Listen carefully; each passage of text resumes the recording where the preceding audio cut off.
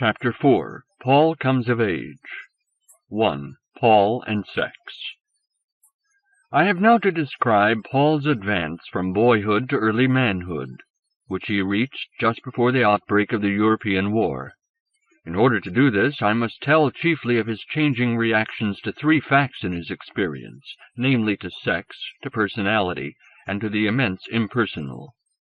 As I've already said, Paul discovered early in his childhood that a very special and delectable experience could be obtained from that part of his body on which his elders had conferred a most intriguing mystery. Their dropped voices, their hesitations, their veiled suggestions and warnings had long ago roused his curiosity and prepared him to feel guilt in his new pleasure.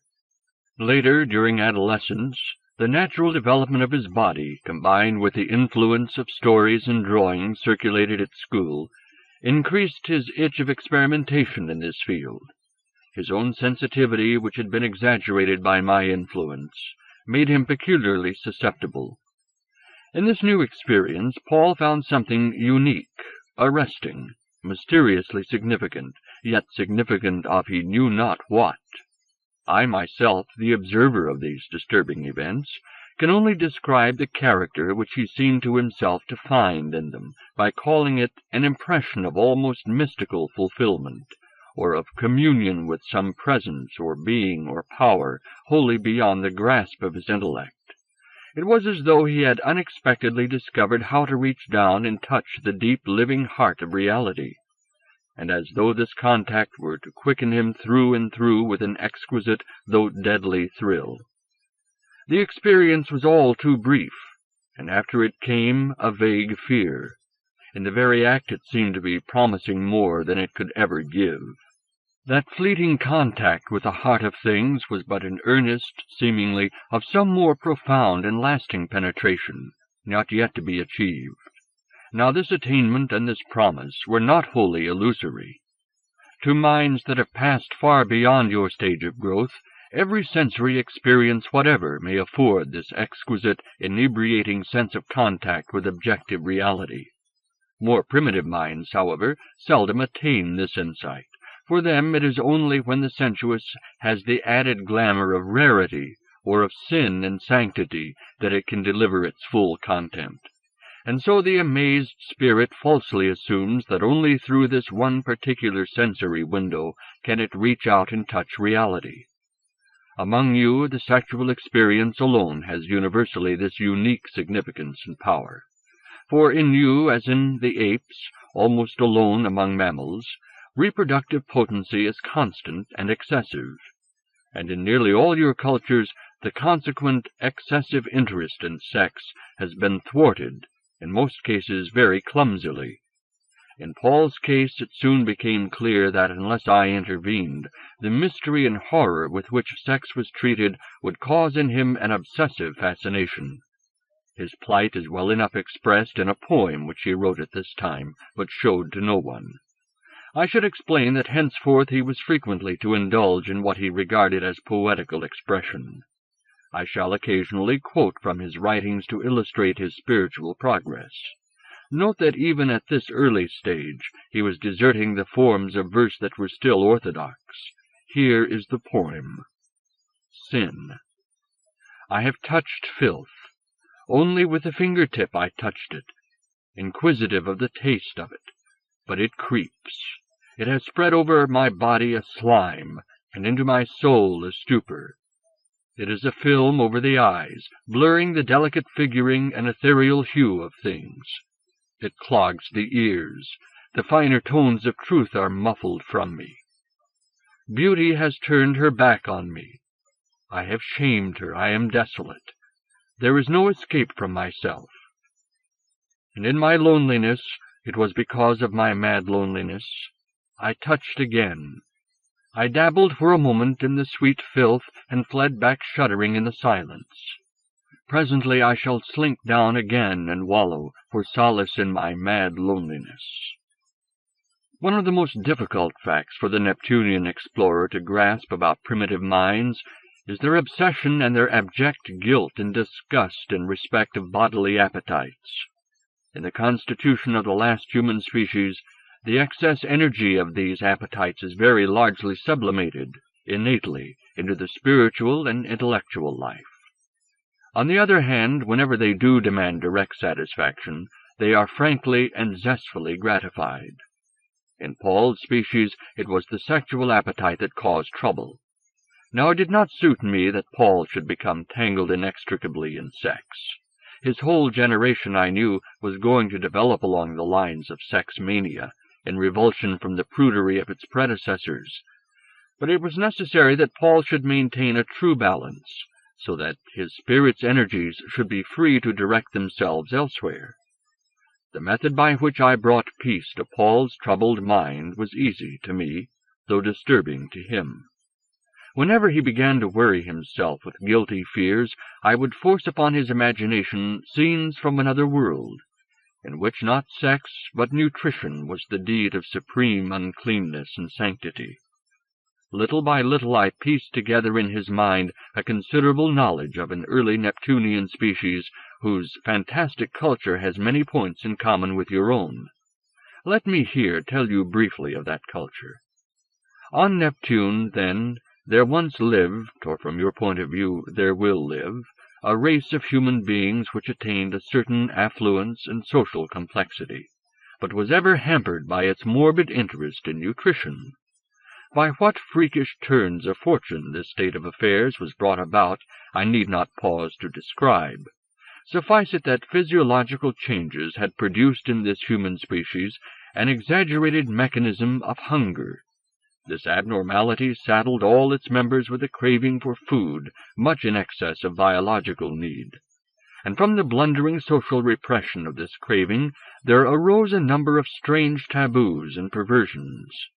By the time this Neptunian species had attained civil life, the function of nutrition had become as perverse and malignant as the function of reproduction in your own society. No reference might be made to it in public, save to its excretory side, which was regarded as a rite of purification. Eating became a private and vaguely obscene act. While in many social situations sexual intercourse was a recognized means of expression and diversion, and even drinking was permitted in the less puritanical circles so long as it was performed through the nose, eating in the presence of another person was not tolerated. In every home a special privy was set aside for eating. This was stocked during the night by the public food carriers, who constituted the lowest caste of society.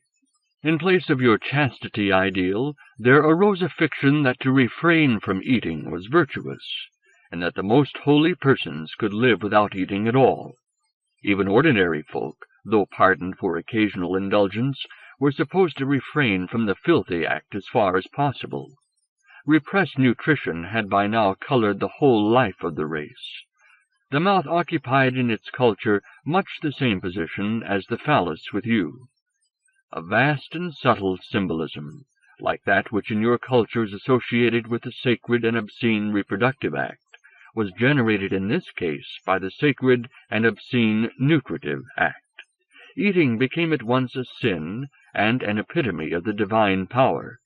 For in eating, does not the living body gather into itself lifeless matter to organize it, vitalize it? The mouth was, of course, never exposed to view. The awful member was concealed behind a little modesty apron, which was worn below the nose.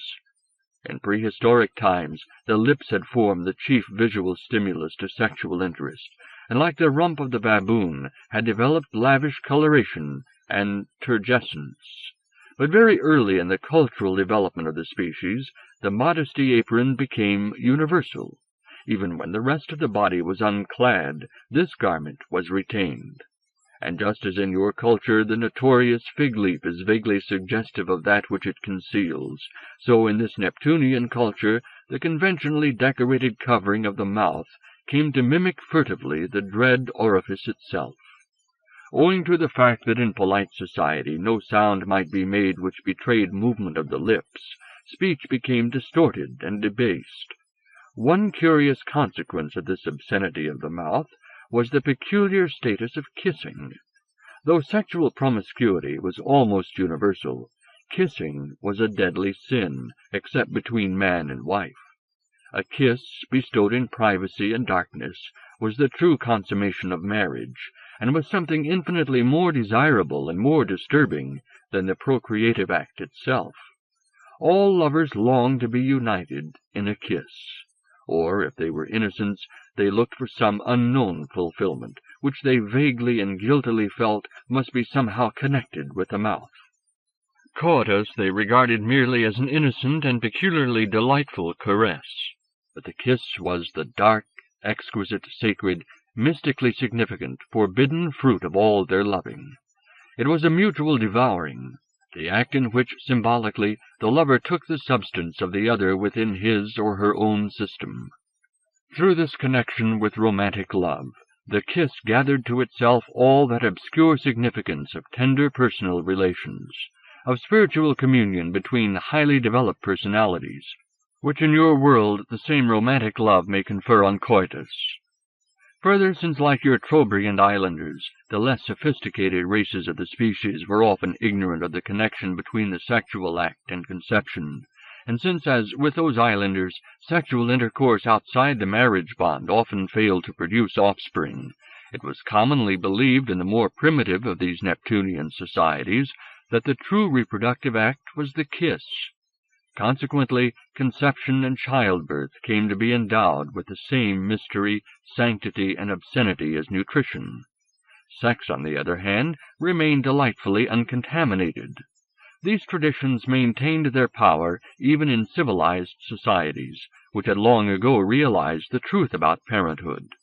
Children were carefully instructed in the hygiene of sex, and encouraged to have blithe sexual relations as soon as they needed that form of expression. But in respect of nutrition, they were left in disastrous ignorance. As infants they were suckled, but in strict seclusion. Later they were taken to the food privy and fed. But they were trained never to mention food in public, and of course never to expose their mouths. Obscure and terrifying hints were let fall about the disastrous effects of gustatory self-indulgence. They were told not to go to the privy more than once a day, and not to stay longer than necessary. From their companions they gathered much distorted information about eating, and they were likely to contract diverse kinds of nutritive perversion, such as chewing stones and earth, biting one another or themselves for the taste of blood. Often they contracted such a prurient mania of thumb-sucking that mouth and thumb would fester. If they escaped these perversions, it was by means of ignorant licentiousness in the food privy. In consequence of this, they were prone to contract serious digestive disorders, which, moreover, if discovered, inevitably brought them into contempt. In either case, they incurred a shattering sense of guilt, and contracted by autosuggestion many of the symptoms which rumor attributed to their vice. In maturity, they were likely to become either secret gourmets or Puritans. The effect of introducing Paul to this remote world was beneficial in more ways than one. Not only did it lead him gradually to regard his own sexual nature with a new tolerance and a new detachment, so that his mind was no longer tethered to the stake of sex, it also gave him a considerable insight into the mentality of his elders, and opened his eyes precautiously to the farcical aspect of his species. Of course he did not seriously believe his visions, or rather, as the alien world embodied itself with increasing detail in his mind, he could not entirely disbelieve it, but came to regard it as over there instead of here like his own world. I had, of course, made him picture the Neptunian species. He glimpsed its squat stone cities, thronged with nude and bulky caricatures of his own race. He saw their mouth aprons and their secret vices of nutrition. He saw also their frank sexual behavior, and actually from the study of sex in that remote age and world he learned much about sex in his own race. Not only so, but he learned his first lesson in that general detachment from the purely terrestrial values which I needed to produce in him. He learned, too, to scrutinize all prized and all condemned things, to discover whether they were prized or condemned for their own sakes, or for some other reason. For instance, comparing his fantasy world with the normal world, He saw that sexual activity and nutritive activity were both valued in both worlds, but that in each world one of these activities had gathered a purely accidental and farcical significance. On the other hand, in both worlds, love, the passionate admiration of spirit for spirit, was a genuine experience which lent something of its glory here to sex, there to nutrition. Paul's mysterious life of imagination gave him an understanding of human nature far beyond his years. Combining with his enhanced self-consciousness, it made him strangely sympathetic, yet strangely cynical. His companions regarded him as queer. At most times he behaved as a rather selfish and rather cowardly boy, and he was not incapable of spite. Yet at any moment, it seemed, he might blaze up with what to his companions seemed an almost insane generosity, and an entirely self-oblivious courage. At other times he displayed a disconcerting indifference and remoteness. In the middle of some wild game he would suddenly fade out, play his part perfunctorily, or not at all, and presently be seen watching the action with an interest that was somehow not the interest of a boy. During his school days, Paul was generally in love with some other boy or with a girl. His erratic temperament prevented the course of true love from running even as smoothly as it does with normal young human animals. One day he would be terrifyingly earnest, next day entirely uninterested, or worse, interested in the manner of a scientific observer. One day he would be possessive, touchy, spiteful, the next day devoted and self-oblivious. Consequently, his loves were uneasy, brief, and in retrospect bitter. The more he was defeated, the more he longed for a lasting intimacy.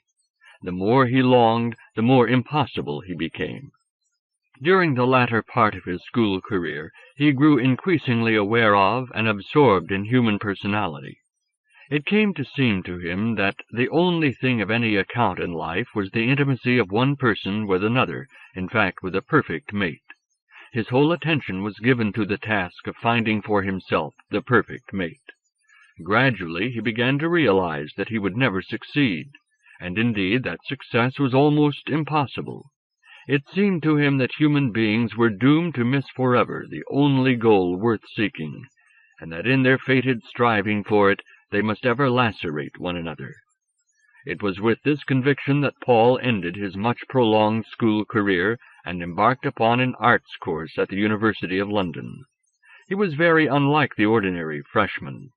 Some years older than the average, cripplingly self-conscious, scholastically backward and erratic, but equipped with a very unusual stock of random knowledge and of insight into human nature, he seemed to his fellows an amiable but rather tiresome freak. While he was still at the university, Paul met a young woman some years older than himself, whose image was destined to be a permanent influence in his mind. From the terrestrial point of view, she was no doubt a delightful creature, though not a paragon of classical or any other recognized kind of beauty. Even to the Neptunian eye, sufficiently fortified by long terrestrial experience, she was not without charm. Of course, very little of her was visible. Save for the face and hands, her whole body was covered and insulted by the peculiarly grotesque clothing of her period. But in her face there was something more than the prettiness which attracted the males of her own species, and was a source of a certain winsome complacency in herself. There was a vitality in it, which to me was elusively reminiscent of the full-blown and fully conscious beauty of women of my own species. In fact, there was a hint of the more fully human and more frankly animal spirit, which the last men look for in woman, and the last woman in man.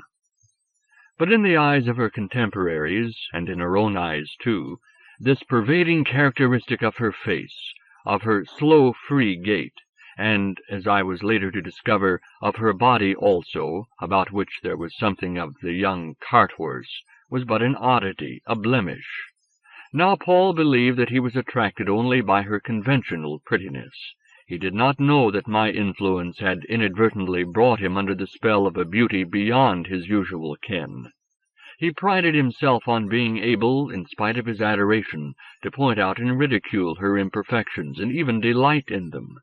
He did not know that these very imperfections of body and mind were the source of her strange spell over him. He recognized, almost apologetically, that they made her for him lovelier, more individual, more real, more peculiarly herself. He did not recognize, though in fact he obscurely felt, that her peculiarity was not a falling short from, but a transcending of terrestrial beauty. Mentally she was, he felt, exquisitely complementary to himself, yet basically at one with him. She was able to appreciate and enrich his inner life of fantasy, which hitherto he had never revealed to anyone. She flattered him by regarding him as a genius. He was well content that she should treat him also as a dear simpleton whose dreams were impracticable. Above all, he was strengthened by the knowledge that each had become to the other a most necessary playmate and helpmeet, and that each had already been spiritually enriched by the other for ever after. This girl, whom I will call Catherine, took delight in bringing Paul out of his shell, in helping him to hold his own in social intercourse. She taught him to dance, and though the physical contact made his head swim, he did her credit. They went to many dances, but the custom of the period forbade them to dance together more than 2 or 3 times in an evening. Dancing was at first their only opportunity of close contact, for a strange reason. This fundamentally downright and generous creature had unfortunately been educated in a puritanical tradition. Through loyalty to her father, for whom, as I later discovered, she felt a deep affection, she corseted her nature within the limits of a strict social and moral etiquette. By native constitution strong both in animal zest and in maternal tenderness, by upbringing severely conscientious, she had tried to solve the inevitable conflict between her generous vitality and her moral severity by kindliness toward others and strictness toward herself. Maintaining her own Puritan conduct, she took vicarious delight in the peccadilloes of others. It was partly her combination of romantically puritanical idealism with imaginative sympathy that won Paul's respect. Her relation with Paul was at first extremely correct. It had to compensate for the restriction of its physical side by a romantic efflorescence on the mental side. They found many intellectual and aesthetic enthusiasms in common. They also inculcated in one another a common zeal for social service. He swore that in the great cause of making a better world he would wear always the armor of her love, so that nothing should strike him down. His own love for her would be his lance, her beauty would be his inspiration, her sense of beauty his guiding star. Theirs was a union, they told one another, primarily of spirit and spirit. The body should fulfill its minor function in due season. It was extremely interesting to see how Paul acted his part during the first weeks of this intimacy. The detachment from terrestrial values which I had been teaching him at first enabled him to ridicule and damp down his cravings for a more sexual relationship. Neptunian fantasies helped him here, but soon they began to work on the other side also. He came to see the folly and futility of his romance.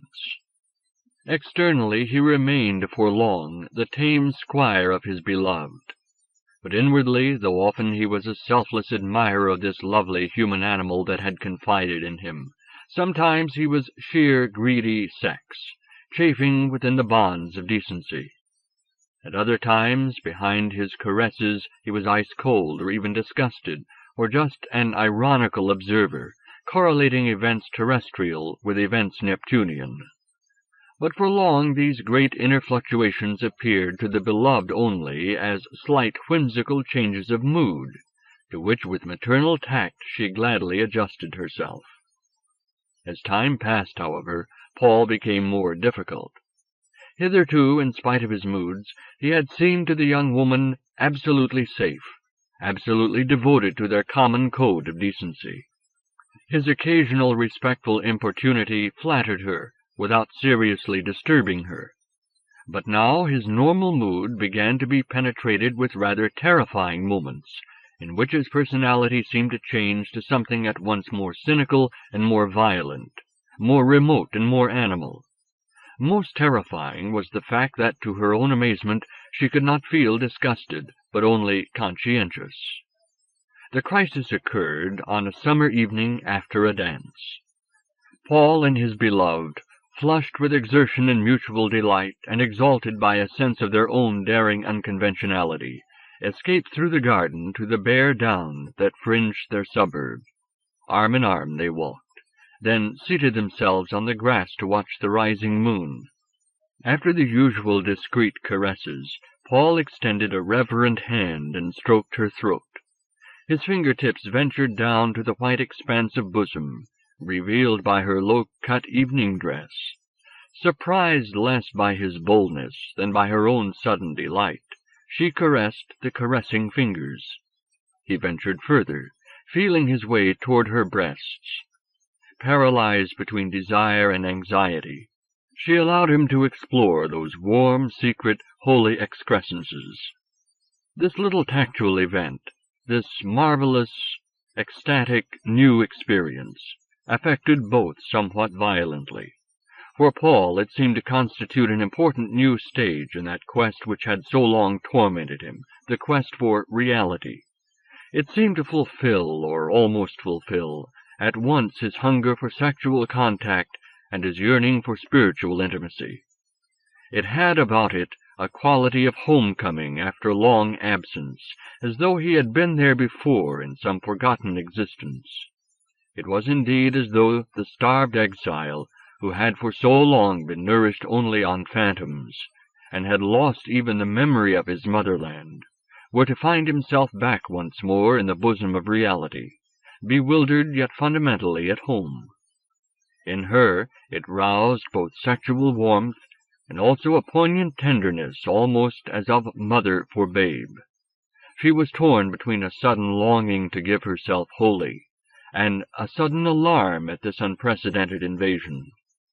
How distressed these two innocents would have been had they known that a third person was witness of this shocking deed, that another human being, a man older than Paul by some thousands of years, though not to be born till long after the earth's destruction, was noting through Paul's eyes the moonlit eyes and features of the girl, was himself caressing, though through Paul's hand, the thrilled terrestrial breasts, and comparing them with corresponding objects upon Neptune.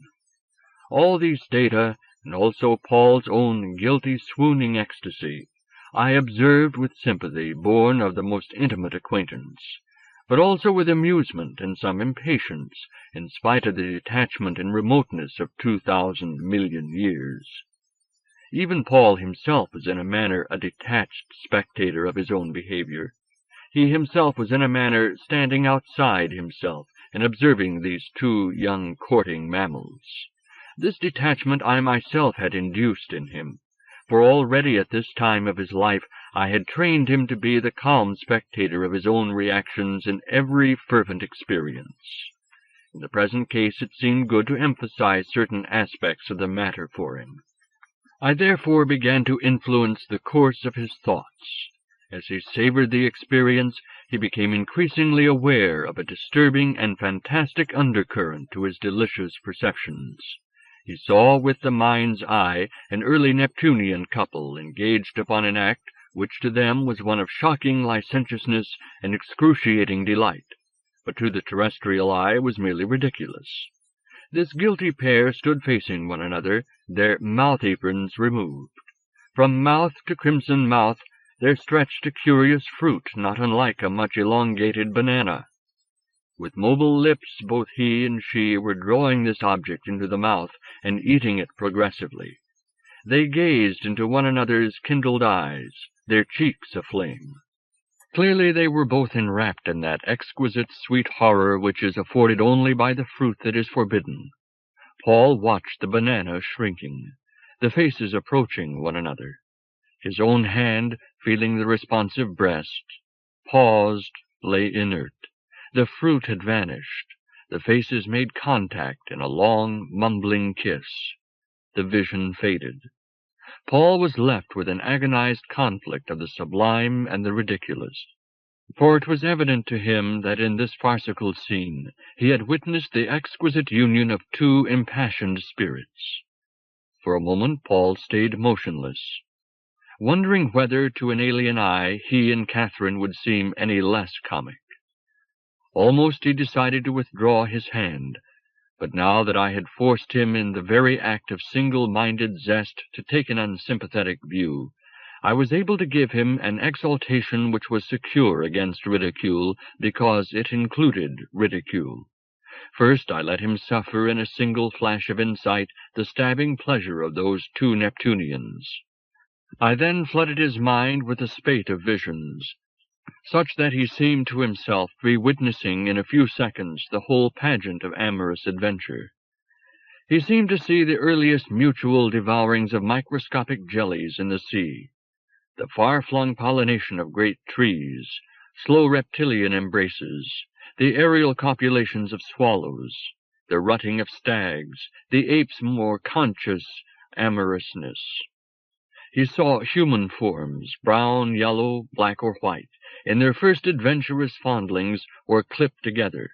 He saw them now in caves, now in jungle lairs, now in snow huts, blubber-lit, now in lake dwellings, the water lapping the piles, now in curtained Tudor four-posters, now in jangling iron bedsteads in slums, now between fine linen sheets, now among the bushes of public gardens, furtive, struggling with clothes, now beside moorland tarns, the untrammeled limbs sun-darkened, glossy. Throughout this experience, Paul retained a flavor of the earlier ludicrous scene over the forbidden fruit. But he gathered also a new sense of the deep, groping earnestness of sex, and this jerked him into one of his rare moods of heightened consciousness. The little breast and nipple beneath his hand suddenly revealed itself to him in a most poignant vision. And at the same time, the individual spirit of the girl, so it seemed, was laid bare dazzlingly to his own spirit's gaze. He saw, moreover, that she wanted what he also wanted. But now the girl, sensing a change in his mood, and feeling that something ought to be done, first pressed his hand upon her yielding breast, and then tried to extricate it. Paul felt the soft flesh crushed between his fingers. Exulting, he gripped so vigorously that she gave a little scream. Then suddenly she found herself caught in an embrace that was altogether too frankly sexual to be tolerated. Yet to her own surprise, she yielded to it for a moment, savoring the new experience. Then it became clear that if she was to preserve any longer that which a virtuous young lady is supposed to cherish more than life itself, she must take immediate action. She struggled, expostulated, then suddenly, greedily, seized Paul's lip between her teeth. The pain shot through him like lightning. His grip relaxed. They separated. While he mopped his bleeding mouth, she arranged her clothing, swore she would never see him again, and then retreated toward the house with all the dignity she could muster. But they continued to meet, for each had by now become necessary to the other. The intimacy deepened. They became engaged, though for financial reasons they had no prospect of marriage. They saw one another every day. The solid basis of their friendship, their mental insight into one another and joy in each other's natures, compelled them to seek one another. But their love was becoming warped by the longing for that final bodily intimacy which both craved, but she dared not permit. To the Neptunian observer it was obvious that for both their sakes she ought to have cut herself away from him once and for all, or else to have yielded fully to her own desire and his. For the former course she had no will. The initial feminine reluctance, the desire to preserve herself intact, had long since given place to the no less feminine hunger to give herself and be merged with her chosen male. But an irregular union would have been intolerable to her self-respect. She was a child of her age, and her age was still in spirit, though not in date, 19th century. Though under Paul's influence she had recently begun to modify her Puritanism, and now liked to think of herself as modern and unconventional, there was a point beyond which she dared not go. The months passed. Paul became more and more obsessed. He thought of nothing but love-making and his own unhappy situation. It became necessary that he should stagnate no longer, for the year 1914 was approaching, in which he must be fully recovered from all the fevers of adolescence. I therefore decided to interfere. Two courses were open to me. Either I could make the girl give herself, or I could remove her. From the Neptunian point of view, the obvious course was to let Paul have his way, and gain the little treasure of experience that would thus be added to him. In many ways they would both have benefited. They would have found new health and vigor of body, and for a while new peace and vitality of mind. But I knew that, harmless and invigorating as this culmination would have been for other individuals and in another society, for these two young terrestrials it would have brought disaster. In the first place, they might have inadvertently produced a new individual of their species, and then both mother and child, and the young father also, would have been persecuted by the barbarian society in which they lived. I judged that such an experience would render Paul unfit for my experiment. It would have tethered his attention for too long to the personal. Secondly, they would have suffered a spiritual disaster, for they themselves both accepted the code which they would have infringed. Had I driven them on to taste their innocuous, pretty, forbidden fruit, they would soon have become a burden to one another. With the inevitable cooling of ardor, they would have assumed a false obligation each to the other, and at the same time they would have lapsed into guilty disgust, recriminations, and moral degradation. This would have sidetracked Paul's attention for too long a period. I therefore decided to remove the girl. To do this, I had first to enter her mind and discover how I might conveniently effect my purpose. Poor child, she would indeed have been overwhelmed with shame and horror had she known that for several weeks all her most private acts and secret thoughts were observed by a hidden and indwelling and a mailed spectator. I was, for instance, present one Saturday night while she lowered her still coltish body into a hot bath, tingling and gasping as the heat devoured her.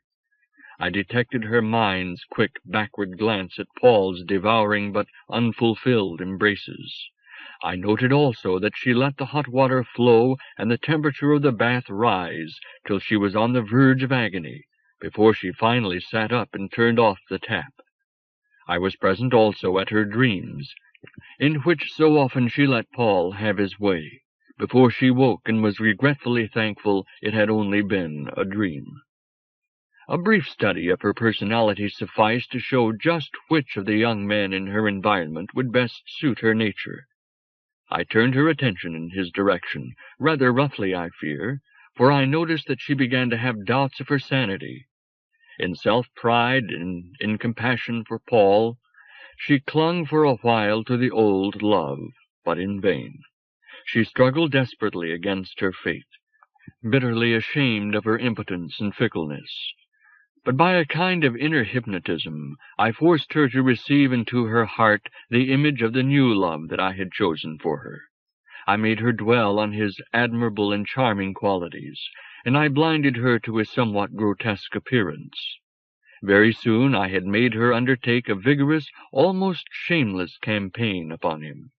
Much to his surprise and delight, much to the bewilderment of their mutual friends, this unassuming but prosperous young merchant found himself the adored adorer of one who hitherto had treated him merely with calm kindness.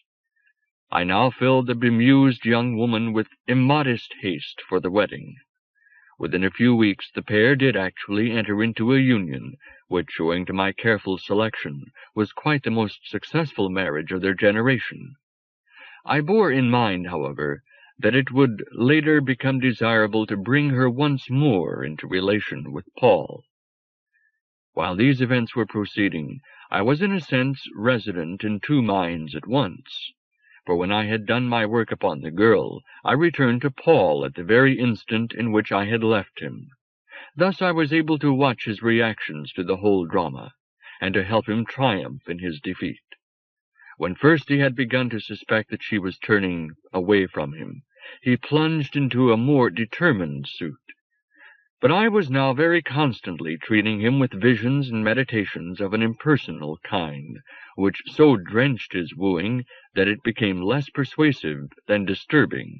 In fact, by philosophical and poetical extravagances, he frightened Catherine into the arms of his rival. When at last he learned of the marriage, he passed, of course, through a phase of self-pitying despair. But within a fortnight he was already, through my influence, no less than through native resilience, beginning to explore a very different field of experience. 2. Paul Devout. When Paul had recovered from the first shock of his misfortune, he emerged to find himself painfully oscillating between two moods.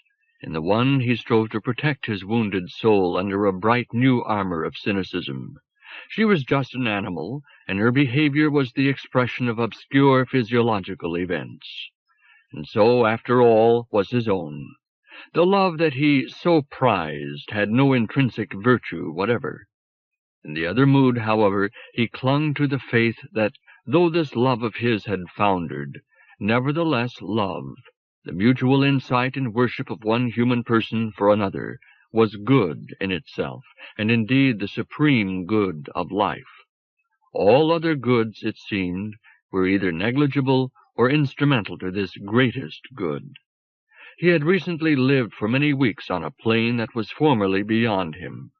Now, in his loneliness, he began to go over again and again the treasure that he had acquired, namely, his new and overwhelmingly vivid and delightful apprehension of a particular human being called Catherine. Bitter as was his loneliness, this treasure could never be taken from him, and the more he pored over it, the more he asked himself whether it was exceptional, or whether it was a fair sample of existence. Hitherto he had increasingly thought of the universe in terms of mechanical intricacies and the huge star-sprinkled darkness, or at best in terms of a vital but impersonal trend of all things towards some goal inconceivable to man. But now he began to regard all this as mere aridity, in which there was no abiding place for the one superlative excellence, human personality, love inspired. It was borne in upon him at last with new significance that love was divine. He began to find a new and lucid meaning for the brave statement, God is love. It meant surely that this best of all things known to man was also present in spheres beyond man's sphere, that human personality and love were not the only nor the highest forms of personality and love, that love with a capital L, love which was not merely a relation between persons but somehow itself a person, an all-pervading and divine person, was after all the governing power of the universe. If this were indeed so, as many profess to believe, then all human loves must, in spite of temporary frustration, be secure of eternal fulfillment. Even his love for Catherine, and her no less divine, though now distracted, love for him, must somehow in eternity have its fruition. I must not here describe the struggle that took place in Paul's mind between his cynical and his devotional impulses. It was a fluctuating battle. Wandering along Gower Street, with his hands in the pockets of his gray flannel trousers, and half a dozen books under his arm, he would breathe in cheerfulness with the dilute spring air of London, till, as he pursued his course round Bedford Square, God was once more in his heaven. In Charing Cross Road, he would stray into the bomb shop, and be confronted with new doubts. Walking over the spot where subsequently Nurse Cavill's monument was to proclaim her courage and her countrymen's vulgarity, the poor boy would sometimes be infected by a momentary and unintelligible horror, derived from my own foreseeing mind. Soon the placid bustle of the great railway station would bring comfort once more. But on the journey to his southern suburb, he would be flung again into despair by the faces of sheep, cattle, pigs, and monkeys that masked the spirits of his fellow travelers. Then at last, walking bareheaded on the suburban down that overhung his home, Paul might once more, though rather wearily, believe in God. It seemed to Paul that in his cynical mood he was definitely smaller, meaner, and more abject than when he was once more unfurling on the battlements of his own heart the banner of his faith in the God of love. In many of his contemporaries also much the same fluctuation of mood was occurring, and to them, as to Paul, it seemed that the issue lay between the old faith, however modernized, and the complete abnegation of human dignity. Yet Paul and his contemporaries were mistaken. It was not in faith, but in utter disillusionment and disgust that the human spirit had to triumph, if ever it was to triumph at all.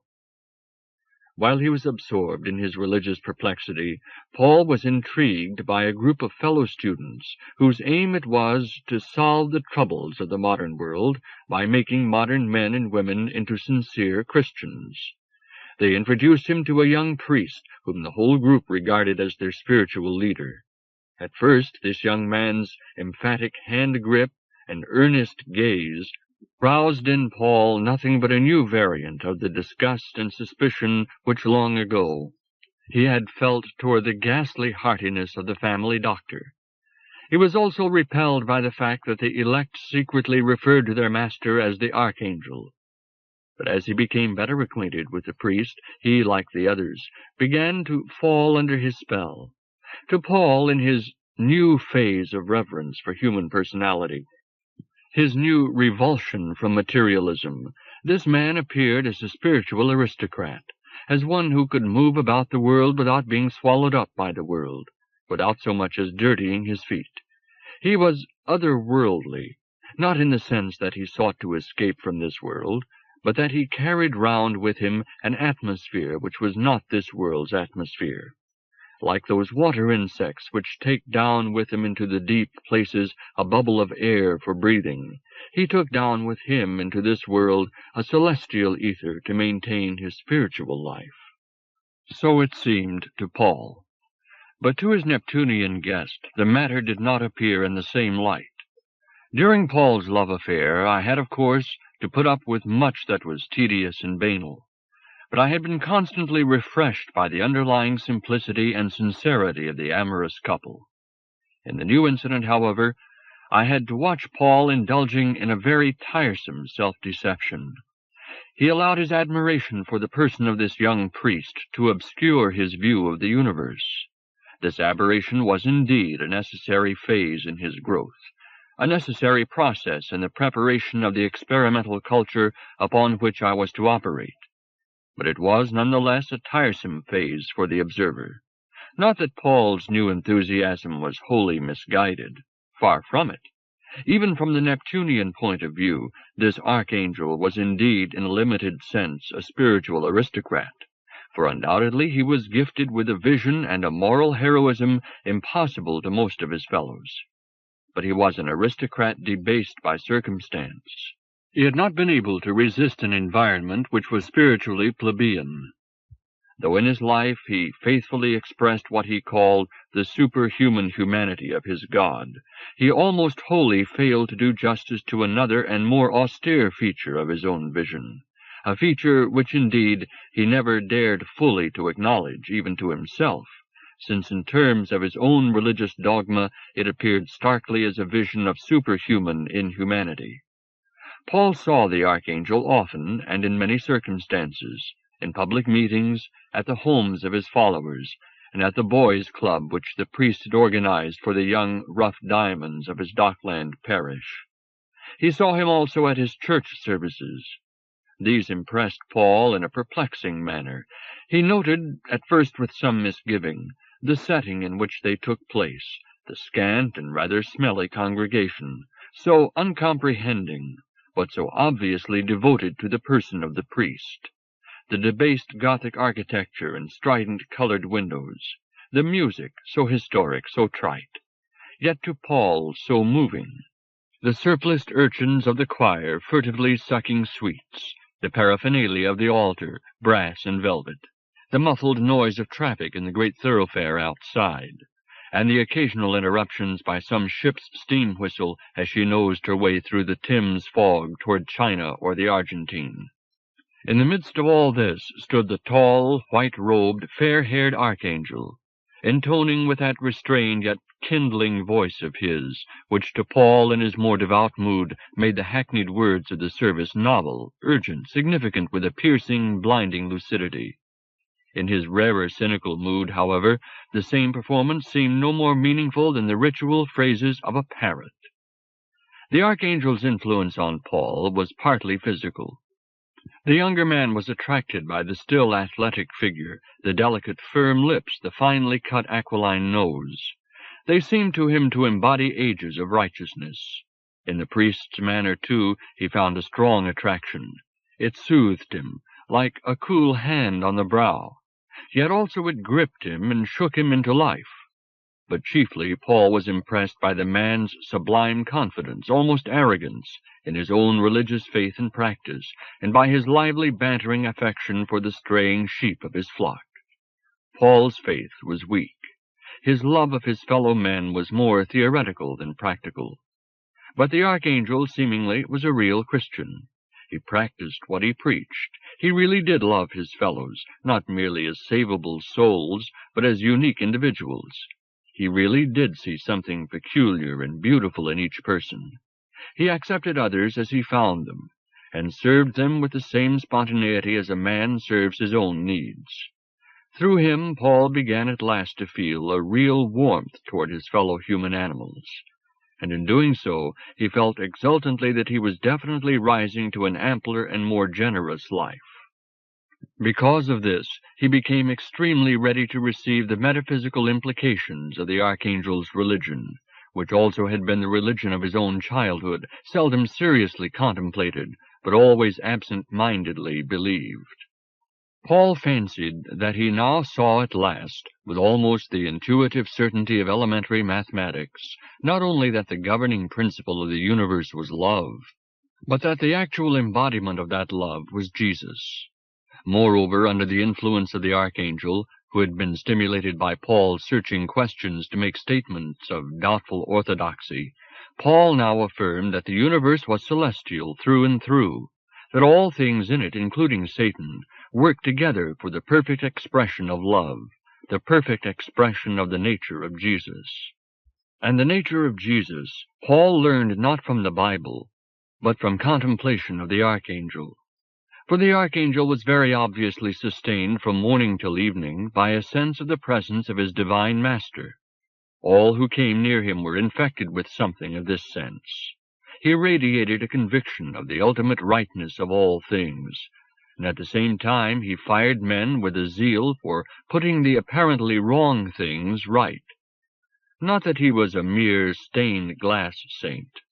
Paul was proudly, lovingly conscious of the archangel's vivid humanity, even of his little weaknesses, which served greatly to endear him to his admirers. He had, for instance, a quaint passion for raisins.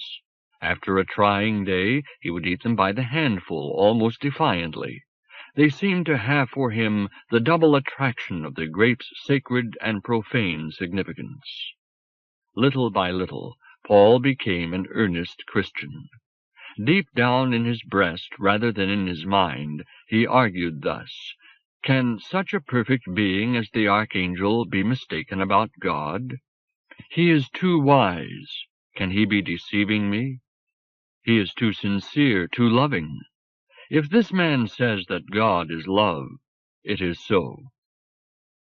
If ever his doubts returned, he would run to the archangel to gain strength to abolish them.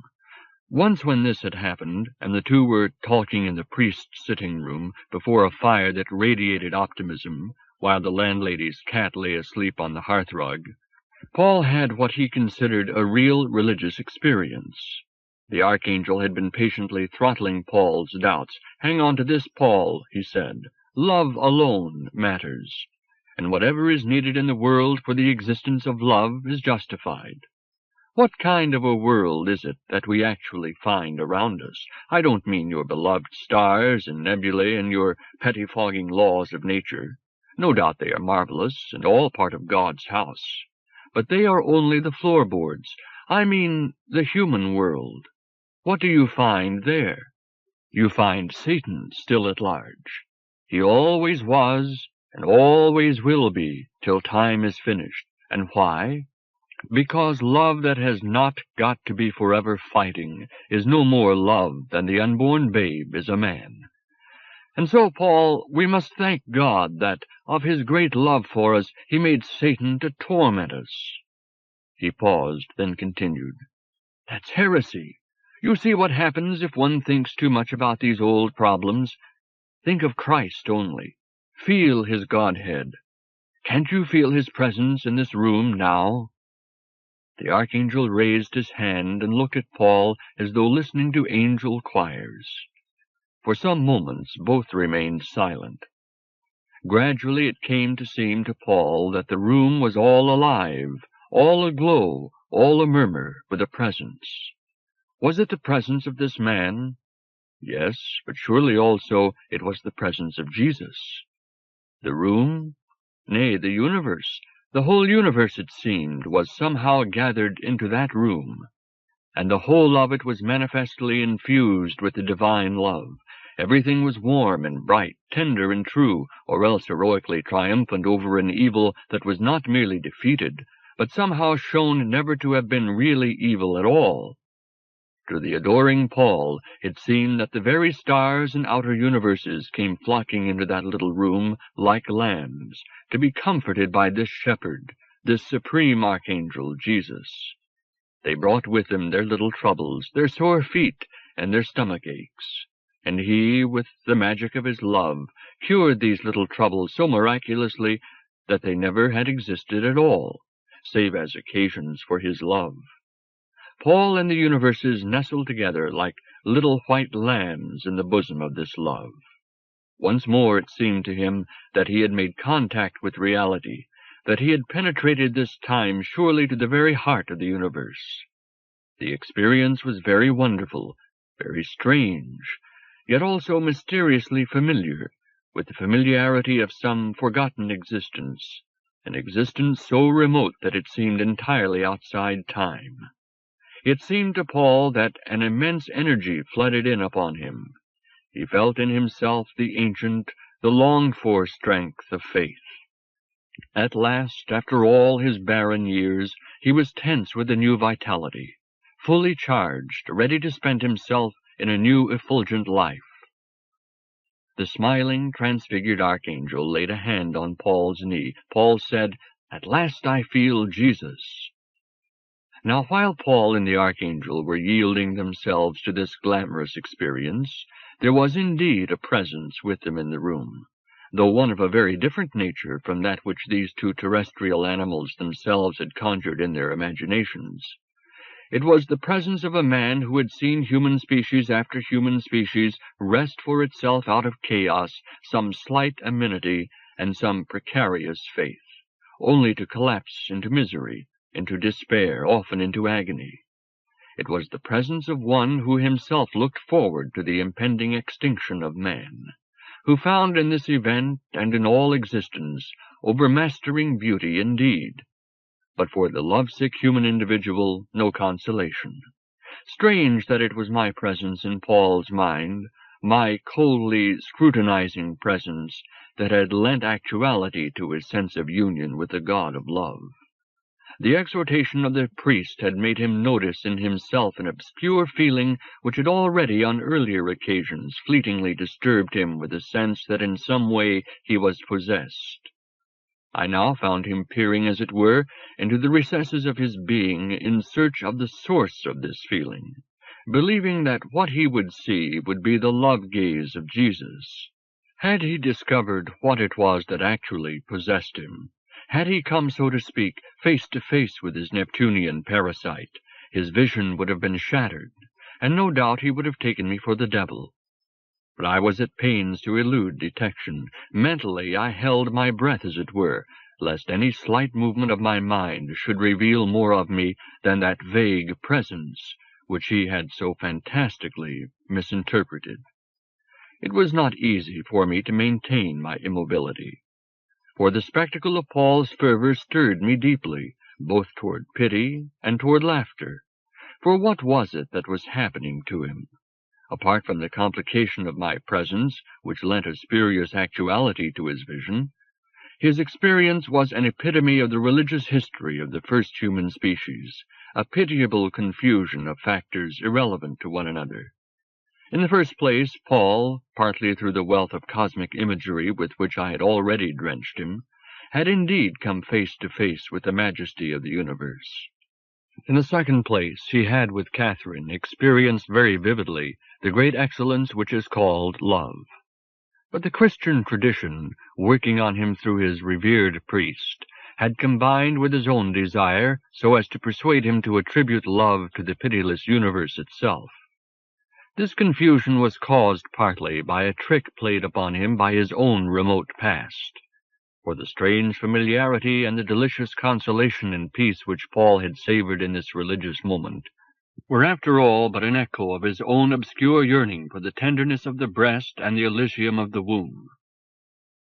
Henceforth Paul thought of himself as a soldier of Christ.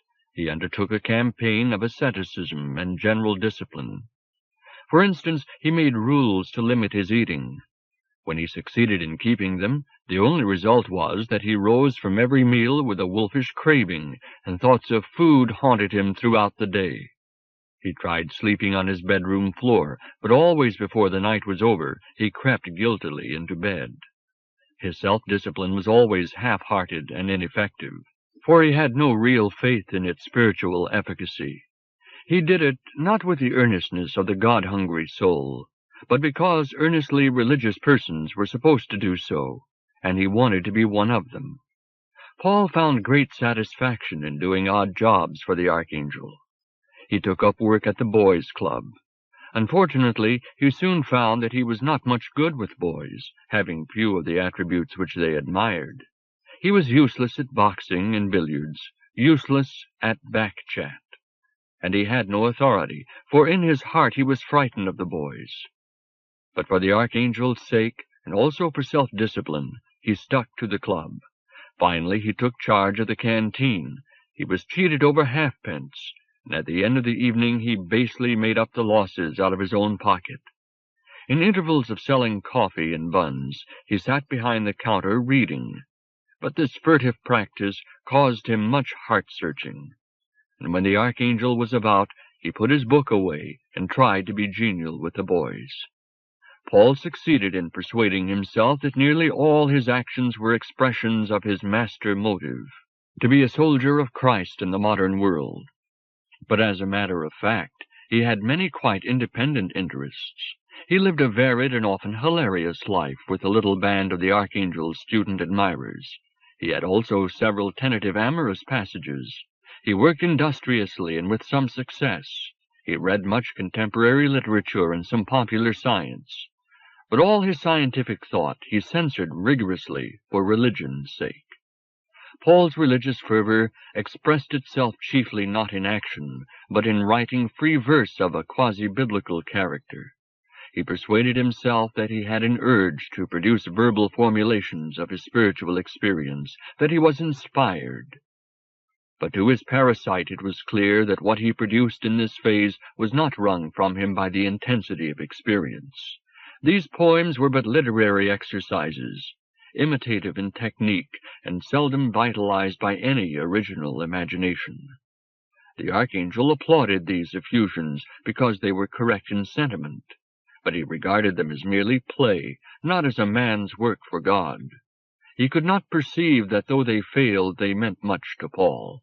It is worthwhile to give one example for the light which it throws on Paul's mind at this time. Men. Behold the sons of men, who sin, whose hearts are divine.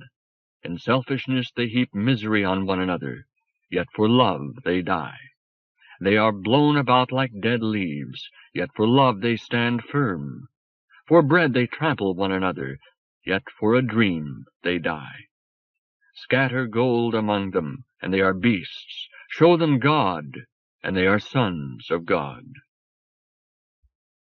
3. Paul faces the facts. Without my help, it might have taken Paul some years to outgrow his phase of mental obedience and spiritual confusion. But time was pressing. I needed him to be well advanced in his next phase at the close of his university career, so that he might be prepared to meet the crisis of 1914 in a significant manner. Therefore, when I had allowed him some months of play in his little Christian nursery, I began once more to exercise my influence upon him. I infiltrated him with images of cosmical majesty and horror, with apprehensions of human weakness and meanness and agony, with doubts and questions intolerable to his religion. During the previous 2 years, Paul had come across a number of distressing facts about the world, but he had contrived to see them in the rosy light of his religion. These experiences now, through my influence, began to haunt him. At all times of the day and night, he was now liable to sinister visual and auditory images, either taken intact from his own past or reconstructed in still more repugnant forms. It was as though hitherto he had been wandering in a luxuriant but volcanic land in which only now and again he had encountered the blowholes and sulphurous jets of nether chaos. But now it seemed the whole terrain was heaving, cracking, belching under his feet. Over his books in his own comfortable suburban home, he would be distressed by visions of the slum tenement homes that he had visited when he was working for an aftercare committee. And somehow they seemed more sordid and overcrowded in imagination than in reality. While he was walking on the down, he would remember with abnormal distinctiveness a brawl that he had once witnessed in the East End. Bottles were thrown. A man's face was cut. A woman was knocked over. Her head came against the curbstone with an audible crack, like the collision of bowls on a green. While he was reading or eating or walking, and especially while he was lying in bed and not yet asleep, faces would confront him.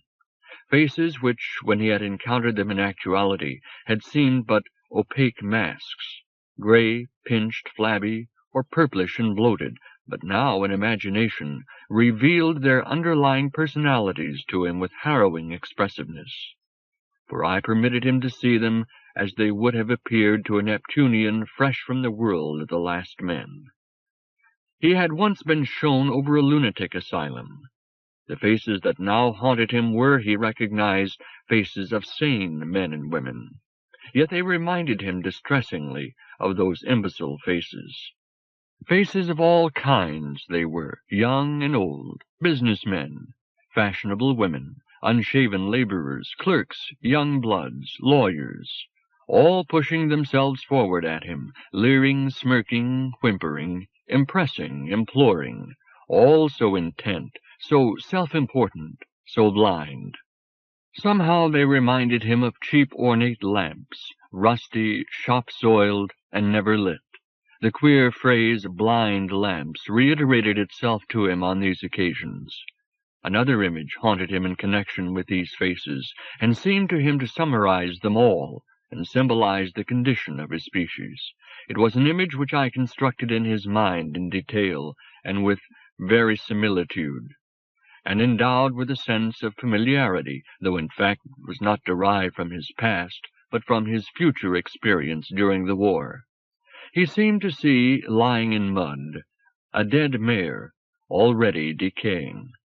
From its hindquarters, which were turned towards him, there projected the hideously comical face of its unborn foal. The first time he encountered this apparition, Paul was at a political meeting. Before him on the platform sat a company of politicians, city worthies and their wives. A cabinet minister was perorating. Suddenly Paul saw the foal, and in a flash recognized its expression in the speaker, in the ladies and gentlemen on the platform, in the audience. His gorge rose. He thought he was going to vomit. Stumbling over his neighbor's feet, he fled out of the hall. Henceforth he was very prone to see the foal, at lectures, at dances, in church. Even in the archangel's smile he sometimes recognized with horror that fetal grin. Another type of imagery and of thought I also forced on Paul at this time. I first impelled him to read works of contemporary literature and science, which were discountenanced by the archangel. Furtively he began to return to the interests that had been roused in him before he came to the university, interests in the intricacy of the physical world, in the types of living things, in the theory of evolution, in the astronomical immensities. But whereas formerly these things delighted him, now they terrified him, even while they fascinated. I took care that they should haunt him with imagery. He had curious sensations as of sweeping with increasing speed through space, while the stars streamed past him like harbor lights. Sometimes it seemed to him that he was dropping into the tumultuous and incandescent vapors of the sun. Sometimes he glimpsed spinning worlds, parched and airless, uninhabited, meaningless. When Paul had been subjected to this violent influence for some weeks, he began, like many of his contemporaries, to find a kind of consolation in the theory of evolution, romantically interpreted. It made worm and ant and man fellow workers in a great cause. Exactly what they were all working for, he did not know, nor could he justify his strong conviction that, though all had achieved something, man was doing far more than the others, and might yet do infinitely better. Those thrusting imbecile faces that haunted him, and were the faces of his fellow men and himself, those full faces were really not men at all, not what men should be and might be, any more than the grinning and putrefying foal was a horse. Gallantly, Paul now began to convince himself that the whole universe was striving toward some supreme expression of life, though blindly in conflict with itself, torturing itself. He wrote a poem in which man appeared as the germ of the cosmic egg. Later he tore it up and wrote another, in which the cosmic egg was said to consist entirely of germs, each of which was trying to devour the others, and include their substance in its own expanding form. In another, he declared that God was the soul of the world, striving to wake. He put great pains into the making of these verses, and had a sense of vision and achievement such as he had never known before. One short poem I quote, as it shows clearly the rebirth of my influence in him and the quickening of his own imagination. Evanescence. As a cloud changes, so changes the earth. Coasts and valley, and the deep-rooted hills fade. They last but for a little while. As cloud tresses among the rocks they vanish. And as a smile gleams and fades, so for a very little while life rejoices the earth. From the beginning fire, then frost endless, and between the swift smile life. From the beginning fire, then frost, endless, and between, mind. Paul ventured to show these poems to the archangel. The young author was diffident about them, and did not expect them to be taken very seriously. But the manner in which the archangel received them was something of a shock to him. Gently, but also emphatically, the priest told him that he was in danger of serious heresy. God could not be the soul of the world, since he had created the world and would survive the world. As for the cosmic egg, still more the evanescence of life in the universe, Paul ought to realize that such bizarre ideas were dangerous, since they obscured the central fact of religion, namely the direct and eternal intercourse between God and man. Surely that amazing fact was far more interesting than these grotesque fancies. Paul was so upset that he turned actually dizzy and faint. No wonder, for here was the being whom he respected above all others, and even took to be in some manner divine, condemning ideas which to Paul himself seemed to have very far-reaching and very beautiful significance. This experience was the beginning of a long period of heart-searching, in which Paul became increasingly aware of being torn in two directions, namely, toward the archangel, and toward something which he could not yet at all clearly see. He began to oscillate between two moods. One was a mood of interest in personality and the personal God whom man had rightly or wrongly conceived in his own image. The other was a mood of revulsion from man and his God, and of interest in all that vastness within which man is but a tremulous candle flame, very soon to be extinguished. He could not integrate these moods in one. Yet whichever was the mood of the day, he felt obscurely but strangely that it was incomplete, that somehow the other was just as necessary, though at the moment he could not feel it. On the one hand was the archangel in Jesus, and all the humbler beauties of human persons. On the other was the rippled lake, the stars, the whole vast intricacy of nature. On the one hand was love, and on the other the more mysteriously beautiful thing, fate. And life, how did life relate itself to this profound dichotomy of the spirit? When he was in what he called the archangel mood, he could without difficulty extend his interest so as to regard the story of evolution as the story of a great crusade of myriads of spirits freely striving to achieve some glorious end in praise of God, and sacrificing themselves by the way in myriads of casualties. When he was in the mood of the stars, he regarded the same great story as one somewhat intricate system of wave trains, spreading its innumerable undulations in ever-widening, ever-fading circles on the surface of existence, presently to vanish.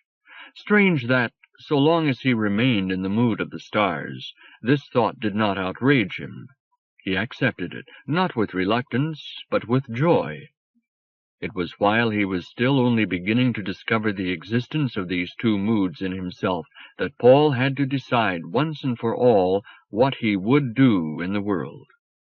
The archangel said, "If your faith is secure, prepare to become a priest of the one God. If it is not secure, find some solid practical work to do in the service of man." Paul's faith was not secure. On the other hand, he dreaded the thought of being caught up in the mills of business or industry. And he did seriously desire to play some part in the great work of salvation. If it was not for him to turn men's attention to Jesus, at least he might turn the attention of the young to the many lovely features of existence.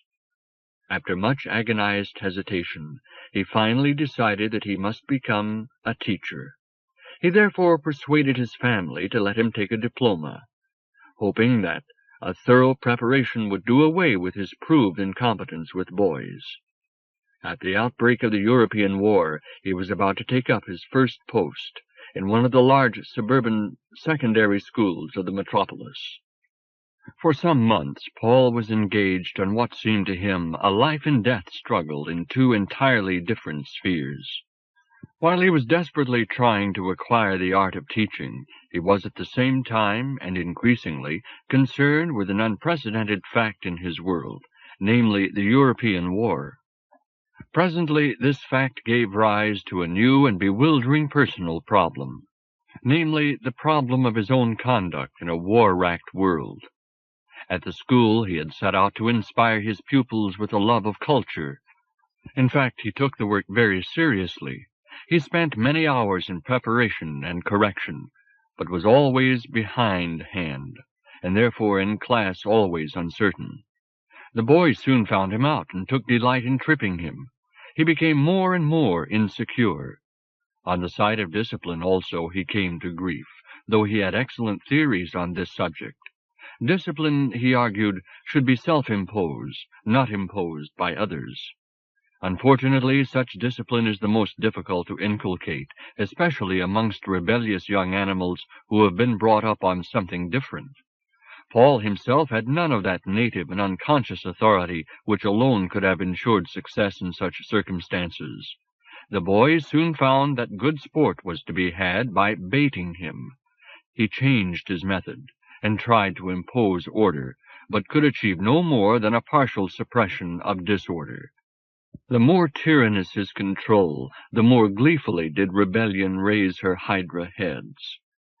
Things came to such a pass that one afternoon, when the last class was over, and the boys had stampeded away along the corridor, Paul, seated upon his dais, dropped his head forward on his chalk-dusty hands. I felt tears trickle through his fingers onto the desk. The syllables of a desperate prayer formed themselves in his throat and on his lips.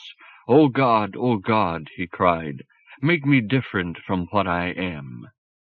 It seemed to him that he had reached the very rock-bottom of despair, for this despair was more acutely conscious, more precisely formulated than any of his earlier despairs. He was a grown man, so he imagined, and completely incompetent to deal with life. In adolescence his dread had been that he himself would miss fulfillment, that he would get stuck, stranded, and never explore the promised lands of life.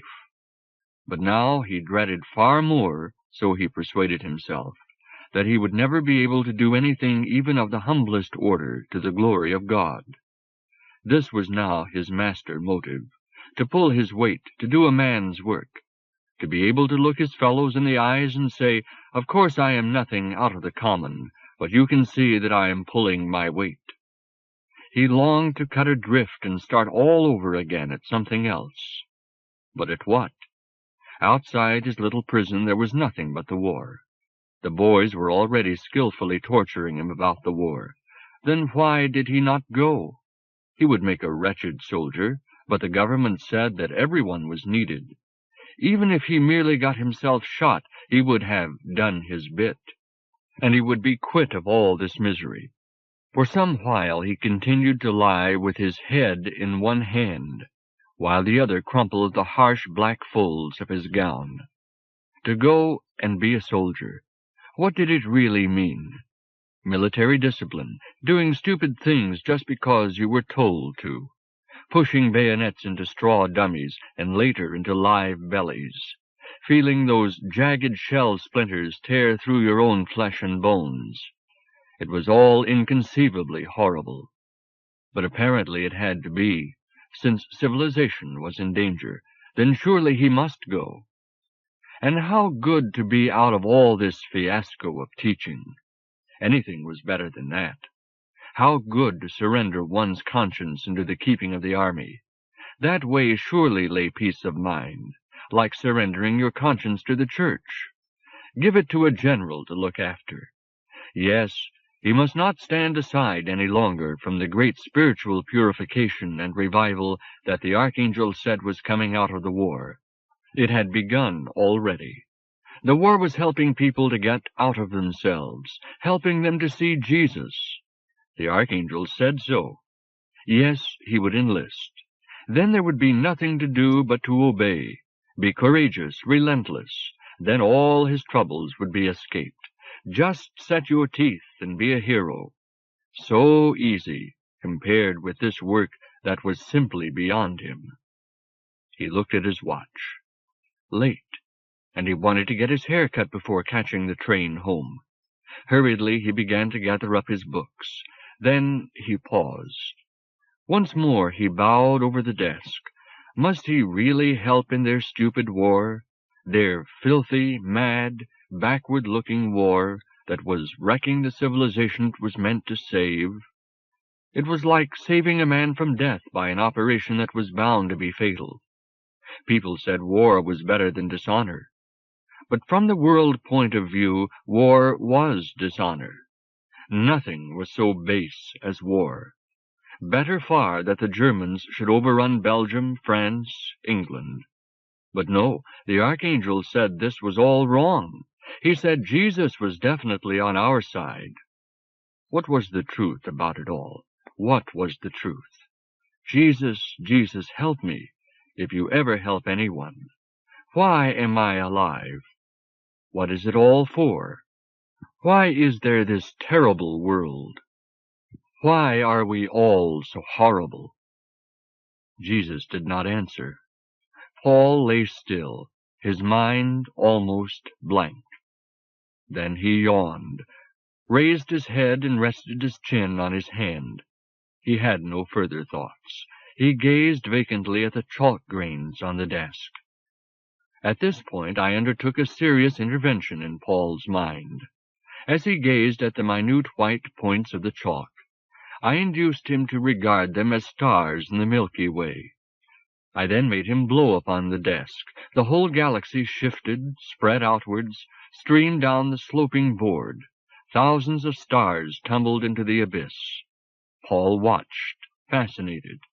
Then he shuddered and covered his face with his hands. I now flooded his astonished mind with images and ideas.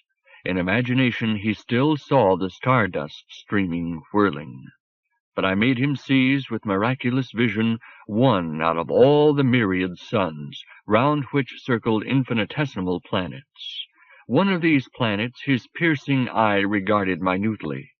He watched its surface boiling, seething, settling into oceans and continents. Then, with supernaturally penetrative eyes, he saw in the tidal waters of the ever-fluctuating, drifting continents the living scum, our ancestor. He saw it propagate, spread, assume 1,000 forms, invade the oceans and the lands. He saw forests creep over the plains, and with his magically piercing vision he detected among the greenery a sparse dust of beasts. Reptiles clamored, ran, took wing, or reached up to crunch the tree-tops. In a twinkling they vanished. Then, beneath his eyes, a finer and more vital dust, the mammals, was blown into every land. Now the tempo of his vision slowed.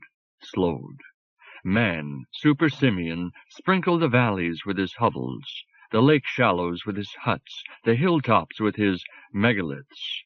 He set fire to the forests, tilled the plains, built cities, temples, palaces, Nilotic pyramids, Acropolis. Along thread-like imperial roads the legionaries percolated, like blood corpuscles. Upon a minute hill beside a city wall, a minute crowd existed and vanished. Presently there was a rash of churches, then little smoke clouds of wars and revolutions, then a sudden tissue of steel tracks and murky blotches. Now to Paul's straining eyes there appeared for an instant a little crooked line stretching across Europe. On either side of this line wave trains drifted, infinitely faint, confused, but unmistakable.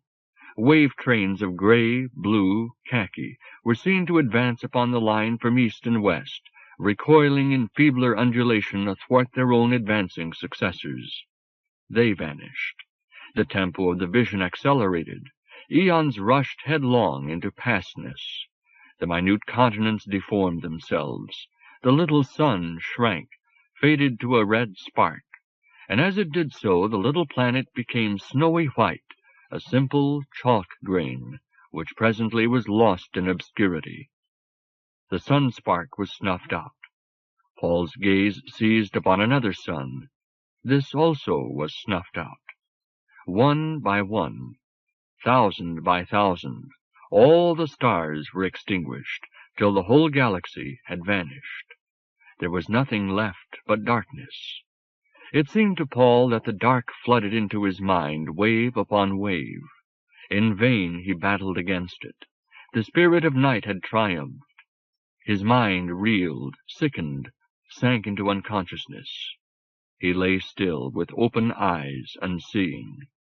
But though he was now profoundly tranced, I, who had worked this change in him, still perceived through all his sense organs. I felt the slight indigestion that had been aggravating his despond. I felt the constriction of his collar, which was rather too small for him. Presently I felt a fly walk across his eyeball. He took no notice, but I, fearing that his trance might break too soon, caused his hand to drive away the intruder and soothe the irritation. Once more he lay still. When at length Paul emerged from this swoon, he found himself recalling with strange distinctness the tarn where long ago he had first watched the intersecting waves. In imagination he watched them now, progressing, interlacing, fading, reappearing in varying patterns on every quarter of the lake. On the actual occasion they had roused in him little more than intellectual curiosity. But now they had acquired such grave significance that every briefest flurry, every ripple, seemed to imprint its form upon his own being. At first he resisted, though vainly. But soon the insistent rhythms calmed him to acquiescence. He let them mold him, reform him as they willed. And in this passivity he found peace. Presently he raised his head, sat up, looked round at the desks, the maps, the gray fields of the windows, his chalky hands, the clumsy writing of some exercises awaiting correction. All was as before, yet all was now acceptable, strangely right, even beautiful. Under his breath he whispered, "God, what a fool I was not to see it long ago." He looked at his watch, gathered up his things, and hurried away. In his step I felt a new buoyancy, in the stream of his thoughts a new and bracing freshness. Soon, no doubt, he would return to his former despair, but the memory of this experience would never wholly desert him. At this point I left Paul, and returned to my own world. My first task was to work up the material which I had gathered from Paul and others, and to make it known to my colleagues. Next I took that holiday which was described at the outset of this book. I also participated in the awakening of the racial mind. Then at last I came back to Paul, rediscovering him not precisely at the date where I had left him, but a few days later. The good that I had worked in him seemed already to have disappeared. I found him, as I have already reported, in an agony of indecision, tortured by little incidents in the streets of London. It will be necessary to tell how Paul finally tackled his war problem, but for the present we must leave him. My concern with him is incidental to my main theme. He is but an instrument through which I chose to observe your world, and through which I choose to exhibit your world to you. He is also a sample of that world. I have shown the instrument in some detail, and I have displayed the sample, warning you that, though peculiarly significant, it is not an average sample. You have seen that Paul, when he came face to face with the war, was already at grips with certain problems which are in fact the supreme problems of your age. Let me close this chapter by enumerating them. There was the problem of the flesh and the spirit, the problem of human personality and evolving life, the problem of the divinity of love and the austerity of fate. It was with these problems already troubling consciousness or stirring in regions deeper than consciousness that all the more developed members of your species faced the war.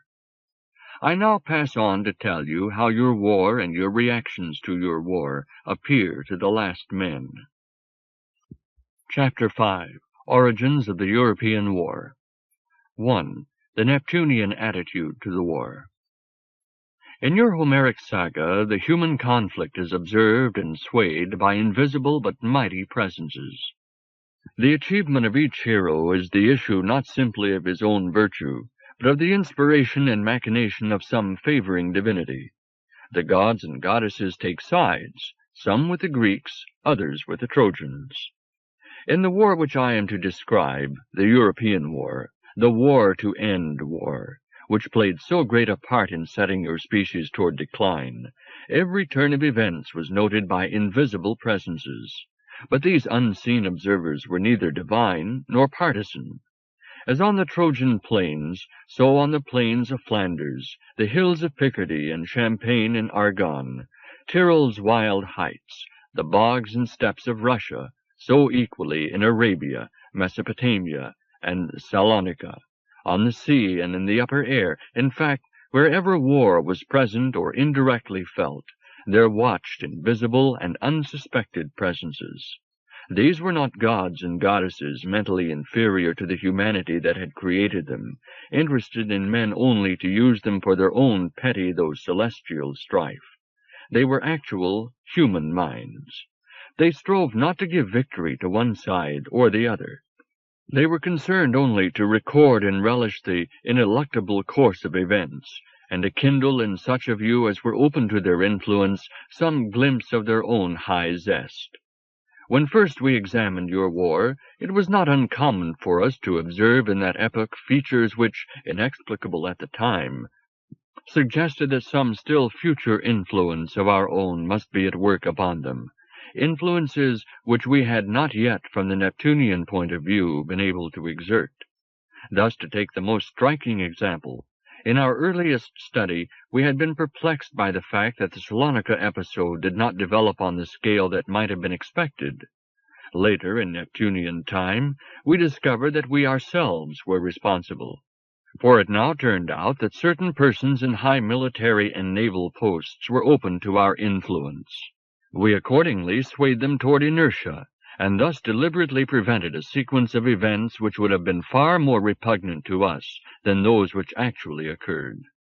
But such large-scale influence is very seldom possible. Moreover, we have become extremely chary of indulging in it, for not infrequently we have come later to regret our meddling. In our world, as I have said elsewhere, the mature individual has wholly escaped the snares of private egoism. His will is for the racial good, but his heart may still be torn asunder in respect of conflicts between loyalty to the spirit of man and piety toward the actual issue of fate. Even as individuals, but far more clearly as the race mind, we pass beyond the human loyalty which is the spring of all our action, and see in the form of the cosmos a beauty superior to any human triumph. Now, although we regard events in your epoch with complete detachment from your many archaic aims, we do feel with you in your racial struggle to become more fully human. When you fail, or when we fail to help you, we grieve. When we take action in your world, we are often torn by doubt as to whether we shall in fact improve or mar the fortune of the race. But in us, pity and doubt are tempered by our intuition that in the highest view, the whole, although severe, is excellent. Even as individuals, we have this conviction of the superlative beauty of the cosmos. But in the unique racial experience, this insight is far more developed, and has a very curious and beatific effect upon us as individuals. For if our memory is to be trusted, the race mind, when it looks back on the texture of events accomplished in the past, finds each one of them to be a needed feature in the cosmical beauty. In that supreme experience, seemingly, man looks upon the cosmos with a new, discerning vision, and would not have any past event to be other than in fact it is. Thus it seems that, insofar as we ourselves have influenced the course of events, our influence has indeed contributed to the cosmical beauty. Yet insofar as we have refrained or failed to achieve what we planned, that inaction and that failure were also for the best, were contributory to that supernal excellence which is clearly seen only by the racial mind. But do not suppose that, since apparently whatever has occurred is cosmically right, therefore human endeavor is unnecessary. Only by means of endeavor can the great theme of the cosmos proceed. But also by some influence which is not revealed to us, the issue of all human endeavor is seemingly controlled, so that in its failures no less than in its triumphs, it does in fact contribute to the excellent and perfect form of the whole. I say seemingly, for even to us it is not clear that it must be so. Although hitherto, the more we have increased in spiritual stature, the more often and the more clearly have we experienced instances of its being in fact so. Let us now revert to your war. It is perhaps needless to say that, on those rare occasions when we have influenced the course of events in your war, we have never been concerned merely to give victory to one side or to the other, save when, as has sometimes befallen, an unhappy observer has become so infected by the terrestrial mentality that he has lost completely his Neptunian integrity and understanding. Such disasters are rare. For the most part, our observers maintain their sanity and their detachment perfectly. You may be tempted to suppose that the great concentration of our observers in and around the period of your First World War implies that we are interested in your war for the same reasons as you yourselves are normally interested in it. In this you would be mistaken. We do indeed enter into your feelings in regard to the war. No less fully than you yourselves have felt them, we feel your agony and despair, your glory and shame, for we have participated in them directly. But throughout, we have normally preserved our own detachment. Events which through your minds we have savored as world-shattering and God-condemning, we have seen also in their wider relations, and recognized as but microscopic features in the great whole. and so we have been able to regard your agony and passion with that blend of sympathy and irony which, upon a lowlier plane, the adult feels towards the ardors of children in their games, or the grief of children in their nursery troubles. The strategy of your generals, for instance, has for us only the kind of interest which your own psychologists have found in watching apes baffled by the simplest problems of intelligence. As chimpanzees, tantalized by fruit which lies beyond their reach, may achieve or miss insight into the potentialities of sticks, packing cases, or ropes, so your commanders painfully achieved, or more often missed, insight into military potentialities which lay all the while patent to every Neptunian intelligence. Time after time we saw these gilt-edged commanders frustrated by problems which even your own brighter minds might well have surmounted. Again and again we saw thousands of lives destroyed, and hard-won military gains abandoned through the stupidity or even the mere personal conceit of some single strategist or tactician.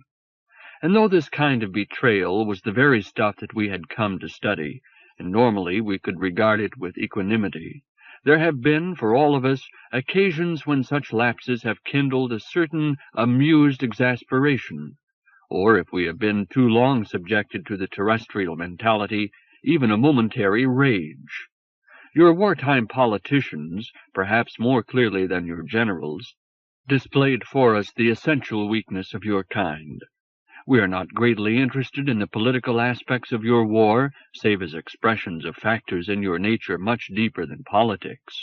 In the antics of your political leaders, even more clearly than in humbler lives, we saw the insidious, devastating struggle between private interest, patriotism, and that newer, more difficult allegiance which serves before all else the race, or the essential spirit that is man.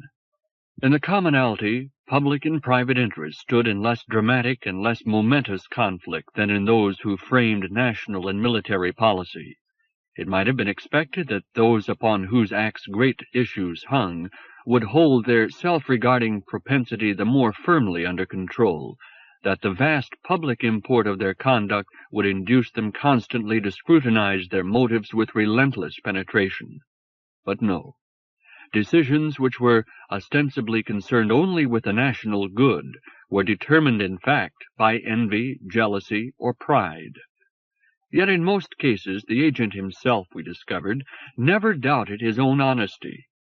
Similarly, as you yourselves later came to recognize, policies which were expressed in the language of cosmopolitan idealism or of religion were in fact inspired by nothing but national aggressiveness or fear, or by some even more disreputable private motive. This being so, the diplomatic history of your war period interests us not at all as a record of high policy, but solely as a tangle of psychological data. With yourselves, interest in your war is often the mere lust of horror, the fascination of bloodshed and destruction. To us, your horrors are unimpressive. For ranging up and down the eons of human history, we have observed many more complete and harrowing devastations. We have seen races, civilized beyond your dreams, completely annihilated in swift, or again in long drawn-out disaster. We have seen whole populations writhing and shrieking in physical agony. Your restricted and aseptic mutual slaughter, almost homely and kindly in comparison with that which lies a few decades ahead of you, has therefore no horrific interest for us. It has, of course, the appeal of every human tragedy, but neither in magnitude nor in intensity of suffering is it at all remarkable. Through your minds and your flesh we do indeed experience it as unique, world-shattering, and world-condemning. We savor very thoroughly the agony of despair which oppressed so many of you in the years of war. Imaginatively, we contract our vision within the limits of your war-bound vision, and enter fully into your consequent world disgust. Indeed, having entered there, we are sometimes shocked that you do not feel more deeply, for even the most sensitive of you is protected from suffering the full agony appropriate to your own short-sighted world disgust by the mere crudity of his nervous organization and the consequent obtuseness and callousness of his mentality. If it was not horror, nor yet political or military interest that caused us to flock in thousands to observe your war, what was it? Was it perhaps your acts of individual heroism, your self-transcendence and devotion to a cause? Or was it your rare impulses of generosity toward the enemy, your groping efforts to escape the obsession of nationalism and to feel the unity of man? We have indeed watched respectfully whatever in your war was truly heroic, devoted, even when we have been forced to smile at the ends upon which that heroism was squandered. We have recognized that in its degree it was indeed heroism, a virtue which to beings of your stature is precious and difficult. We have also recorded faithfully every occasion on which any of you has transcended nationalism. But we cannot agree with you in regarding your heroism as the very flower of human achievement, or your generosity and your timid cosmopolitanism as sublime triumphs of the spirit. In our world we are accustomed to a completely relentless self-abnegation in all situations which demand it. Any failure in this respect we attribute to insanity. And as for cosmopolitanism, to put the interest of one nation before that of another seems to any member of any of our 1,000 Neptunian nations no less preposterous than for a man to favor his left eye against his right. If even your heroism is commonplace to us, seeming no more remarkable than nursery pluck, what is it that we find in your war to attract our interest? The answer can be simply stated, but its full significance needs some further development. We came to see your species face a situation such as it had never hitherto needed to face. We came to see it fail to grapple with that situation in any manner which could have saved it from a fatal spiritual poison or auto-intoxication. We knew that this failure was inevitable. We had watched your nature evolve and your world situation develop. We had watched these two factors cooperate to produce at a certain date a violent acceleration of world change, and subsequently a tangle of problems with which you could not cope. We had observed a neck-and-neck race between your developing nature and the developing world, which your nature itself kept stimulating into constant advance. The world won. We had seen far back in your history the first stirrings of a new capacity in you, which, given time, might well have so matured as to master even the kind of world in which you now find yourselves. But your modern world came too soon. In the century before the war, it developed with increasing acceleration. You had neither the intelligence nor the moral integrity to cope with your brave new world. When at last, in 1914, accident posed you with a crucial choice, you chose wrongly. It was inevitable that you should do so. Being such as you were, you would most certainly choose as you did. But you have only yourselves to blame, for your choice was a considered expression of your own essential nature. The newer kind of behavior, which alone was really appropriate to the New World situation, did indeed make here and there a tentative appearance, and no doubt in very many persons there was at least some leaning toward that behavior. But everywhere a rigorous suppression, both by governmental authority and by the primitive disposition within each individual mind, prevented the more courageous and the only sane behavior from occurring, save here and there, spasmodically and ineffectively. And so inevitably you took the first step toward disaster. This was the drama which we came to watch, and not your horrors or your heroics or your strategic prowess or your policies. The actors were the millions of Europeans and Americans. The dramatic conflict took place at first within each mind. It then became a struggle between those many in whom the archaic disposition was victorious, and those few in whom it was defeated. The immediate upshot of your choice was war, but in that choice you set in motion a sequence of causes and effects destined to develop throughout your future. During the war itself we saw your more percipient minds tortured and warped not only by physical pain and fear, but by the growing though unacknowledged conviction that they had acquiesced in a great and irrevocable treason against the still slumbering spirit of man, that through blindness or cowardice or both, they had betrayed that which was the only hope of the future. Very often, of course, this betrayal was at the same time itself an heroic transcendence of mere self-regard for the supposed good of a nation. But it was none the less betrayal of that half-formed and nobler nature upon which alone depended man's future well-being. During the war itself, the working of this poison, this profound and almost unrecognized shame, was obscured by the urgency of the military situation. But after the war it acted with ever-increasing effect. This effect we have observed in detail, and I shall describe it. When I have told you the war itself as it appears to us through your eyes, I shall tell how, after the war, a subtle paralysis and despair fastened upon your best minds, and percolated throughout your social organism.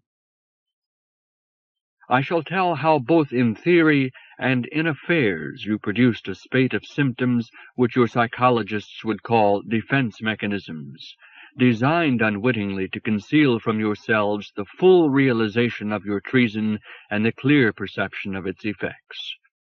That you may appreciate this drama in all its poignancy, I must first report briefly our findings in respect of the nature and the past career of your species, and of the delicate balance of forces which issued inevitably in this betrayal. 2. The philosophical lemurs. Your historians, when they seek to trace the origin of your war, refer only to events which took place within the previous century. They single out such accidents as the murder of an archduke, the ambition of an emperor, the vendetta of two jealous nations, the thrusting growth of a new empire and the resistance of an old, the incompatibility of racial cultures, the debasing effects of materialism, or the inevitable clash of rival economic systems. Each of these factors was in some sense a cause of your war, but to assert that any of them or all of them together constituted the essential cause would be scarcely more profound than to say that the war was brought about by the movement of the pen that signed the first mobilization order. The Neptunian observer, though he duly notes these facts, seeks behind them all for the more general and more profound cause, by virtue of which these lesser causes were able to take effect. He looks further even than the birth of the nations of Europe many centuries before the war. He finds the explanation of your mutual slaughter by regarding it as a crucial incident in the long drawn-out spiritual drama of your species. Our observers have traced by direct inspection all the stages in the awakening of man out of his ape-like forerunner. Indeed, as our technique advances, we are able to press back our exploration even along the generations of man's pre-simian ancestors. Our most brilliant workers have actually succeeded in entering a few isolated individuals of a much more remote past, when the mammal had not yet emerged from the reptile.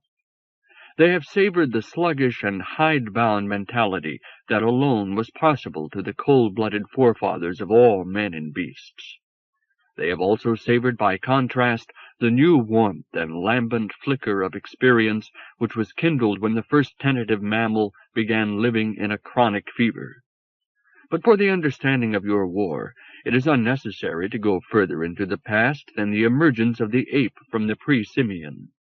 Even at that early age we observe two themes of mental growth which together constitute the vital motif of the career of the first human species and the key to your present plight. These themes are the increasing awareness of the external world, and the more tardily increasing insight into the nature of the human spirit itself. The first theme is one of fluctuating but triumphant progress, since it was but the mental aspect of the intelligent mastery of physical nature which brought your species to dominance. The second theme depended on the application of intelligence to another sphere, namely the inner world of desires and fears. Unlike apprehension of the external, it had no survival value, and so its progress was halting. Because this inner wisdom had long ago been outstripped by the outer knowledge, there came at last your war and all its consequences. Our observers have studied minutely all the crucial events of this age-long drama. Searching even among the dark pre-Simian minds, we have singled out in every generation every individual that has been in advance of his kind in respect either of outward prowess and apprehension or of inward self-knowledge.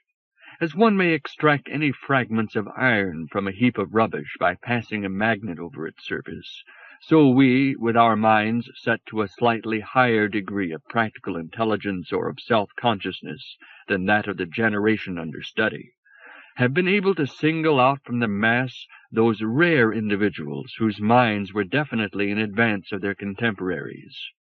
We find, of course, that of these geniuses some few have succeeded in handing on their achievement to the future, while many more have been defeated by adverse circumstance.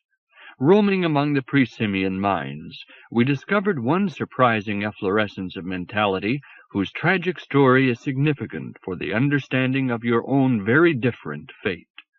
Long before the apes appeared, there was a little great-eyed lemur, more developed than the minute tarsier which was ultimately to produce ape and man. Like the tarsier, it was arboreal, and its behavior was dominated by its stereoscopic and analytic vision. Like the tarsier also, it was gifted with a fund of restless curiosity. But unlike the tarsier, it was prone to spells of quiescence and introversion. Fortune favored this race. As the years passed in tens of thousands and hundreds of thousands, it produced large individuals with much larger brains. It passed rapidly to the anthropoid level of intelligence, and then beyond. Among this race there was once born an individual who was a genius of his kind, remarkable both for practical intelligence and for introspection. When he reached maturity, he discovered how to use a stick to beat down fruit that was beyond his reach. So delighted was he with this innovation that often, when he had performed the feat, and his less intelligent fellows were scrambling for the spoils, he would continue to wave his stick for very joy of the art. He savored both the physical event and his own delight in it. Sometimes he would pinch himself, to get the sharp contrast between his new joy and a familiar pain. Then he would fall into a profound and excited meditation, if such I may call his untheorized tasting of his new mental processes. One evening, while he was thus absorbed, a tree-cat got him. Fortunately, this early philosopher left descendants, and from them arose, in due course and by means of a series of happy mutations, a race of large-brained and non-simian creatures whose scanty remains your geologists have yet to unearth and catalogue as an offshoot of the main line of evolution. These beings have intrigued our explorers more than anything else in the whole terrestrial field. Their capacity for self-knowledge and mutual insight sprang from the vagaries of mutation, and was at first biologically useless. Yet, merely because in this species it was genetically linked to the practical intelligence which had such great survival value, it developed, until at last it justified itself in an event which, from the human point of view, seems almost miraculous.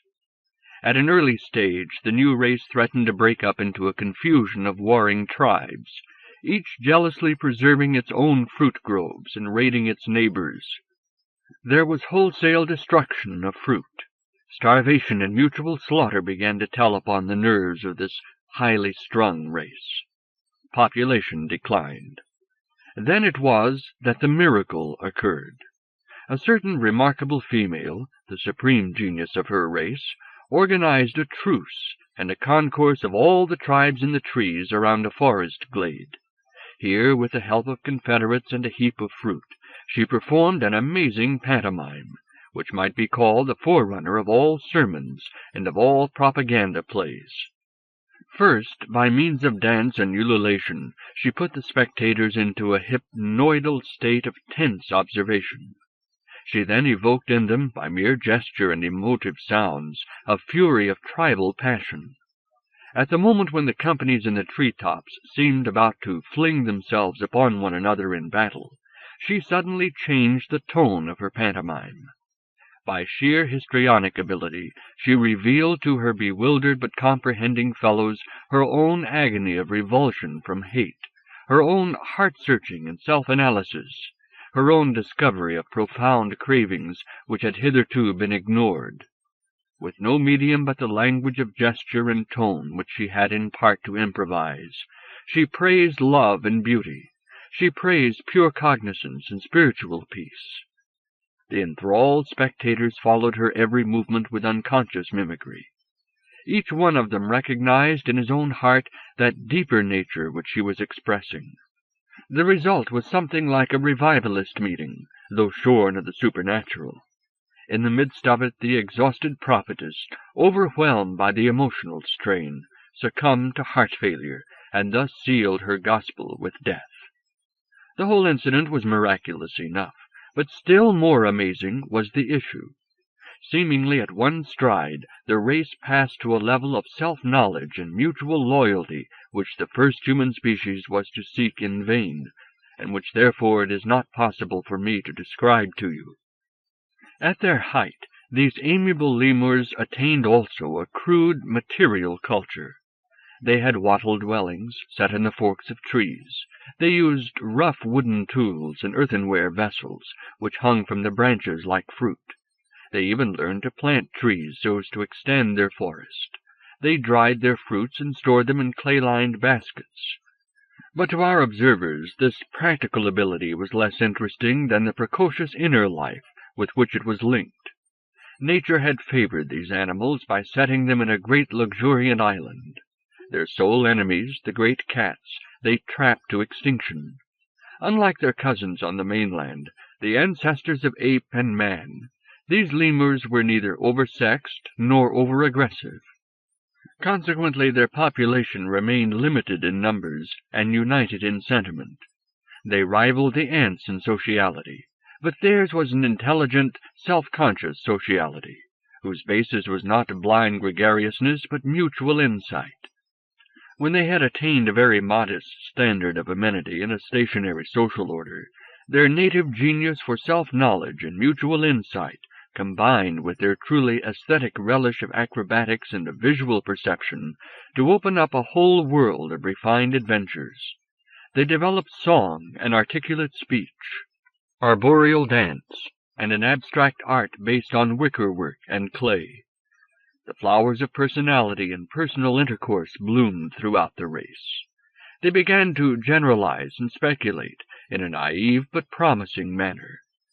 By meditation and self-discipline, they cultivated mystical experience. It was with amazement, almost with awe, that our earliest observers felt the minds of these tailed, soft-furred arboreals grope toward and even surpass the intuitions of your Socrates and your Jesus.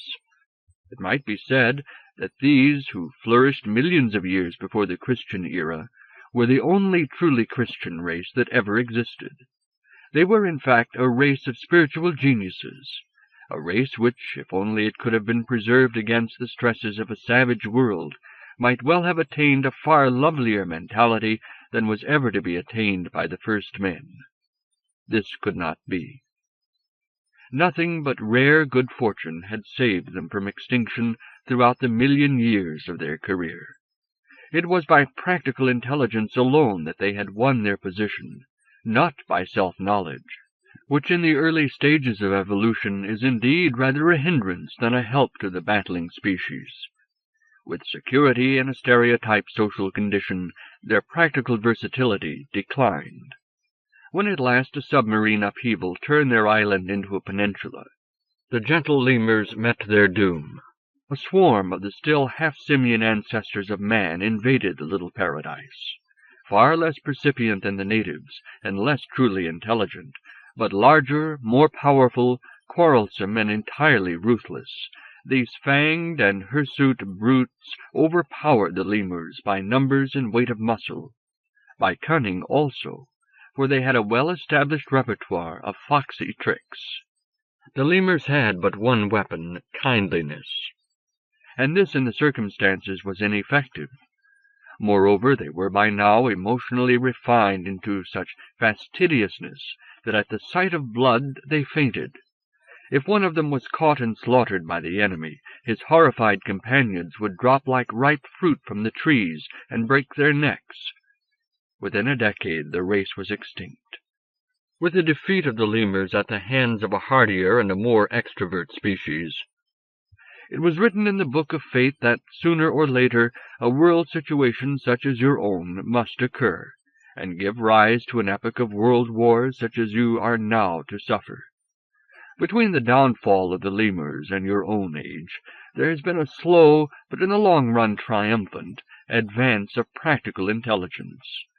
That other application of intelligence, namely to the inner life, has developed but spasmodically, as an accidental consequence of the growth of intelligence in action. And so it has happened that man's motives have remained throughout the career of your species almost invariably primitive. Even in your own day, when primitive impulses are intellectually seen to be inadequate, and you struggle pathetically toward loftier desires, your hearts remain the hearts of apes, and your struggle is vain. From the point of view of cosmical perfection, of course, your struggle is not vain at all. By your gallant effort, and by your fated downfall also, you will fulfill your part well and truly within the drama of existence. But from the point of view of the advancement of the race, your struggle is indeed vain, doomed to failure.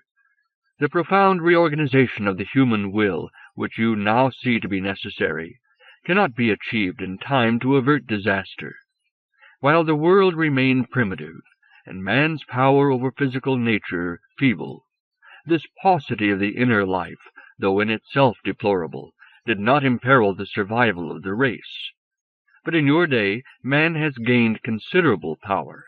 Not only has he made his world so complex and so explosive that it threatens to break from the control of his practical intelligence, but further and more serious, it is now such that the operation of the old blind motives may destroy it.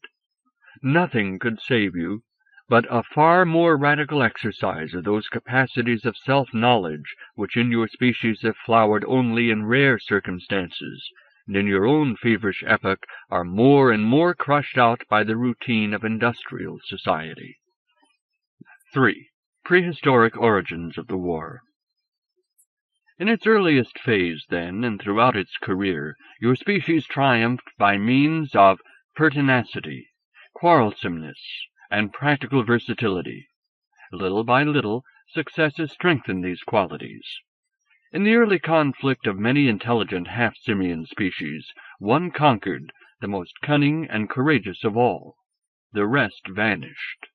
By wit and constancy of purpose, the one creature made himself at last the veritable king of beasts, attacking even the great flesh-eating cats, till his very smell became dreadful to them. Thus by extrovert intelligence did your ancestors come into their kingdom. For savoring their own experience, they had neither need nor inclination. They gulped it down, and then sought more. For probing their own hearts they had no capacity. They could never become clearly aware of themselves.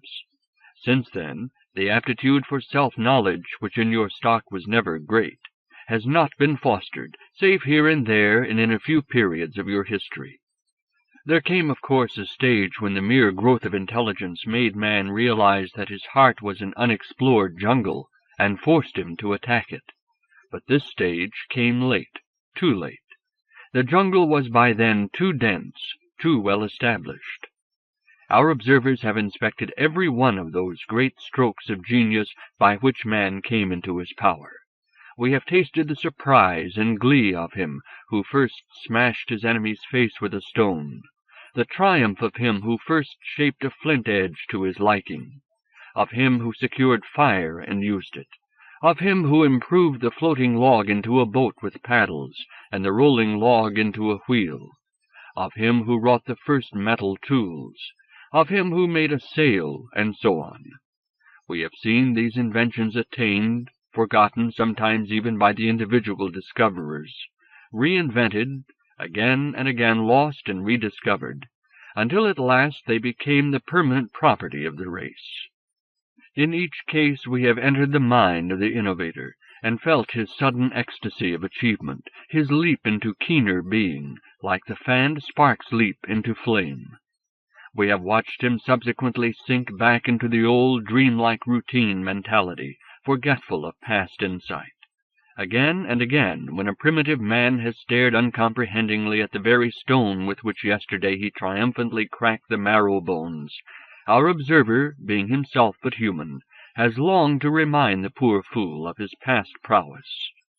As the ages advanced, this intelligence, this power of insight into the potentialities of external objects, evolved from a rare flicker to a constant flame, an established habit of mind. It was formerly intermittent, unreliable.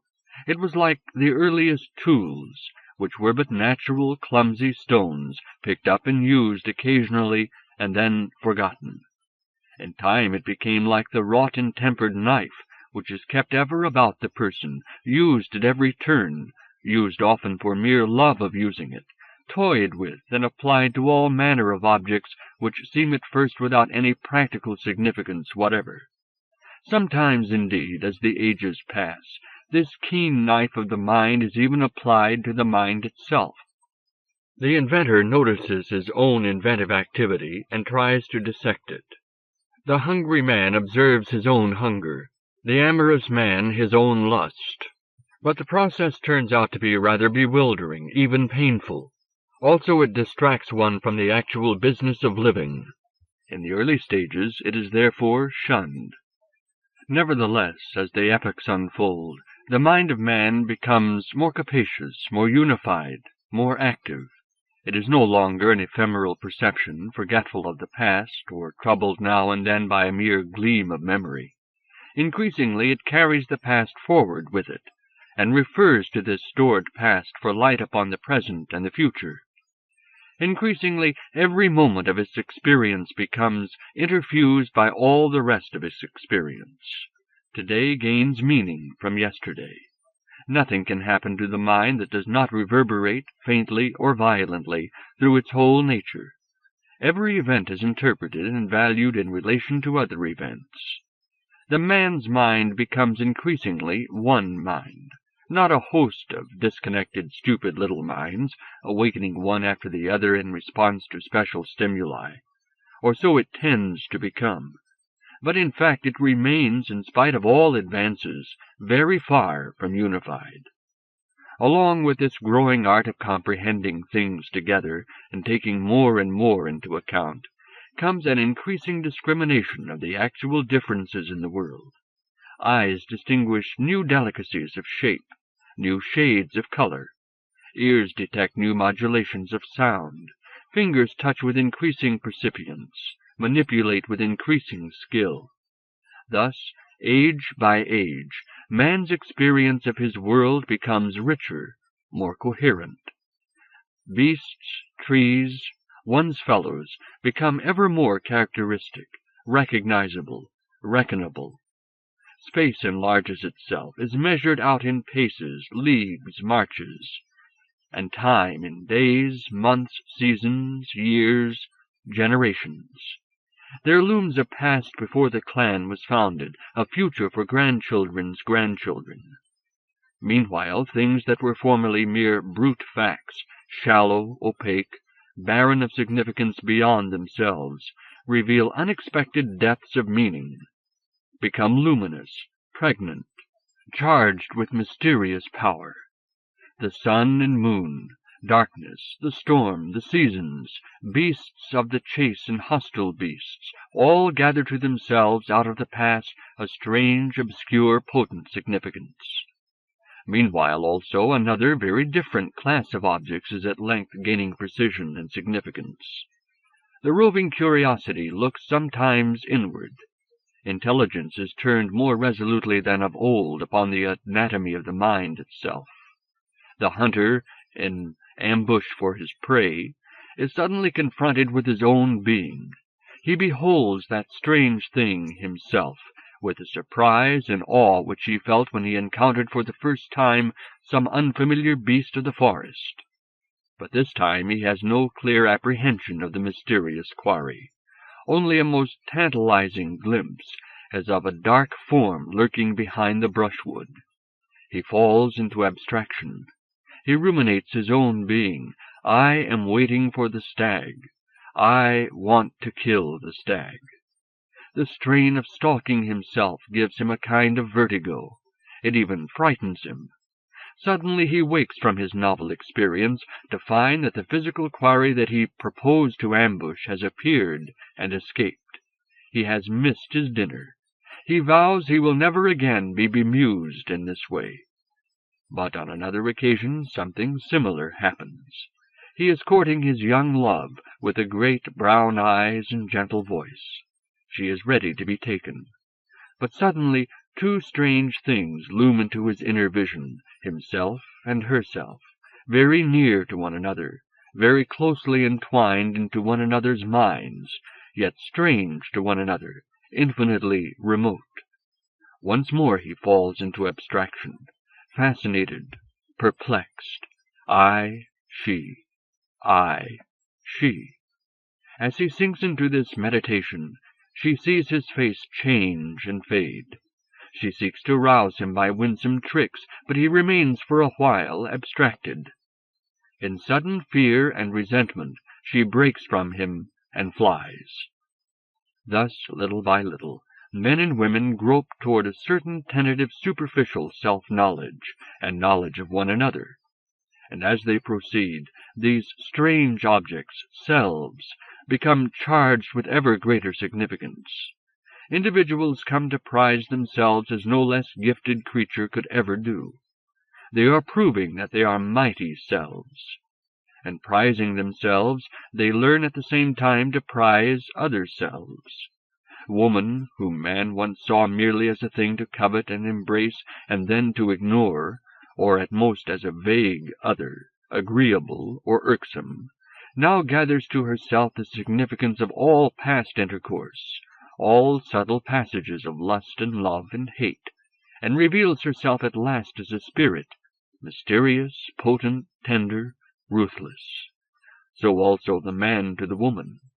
Children, once mere objects to tend, defend, fondle, or as the mood changed, to spurn, now become beings in their own right, rightly demanding service even to the death.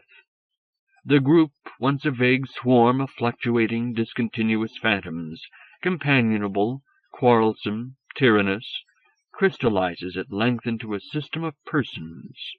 Close around oneself there is discovered a nucleus of well-tried friends and enemies, each one unique, incomparable.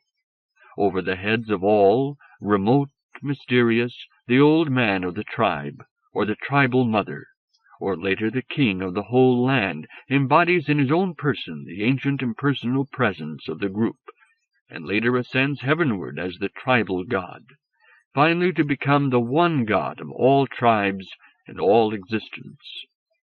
But long before this apotheosis, there begin to appear here and there among the tribes beings of an intenser self-consciousness and a more insistent egoism, heroes, violent men for whom nothing is respect-worthy but their own exultant spirits. The word I is ever on their lips and in their deeds. Each one of them is poignantly aware of himself as pitted against a huge, base reptilian universe, and he is confident that he will master it. Each lives for the mere zest of mastery. In his triumphant course, each is accompanied by a swarm of jackal followers, not of his own kind, but striving to be of his kind. With them he smites the established powers, changing man's life for good or bad, making his mark upon the world for very lust of scribbling. At the close of it all, he confidently expects translation to some Valhalla. Often as not, all trace of him vanishes in a generation, save his name and legend on the lips of bards.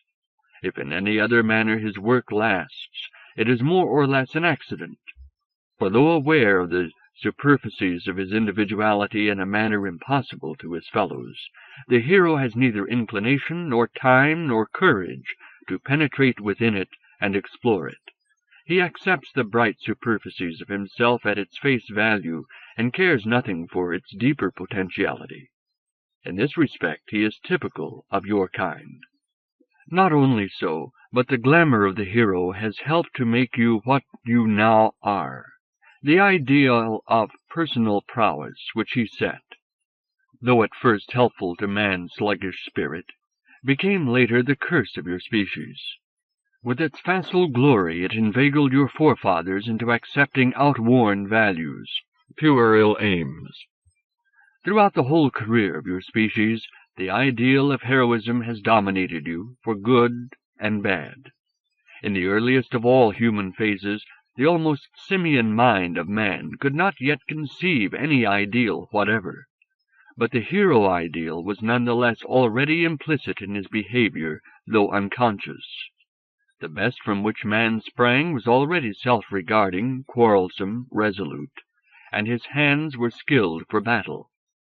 Since then, epoch by epoch, the glory of innumerable heroes, the spell of innumerable heroic myths have ground the ideal of heroism into men's hearts so deeply that it has become impossible for you modern men, in spite of your growing perception that heroism by itself is futile, to elicit from your hearts any larger ideal. You pay lip service to other ideals, to love and social loyalty and religious possession, but you cannot feel them reverberate in your hearts as does the ideal of the splendid, all-conquering individual. To this ideal alone your hearts have been tuned by age-long hero worship. No doubt throughout your career loyalty has played a part.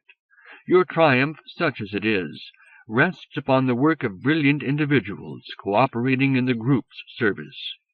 But you have never taken the group to your hearts as you have taken the hero. You cannot. Your hearts are strung for the simpler music.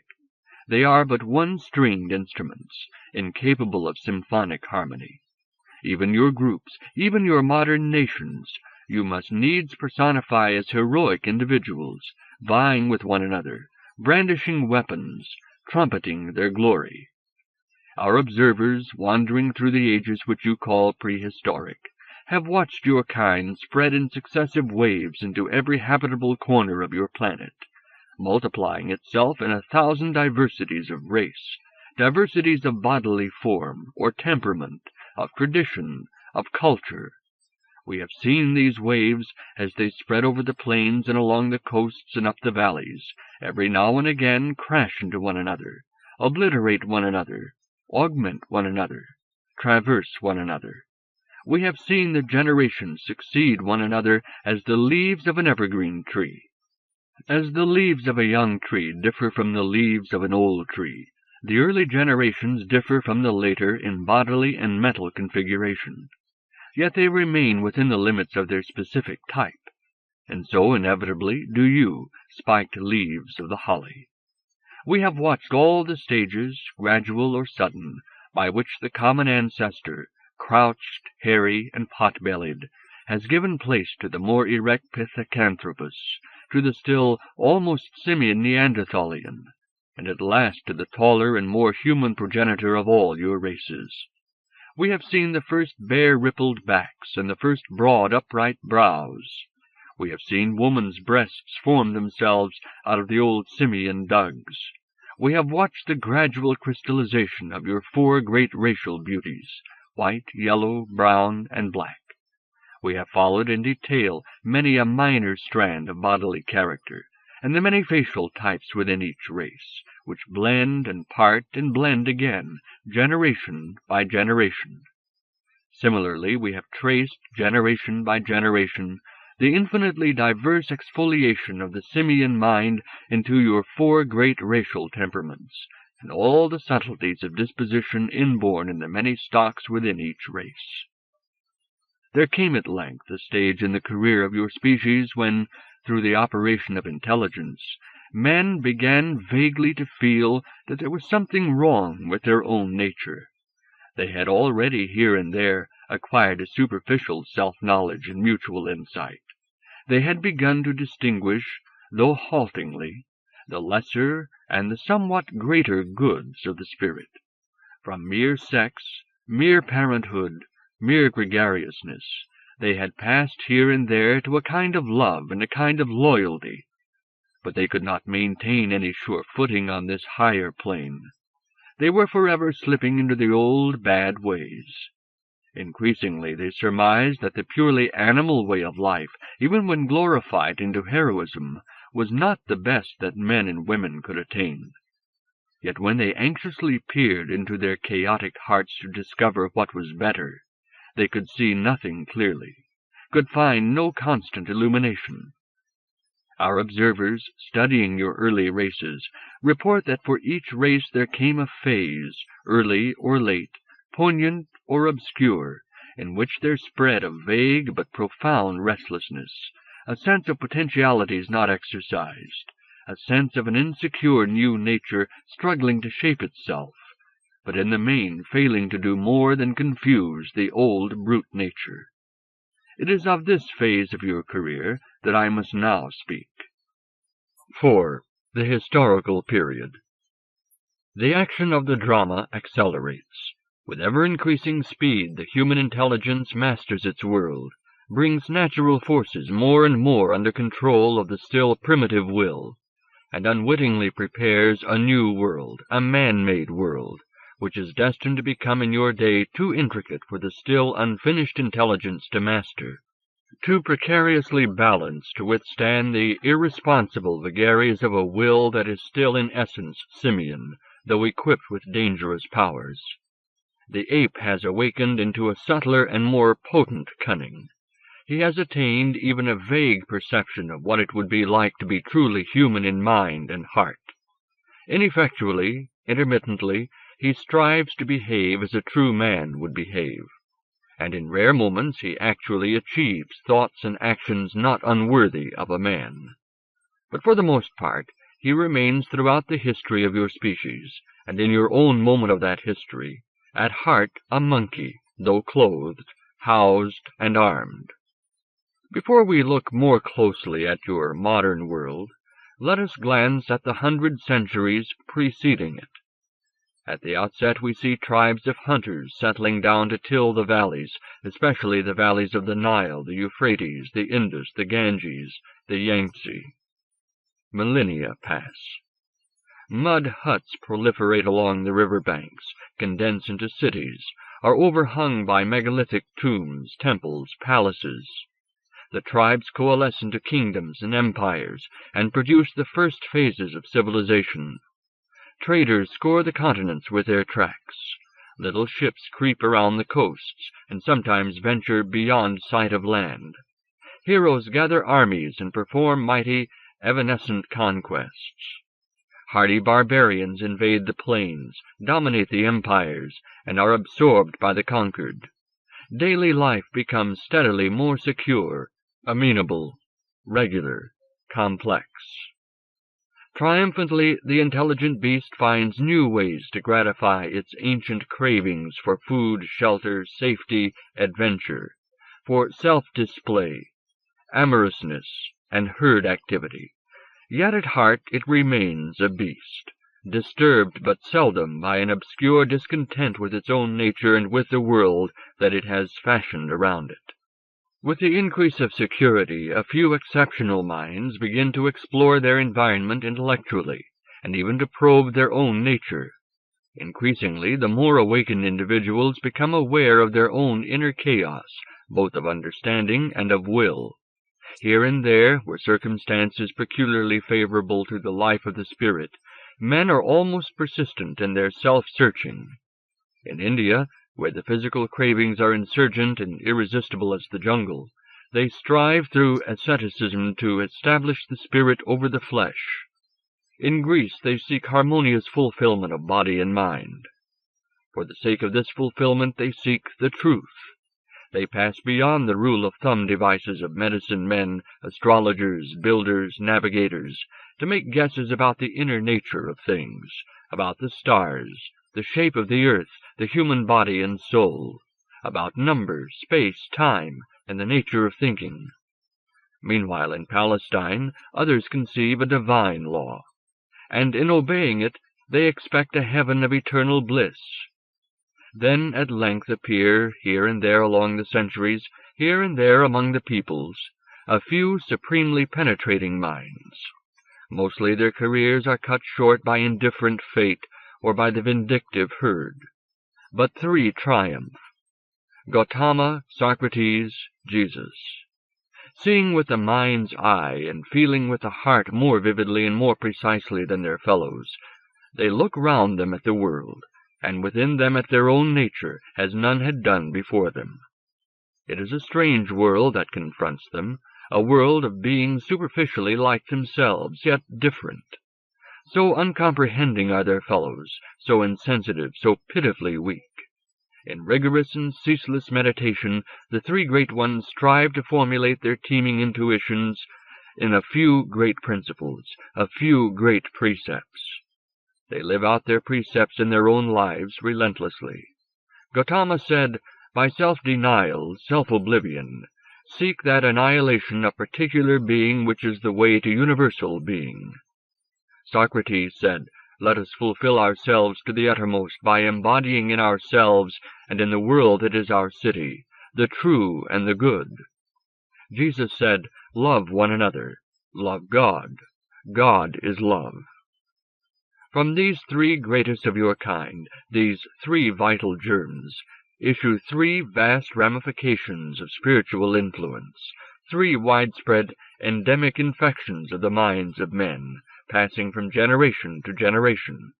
The tragedy of your species may be said to lie in its complete failure to embody, rather than merely to mimic, the spirit of these three men.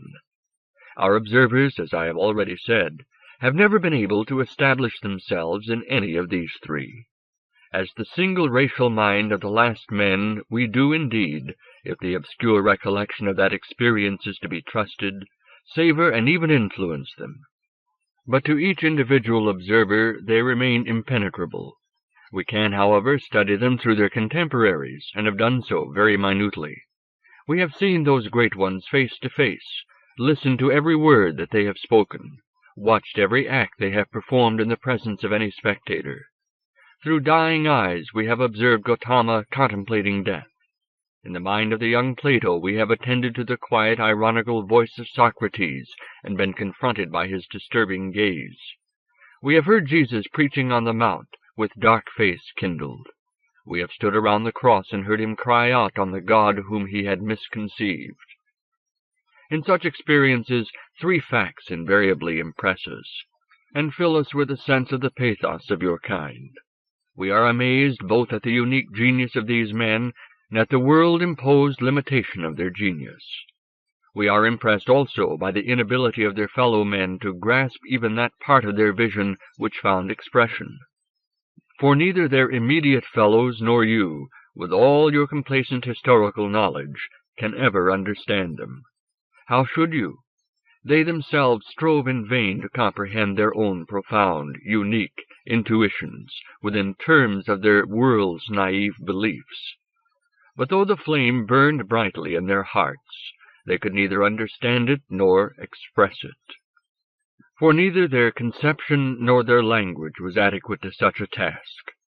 But even if they could have expressed their vision, they would have been misunderstood.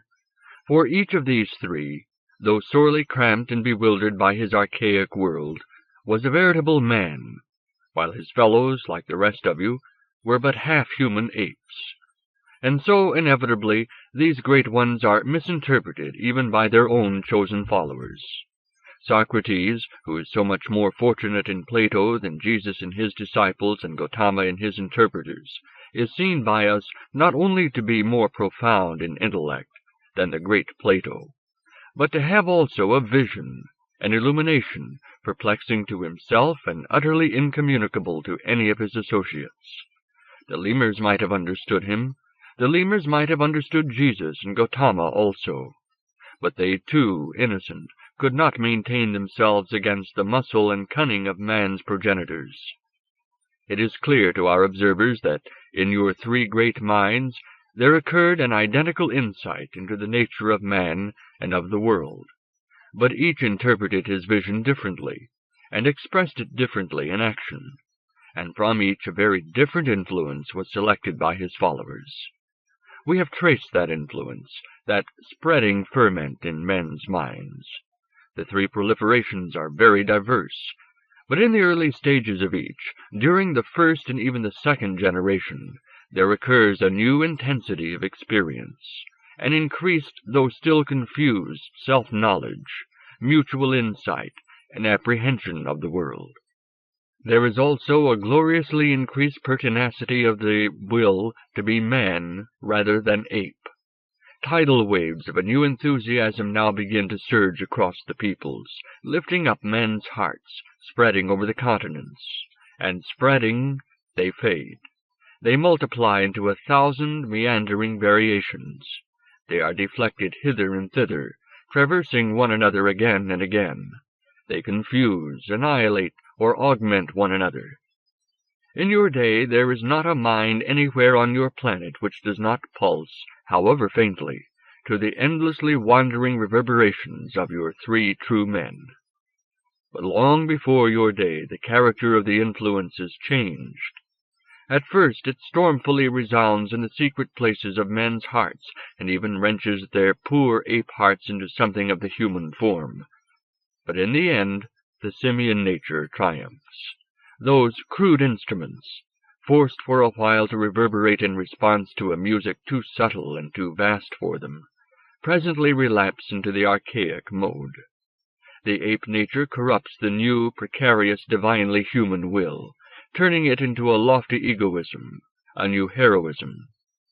Here there is heroism of the intellect, loyal only to the truth-seeking self. There, heroism of the heart, determined to embrace all men in indiscriminate brotherliness, through mere loyalty to the love-proud self. There, heroism of the spirit, domineering over the flesh, proclaiming as the supreme affirmation mere negation. But there remains a memory, a tradition, a legend, an obscure yearning in the hearts of men for a way of life that is too difficult for them. And so there are formed various mighty associations, whose office is to preserve one aspect or another of the fading illumination. The Christian and the Buddhist churches spread far and wide their hierarchies and their monastic orders. Institutions of learning, schools and universities are precipitated around the Mediterranean coasts and over the European lands. Indians, Chinese, Arabs, Latins, Franks thus preserve amongst themselves some smoldering embers. But the flame is vanished. Yet now and again, once in a few generations, now in this land, now in that, the coals break once more into conflagration. There is a spreading revival of the original ecstasy.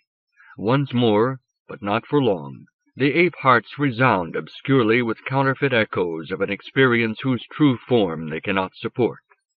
Once more it seems to them that they are merged in one another, and gathered unto God in a mystic communion, that they have pierced behind appearances to the eternal truth, that by self-annihilation they have escaped the limitation of the flesh and individual consciousness to be gathered into the absolute being.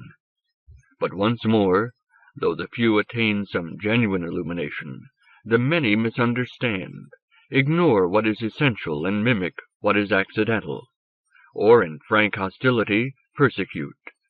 Once more, as the insight fades, the institution flourishes, and takes up its place in the established order. Once more the ape triumphs over the man. Our observers have savored the minds of the first men in all these wave-crests of the spirit, these religious revivals, protestations, counter-reformations, these fervors of heart-searching, stampedes of soul-saving, these martyrdoms for an inner light so precious and so misperceived. Everywhere we detect an identical fact.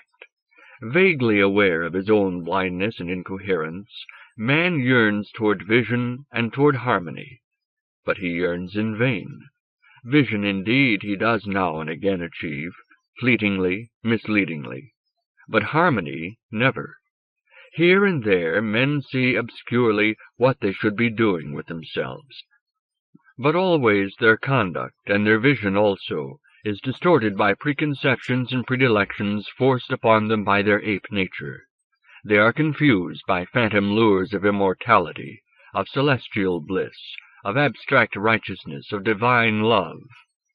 Nevertheless, men do begin, here and there, to feel stirring within them, striving for expression, some strange new life of the spirit. Did they but know, they are in travail for a twin birth. They are troubled with the first movements of a new piety toward fate and a new loyalty toward man. Of the first they know as yet almost nothing, for whenever they experience it, they confuse it with the old complacent love of a loving God. Of the second, they guess only that they must make the best of man, must seek to know ever more truly both the world and the self, must seek to feel ever more delicately, and to will ever more harmoniously. Obscurely they begin to surmise that the whole active duty of men is to live for men, and that man must be made one, a spirit winged perhaps for enterprise unimaginable in their day. But these two conflicting spirits of cosmical piety and human loyalty remain still deeply hidden in their hearts, and men can neither see into their hearts nor bring forth in action what still is hidden. They cannot obey. They cannot even understand these two seemingly incompatible divine commandments of the future. Blindly they seek vision, but the knowledge that they would have is for power, not piety. And so they are tricked at every turn by their own cravings. Harmony they seek, but neither within the individual nor in the race of individuals can they attain it. Nor can they find harmony with the universe. In each heart there rages the old conflict between the man and the monkey, and also the obscure new conflict between cosmical piety and human loyalty.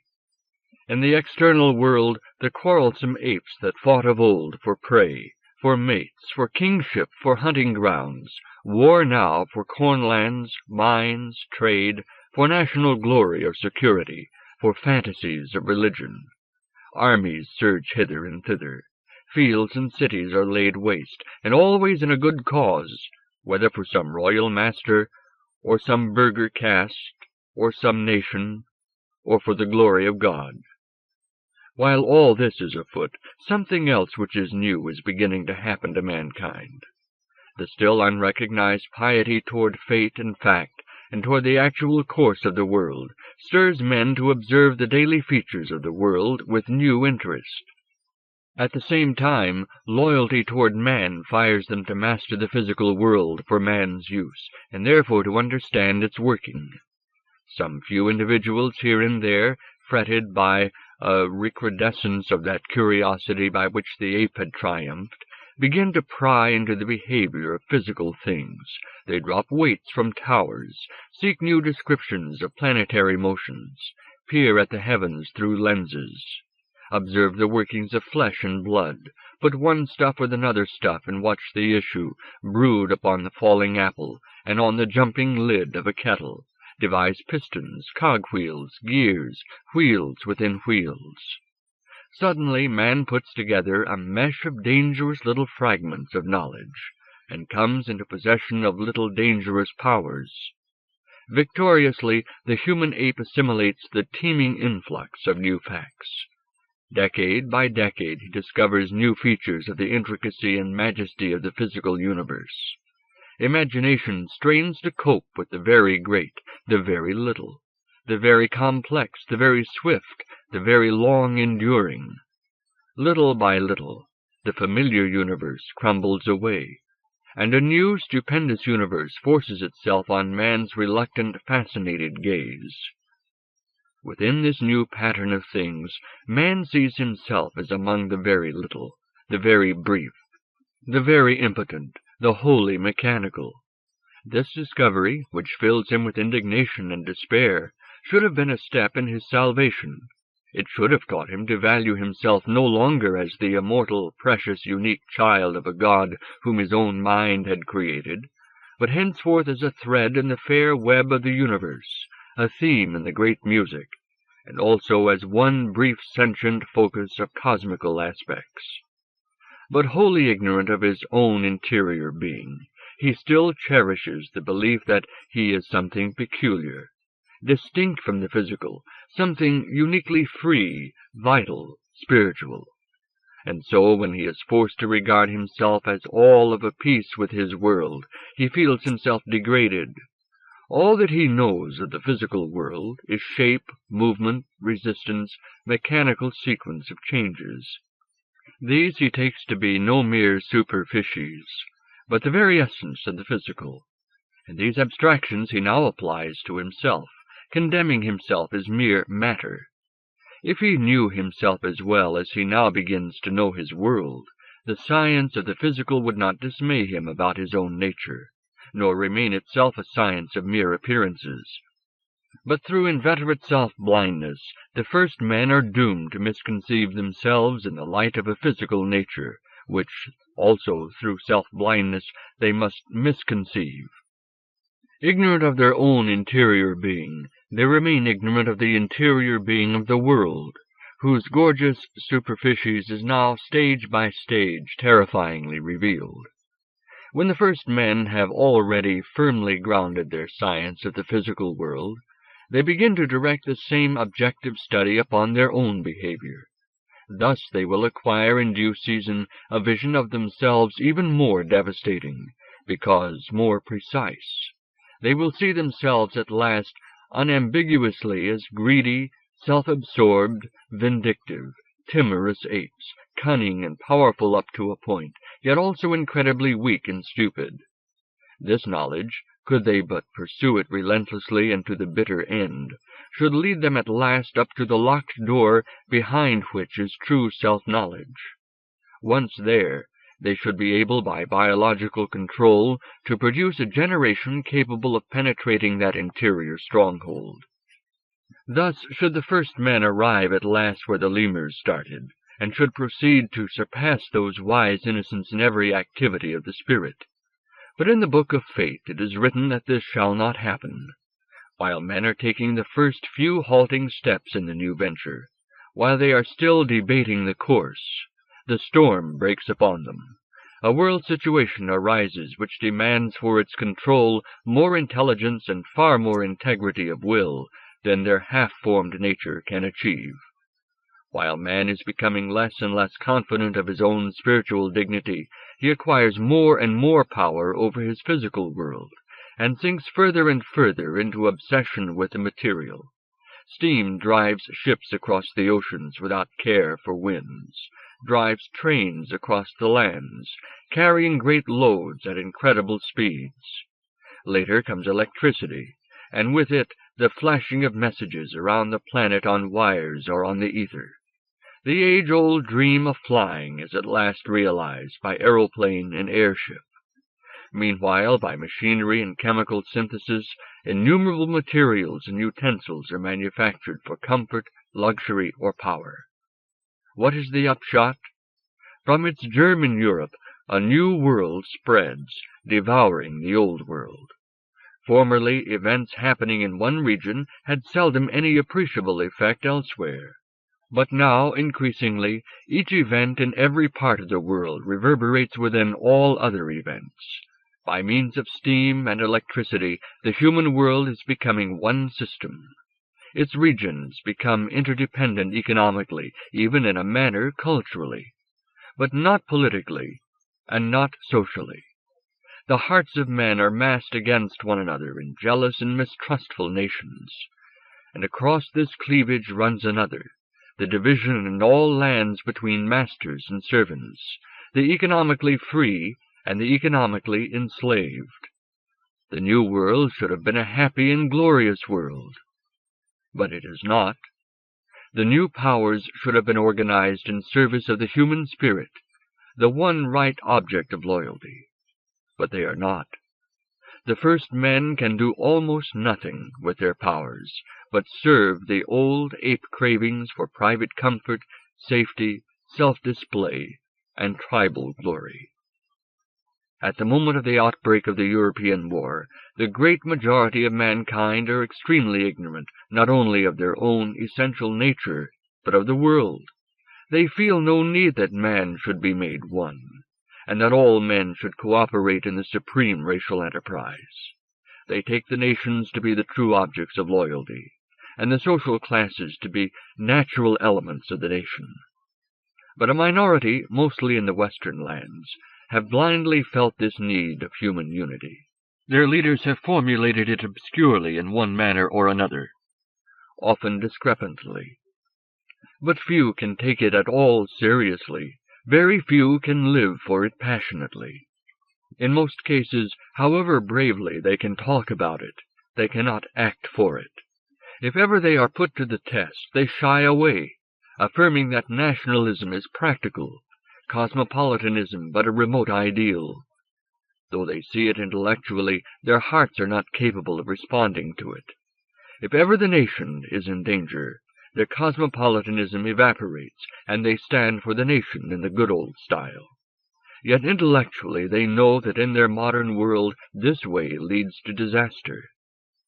The story of your species is indeed a tragic story, for it closes with desolation. Your part in that story is both to strive and to fail in a unique opportunity, and so to set the current of history toward disaster.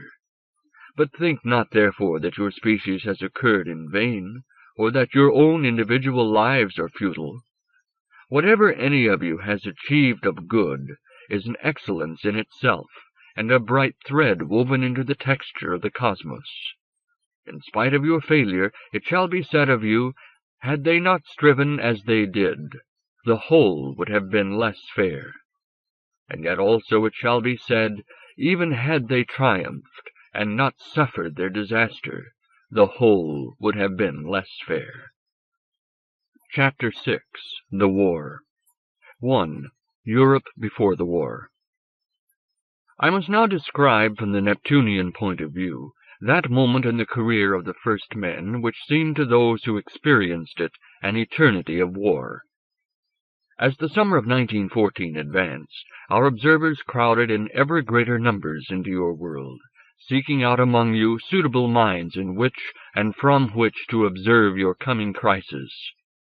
As a flock of birds, before settling on a tree, hovers for a moment while each individual selects a convenient twig, so we settled upon your race. The tree knows nothing of its living burden. You were wholly ignorant of your Neptunian guests.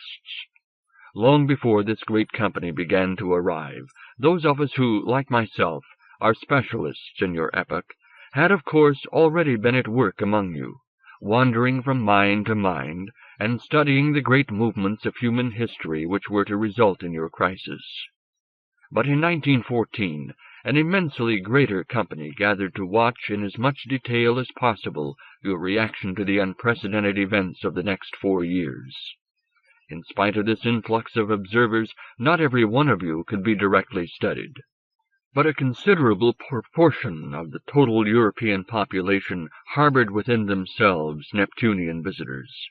We diligently sought out all those who were significant, not only those in prominent positions, but very many obscure persons who seemed to afford peculiarly lucid examples of your nature and of the trend of thought and feeling in your day. Such persons would have been astounded had they known that they were singled out for study along with generals and political leaders. But in truth, it was in the masses, rather than in their leaders, that the real drama of the war was taking place. For in the leaders the poignancy and subtlety of experience was in most cases reduced by the necessity of pursuing some official policy. Throughout the summer of 1914, then, a huge anthropological expedition, organized on Neptune 2,000 million years in the future, was invading your minds in its thousands and its hundreds of thousands. Yet also, to repeat, at the very same time, in the Neptunian sense, other and even greater expeditions were at work upon crisis of one or other of the 16 human species which have their historical location between the first men and the last men.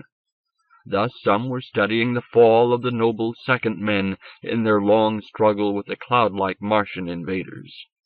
Others watched the heroic colonization of Venus by the fifth men, the last terrestrials. Others, most fortunate, wandered among the lyrical minds of the pygmy flying men of Venus, the seventh species. And many more carried out their devoted work in the field of man's age-long and tortured struggle to take root on Neptune. Others, again, studied the later and happier Neptunian races. But these expeditions I must not now describe, for my concern is with yourselves. In our work upon the first men, we have concentrated our main force in your own crucial age. In every European capital, in every drab provincial town, in every agricultural district, our observers settled. Had you been gifted with Neptunian vision, you might have seen, whenever you walked in the streets of Berlin, Paris, or London, that the crowd was composed of persons of two kinds. Most of them were uncontaminated members of your species, but about 1 in 20, at least in these metropolitan areas, would have appeared to you curiously altered. You would have seen in the expression of their eyes, had you peered closely at them, a fitful gleam, a faint surprise verging on bewilderment, a queer inwardness combined oddly with an increased intensity of observation and interest, in fact, an almost haunted look, which the Neptunian has learned to recognize in such of you as have been singled out by one of his colleagues as a convenient observation point. It is not surprising that you should manifest some outward symptom when you are thus possessed, as it were, by an all-pervading mental parasite, whose filaments reach into every nook and cranny of your minds. Yet so subtle is this unintentional influence of ours, that the hosts themselves are, as a rule, completely unaware of it, and even their most intimate friends do not notice any alteration in them. Only to Neptunians, using the eyes of other individuals of your species, is the possessed look apparent. Sometimes, of course, we deliberately make our presence felt by some act of definite influence, and when such influence is frequent, the host himself may have a sense that he is somehow possessed or going mad. But the more passive presence of a Neptunian produces only a slight increase of the intensity of consciousness, and especially of self-consciousness. Conceive, then, that before war was declared, Neptunian observers were busy making themselves acquainted with their chosen hosts. That we concentrated in greatest number upon the years of the war and the 2 decades following is not to be attributed to any special preference for the mentality of your 20th over your 19th century.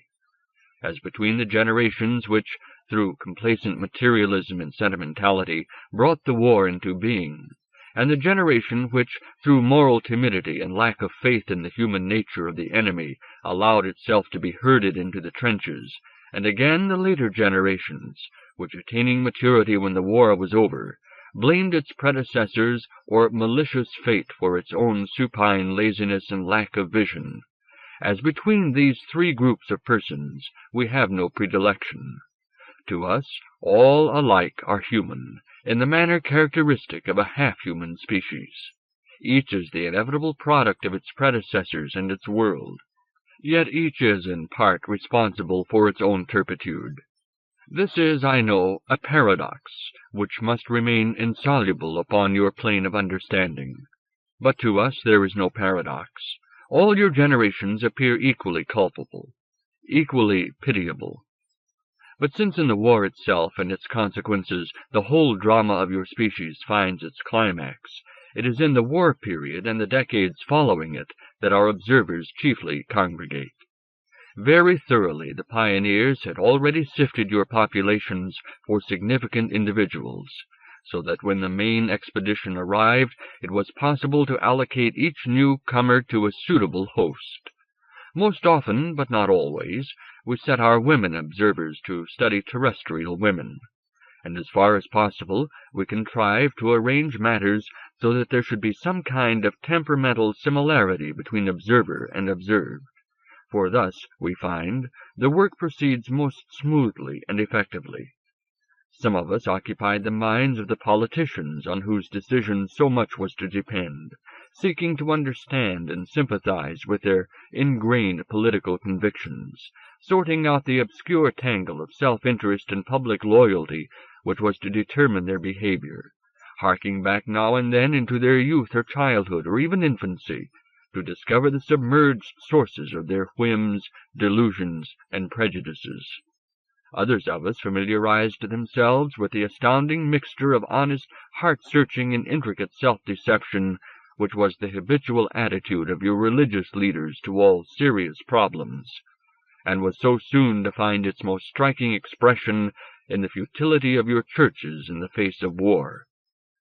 Yet others were savoring the insistent itch of military experts to put their huge lethal toy in action, or the mere boyish braggartism, a relic of the heroic age, which infected your more romantic militarists. In varying degrees of minuteness we have studied your Asquith and your Gray, your Bet von Hollweg, your von Bülow, and your Treitschke, your Hindenburg, your Foch, your Clemenceau, and your Lloyd George. Each of these, though not one of them is intrinsically of serious interest to us, has called for careful study on account of the momentous results of his actions. Your Lenin, however, we have studied in greater detail. Many of my colleagues have had occasion to live through all the phases of that remarkable spirit, in whom, as in no other, we find a most instructive blend of that which might have saved your species with that which was bound to destroy it. Sometimes we have performed curious experiments by introducing into one mind thoughts and valuations derived from another. As in biological research, the experimenter may introduce blood or portions of tissue from one organism to another. Thus it has proved instructive to bewilder statesmen at the council table by momentarily forcing upon them ideas disruptive of their policies and their most cherished faiths. For instance, one of my most brilliant young colleagues, fresh from the revolutionary and exiled Lenin, once contrived that Asquith, the legal-minded premier, in the presence of his cabinet, should sink for a moment into horrified abstraction, while a blast of revolutionary schemes and cravings fell on him like a whirlwind. It was indeed instructive to observe how, after the attack, the aging statesman soothed himself by dipping into Carlyle's French Revolution, and by slightly changing his attitude to the Welsh thorn in his flesh. Of deeper effects we observe none. To give another example of this transfusion of thought, Lenin himself, that man of stainless steel, that future almighty, was once, to his own surprise, so flooded with the timid, megalomaniac fantasies of the Tsar, that he found himself pitying, even pitifully loving that imperial half-wit. On another occasion, while he was in the act of composing a relentless article on the baseness of an archimandrite, my colleague forced upon him a precise apprehension of the old villain's mind. He suddenly realized in imagination that this profligate priest had once yearned toward the supernal beauty, and that even yet his blind spirit carried out by rote the gesture of prostration before the great lover, Jesus. This incident had a strange and significant effect on the revolutionary. Pent-up springs of mercy and piety welled in him. He experienced, as few Christians have ever experienced, the divinity of love. Sitting in his hired room in Paris, with the indictment of the priest spread out on the table before him, he whom many were yet to call Antichrist received the divine love into his heart. My young colleague, who was in charge of the experiment, reports that his host accepted the revelation like any Christian saint, and that for an hour he remained in ecstasy. At the close of that period he whispered in his Russian speech, "I come not to bring peace, but a sword," and so once more took up his pen. Not only men of action, but leaders of thought, too, our observers inhabited. In many minds of writers and artists they had detected in the pre-war age the first stirrings of that disillusionment and horror which the war climate was later to foster. Earlier they had seen the English Tennyson, under the influence of science and a friend's death, face the spectre for a moment, only to cover his eyes and comfortably pray. Carlyle they had seen praise action as a drug for doubt. But now they saw the writings of Thomas Hardy, formerly neglected, gradually compel men's attention more by their gloomy verisimilitude than by their obscure conviction of cosmical beauty. In each people our observers heard already, in the midst of the complacency of that age, a whisper of uneasiness, rising here and there to despair. Already the old gods were failing, and no new gods appeared to take their place. The universe, it seemed, was a stupendous machine, grinding for no purpose. Man's mind was but a little friction upon a minor axle, a casual outcome of natural law. He dared not even regard himself as the one divine spark in a waste of brute matter, for he himself was just matter, and his behavior the expression of his brute nature. Moreover, Freud had spoken, and ripples of horror were already spreading across Europe. But there was evolution. Our observers watched Bergson and all those whose faith was given to evolution champion their doctrine of a biological deity with something of the fervor of the old church militant. Their gospel touched few hearts. Disillusionment was already in the air. In laboratories, our observers watched great scientists conduct their crucial experiments and weave their theories, so subtle, so wide-sweeping, so devastating, so true on one plane and so meaningless on another. Again and again we have seen the truth missed when it was hidden only by a film. Again and again we have watched promising enterprises run to waste through the influence of some mad whim or prejudice. In many a study and on many a college lawn, we have noted the turn of argument wherein acute minds first began to stray down some blind alley, or first tethered themselves to false assumptions. But the overwhelming majority of our explorers were concerned with humbler persons. Our pioneers had flitted from mine to mine among artisans, factory hands, dock laborers, peasants, private soldiers, in search of those most significant or most subject to Neptunian influence, so that the main company should be able to settle promptly into posts of vantage for their work. If you incline to commiserate with those of us to whom it was allotted to observe simple minds in obscure positions, you are under a misconception. The difference between your mentally richest and your mentally poorest is negligible to us. We have sat all day on heaps of road metal in country lanes, wielding a hammer, and savoring humble thoughts in minds not barren, but not fortune-favored. In French peasants we have driven sewage carts over our hectares, estimating the unsown crop, and the cost, and the sowing. In Prussian military messes we have drunk to Der Tag. In British forecastles, homeward bound from Yokohama and Kobe, we have looked back upon geisha girls, forward to the wife in Canning Town. In provincial suburbs we have pondered the sententious wisdom of scavengers, while they pushed their hand carts and condescended to speak with tramps. We have been present with trapped miners, while the flooding water crept up legs and bodies, or lungs were invaded by hostile gases. We have listened to doomed men chanting under the roots of mountains.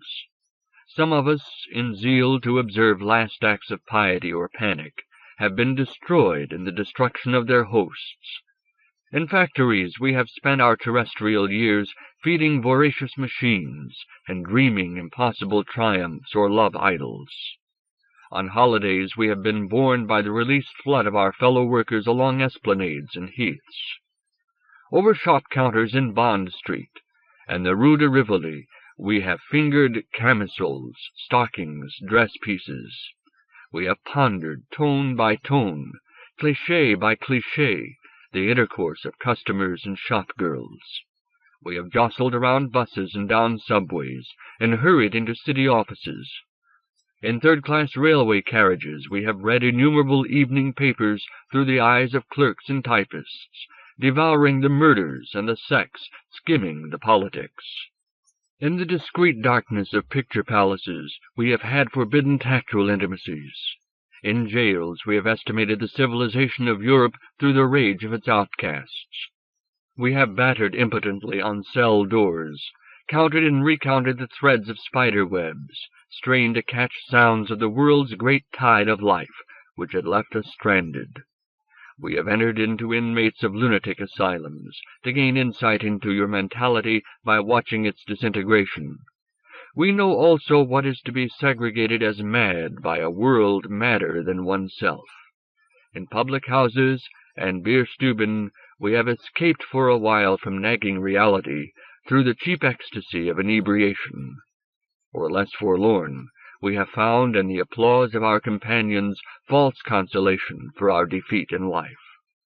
More precisely, it was our hosts that had all these experiences, while we, calm scrutinizers, appraised their minds. With the patience of big-game photographers who endure tropical heat and drought or stand up to the neck in marsh for the sake of one snap of the camera shutter, we have suffered interminable floods of rhetoric and infantile philosophy, in the hope of confronting one of those rare denizens of the mind's jungle, those most vital and significant mental occurrences which give insight into the mentality of an alien species.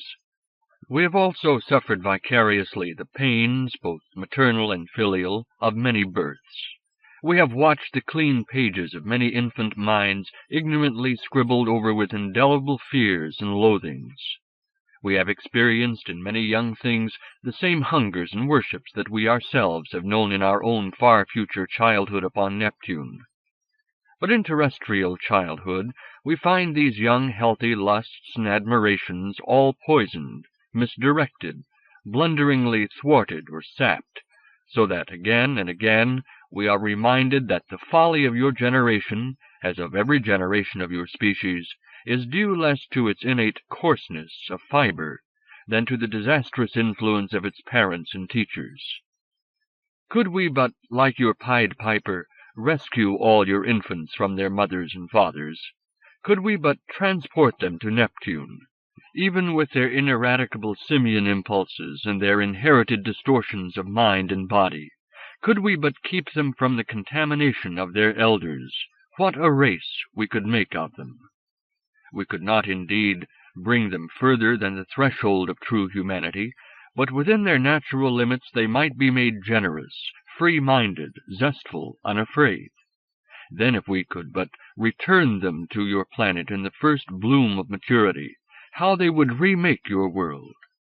But instead, they must remain unfulfilled, like seeds which, blown into a cave, send forth long, pale stems and flaccid leaves, seeking in vain the light. The many boys and girls whom we have seen, confident at first that life held in store for them some as yet unimaginable treasure or some opportunity of high devotion, already in a few years disillusioned. We have encountered them at first unsullied, equipped by nature to learn prowess of body and mind, to advance from triumph to triumph of skilled and generous living. Then we have seen their bodies hampered, constricted, poisoned by misguided care, and their spirits even more seriously maltreated. Though in physical athletics they have often been patiently trained to habits of free and effective action, in the athletics of the mind and of the spirit they have acquired a cramped style and blind tactics. In the great game of life they never learned to keep their eyes on the ball. For them, indeed, the ball was invisible. They hit out stiffly or limply at nothing at all, or at hypnotic hallucinations conjured before them by the exhortations of blind coaches. Everywhere we have found in the lives of grown men and women a bewildered futility and resentfulness. The men blamed the women for their hobbled lives, the women the men for their servitude. The rich blamed the poor for disloyalty, the poor the rich for tyranny. The young blamed the old for lack of vision, the old the young for rebelliousness. And increasingly, even in that age before the war, men and women, rich and poor, old and young, were beginning to suspect that they were playing their brief game in a madhouse, with no rules and a phantom ball. No wonder that in our research among the aged of that time we found very prevalent a most tragic condition of the spirit. Innumerable old men and old women, looking back with conscious complacency upon their achievements, and forward with confidence to their reward in heaven, were yet haunted in the recesses of their being with the sense that their lives had been phantasmal, that they had never really lived at all. Most of them were able, on the whole, to ignore these deep whispers of misgiving, or to drown them with vociferous piety. But many of the more self-conscious old people whom we studied, whether successful businessmen or members of the professions, socially triumphant old ladies or retired matrons of institutions, reviewed their careers with blank dissatisfaction, and a nightmare sense that in their moment of living they had missed some great drudgery redeeming good, simply by looking in the wrong direction. Only those whose lives had been dominated by concrete misfortune or disappointment, or by the demands of some all-absorbing heroic ministration, escaped this universal distaste of all values. Such was the condition of the first men as it was revealed to our observers in their survey of the years before the outbreak of the European War. Such were the beings that they studied. On the whole, they found themselves forced to be twi-minded about these distrustful creatures. From one point of view, as I have said, they could not but regard your species as not yet human, a thing incredibly stupid and insensitive, incredibly distorted and tortured by the fantastic habits, the rudimentary culture which alone distinguished it from the lower beasts. A thing in some ways further removed from true humanity even than ox or tiger, because it had strayed further down the wrong path. A thing incomparably more filthy than the baboon, because, retaining brutality, it had lost innocence and learned to affect righteousness. A thing which was squandering the little powers that it had stumbled upon for ends essentially the same as the ends of monkeys, and in its frantic grabbing, devouring, voiding, had fouled a whole planet. But from the other point of view, our observers were forced to admit, at first reluctantly, that this errant and brutal thing had in it the distinctive essence which is man. Penetrating with difficulty into the minds of tiger and baboon to compare them with your species, they found indeed less brutality, but also less divinity. In fact, a greater emptiness. In you they recognized the first blind restlessness of the spirit, which never troubles the mere beast, and wins its beatitude only in the full human estate. In you they found the rudimentary insight of the mind into itself and into others, that insight which lay beyond the reach of all terrestrial organisms save Homo sapiens and the philosophical lemurs, whose far more brilliant achievement man himself had terminated. In you they found love, though more often hate. In you philosophy, though halting and superstitious. In you worship, though for the most part directed on unworthy objects. All this might have been truly said of your species at any time of its career. But at the moment which I am now describing, it was balanced on a still finer knife-edge between beast and man. This was due not to any change in its nature, but to the pressure of circumstances. Hitherto, though a sensitive minority had been aware that the aims toward which men commonly strove were for the most part puerile, the majority were able to pursue these aims in undisturbed complacency. But in 1914, many forces were combining to shock even minds of average percipience into a sense of the contemptible insufficiency of the extant plan of human life, both individual and social. It is worthwhile to enumerate these forces. First, then, although the nations and races were still violently opposed to one another in sentiment, the world was already becoming a single economic system. Each section was growing more and more dependent on the healthy life of others. Secondly, though national and racial cultures were still for the most part mutually unintelligible and repugnant, the seeds of an all-inclusive world culture were already quickening. Third, the battle between doctrinal religion and scientific materialism, in which science had been steadily advancing all along the line, was already beginning to dissolve and crystallize out in a new alignment. For while the old religion was beginning to seem not only intellectually incredible, but also spiritually insufficient, the old science was already appearing not only spiritually arid, but intellectually naive. Fourth, man's increasing awareness of his littleness under the stars was combining with his first crude apprehension of the cosmical enterprise of life, to give him a wider horizon, a new humility, and also the first obscure glimpse of a new aim. Unfortunately, in 1914, the effect of these forces was nowhere profound, and only in certain regions of the Western civilization was it at all widespread. It was not strong enough to prevent the outbreak of war.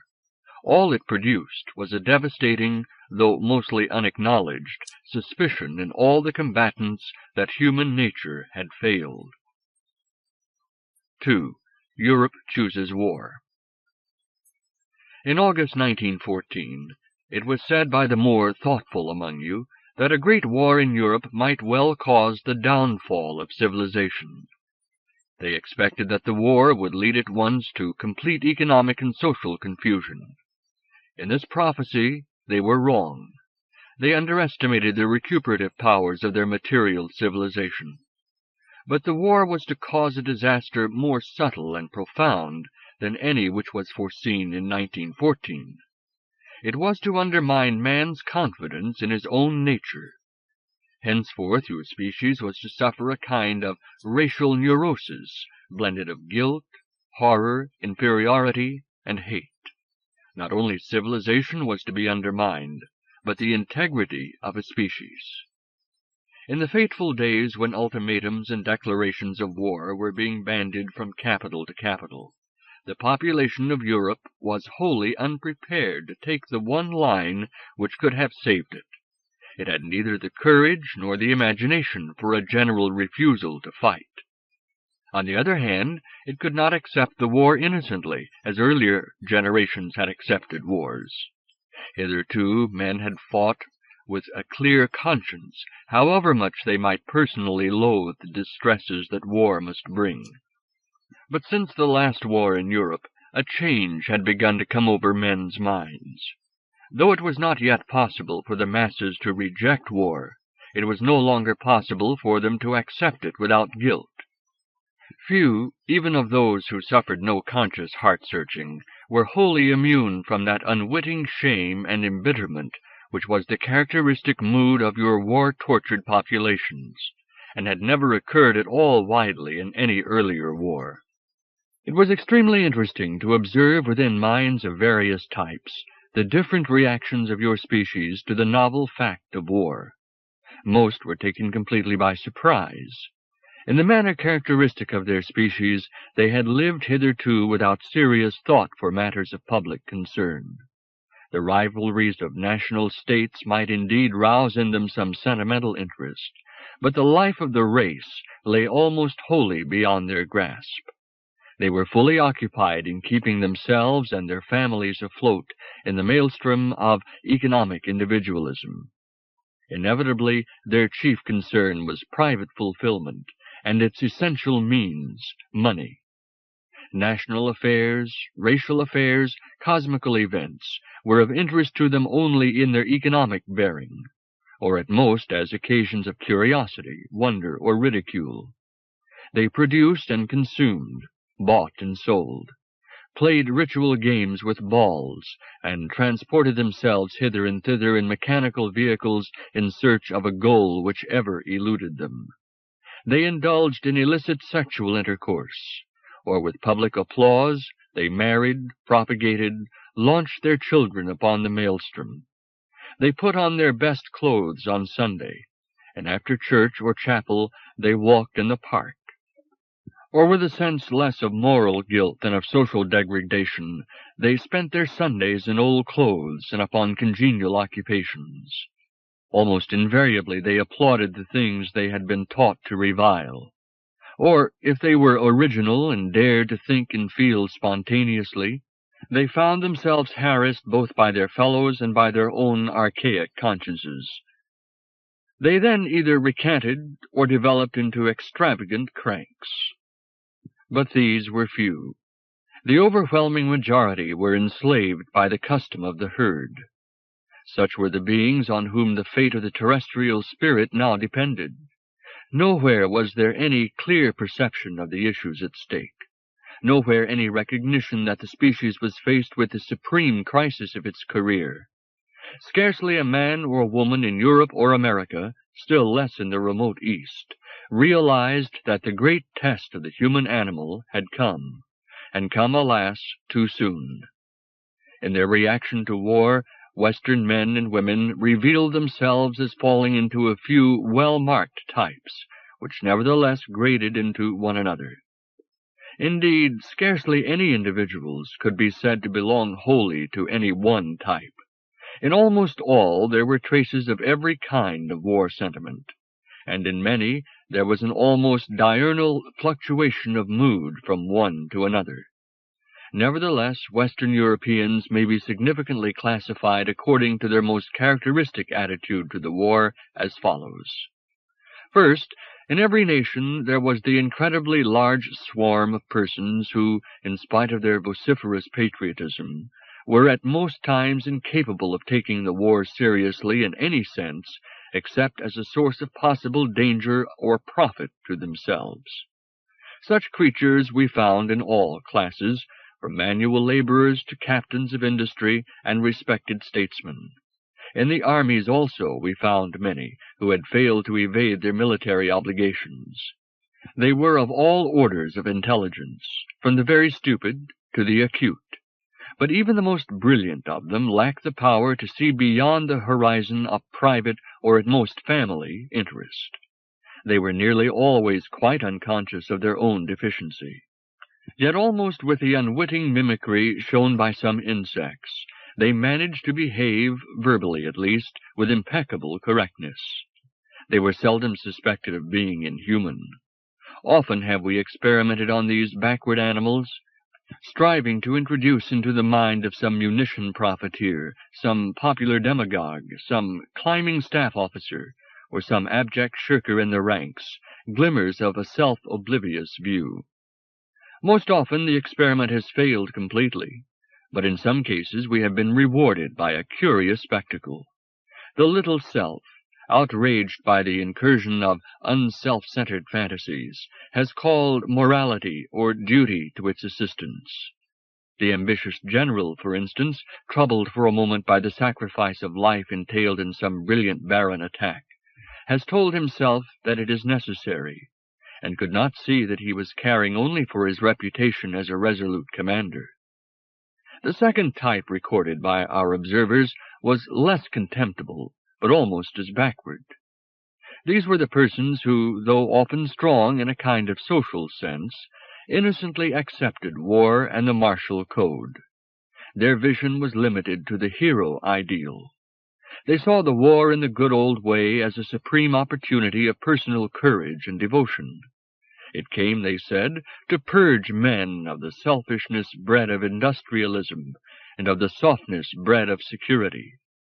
These guiltless champions of the war might personally behave toward it either with cowardice or heroism, but they never questioned it. With complete sincerity they faced it as a God-sent ordeal. For them it was indeed a religious test, an opportunity to enter into communion with some obscurely conceived heroic deity. To speak against it was sacrilege, but a sacrilege so gross and fantastic that it should be regarded as a sign rather of idiocy than of wickedness. Consequently, though they condemned pacifism wholeheartedly, there was no vindictiveness in their condemnation. Again and again our observers, experimenting in these simple minds, have tried to introduce some doubt, some apprehension that there might be another side to the matter. But such doubts as could be introduced appeared to the subject himself as merely an intellectual exercise, not as a live issue.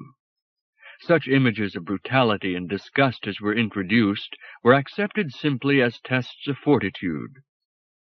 Curiously, it was among these archaic souls, these happy warriors, that we sometimes came upon a pellucid kind of religious experience.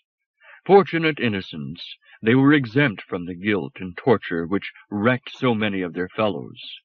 For them the issue was a clear issue between self-regard and loyalty to all that they most cherished, and those who had the strength to bear themselves throughout according to their code had the reward of a very sweet and well-deserved beatitude. We attended many a death agony that was thus redeemed, especially in the earliest phase of the war. Many an old regular thus found his rest. Many a very young subaltern, whose photograph on the parental mantelpiece truthfully commemorated a bright, immaculate boy soldier, found in his last moment that peace which passed his simple understanding. But many more, to whom death came less suddenly or more brutally, could not attain that bliss. Hundreds, thousands of these luckless beings, betrayed by their God, we have watched slipping down into the gulf of death, clutching, screaming, bewildered and indignant, or utterly dehumanized by pain.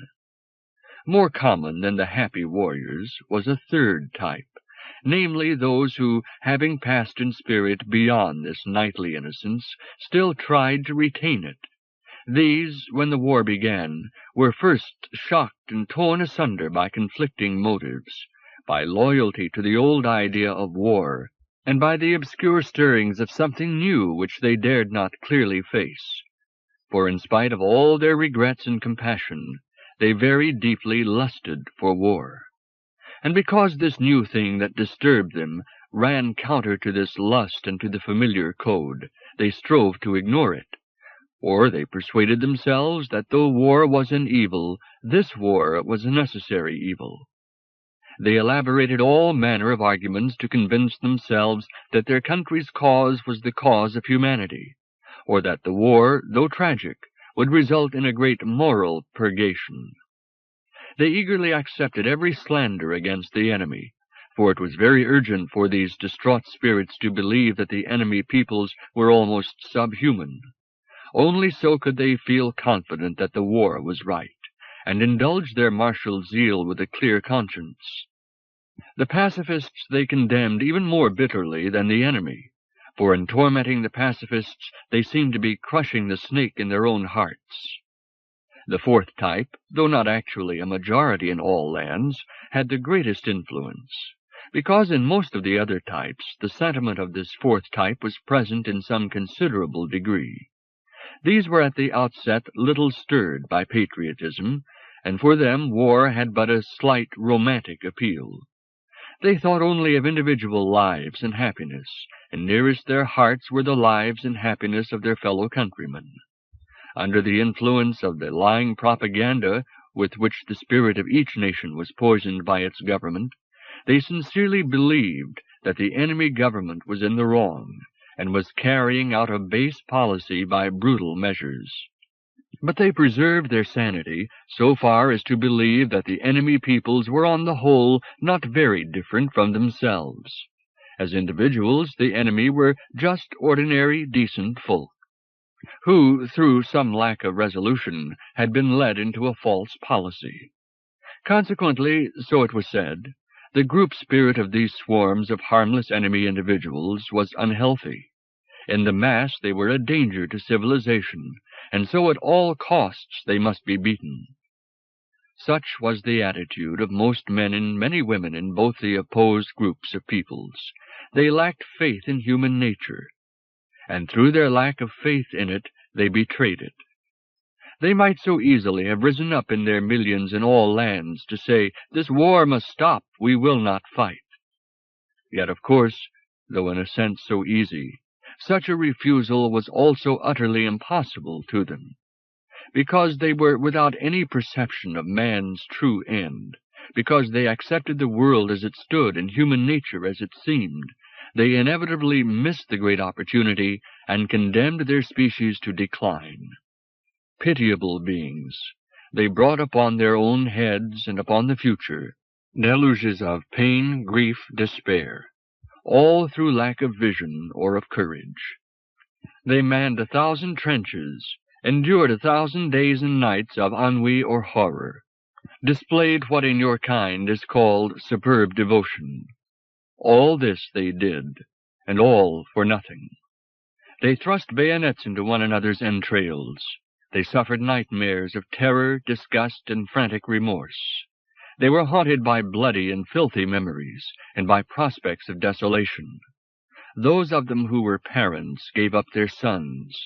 Those who were women gave up their men, and all for nothing, or for a hope that was as impossible as meaningless, as self-contradictory as a round square, for the mad hope that war should end war. They believed that from their agony there must spring a new, fair world. But in fact, through their lack of faith in one another, the whole future of their species was overclouded. The fifth type that we discovered was actually opposed to the war. There were many kinds of pacifists. A few were those naive beings who, loyal to the Christian faith both in the spirit and in the letter, simply accepted the commandment, "Thou shalt not kill," and thought no further. But the main body of effective pacifists, even of those who gave as their motive religious scruples, were of a very different water. One and all, though they knew it not, were ruled by that imperious but still unformulated impulse which I have already noted in the case of Paul, the impulse of loyalty to the dawning spirit of man. But since the real spring of their conduct was still so obscure, they had to rationalize it in various manners. Many supposed themselves to be moved simply by the Christian faith. But indeed in these, so our observers discovered, it was not Christianity that had bred pacifism, but pacifism that had given Christianity a new significance. Strong in the intuitive loyalty to the great adventure of the terrestrial mind, they interpreted that intuition as a loyalty to the Christian God. They strove, so they said, to love their fellows as Jesus had bidden them, but also they strove to love Jesus himself even more. And for them Jesus, though they knew it not, was the divine spirit embodied in their groping species. Others there were, upon whom the basis of the same intuition constructed other rationalizations. Some, believing that they cared only for the happiness of individuals, declared that the misery of war must far outweigh all its good effects. They cared nothing for national honor, nothing for treaty obligations to defend weak peoples, nothing for the propagation of national culture. These, they said, were mere phantoms, for which not one life should be sacrificed. Better for the weak peoples to have their countries occupied peaceably than turned into a battlefield. Let them be defended not by force, but by the pressure of world opinion. As for culture, it was worth nothing if it depended on bayonets and guns. Nothing whatever mattered, so they affirmed, but the happiness of individuals. Yet all the while, these hedonistic pacifists unwittingly drew the fervor which made them face tribunals, prison, and in some cases a firing party, not from their liberal individualism, but from that deep and obscure intuition that the human race was no mere swarm of happy, unhappy individuals, but a vessel still unfilled, an instrument still roughly fashioned, and some day to be used for cosmical achievement. For this they went to prison. For this they resisted the taunts of their own herd consciences. For this they died. And because they felt it in their hearts that the Western peoples must now at last dare to say each to the other, rather than make war, we will let you overrun our lands, sequester our goods, sleep with our wives, educate our children to your way of living. For we are all equal vessels of the one Spirit, we and you. Such was the composition of Europe when the war began. There was the great host of those who regarded it almost solely from the personal point of view, the smaller company of martial romantics, the conflict-racked enemy-haters and pacifist baiters, the swarms of unimaginative loyal folk, who accepted the war as the only way to preserve human happiness, but were sorely perplexed by the savagery that was expected of them. The minute band of those who intuited that war between modern civilized men was utter folly and sacrilege, than which there could be no worse alternative. Of these last, the more resolute and the more pugnacious refused absolutely to have any part in the great madness, and were therefore persecuted, imprisoned, or even shot.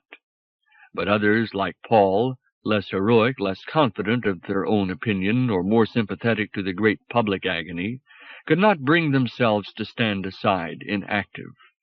They chose, therefore, to help the wounded, to expose themselves so far as was permitted, to accept so far as possible on the one hand the great common agony, and on the other the private loneliness of those who cannot share the deepest passions of their fellows. To Neptunian observers, these perplexed beings were the most significant matter for study, for in them the balance between the archaic and the modern was most delicate. The conflict which in most had been violently solved, in one way or the other, was in these ever present and insoluble. 3. Europe at war. Viewed from the moon, and with eyes such as yours, your little great war would have been invisible, save through a powerful telescope, which would have revealed it as a minute and intermittent smoky stain on the dimly green surface of Europe. To the Martians, those intelligent clouds who in the fullness of time were to invade your planet, it was unnoticeable. With optical organs much more powerful than any terrestrial telescope, their astronomers were already observing the earth as a promised land seen from Pisgah. But what concerned them was your atmosphere, your plentiful water, your vegetation. They sometimes wondered whether the many smears and stipples of cloud which kept appearing and disappearing in your temperate zones were intelligent organisms like themselves. But they guessed that it was not so. They detected normal clouds of vapor, and, much more rarely, clouds of smoke and dust, which they rightly believed to be of volcanic origin. The minute traces produced by your war were assumed to be of the latter type. It did not occur to the Martians that these were artificial smoke palls, beneath which the proud denizens of Earth were blundering through a great, though a fantastic, agony. Even to the average terrestrial, your little great war was a minor and a remote disturbance. A few miles behind the lines, one might often find complete rural peace, marred only by distant muttering. Across the English Channel, men sometimes heard with awe the sound of the guns. But the widespread sense that the tragedy in France had somehow changed the spirit of peaceful landscapes in Surrey, Cumberland, or the distant Hebrides, was but a projection of war-haunted minds. The psychological reverberations of the war did indeed spread far afield. Few corners of Europe escaped such serious influences as the removal of their young men, the rationing of their food, the overwork of their remaining inhabitants. Throughout the continent there was a sense, illusory but profound, that war had somehow altered the very constitution of the universe, or that it had laid bare the sinister depths of existence which hitherto had been concealed by the scum, the multicolored film of 19th-century civilization. But elsewhere, over whole continents, the military operations were known only as a distant marvel, romantic, magical, scarcely real.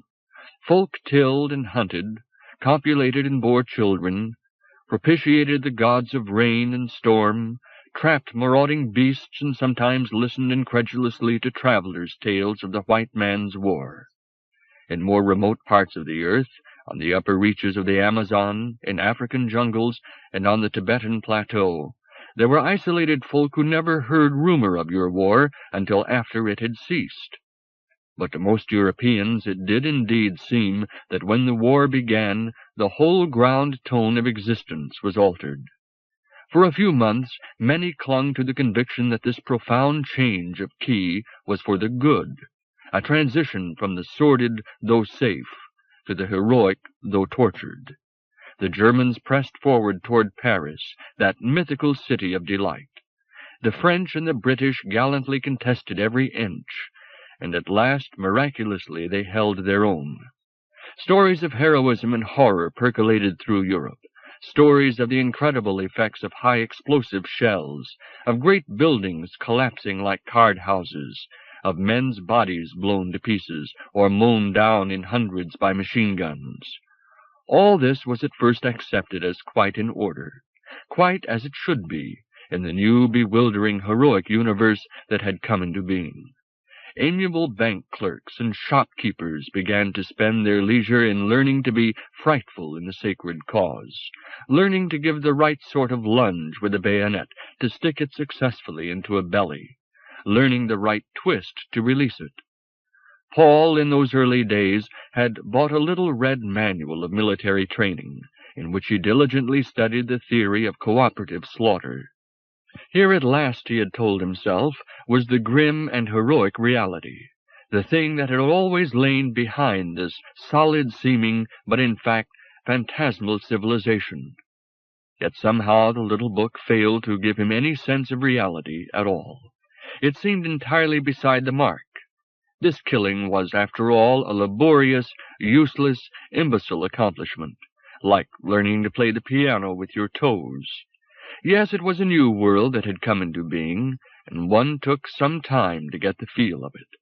Many people seemed to Paul to unearth a new self to cope with it, a simpler, less doubting, more emotional self, a self that concealed under righteous indignation a terrible glee in the breakdown of old taboos. Even while they inveighed against the enemy's rumored brutality, these beings of the new world seemed to savor it on the mental palate lingeringly, lustfully. They were trapped hopelessly, these vengeful ones, trapped by the spirit of the archaic animal from which the true spirit of man could not free itself. Talking to such persons, Paul glimpsed images of the half-born foal, which, through my influence, had so long haunted him. Gradually, the romantic early phase of your war was succeeded by something very different. It almost seemed that man, in origin arboreal and subsequently terrestrial, was to end his career as the greatest and most noxious of burrowing vermin. The armies dug themselves in. They constructed immensely elongated and complex warrens, and settled down to a subterranean life of tedium punctuated by horrors formerly unimagined. It became evident to the combatants, and gradually to the home populations also, that the war was not going to be what it ought to have been. It was not a gentlemanly war. It was ruthless in a way that made the wars of the history books seem temperate. It was a life-and-death struggle in which rules were all abandoned, and it was mechanized. The spirit of it was indeed a strange blend of the machine, with its regularity and large-scale effectiveness, and the brute at bay.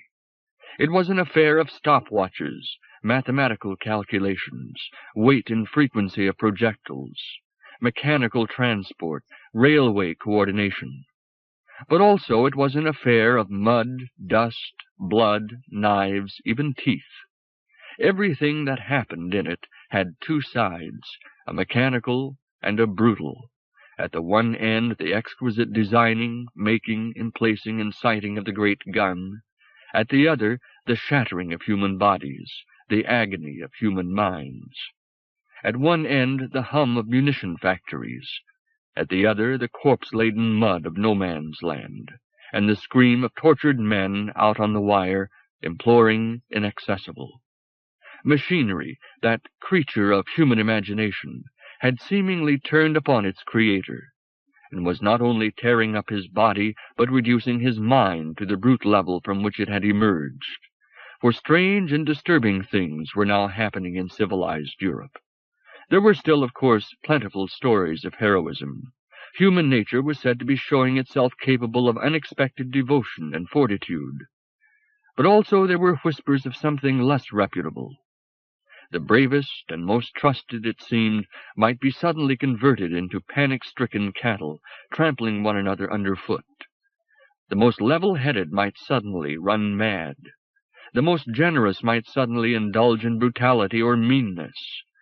There were stories also of tragic muddle and betrayal of duty, stories of British shells falling in British trenches, of troops sent up to certain destruction through a staff officer's blunder, of supplies misdirected, of whole forlorn offensives launched for no reason but to satisfy the pride of some general or politician. There is no need for me to enlarge upon these matters. They have been well enough recorded by your own scribes, and are, on the other hand, of little interest to the Neptunian observers of your great folly. Though more than ordinarily disastrous, they were but typical of the blend of organization and chaos, which is the outstanding character of your whole world order. The Neptunian, studying that order, is inevitably reminded of the fortuitous, unplanned organization, and the blindly apt but precarious behavior of an ant colony. But though your massed stupidity afforded us little interest, we found in the lives of individual soldiers, and in their diverse adjustments to the war, much to arrest our attention. For the majority, adjustment consisted in acquiring the technique of a new life, in learning to make good use of cover, to contrive some slight animal comfort for oneself even in the trenches, to make the best of minute pleasures, savoring them drop by drop, to live upon the hope of strawberry jam, or a parcel from home, or a letter in a well-known hand, or a visit to some woman behind the lines, or, failing these ecstasies, to make the best of plum jam, of a rum ration, or of sex without woman, to wangle small privileges out of the great military machine, to be expert in système D, and at the same time to take deep into one's heart the soldier's morality of faithful obedience to superiors, faithful loyalty to comrades, and complete irresponsibility in respect of all things further afield, to live within the moment and within the visible horizon, to shut the eyes of the spirit against disgust and stop the ears of the spirit against horror, against self-pity, against doubt. It is true that to many spiritually undeveloped beings the war life was a tonic. Many of those who had been nurtured in prosperity, or at least in ease, who had never faced distress and never been tortured by compassion, were now roughly awakened. Generously they gave themselves, and in the giving they found themselves. But others of their kind were broken by the ordeal. The awakening came too late, or to natures incapable of generosity. But it was not in these, either the made or the marred, that our observers were interested. We were concerned rather to watch the adjustments of those in whom there was at work a force alien to the simple soldier ideal. Many such have I myself inhabited. At the outset they have gone forth with the sense that the heavens applauded them, that there was a God whom they were serving, and who would recompense them for their huge sacrifice with the inestimable prize of his approval. But soon or late their faith has been destroyed by the ugly facts of war. Let me tell of one case, unique, yet typical of thousands on both sides of the line. From the terrestrial point of view, the events which I am about to relate were contemporary with the story of Paul, already partially recounted, and they culminated in 1917, when the war was far advanced, and Paul had already been more than 2 years in France. But from the Neptunian point of view, my exploration of these events took place some time before I had made the acquaintance of Paul. The specimen case that I shall now report is one of my most interesting treasures. Also, it nearly cost me my life. He was a young German, a native of Neustadt in the Black Forest, and he had been trained for the care of trees. His hands were skilled in tending the baby pines in their crowded nurseries, and in planting them out in the greater world of the forest. When he wielded the axe or the saw, the deed was done with precision, and also with a deep sense of fate. The resinous odor of the forest and of the fresh-cut wood, the ever-present vision of towering shafts and swaying branches, the occasional glimpse of a deer, these things he valued lightly while he was yet with them, but when he was removed from them, he longed for them. Now this young man, whom I will call Hans, had been selected for study because, though he became a good soldier, he was more than a good soldier. During his career as a forester, I had found in him a very unusual feeling for individual trees and for the massed ranks of the forest. He could not help regarding them as each one a unique spirit, living according to the laws of its own being and striving toward perfection of life.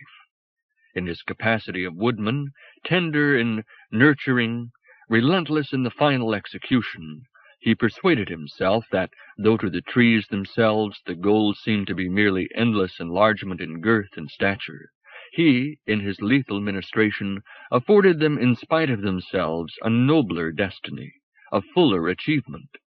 Sometimes, when he regarded a score or so of the great felled trunks laid flank to flank, With the resin still oozing from their clean-sawn wounds, he would say to the standing forest, "Do not pity them, for they have gloriously attained their destiny." Then with reverence, almost it seemed with envy of this beatitude, he would lay his hand on the rough and tawny skin of some prone giant in a last salute. For the great communal being of the forest, reclining so grandly on its many hills, he had a feeling compounded of benevolence and awe. It was for him a spirit, one of God's nobler creatures. When it began to be depleted for the war, he was distressed, but even the forest, he admitted, must be sacrificed for that even nobler forest, the fatherland. He was a good son of the fatherland, and also a good Catholic. They told him that the English and the French were servants of Satan, who wanted to harm the fatherland. He went to the war filled with the sense of glorious adventure and a great cause. He was very proud of his new life. He cared for his rifle as he cared for his axe, and became as deadly a shot as he was precise a sawyer. When he killed his first man with a bullet through the forehead, he had that sense of fate and of calm, almost loving execution, which he had known in felling the beloved trees in their ripeness. His next man he overcame in savage hand-to-hand struggle in the dark. For the fatherland and in defense of his own life he did it. But there was no joy in it. Little by little he earned a reputation for coolness and resolution. He volunteered for a number of dangerous tasks and carried them out with distinction. When steel helmets were issued, he was proud to wear one. Its noble curves suggested the mythical heroes of his race. Its weight on his head crowned him. At first Hans thought of the war in terms of his forest-born philosophy. He and his comrades were trees who sought one destiny but were to find another, less easeful but more fulfilling to the spirit. But little by little it began to appear to him that this war, nay, this world, was no well-tended forest, but a terrible primeval jungle in which everything was crippled by everything else, and all things were useless. He strove to put away this thought by drugging himself with war propaganda, or with duties, or with pleasures. But it would not leave him. So greatly did it disturb him that everything began to seem changed and sinister to him. Common objects looked at him meaningfully, tauntingly. Empty tins and trampled cigarette ends would leer at him like little devils, deriding him for being trapped. His own hands, in their ordinary actions, seemed somehow to reproach him for putting them to serve the devil. He had an overwhelming sense of betrayal. But whether it was that he himself was betrayed, or that he had betrayed something else, was never quite clear. Emblems of his religion, encountered in shattered churches or shrines, sometimes reproached him with his irrevocable treason. Sometimes, on the other hand, they confessed themselves mere jests perpetrated by the universal diabolic power which had masqueraded as the god of love. He began to think about the men he had killed, and to see them again, especially at night, especially a French corporal whose face he had smashed with a hand grenade. His rifle now took on a snake-like coldness in his hands, so that he shuddered. His helmet pressed on his forehead vindictively. Over all things there was a kind of darkness, which was the worse because he knew it was not real. In his ears there began to be a distant wailing as of wind, which, when the great guns roared and crashed, was yet heard screaming above them. In fact, Hans was on the way to breakdown. Now, Neptunian observers found amongst you two kinds of breakdown, very different in origin. Both types are of great interest to us, because the more effectively integrated minds of our own species afford the psychologist no such opportunity of study, even under the most severe strain. One type of terrestrial disorder, the commoner, was due to the conflict between primitive biological impulses of self-preservation and the behavior imposed by military obligation. The other, which was more interesting to us, sprang from the conflict between military obligation and the still unrecognized impulse of loyalty to the striving terrestrial spirit. This was the conflict which was most seriously undermining Hans, though the other also was, of course, adding to his distress. He himself lacked the self-knowledge to understand his trouble. He thought it was simply a trouble of the more primitive kind, and was bitterly ashamed. He determined not to give way, but to pull himself together. Both loyalty and self-pride demanded it.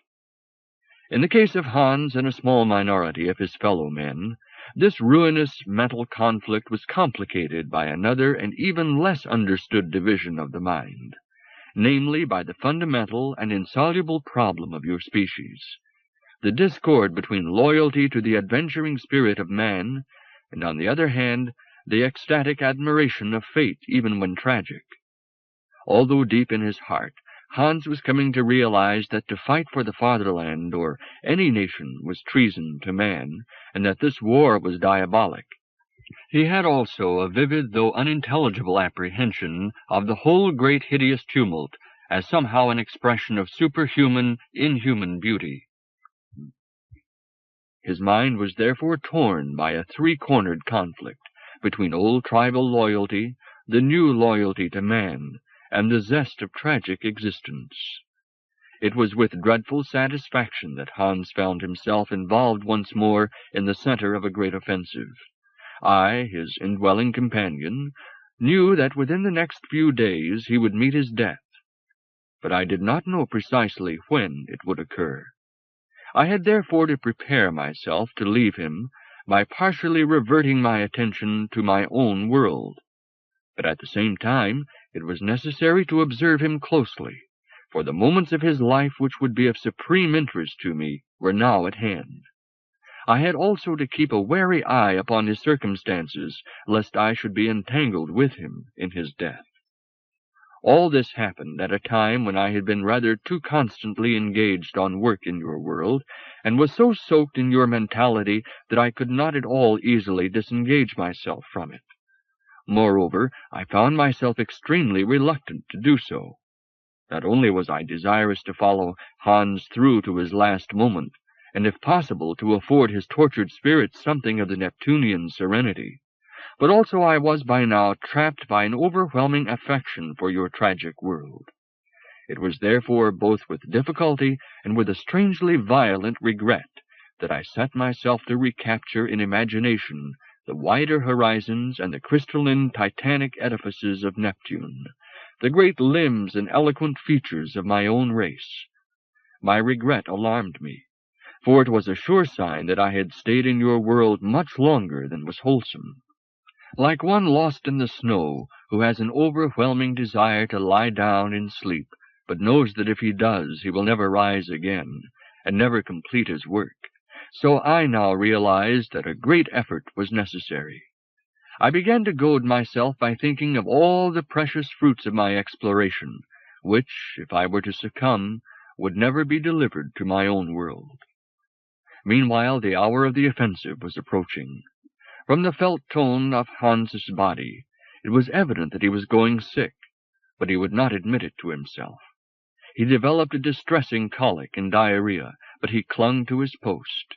He was seized also by a strong premonition of death, an infection from my own awareness that this was indeed his last battle. While he and his comrades were awaiting the order to attack, Hans experienced a sudden increase of mental lucidity. In desperate haste he reviewed his whole life, his whole experience of existence. He was terrified at the contrast, not the physical, but the spiritual contrast, between his forest years and the present.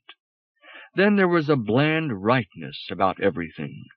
Now, everything, even generous and gallant action, was somehow evil, tainted by an all-pervading shame. He said to himself, "We have simply walked all together into hell." It was almost the moment of attack. I knew that he would survive the storming of the enemy first-line trench, for I had previously learned from a Neptunian colleague, who had already observed this action through the eyes of another individual, that Hans was to be seen alive in the trench. Therefore I felt secure enough to watch my man minutely for a while, and to prepare his mind to meet death with peace, instead of the rage and despair that had hitherto possessed him. While he was still waiting inactive, Hans was very near to breaking point. It seemed possible that he would not obey the order to advance. But when the word came, he clambered up with the rest. And as he pounded across the tract of shell-torn earth and tangled wire, he suddenly blazed up with maniac hate of the universe and all its denizens. In those moments it mattered not at all to him whether his bayonet should pierce a blue or a gray uniform. Nothing mattered but that he should void the hate that was in him. I felt a bullet tear one of his ears. He did not notice it. A near shell killed a man on his right and half-buried Hans himself. He picked himself up and stumbled on. It now became clear that I was far more dangerously entangled in your world than I had thought. For at this moment, as I watched the desperate plight of this blind, half-human spirit, I found myself suddenly undermined by doubt of my own Neptunian vision. Here was a mind blessed neither with the insensitivity of the beast, nor with the all-redeeming vision of my own species, a mind deranged by the horror and guilt of 3 years of war, and now overwhelmingly nauseated by its own being and by the satanic universe which had spawned it only to devour it, a mind which looked forward to nothing but horror and annihilation for itself, and futility for its world. It suddenly appeared to me that a universe in which such torture could occur must be utterly vile, and that the Neptunian complacency was heartless. This apostasy I noted with dismay, but by now I was in no mood to withdraw myself into spiritual safety. More important it seemed to stay with Hans, and afford him at all costs at least an illusory consolation. While he was covering the last few paces to the enemy trench, I was somewhat anxiously engaged in 2 very different undertakings. The first was to thrust upon the mind of Hans an image of the forest, which might serve as the starting point for a spiritual change. The second, which I undertook at first with reluctance, was to prepare myself for a sudden exit from your world. I successfully established in him the vision of lofty trunks and somber foliage. As he plunged into the trench with his bayonet in the neck of an enemy, this image took possession of the deeper region of his mind. I then began to think more conscientiously of my own safety, and to steady myself in earnest for the leap to Neptune. I pictured my own far future body, lying asleep in my subterranean garden. I dwelt upon the translucent features of the woman called Panther. I reminded myself of the mad star, and of the supreme disaster which we, the last men, await undismayed. Contemplating this, the last scene of the tragedy of man, I began once more to see your little war in its true proportions. Presently the cramped and unwholesome feel of the young German's body began to fade from me. The racket of battle, the tumbled and bleeding human forms, began to seem as a dream when one is all but wakened, a dream of being entangled in the insensate feuds of wild animals. But now something happened which recalled my attention wholly to your sphere. A savage tussle was taking place in the trench, and the invaders were becoming masters of the situation. Hans, however, was playing no part in the fight. He was standing aside watching it, as though it were a dog-fight. In his mind was a vast confusion caused by a sudden enlightenment. Not only had the forest image started a change in him, but also he had been infected by my own reversion to the Neptunian mentality, so that in those moments he too experienced a kind of awakening. Suddenly he flung away his rifle and rushed with a huge laugh into the melee. Seizing one of his countrymen by the collar and the seat of the trousers, he tugged him away, crying, "No more brawling!" An officer, seeing that Hans was out of his mind and causing trouble, shot him through the head. Fortunately, I had caught sight of the muzzle of the weapon out of the corner of Hans's eye. Desperately, with a wild leap of the mind, I disengaged myself from your world. I awoke to find myself in bed in my garden. I could not remember what had happened, but I had a violent pain in my head, and several of my colleagues were standing round me. They had heard me scream, they said, and had come running to my assistance. A few minutes later, apparently, I lost consciousness again and fell into convulsions. I remember nothing further till 6 weeks later, when I awoke to find myself in the tree-girt hospital where shattered explorers are nursed back to health. 4. Paul in the War. While I was studying Hans, I was, of course, also, in the very same span of terrestrial duration, resident in Paul. Yet from the Neptunian point of view, let me repeat, my operations upon Hans took place before I had even discovered Paul. Consequently, while I was in Hans, I knew nothing about Paul and my work upon him, but while I was in Paul, I remembered my experiences in Hans. This fact, as I shall tell in due season, had in one respect a curious effect on Paul. Meanwhile, I must revert to Paul's career at the point where I first introduced him into this survey. It will be remembered that he was suffering an agony of indecision about the war, that he hurried to a recruiting office and then fled away from it. We left him slinking through the streets of London. During the next few days, Paul was frequently troubled by his waking nightmare, the mare that was dead, with her strangled foal.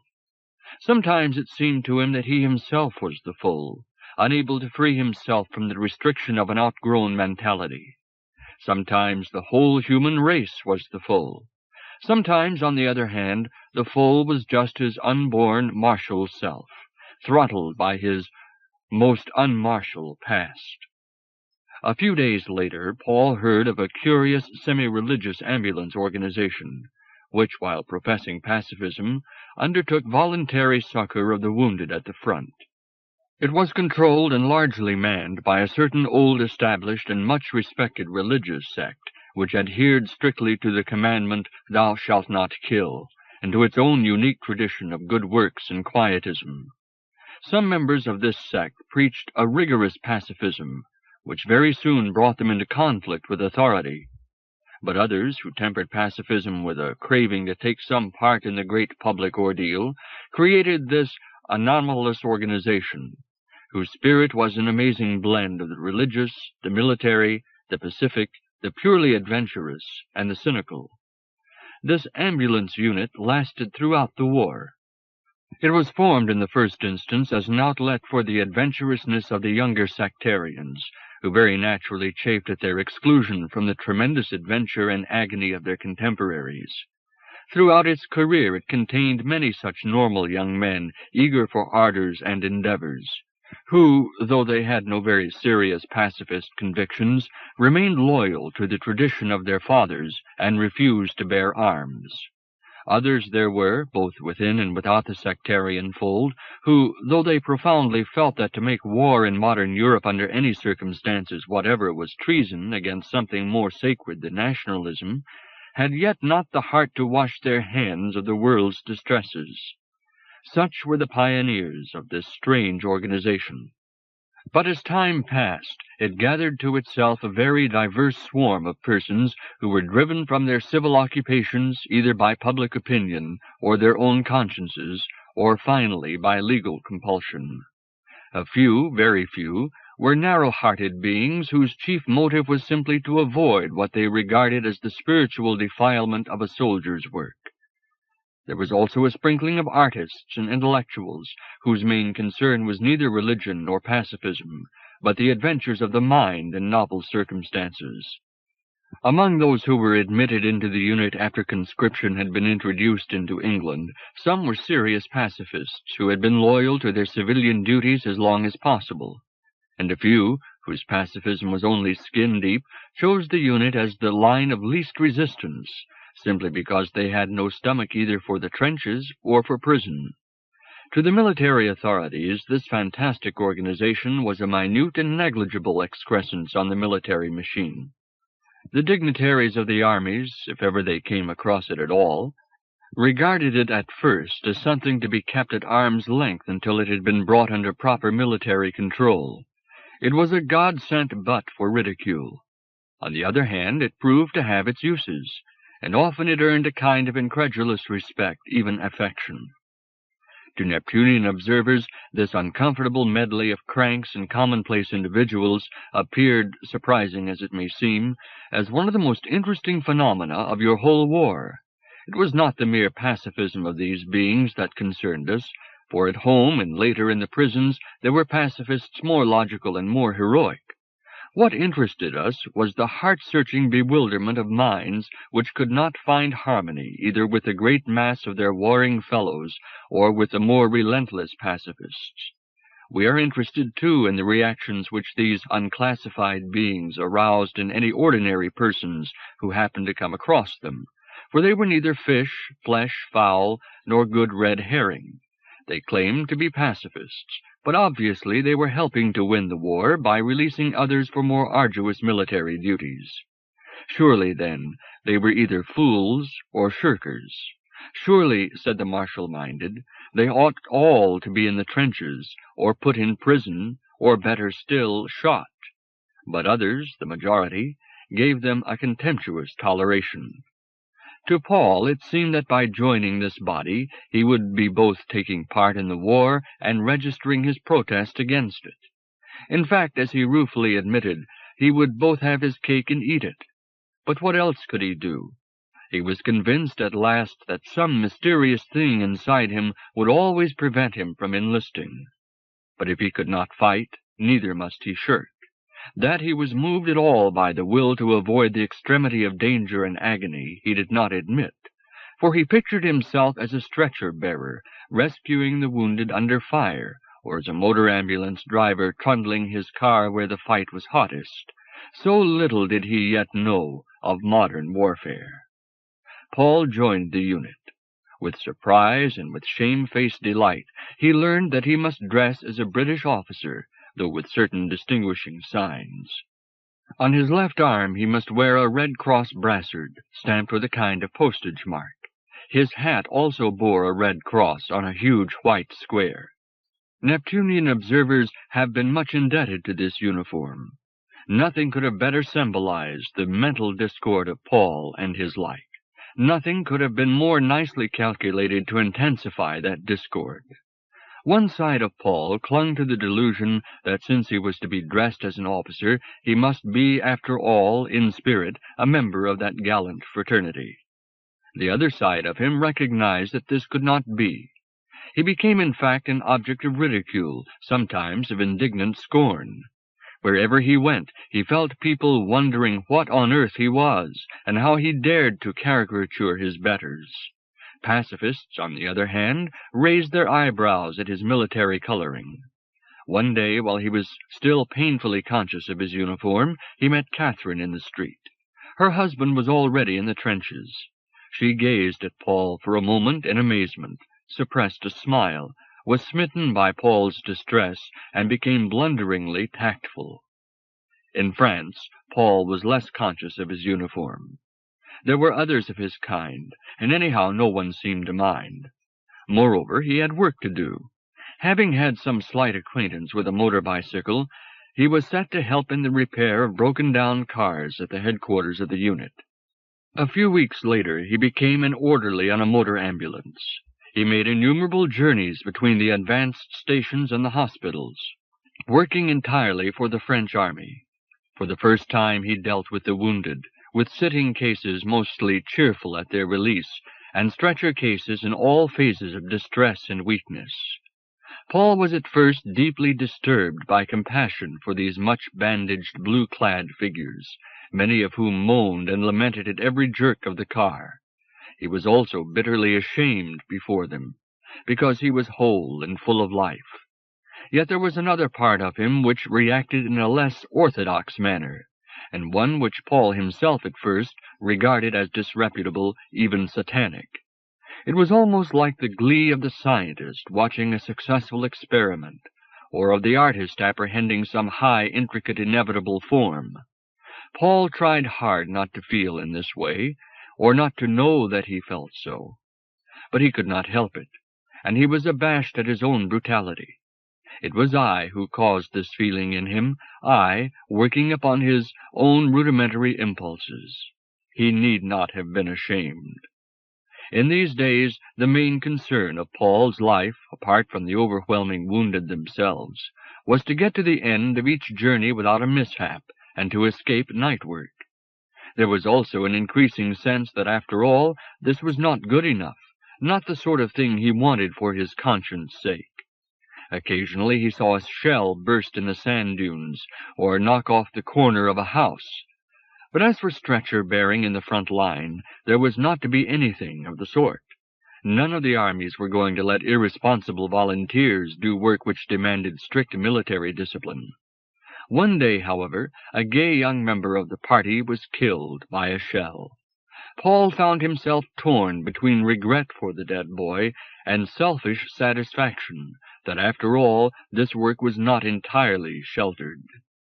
The weeks and months passed, weeks made up of sultry day driving and pitch-black night driving, of blood-stained blankets, packs, overcoats, of occasional alarms, of letters written and received, of bathes in the sea, not far from the steel entanglements which crossed the beach at the end of the line. Then there were talks with those who shared the dilemma of Paul himself, and talks with the utterly different beings who accepted the war with a shrug.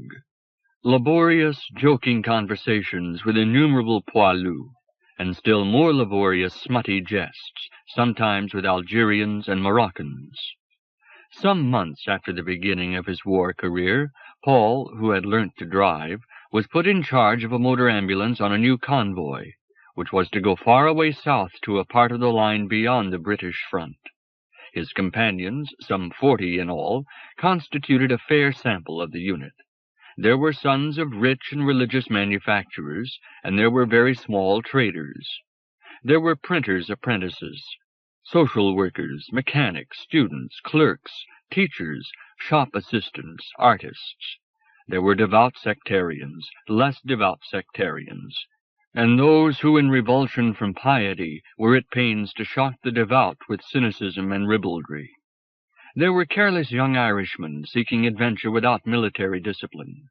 There were kindly and earnest products of sectarian schools, and others who had emerged from the same schools with a no less earnest, no less kindly frivolity. There were grizzled men who secretly cared nothing for pacifism, but sought the quickest way of seeing the spectacle of war. Here I may mention, too, the colorless but useful creature whom I have chosen as my mouthpiece for communicating with you. He has served me well in the past for the recounting of events in which he played no part, but now that it is necessary to dwell for a moment on microscopic occurrences of which he himself was a witness, I find him less manageable. It is not always possible to prevent him from dwelling unduly on the insignificant hardships and dangers in which he participated. Such were the companions of Paul, the unique being whom I had so carefully prepared for this experience. With a sense that at last the test was coming, the convoy lumbered south. It left behind it all traces of the British army, which it so envied, respected, and obscurely feared. Presently it found itself established in a town beside an old royal hunting forest, and there for months it stayed, finding much hard work, but none of the ardors which it sought. In time even the work decreased to a steady routine. In the earliest and more disorderly phase of the war, the pioneers of this ambulance unit had found ample opportunity to show that pacifism was not incompatible with courage and endurance. And even now, other convoys of the unit, it was said, were being of real use and suffering real danger and hardship. But this convoy, it seemed, was fated to idleness. There grew up a general restlessness, a tendency to quarrel over nothing, a disposition to walk violently along the geometrically ruled alleys of that prim forest. Paul conceived a sentimental passion for the forest. He withdrew as far as possible from his companions, and tried to think of himself as some kind of a faun trapped into a human way of life. He found a deep satisfaction in sleeping on a stretcher under the stars and branches. I contrived that the forest should increasingly take possession of him, for I wished to perform a minor experiment on him.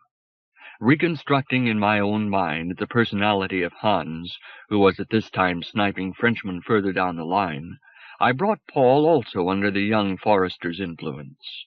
Paul began to feel toward this neat French forest almost as Hans toward his grander German one. He spent all his spare time in it, laying bare his spirit, so he thought, to the presence of the trees. He began to write verses again in his own groping technique. Here is one of them.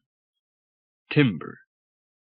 Stroke of the axe, the trunk shivers and gapes. Stroke on stroke, the chips fly.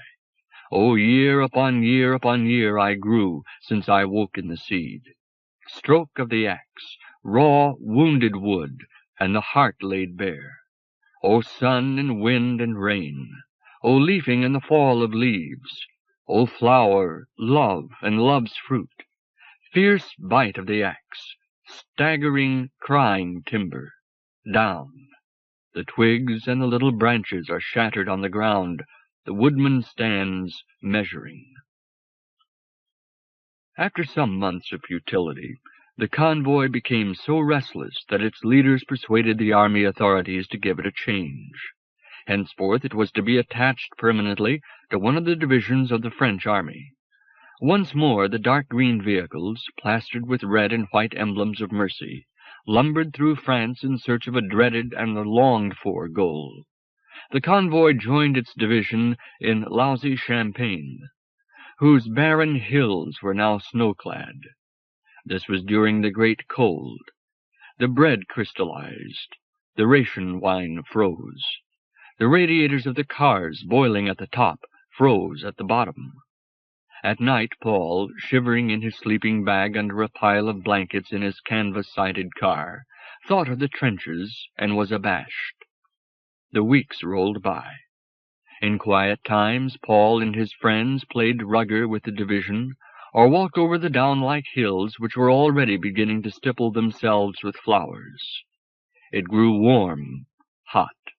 They bathed in the stream, their white bodies rejoicing in freedom from stiff military clothes.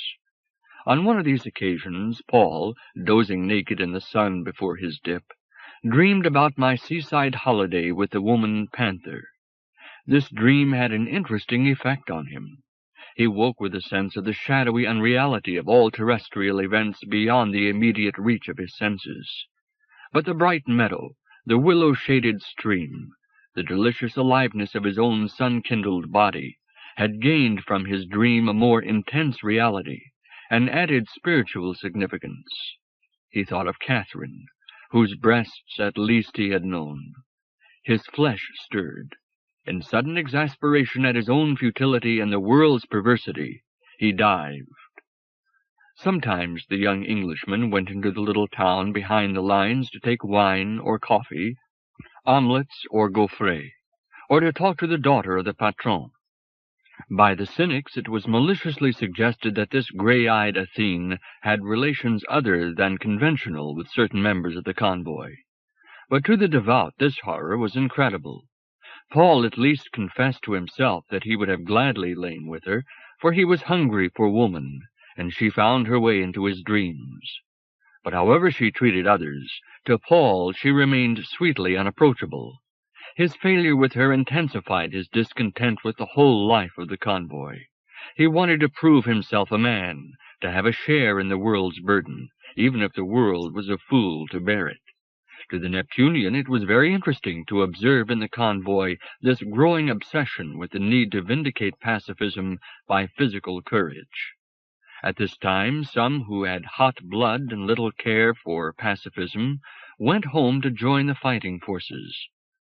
Others went home not to enlist, but to go to prison for their pacifism. New hands came from headquarters to replenish the convoy. Now that conscription was in force, there was no lack of personnel. Paul himself, whenever he went home on leave, had thoughts of joining the army, but he knew that these thoughts sprang only from his loneliness in a land intent on war, not from conviction of duty. On leave he was always cowed. He felt himself an outcast. He felt the women flaunting their soldiers at him, and the soldiers, though they let him alone, put him to shame. People at home judged him according to their own natures, as an impossible idealist, a fool, or a common shirker. All arguments closed with the same formula: but we must fight to keep the Germans out. When Paul dared to say, would it really matter so very much if they came, he was silenced by stories of atrocities which in his heart he could not believe. Once when he was on leave, he met the archangel, who was now an army chaplain and had been wounded.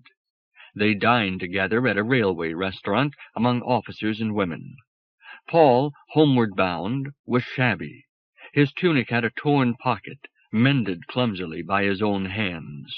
Those hands, which he had scrubbed till they seemed unusually clean, now turned out after all to be ingrained with engine oil, and his nails were ragged. He felt as though, for his ungentlemanly conduct in refusing to fight, he had been degraded from his own social class. This sense of loss of caste was intensified by the fact that he was wearing a closed collar. For since conscription had come in, the unit had been made to give up the secretly cherished open collar of the officer's tunic. The archangel was friendly, sympathetic even, yet in his very sympathy, so at least it seemed to Paul, condemnation was implied. Over coffee, Paul suddenly asked, not without malice, what would Jesus have done?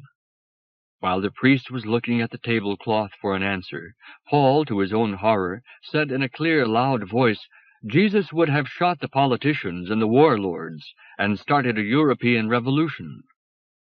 There was a silence in the restaurant. The pained archangel murmured, strange talk from a pacifist, isn't it? Then at last, quite suddenly, Paul's pacifism defined itself in his mind, assumed a precise and limiting outline. To the archangel he said, not too loud but with conviction, to fight for one's nation against other nations in a world insane with nationalism is an offense against the spirit, like fighting for a religious sect in a world insane with sectarianism. But to fight for revolution and a new world order might become necessary. Paul was surprised at himself for making this statement. How it would grieve his pacifist friends. Was it true, he wondered? One conviction at least became clear in his mind. Whatever was needed to bring about a right world order was itself right. But national wars could never do this, and were utterly wrong. Perhaps the only thing that could bring about a right world order was not violence, but a very great change in the hearts of ordinary people. But could that change ever occur? Somehow it must. Such were the thoughts that occupied Paul during the pause that followed the archangel's protest. It was always with mingled despair and relief that Paul went back from leave. On leave, he was haunted by the full image. When he was in the war area, he felt there was some life in the creature yet. It was struggling, though doomed. But at home it seemed already dead, mere horse-meat, never to be the friend of man. Life on the familiar sector was in the main too humdrum to be very repugnant. Sometimes, for a day or two, there would be activity. The roads would be seriously shelled, and the loaded cars would have to run the gauntlet. It was unpleasant, even nerve-wracking, but it was soon over. And always one knew that this was but child's play, not the real thing. During one of these minor disturbances, while Paul was returning to the front with an empty car, and shells were dropping close around him, he saw a figure lying at the roadside, its head badly smashed. Obviously the man was dead, so Paul drove on. But the next car stopped to pick him up, and he was still alive. For months Paul was haunted by that incident, going over it again and again in an agony of shame. It became to him the nadir of his existence. It increased his ludicrous obsession over physical courage. The division liked its section sanitaire anglaise. It had come to regard these strayed English no longer with suspicion, but with affection tempered by incredulity. It excused their pacifism as one might excuse a Mohammedan for not eating pork. No doubt in both cases there was some equally remote and fantastic historical explanation. To Frenchmen it was apparently inconceivable that anyone should take pacifism seriously unless it happened to be an element of his religious orthodoxy. For Frenchmen themselves, so the convoy had long ago discovered, the only serious religion was France, the only orthodoxy uncompromising loyalty to France. If anyone suggested that some policy beneficial to France might not be acceptable to other peoples, these amiable, lucid, but strangely unimaginative Latin children would no doubt charmingly express regret, but would also point out that if the policy was necessary for France, they must support it. The extermination of wild animals by the march of civilization is to be regretted, but no sane man would suggest that civilization should be restricted in order to save them. As to pacifism, anyhow, it was no more practicable in Europe than in the jungle. Thus talked the considerate and very gallant officers of the division, so respect-worthy in sky blue and gold. Thus talked the amiable poilus, so devoted to their distant families and the land they should be tilling. And indeed, all that the troops said about pacifism was true. They and their like made it impossible. Once more the foal. One Frenchman, indeed, did show some understanding of these English cranks. He was one of the two priests attached to the division. His colleague, a red-bearded lover of wine, wore military uniform, and was a hearty friend of the troops, but Monsieur l'Abbé himself wore his black cassock, tramped the whole sector with his finger in a little volume of St. Thomas, and was revered. He would talk long with the English over meals and dugouts, for he was interested in their sect and their ideas. Of their pacifism he would repeat, "Ah, mes chers messieurs, si tout le monde pouvait sentir comme vous." One day he was caught by a shell, which broke his leg. Members of the convoy visited him in the hospital, where his clean body was making a quick recovery. Then, through some muddle over a change of staff, he was neglected and died. In the commemorative address given by his colleague, the abbot's death was laid to the account of the God-hating enemy. To Paul, it seemed to be due to more complex causes. In most Frenchmen's eyes, the pacifism of these English merely gave an added and farcical piquancy to a body that had already earned respect for its efficiency. For these pacifists were extremely conscientious in their work, as is indeed to be expected where consciences suffer from chronic irritation.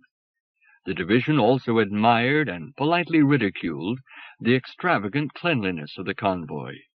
In quiet times, the paintwork of its cars was sleek with paraffin. Lamps, fittings, even crankcases were kept bright with metal polish. Some of the members grumbled, but all acquiesced. Thus did the convoy pay tribute to the great British Army, which, in spite of anti-militarism, it so faithfully admired. Cleanliness did not interfere with efficiency. What the convoy undertook to do, it invariably did. On the other hand, from the division's point of view, the conscientiousness of these English sometimes went too far, as when they flatly refused to transport rifles and ammunition to the front in their Red Cross cars. The general was indignant, and threatened to get rid of this pack of lunatics. But an artist member of the convoy was at that time painting his portrait, so the matter was dropped. By now this little speck of Englishmen in an ocean of Latins had acquired a strong group spirit. Though internally it was generally at loggerheads with itself, all its jarring elements were in accord in maintaining the prestige of the convoy. If any one indulged in some minor lapse, public opinion was emphatically against him. On the other hand, if the officers of the convoy sought to introduce customs which to the rank and file seemed unnecessary or obnoxious, the cry of militarism was raised, and the long-suffering officers, though they had behind them the whole power of the British and French armies, patiently argued the matter out with the rebels. Punishment was unknown in the convoy. This little group of 20 persons was ever in a state of internal strain, either between the officers and the rest, or between one clique and another. Thus the earnestly devout would outrage the earnestly frivolous by organizing religious meetings. The frivolous would conscientiously get mildly drunk on ration wine. The earnestly Philistine talked sex and sport, motors and war, to maintain their integrity against the earnestly intellectual, who talked art, politics, pacifism, and what they thought was philosophy. Yet all alike, or nearly all, received something from the strange corporate being of the convoy. All were intensely conscious of their nationality and of the need to impress these foreigners with British excellence. Yet all were outcasts from their nation and deeply ashamed, even though also they consciously despised nationalism and vehemently prophesied cosmopolitanism. At last the test came. The division moved to a part of the line beside the Montagne de Reims. On the way, the convoy was caught up in a continuous stream of traffic making for the front, a stream of troops, guns, limbers, troops, motor lorries, tanks, troops, ambulance sections. There was indescribable congestion, long waits, snail progress. Ahead, a ceaseless roar of guns. On this journey I found in Paul a ludicrous blend of thankfulness and fright. His body was continuously in a state of suppressed tremor.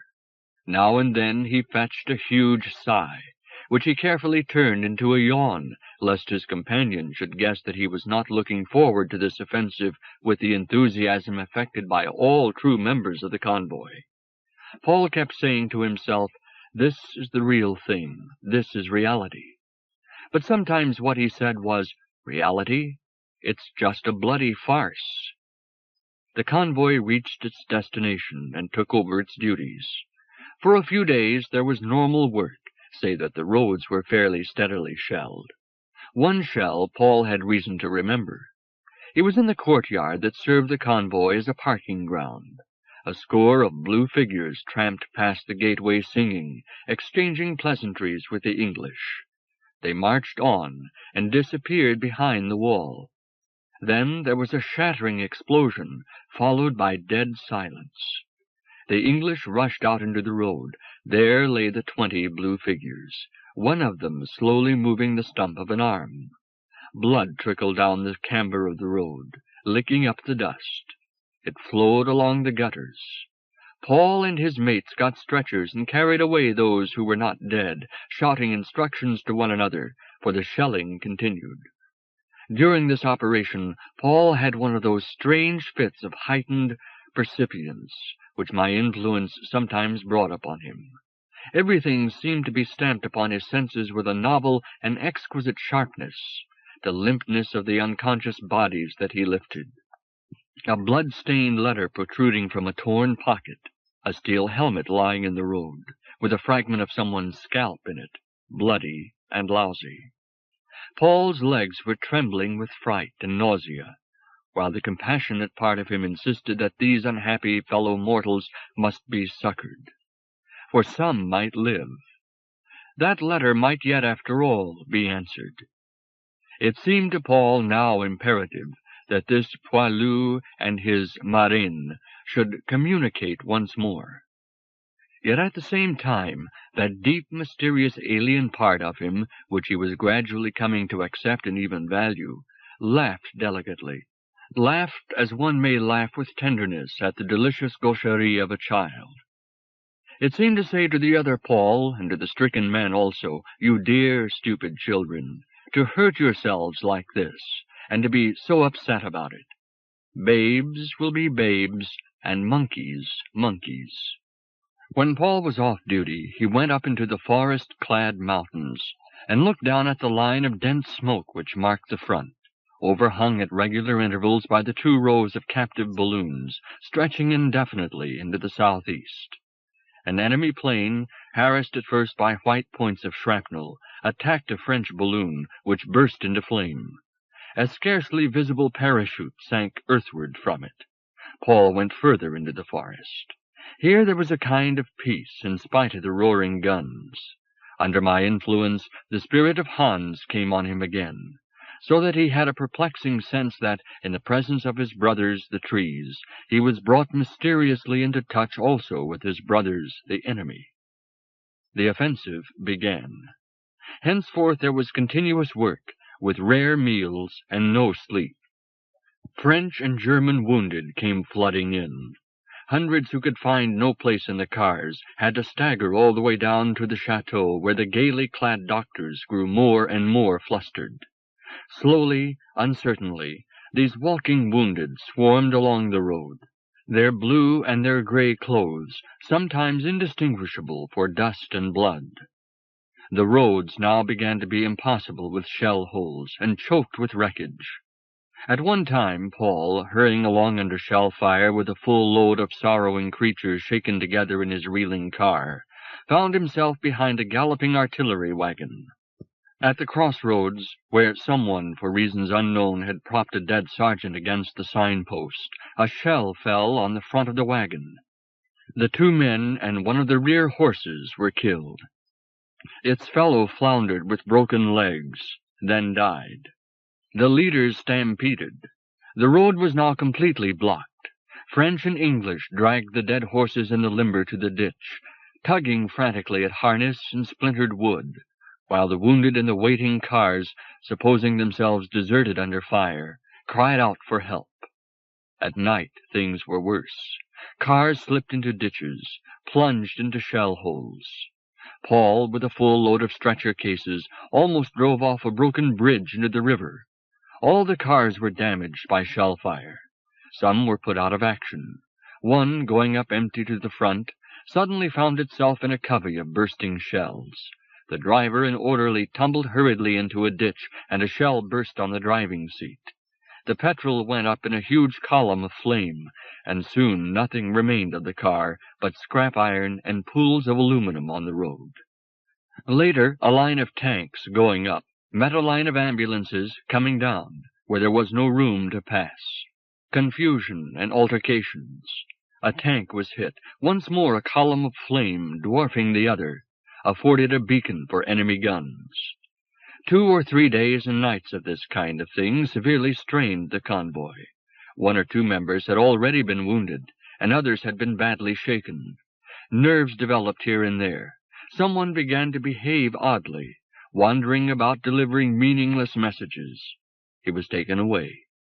Paul himself was in a queer state, for his head was splitting, his mouth foul, his limbs curiously stiff and heavy. His stomach seemed to have collapsed. Worse, his driving was becoming erratic, and he sometimes said things he did not intend to say. He was continuously scared, and also scared of being found out by his calmer colleagues. His bogey, the foal, began to haunt him again. Somehow it was all mixed up with another vision, a blood-stained letter protruding from a torn pocket, and with yet another, a cow so flattened in the mud by the wheels of lorries and the feet of troops that nothing of it remained three-dimensional except its head in the gutter and one broken horn. The thought that, after all, this ambulance life was mere child's play compared with what was afoot elsewhere hurt him so badly that inwardly he whined. For if things grew much worse than this, he would certainly crack. And yet this was nothing.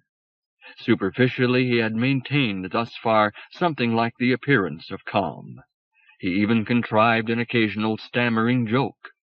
But inwardly he was by now going faint with terror, and this welling terror was beginning to spoil his affected calm. People were beginning to look at him anxiously. Paul found himself reviewing his case in this manner once while he was crouching in a ditch waiting for a lull in the shelling and for a load of wounded. Yes, inwardly he was by now not far from cracking. Yet more inwardly still, so he remarked to himself, he was quite calm. That was the odd part of it all. His silly body, or animal nature as he put it, might very well crack or run away howling, and yet he, Paul, would have no part in it. He, Paul, the rider of this quivering animal, was unperturbed, interested, amused. The beast might run away with him or throw him. It was proving a rather worthless sort of beast, and he had his work cut out to force it to the jumps. He would damned well master it if he could, but if he could not, well, it was all in the game, the extremely interesting game of being a human thing, half god, half beast. He knew quite well it didn't seriously matter if he was killed, or even if he was horribly wounded. It didn't really matter, even if he cracked, though he must hang on if he could.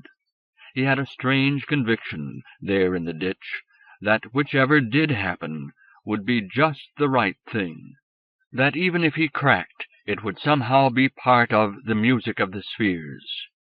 Even the foal unborn was part of the music.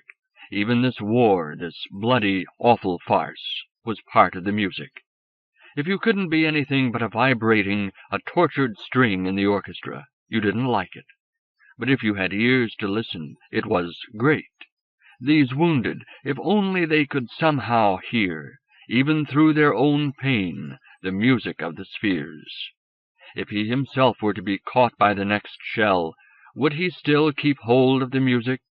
Not he. He would be a mere tortured animal. Well, what matter? The music would still be there, even if he could not hear it, even if no man heard it. That was nonsense, yet profoundly he knew that it was true. Presently, for no apparent reason, the sector quietened down. The offensive, it seemed, had been a failure. The advance, which was to have swept the Germans out of France, never began. The division, moreover, was in a state of mutiny, sensing mismanagement, declaring that thousands of lives had been lightly thrown away. It was withdrawn. The convoy traveled with it into a flowery region far behind the lines. Tin hats were discarded. Then occurred a little incident very significant to the Neptunian observer. The convoy, having borne itself well, was cited in the order of the Corps d'Armée.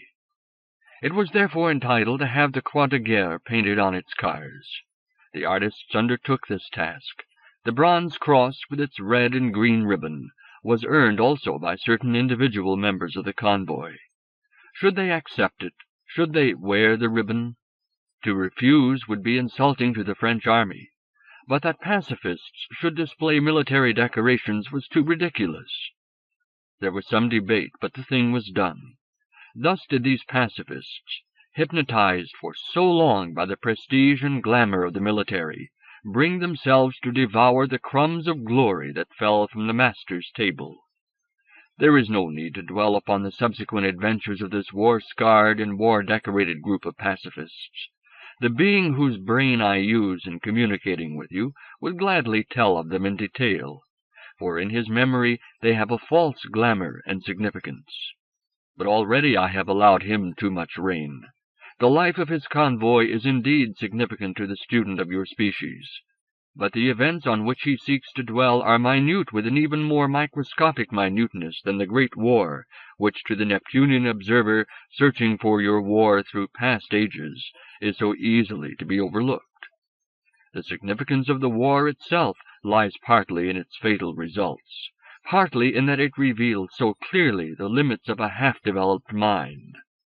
The importance of the ultra-microscopic events that I have allowed my instrument to enlarge upon in this section is that they show how, even in the less conventional minds of your race, the archaic impulses cause devastating perplexity. When the convoy had rested, it wandered from sector to sector, till at last it found itself once more near the vine-clad and forest-crowned mountain of Rheims, and once more destined for a great offensive. Once more the din of the troops, guns, lorries. Once more torn-up roads, smashed cars, night driving in blurred and suffocating gas masks. Once more the in-flooding wounded, and now and again a member of the little group itself wounded or killed. This time the offensive went on and on.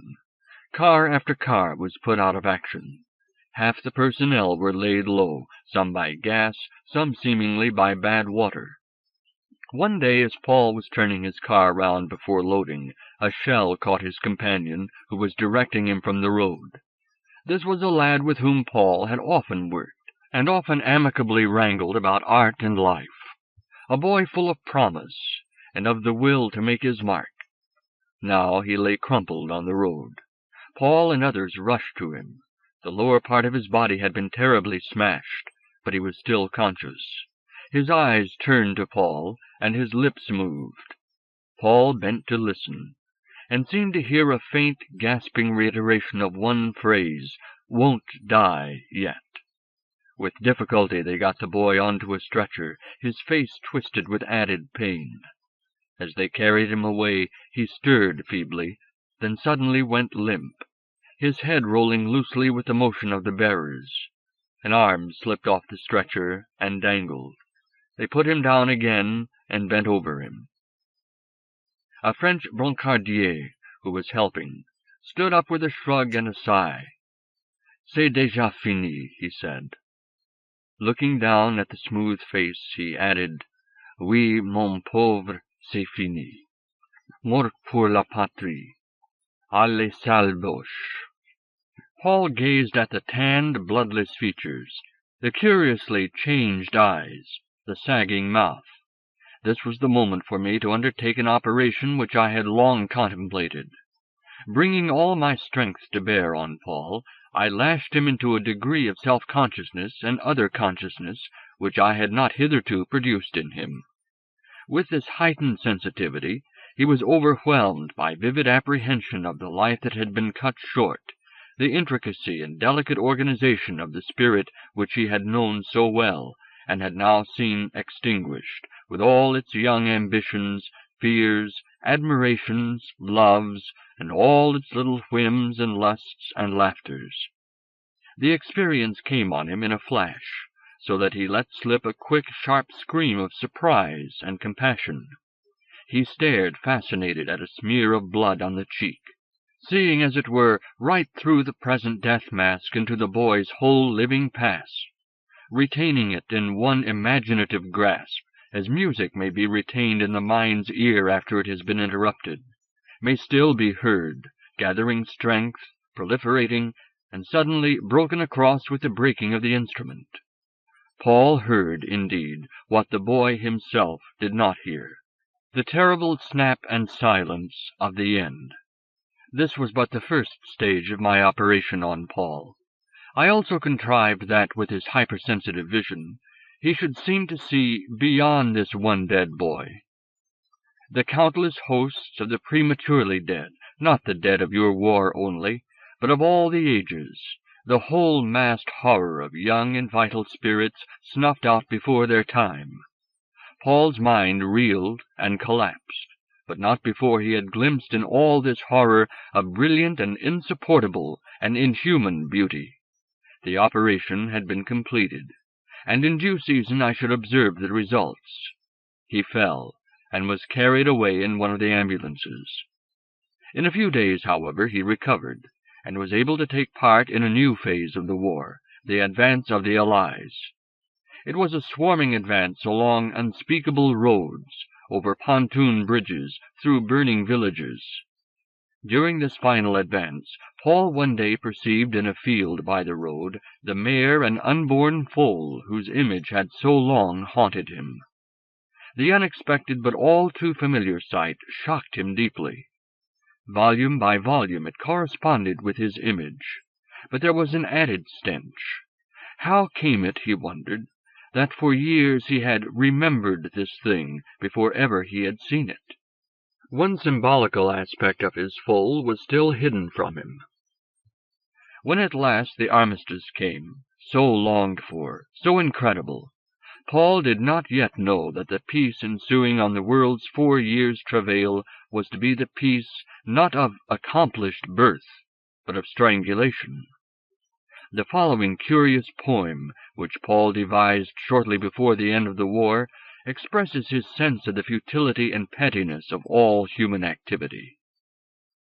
If God has not noticed us, he is so occupied with the crowded cycle of nature.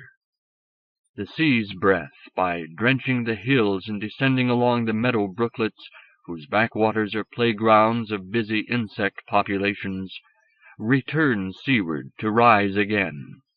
Water beetles skating on the stagnant skin of a backwater. We get rumor of Oceanus, of storm-driven worlds and island universes, and we would annex them. We would dignify the fiery currents of the cosmos by spawning in them. But the minnow, death, he snaps us, and presently some inconsiderable spate will scour the cranny clean of us. Long after man, the stars will continually evaporate in radiant energy to recondense as nebulae. And again stars, till here and there some new planet will harbor again insect populations. Chapter 7. After the War. 1. The New Hope. Your little great war reached its ignominious end. During the 4 years of misery and waste, the short-lived combatants felt that the war area, fringed with the remote and insubstantial lands of peace, was the whole of space, and that time itself was but the endless duration of the war. But to Neptunian observers, ranging over the considerable span occupied by human history, the events of those 4 years appeared but as an instantaneous flicker of pain in the still embryonic life of man. The full-grown spirit of man, the race mind of the 18th human species, may be said to use the great company of individual Neptunian observers as a kind of psychical and supratemporal microscope for the study of its own prenatal career. Peering down that strange instrument, it searches upon the slide for the little point of life which is to become in due season man himself. The thing is discovered. It is seen to reach that stage of its history when for the first time it begins to master its little terrestrial environment. Then is to be detected by the quick eye of mature man the faint and instantaneous flicker, your great war. Henceforth the minute creature slowly retracts its adventuring pseudopodia, enters into itself, shrinks, and lapses into a state of suspended animation, until at last, after some 10 million years, it is ripe for its second phase of adventure, wholly forgetful of its first. It becomes, in fact, the second human species. When your great war ended, it seemed to the soldiers of all the nations that a new and happier age had dawned. The veterans prepared to take up once more the threads that war had cut. The young prepared for the beginning of real life. All alike looked forward to security, to freedom from military discipline, to the amusements of civilized society, to woman. Those who had been long under restraint found it almost incredible that they would soon be able to go wherever they pleased without seeking permission, that they would be able to lie in bed in the morning, that they might wear civilian clothes, that they would never again be under the eye of a sergeant or a captain or some more exalted officer, and never again take part in an offensive. For the majority, these anticipations were enough. If they could but secure a livelihood, capture some charming and adoring woman, keep a family in comfort, enjoy life, or return to some engrossing work, they would be happy, and a grateful country would surely see to it that they were at least thus rewarded for their years of heroism. But there were many who demanded of the peace something more than personal contentment. They demanded, and indeed confidently looked for, the beginnings of a better world. The universe, which during the war years had been progressively revealed as more and more diabolical, was now transfused with a new hope, a new or a refurbished divinity. The armies of the Allies had been fighting for justice and for democracy, or so at least they had been told. They had won. Justice and democracy would henceforth flourish everywhere. On the other hand, the armies of the Central Powers had believed that they had been fighting for the fatherland or for culture. They had been beaten, but after a gallant fight, and because their starved and exhausted peoples could no longer support them. To those hard-pressed peoples, the end of war came not indeed as a bright dawn, as to the Allies, but none the less as the end of unspeakable things, and with the promise of a new day. Henceforth there would at least be food. The pinched and ailing children of Central Europe, whom the Allies had so successfully, so heroically stricken by their blockade, might now perhaps be nursed into precarious health. The beaten nations, trusting to the high-sounding protestations of the victors, not only surrendered, but appealed for help in the desperate task of re-establishing society. President Wilson prophesied a new world, a brotherhood of nations, and pronounced his 14 points.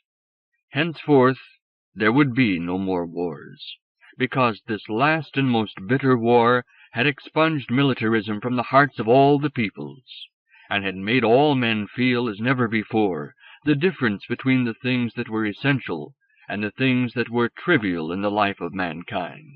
What mattered, men now vehemently asserted, was the fellowship of man, Christian charity, the cooperation of all men in the making of a happier world. The war had occurred because the fundamental kindliness of the peoples towards one another had been poisoned by the diplomats. Henceforth the peoples would come into direct contact with one another. The old diplomacy must go.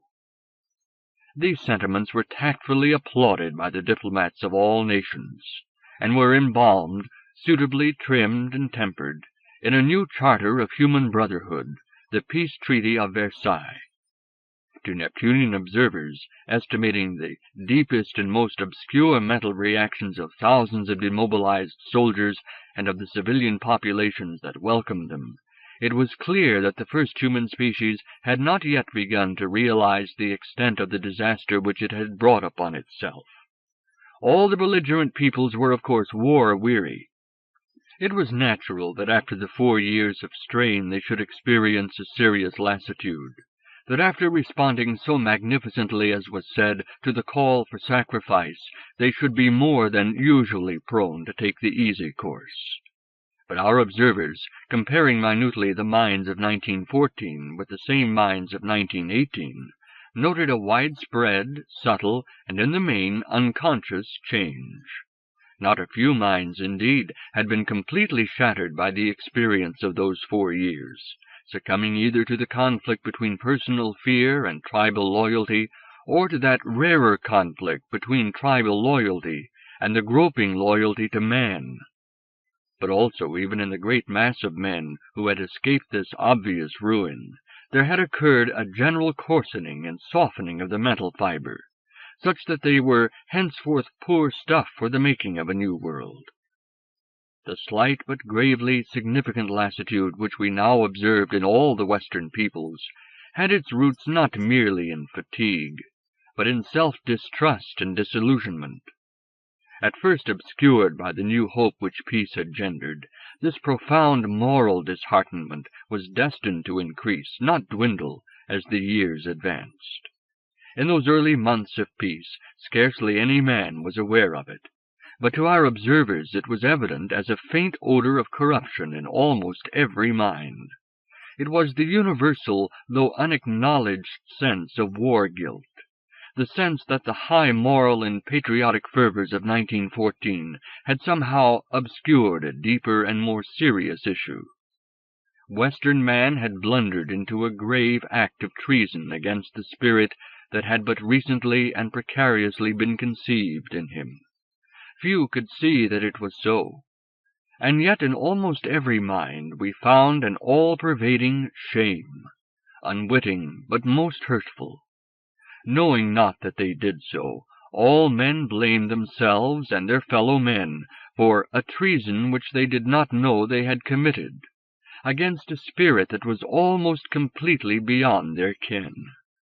Neptunian observers did not blame them, for these unhappy primitives had but acted according to their lights. They could not know that another and a purer light had been eclipsed in them before they could recognize it. In many thousands of minds we have watched this subtle guilt at work. Sometimes it expressed itself as a touchy conscientiousness in familiar moral issues, combined with a laxity in matters less stereotyped. Sometimes it became a tendency to blame others unduly or to mortify the self. More often it gave rise to a lazy cynicism, a comfortable contempt of human nature and disgust with all existence. Its issue was a widespread, slight loosening of responsibility, both toward society and toward particular individuals. Western men were to be henceforth on the whole less trustworthy, less firm with themselves, less workmanlike, less rigorous in abstract thought, less fastidious in all spheres, more avid of pleasure, more prone to heartlessness, to brutality, to murder. And when later it began to be realized that this deterioration had taken place, the realization itself, by suggestion, increased the deterioration. but the effects of the war were by no means wholly bad.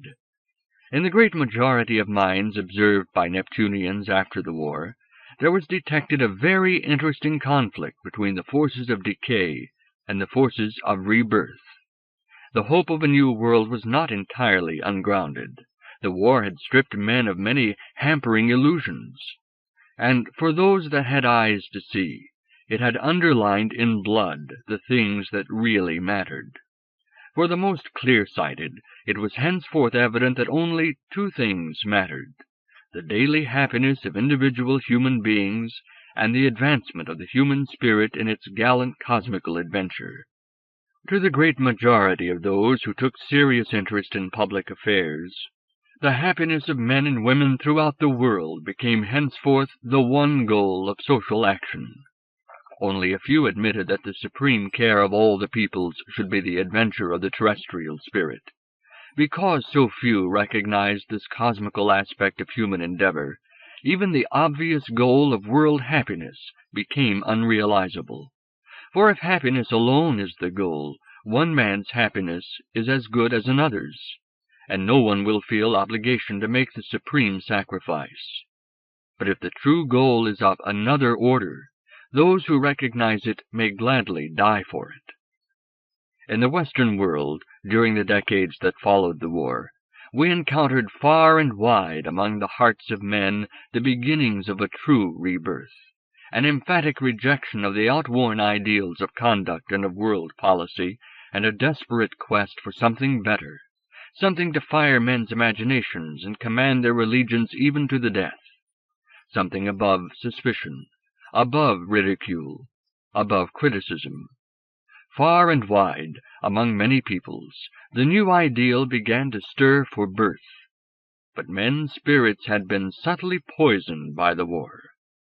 What should have become a world-wide religious experience, beside which all earlier revivals would have seemed mere tentative and ineffectual gropings, became only a revolutionary social policy, became in fact the wholly admirable but unfinished ideal of a happy world. The muscles which should have thrust the new creature into the light were flaccid. The birth was checked. The young thing, half-born, struggled for a while, then died, assuming the fixed grin of Paul's nightmare foal. In Russia alone, and only for a few decades, did there seem to be the possibility of complete rebirth. In that great people of mixed Western and Eastern temperament, the poison of war had not worked so disastrously. The great mass of Russians had not regarded the war as their war, but as the war of their archaic government. And as the suffering bread of war increased beyond the limit of endurance, they rose and overthrew their government. The revolutionists who heroically accomplished this change were troubled by no war shame, for the blood which they shed was truly spilt in the birth throes of a new world. They were indeed fighting for the spirit, though they would have laughed indignantly had they been told so. For to them, spirit was but an invention of the oppressors, and matter alone was real. They fought, so they believed, for the free physiological functioning of human animals. They fought, that is, for the fulfilling of whatever capacities those animals might discover in themselves. And in fighting thus, they fought unwittingly for the human spirit in its cosmical adventure. When their fight was won, and they had come into power, they began to discipline their people to lead a world-wide crusade. Each man, they said, must regard himself as but an instrument of something greater than himself, must live for that something, and if necessary, die for it. This devotion that they preached and practiced was indeed the very breath of the Spirit within them. Little by little a new hope, a new pride, a new energy spread among the Russian people. Little by little they fashioned for themselves a new community, such as had never before occurred on the planet. And because they allowed no one to hold power through riches, they became the horror of the Western world. To the thousands of our observers stationed in Russian mines, it was evident even at the outset that this promise of a new birth would never be fulfilled. The ardor of revolution and the devotion of community building could not suffice alone forever. There must come a time when the revolution was won, the main structure of the new community completed, when the goal of a happy world, though not in fact attained, would no longer fire men, no longer suffice as the something for which they would gladly live or die, when the spirit so obscurely conceived in men would need more nourishment than social loyalty. Then the only hope of the world would be that Russian men and women should look more closely into their hearts, and discover there the cosmical and spiritual significance of human life which their creed denied. But this could not be. In few of them did we find a capacity for insight strong enough to apprehend what man is, and what the world, and the exquisite relation of them. And being without that vision, they would have nothing to strengthen them against the infection of the decaying Western civilization. Feared and hated by their neighbors, they themselves would succumb to nationalistic fear and hate. Craving material power for their defense, they would betray themselves for power, security, prosperity. In short, the new hope which the European war had occasioned, especially in Russia, was destined sooner or later to be destroyed by the virus which war itself had generated in the guilty Western peoples. While that new hope, still quick and bright, was traveling hither and thither over Asia like a smoldering fire, this dank effluence also was spreading, damping the fiber of men's hearts with disillusionment about human nature and the universe. And so, that which should have become a worldwide spiritual conflagration was doomed never to achieve more than revolutionary propaganda and smoke. 2. Paul gathers up the threads. It is my task to show your world in its post-war phase as it seemed to one of your own kind who had been infected with something of the Neptunian mood. First, however, I must recall how Paul faced his own private post-war problems, and emerged at last as a perfected instrument for my purpose. Crossing the Channel for the last time in uniform, Paul looked behind and forward with mixed feelings. Behind lay the dead, with their thousands upon thousands of wooden crosses, and also, for Paul's imagination, the wounded, gray, blue, and khaki, bloody with splintered bones. Behind, but indelible, lay all that horror, that waste, that idiocy. Yet also behind lay, as he was forced to admit to himself, an exquisite, an inhuman, an indefensible, an intolerable beauty. Forward lay life and a new hope. Yet looking toward the future, he felt misgivings both for himself and for the world. For himself he feared, because he had no part in the common emotion of his fellow countrymen, in the thankfulness that the war had been nobly won. For the world he feared, because of a growing sense that man's circumstances were rapidly passing beyond man's control. They demanded more intelligence and more integrity than he possessed. Thus Paul, on his homeward journey, could not conjure in himself the pure thankfulness of his fellows. Yet looking behind and forward, with the wind chanting in his ears and the salt spray on his lips, he savored zestfully the bitter and taunting taste of existence. Comparing his present self with the self of his first wartime crossing, he smiled at the poor, half-conscious thing that he had been, and said, "At least I have come awake." Then he thought again of those thousands under the crosses who would not wake ever. He remembered the boy whom he had known so well, and had watched dying, who should have wakened so splendidly. And then once more he savored that mysterious, indefensible beauty which he had seen emerge in all this horror. I chose this moment of comparatively deep self-consciousness and world-consciousness to force upon Paul with a new clarity the problem with which I intended henceforth to haunt him. This task was made easier by the circumstances of the voyage. The sea was boisterous. Paul greatly enjoyed a boisterous sea and the plunging of a ship, but his pleasure was complicated by a feeling of seasickness. He fought against his nausea and against its depressing influence. He wanted to go on enjoying the wind and the spray and the motion and the white-veined sea, but he could not. Presently, however, he very heartily vomited, and then once more he could enjoy things and even think about the world. His thinking was colored both by his nausea and by his zest in the salt air. Resolutely blowing his nose, meditatively wiping his mouth, he continued to lean on the rail and watch the desecrated but all unsullied waves. He formulated his problem to himself. How can things be so wrong, so meaningless, so filthy, and yet also so right, so overwhelmingly significant, so exquisite? How wrong things were, and how exquisite, neither Paul nor any man had yet fully discovered. But the problem was formulated. I promised myself that I should watch with minute attention the efforts of this specially treated member of your kind to come to terms with the universe. Paul returned to his native suburb, and was welcomed into the bosom of the home. It was good to be at home. For a while he was content to enjoy the prospect of an endless leave, lazing in flannel trousers and an old tweed coat. At home, where he was not expected to explain himself, he was at peace. But elsewhere, even when he was dressed as others, he felt an alien. He attributed his sense of isolation to his pacifism, not knowing how far opinion had moved since the beginning of the war.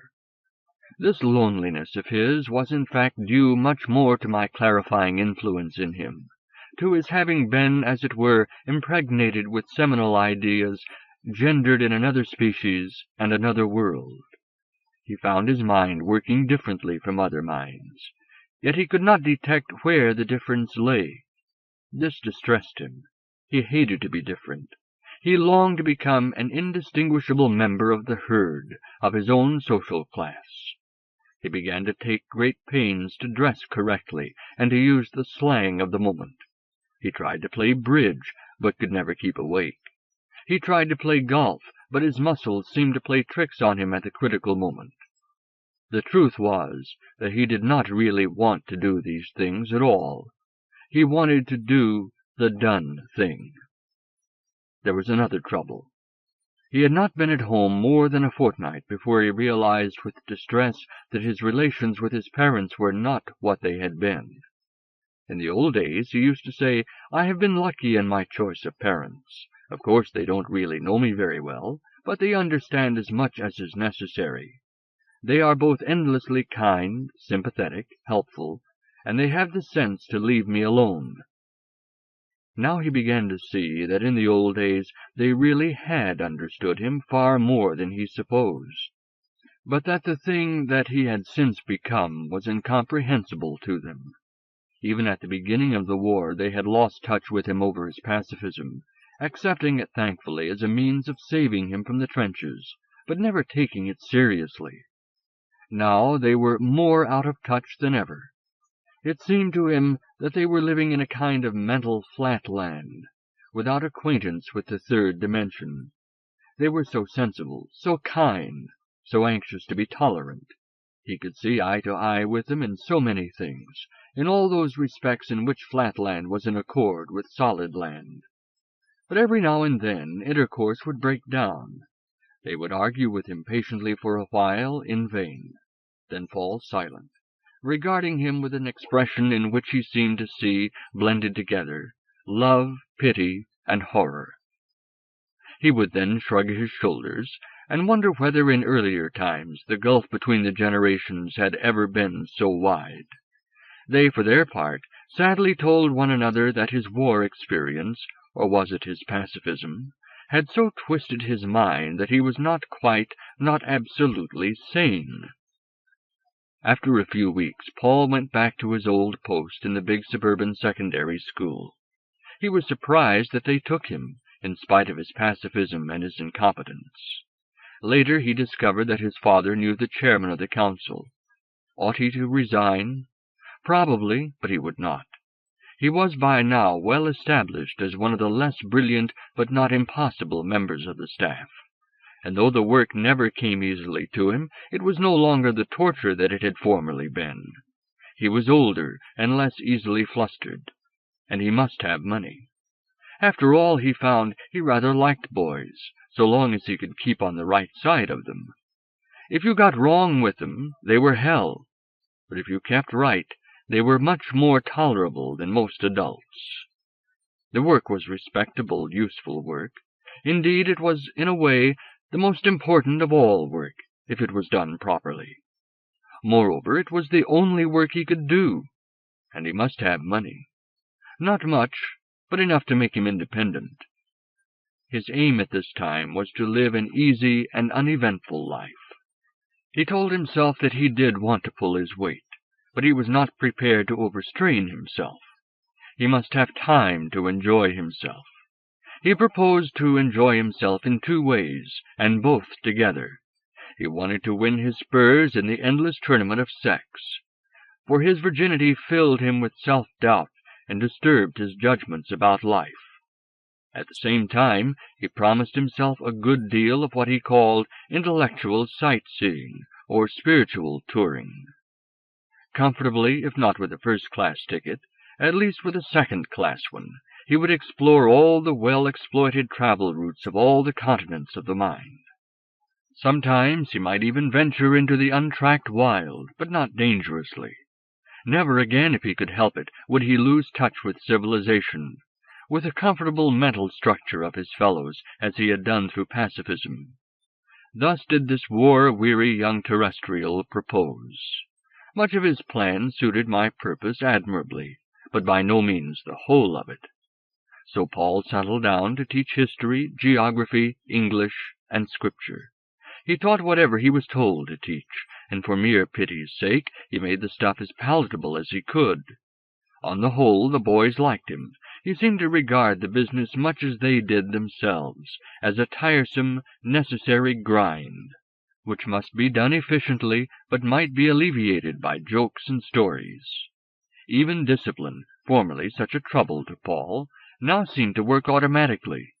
This was partly because he did not worry about it, having outgrown the notion that he must preserve his dignity, and partly because, in the critical first days of his new school career, I influenced his mood and his bearing so that he gave an impression of friendliness combined with careless firmness. Paul himself was surprised and thankful that the self-discipline of his classes relieved him of a dreadful burden. He used to say to visitors in front of the class, "You see, we have not a dictator, but a chairman." All the same, he secretly took credit for his achievement. By thus helping Paul to establish himself in a tolerable routine, I enabled him to keep his mind free and sensitive for other matters. The boys themselves knew that there was another side to him. Occasionally in class the lesson would go astray completely, and he would talk astoundingly about things interesting to himself, things outside the curriculum, and sometimes of very doubtful orthodoxy. He would dwell upon the age and number of the stars, the localization of functions in the brain, the abstractness of science and mathematics, the kinds of insanity, the truth about Soviet Russia, the theater and the cinema, the cellular structure of the body, the supposed electronic structure of the atom, death and old age, cosmopolitanism, sunbathing, the crawl stroke, Samuel Butler, coitus and the birth of babies. To these floods of language the boys reacted according to their diverse natures. The stupid slipped thankfully into torpor. The industrious revised their homework. The shrewd masticated whatever in the harangue seemed to have a practical value, and spat out the rest. The intellectually curious listened aloofly. The main mass fluctuated between amusement, enthusiastic support, and boredom. A few sensitive ones took Paul as their prophet. After these outbursts, Paul became unusually reticent and cautious. Sometimes he even told the boys they had better forget it all, because he was a bit mad then. He was obviously anxious that rumor of his wildness should not go beyond the classroom door. The sense of secrecy appealed to the boys. Whatever their diverse opinions of the stuff, all could enjoy a conspiracy. Paul's own class began to regard itself as something between a band of disciples, or even prophets, a secret revolutionary society, and a pirate crew. 3. Paul comes to terms with woman. For some months Paul was so busy becoming an efficient schoolmaster that he had little time for those other matters which I required him to undertake. But when he had established his technique and could look around him, he began to ask himself, what next? His intention was to see life safely, to observe all its varieties and nuances, to read it in comfort as one might enjoy a novel of passion and agony without being upset by it. What was the field to be covered? There was woman. Until he had explored that field, he could never give his attention to others. There was art, literature, music. There was science. There was the intricate spectacle of the universe, including the little peep-show, man. There were certain philosophical questions which had formed themselves in his mind without producing their answers. There was religion. Was there anything in it at all? But here, as also in the sphere of woman, one must be careful. One might so easily find oneself too deeply entangled. For the post-war Paul, entanglement, becoming part of the drama instead of a spectator, was to be avoided at all costs. But could he avoid it? Could he preserve in all circumstances this new, snug aloofness which had come to him with the end of war's long torment of pity and shame and indignation? He knew very well that there were strange forces in him which might wreck his plans. He must be very careful, but the risk must be taken. His sheer curiosity and his cold passion for savoring the drama of the world must be satisfied. Paul now began to lead a double life. In school hours he tried to be the correct schoolmaster, and save for his lapses he succeeded. Out of school he inspected the universe.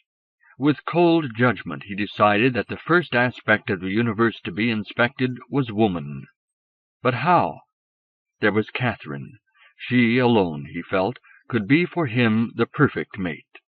But she was obviously happy with her returned soldier and her 2 children. He met her now and again. She was gentle with him, and distressingly anxious that he should like her husband. Strangely enough, he did like the man, as a man. He was intellectually unexciting, but he had an interested and open mind, and could readily be enticed out of flatland.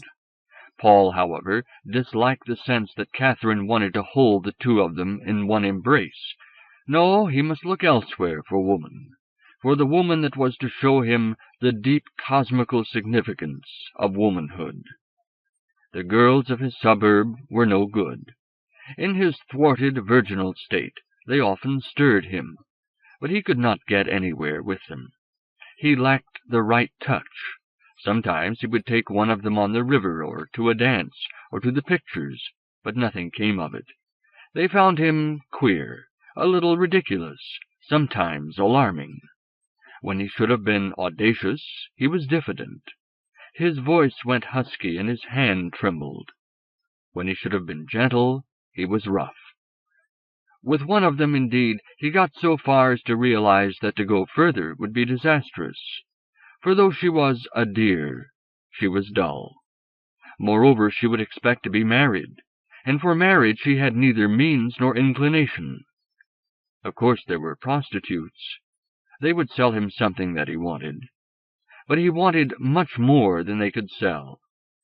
He wanted, along with full physical union, that depth of intimacy which he had known with Catherine. Once in Paris, while he was coming home on leave, a girl in the street had said to him, "Venez faire l'amour avec moi," and he had stopped. But there was something about her, some trace of a repugnance long since outworn, that made his cherished maleness contemptible in his own eyes. He hurried away, telling himself she was too unattractive. Henceforth all prostitutes reminded him of her. They made him dislike himself. What other hope was there for him? He once found himself alone with a little dusky creature in a railway carriage. She reminded him of a marmoset. Might he smoke? He asked. Certainly. Would she smoke too? Well, yes, since there was no one else there. They talked about the cinema. They arranged to meet again. He took her to a dance, and to picture shows, and for walks. She told him she was unhappy at home. Things advanced to such an extent that one day he put a protecting arm round her, with his hand under her breast, and he kissed her. She began to trust him, rely on him. Suddenly he felt an utter cad, and determined to give her up. But when he said he would never see her again, she wept like a child and clung to him. He told her what a beast he was, and how he had intended merely to get what he wanted from her, and take no responsibility. As for marrying her, he was not the marrying sort. She said she didn't care. She didn't want marriage. She wanted him, just now and again. Yet somehow he couldn't do it. Was it fear of the consequences? No, not fear. Shame. She was only a child after all, and he found himself feeling responsible for her. Damn it, why couldn't he go through with it? It wouldn't hurt her, really. It would all be experience. But he couldn't do it. Yet he had not the heart to keep away from her. Hell, then why not marry her, and go through with it that way? No, that would be certain hell for both of them. The affair began to get on his nerves.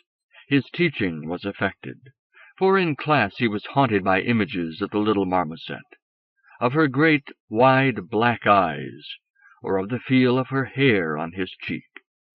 Obviously he must put an end to it all.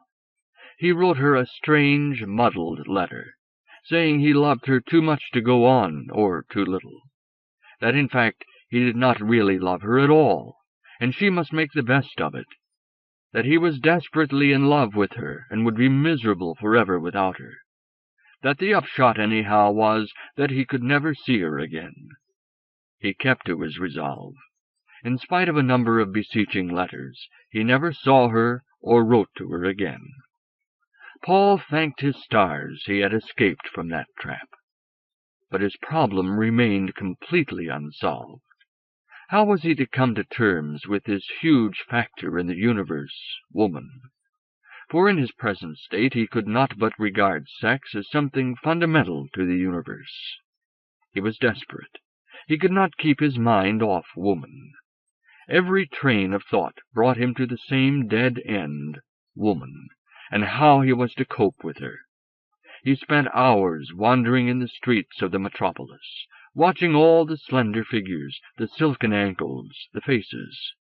Even in his present thwarted and obsessed mood, in which every well-formed girl seemed to him desirable, his interest was in part disinterested, impersonal. Behind his personal problem lay the universal problem. What was the cosmical significance of this perennial efflorescence of femininity, this host of other beings, ranging from the commonplace to the exquisite?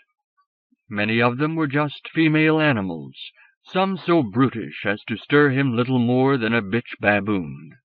Some, though merely animal, were animals of his kind, and they roused in him a frankly animal but none the less divine desire.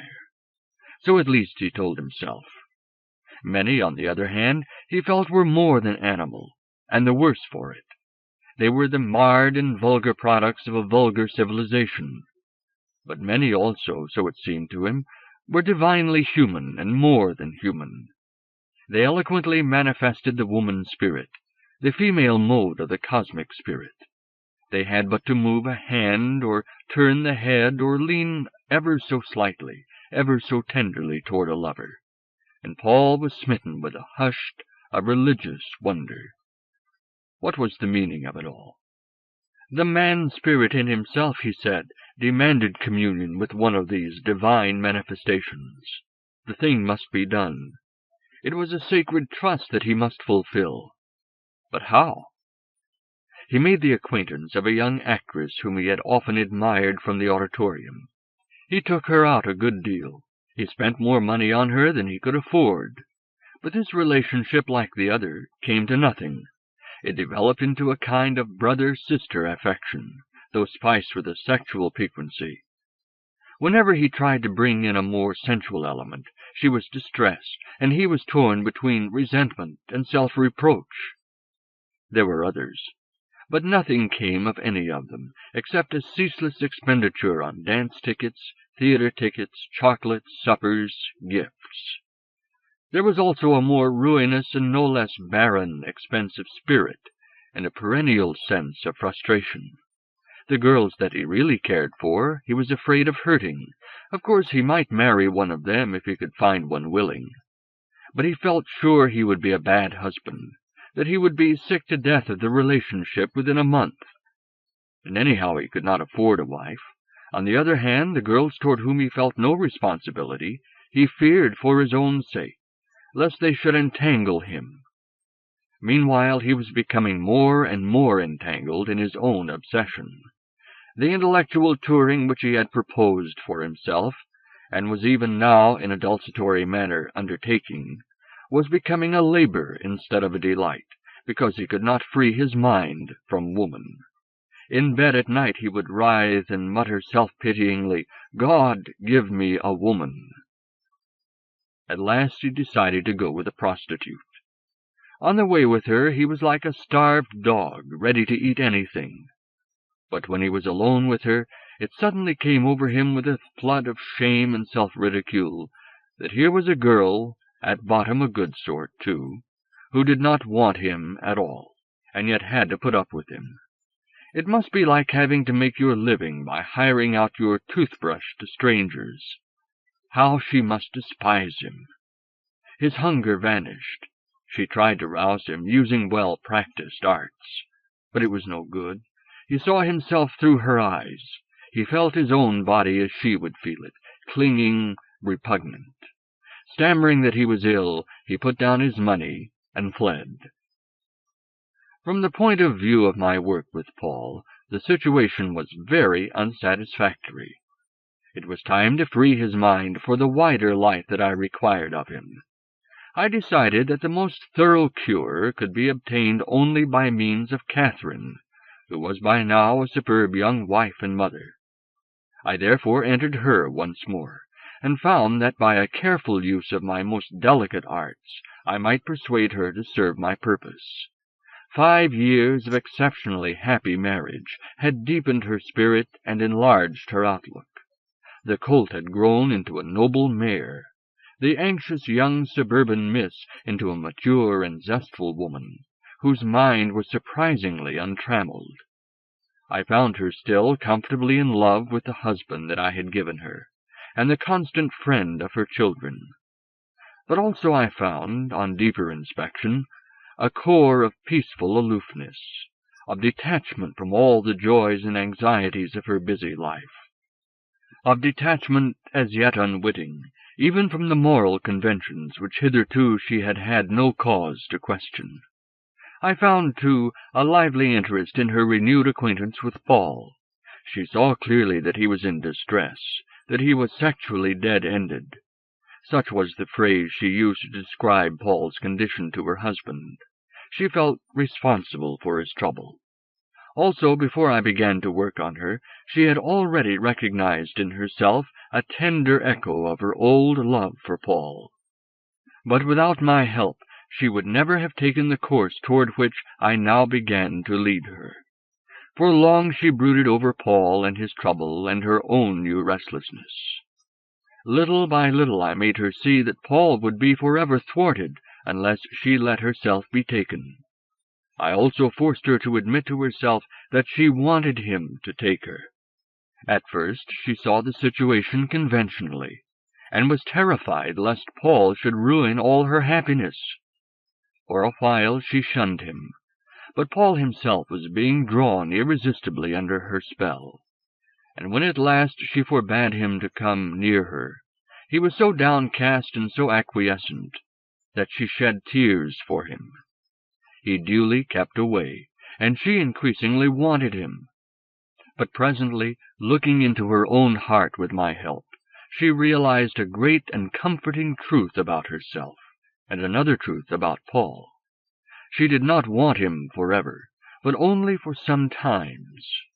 Forever she wanted her husband, with whom she had already woven an intricate and lovely pattern of life, not yet completed, scarcely more than begun. But with Paul also she had begun to weave a pattern long ago, and now she would complete it, not as was first intended, but in another and less intricate style. It would revitalize her, enrich her, give her a new bloom and fragrance for her husband's taking, and Paul she knew would find new life. With all the art at her command, she would be woman for him, and crown his manhood, and set him free from his crippling obsession, free to do all the fine things which in old days he had talked of doing. For this was the truth that she had realized about Paul, that he also had another life to lead, independent of her, that for him, too, their union must be not an end, but a refreshment. But what about her husband? If only he could be made to feel that there was no danger of his losing her, or of his ceasing to be spiritually her husband, he ought surely to see the sanity of her madness. The thought of talking to him about it all made her recognize how mad she really was, how wicked, too. But somehow the recognition did not dismay her, for I kept her plied with clear thoughts and frank desires, which somehow robbed the conventions of their sanctity. Catherine I had dealt with successfully, but there remained the more difficult task of persuading her husband, Richard. I had at the outset chosen him carefully, but now, when I took up my position in his mind, I was more interested in my experiment than hopeful of its success. It would have been easy to infatuate him with some woman, and so render him indifferent to his wife's conduct. But if tolerance had to rest merely on indifference, this marriage, in which I took some pride, would have been spoiled. I had decided, moreover, that Richard's predicament would afford me the opportunity of a crucial piece of research upon your species. I was curious to know whether it would be possible so to influence him that he should regard the whole matter with Neptunian sanity. I took some pains to prepare him, leading his mind to ruminate in unfamiliar fields. I did nothing to dim in any way his desire for his wife. On the contrary, I produced in him a very detailed and exquisite apprehension of her. And when at last she found courage to tell him of her plan, I used all my skill to give him full imaginative insight into her love for Paul and her different love for himself. It was very interesting to watch his reaction. For a few minutes he sat gazing at his wife in silence. Then he said that of course she must do what seemed best to her, but he asked her to give him time to think. For a whole day he acted to himself the part of the devoted and discarded husband, biting through a pipe-stem in the course of his tortured meditations. He conceived a dozen plans for preventing the disaster, and dismissed them all. Already on the second day, however, he saw the situation more calmly, even with something like Neptunian detachment. And on the third he recognized with my help that it did not concern him at all in any serious manner how Catherine should spend her holiday, provided that she should come back to him gladly and with enhanced vitality.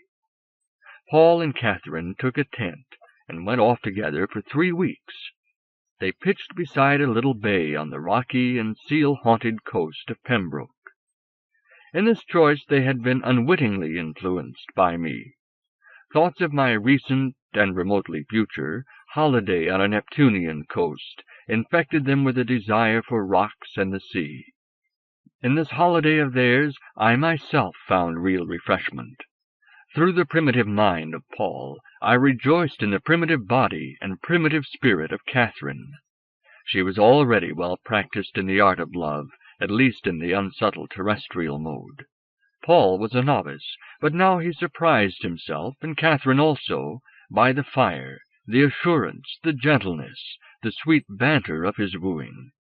Well might he, For I, who am not inexperienced, even according to Neptunian standards, prompted him at every turn of his dalliance. Not only was I determined, for my work's sake, to afford these two children full enrichment of one another, but also I myself, by now so well adapted to the terrestrial sphere, was deeply stirred by this almost woman, this doe of a half-human species. Her real beauty, interwoven with the reptilian clumsiness of an immature type, smote me with a savage delight of the flesh, and yet also with a vast remoteness which issued in grave tenderness and reverence. They lay long in the mornings, with the sun pouring in at the open end of the tent. They swam together in the bay, pretending to be seals. They cooked and washed up and shopped in the neighboring village. They scrambled over the rocks and the heather, and they made love. In the night, and also naked on the sunlit beach, they drank one another in through eye and ear and tactile flesh. Of many things they spoke together, sitting in the evening in the opening of the tent. One night there was a storm. The tent was blown down, and their bedding was wet. They dressed under the floundering canvas, and having made things secure, for the rest of the night they walked in the rain, reeling with sleep. Next day they repaired the tent, spread out their blankets in the sun, and on the sunny grass they lay down to sleep. Paul murmured, "We could have been man and wife so well."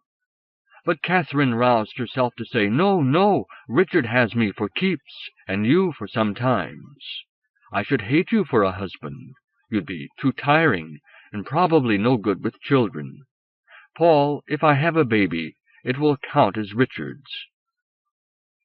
For 3 weeks Paul basked in intimacy with the bland Catherine. This, then, was woman, this intricacy of lovely volumes and movements, of lovely resistances and yieldings, of play, laughter, and quietness.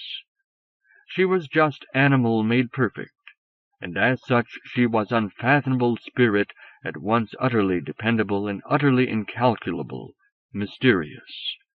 Paul knew, even in his present huge content, that there was much more of woman than was revealed to him, more which could only be known through long intimacy.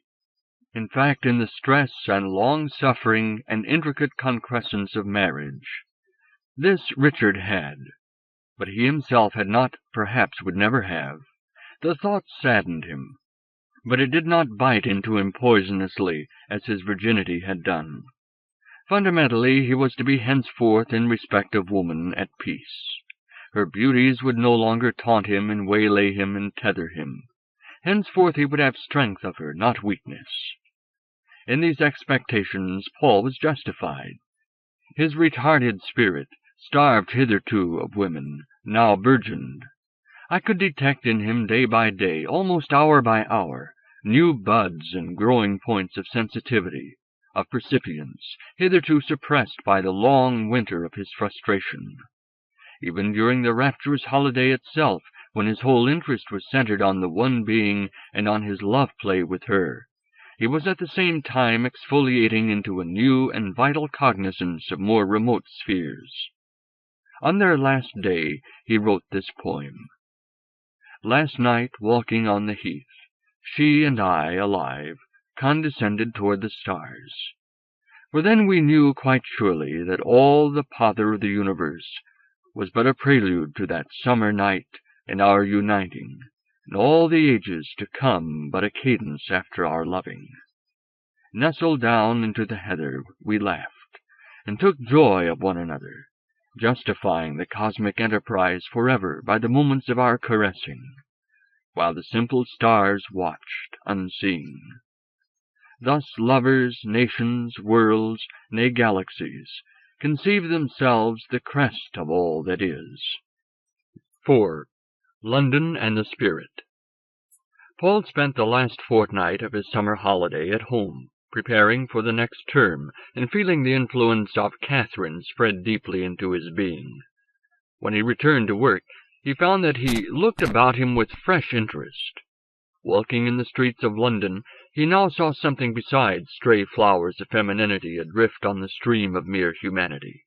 He saw the stream itself, to which, after all, the women were not alien but integral.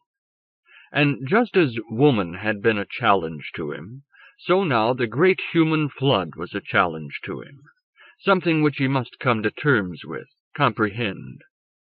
The time had come for me to attempt my most delicate piece of work on Paul, the experiment which was to lead me to a more inward and sympathetic apprehension of your kind than anything that had hitherto been possible, the deep and subtle manipulation which incidentally would give Paul a treasure of experience beyond the normal reach of the first men. It was my aim to complete in him the propedeutic influence with which I had occasionally disturbed him in childhood. I therefore set about to induce in him such an awakened state that he should see in all things, and with some constancy, the dazzling intensity of being, the depth beyond depth of significance which even in childhood he had glimpsed, though rarely. With this heightened percipience, he must assess his own mature and deeper self, and the far wider and more fearsome world which he now inhabited. Then should I be able to observe how far and with what idiosyncrasies the mentality of your kind, thus aided, could endure the truth and praise it. It was chiefly in the streets and in the classroom that Paul found his challenge, but also, as had ever been the case with him, under the stars. Their frosty glance had now for him a more cruel, a more wounding significance than formerly, a significance which drew poignancy not only from echoes of the street and the classroom, and from the sunned flesh of Catherine, but also from the war. Paul had promised himself that when he had come to terms with woman, he would devote his leisure to that intellectual touring in which he had never yet been able seriously to indulge. But even now, it seemed, he was not to carry out his plan, or at least not with the comfort and safety which he desired. What was meant to be a tour of well-marked and well-guided routes of the mind threatened to become, in fact, a desperate adventure in lonely altitudes of the spirit.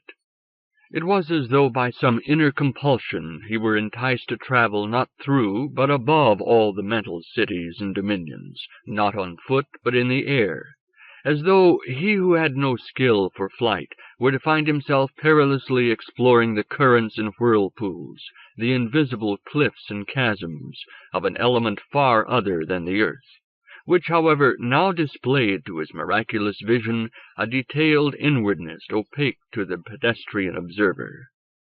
Even in the classroom, expounding to reluctant urchins the structure of sentences, the provisions of Magna Carta, the products of South America, Paul constantly struggled for balance in that remote ethereal sphere. Sometimes he would even fall into complete abstraction, gazing with disconcerting intensity at some boy or other, while the particular juvenile spirit took form in his imagination, conjured by my skill. He would begin by probing behind the defensive eyes into the vast tangled order of blood vessels and nerve fibers. He would seem to watch the drift of blood corpuscles, the very movements of atoms from molecule to molecule. He would narrow his eyes in breathless search for he knew not what. Then suddenly, not out there but somehow in the depth of his own being, the immature, somnolent spirit of the child would confront him. He would intimately savor those little lusts and fears, those little joys and unwilling efforts, all those quick, eager movements of a life whose very earnestness was but the earnestness of a dream. With the boy's hand in the boy's pocket, he would finger pennies and sixpences, or a precious knife or toy. He would look into all the crannies of that mind, noting here a promise to be fulfilled, there a blank insensitivity, here some passion unexpressed and festering.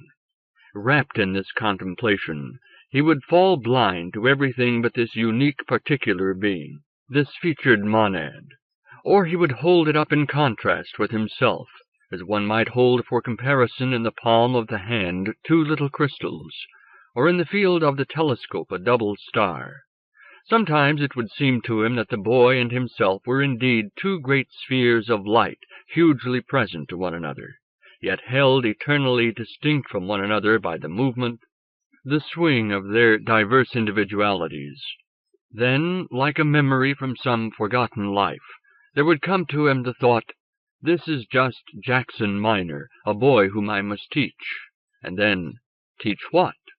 And the answer, more apt than explicit, teach to put forth an ever brighter effulgence of the spirit. While Paul was thus rapt, some movement would recall the class to him, and he would realize with a kind of eager terror that not only one, but many of these huge presences were in the room with him. It was as though by some miracle a company of majestic and angelic beings was crowded upon this pinpoint floor. And yet he knew that they were just a bunch of lads, just a collection of young and ephemeral human animals, who almost in the twinkle of a star would become black-coated citizens, parents, grandparents, and discreetly laid-out corpses. Between then and now, what would they do? What were they for? They would do geography and scripture. They would make money or fail to make money. They would take young women to the pictures. They would do the done thing and say the said thing. Then one day they would realize that they were growing old. Some of them would scream that they had not yet begun to live. Others would shrug and drift heavily gravewards. So it would be. But why? In the lunch hour, or when the school day was over, or in the evening when he was waiting to go to some show, he would let himself glide on the street flood to watch the faces, the action, to speculate on the significance of this gesture and that. Sometimes he would walk unperturbed through street after street, carelessly turning the pages of the great picture book, dwelling lightly for a moment on this or that, on this comicality or elegance, on that figure of defeat or of complacency. Straying up Regent Street, he would amuse himself by sorting out the natives from the provincial visitors, and the foreign nationals from one another.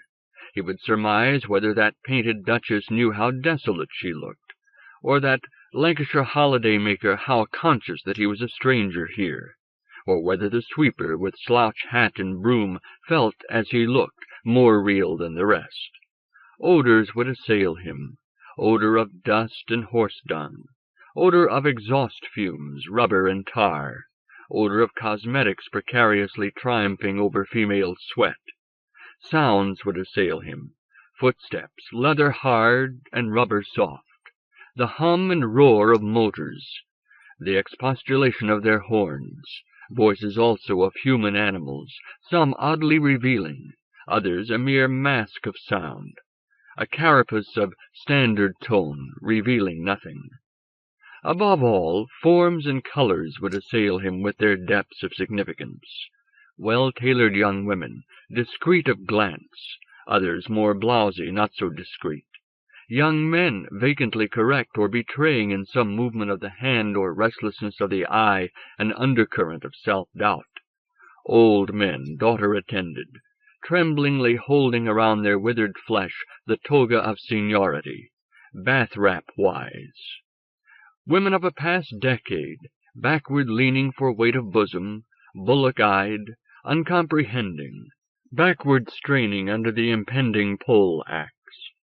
After the smooth drift of Regent Street, he would find himself in the rapids of Oxford Street, buffeted, whirled hither and thither by successive vortices of humanity, of tweed-clad men and women of artificial silk, of children toffee-smeared, of parents piloting their families, of messenger boys, soldiers, sailors, Indian students, and everywhere the constant flood of indistinguishable humanity, neither rich nor poor, neither beautiful nor ugly, neither happy nor sad, but restless, obscurely anxious, like a dog shivering before a dying fire. At some point or other of his easeful wandering, a change would probably happen to Paul. He would suddenly feel himself oppressed and borne down by the oncoming flood of his fellows. He would realize that he himself was but one indistinguishable drop in this huge continuum, that everything most unique and characteristic in him he had from it, that nothing whatever was himself, not even this craving for discrete existence, that the contours of his body and his mind had no more originality than one ripple in a wave train. but with a violent movement of self-affirmation he would inwardly cry out, "I am I, and not another." Then in a flash he would feel his reality, and believe himself to be a substantial spirit and eternal. For a moment all these others would seem to him but as moving pictures in the panorama of his own all-embracing self. But almost immediately some passing voice-tone in the crowd, some passing gesture, would stab him, shame him into realization of others. It would be as in the classroom. He would be overwhelmed not by the featureless drops of an ocean, but by a great company of unique and diverse spirits. Behind each oncoming pair of eyes he would glimpse a whole universe, intricate as his own, but different, similar in its basic order, but different in detail, and permeated through and through by a different mood, a different ground tone or timbre. Each of them was like a ship forging toward him, moving beside him and beyond, and trailing a great spreading wake of past life, past intercourse with the world. He himself, it seemed, was tossed like a cork upon the intercrossing trains of many past careers.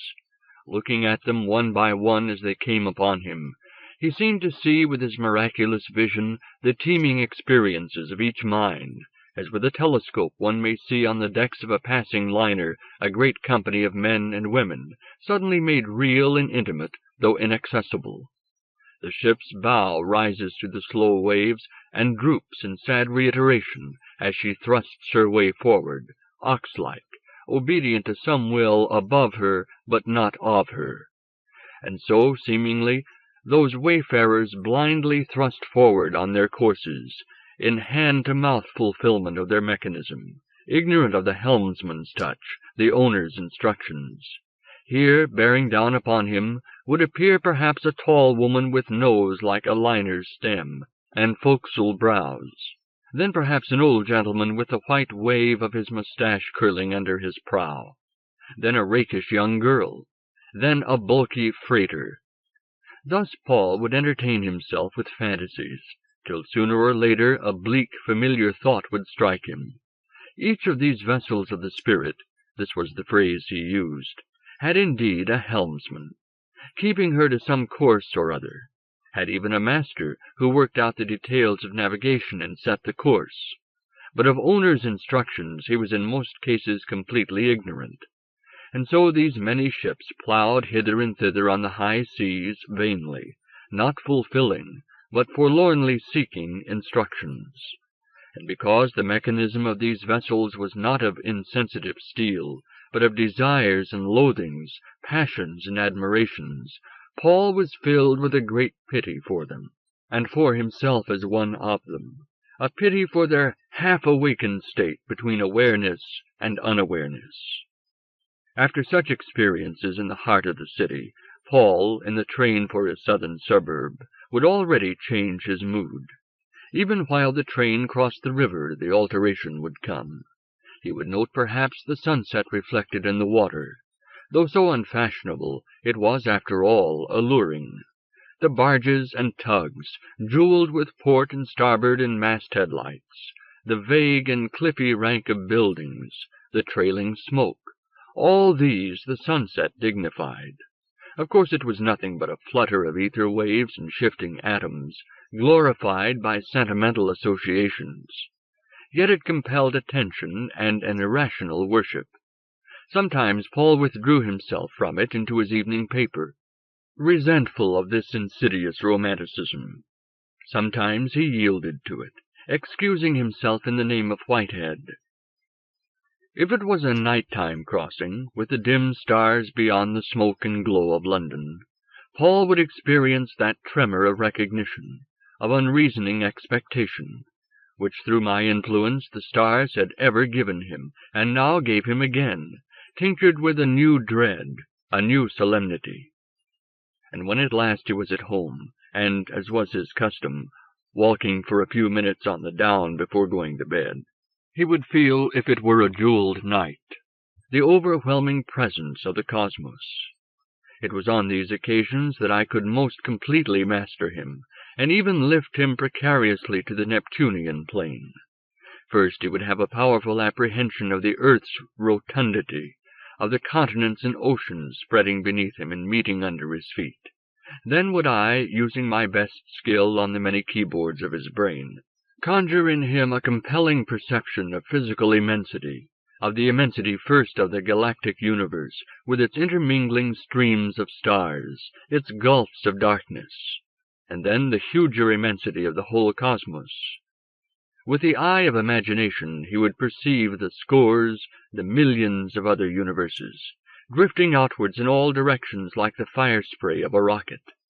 Then, fastening his attention once more on the stray atom Earth, he would seem to see it forging through time, trailing its long wake of eons, thrusting forward into its vaster, its more tempestuous future. I would let him glimpse that future. I would pour into the overflowing cup of his mind a torrent of visions.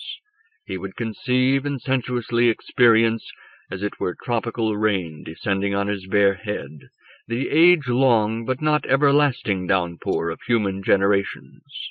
Strange human-inhuman faces would glimmer before him and vanish.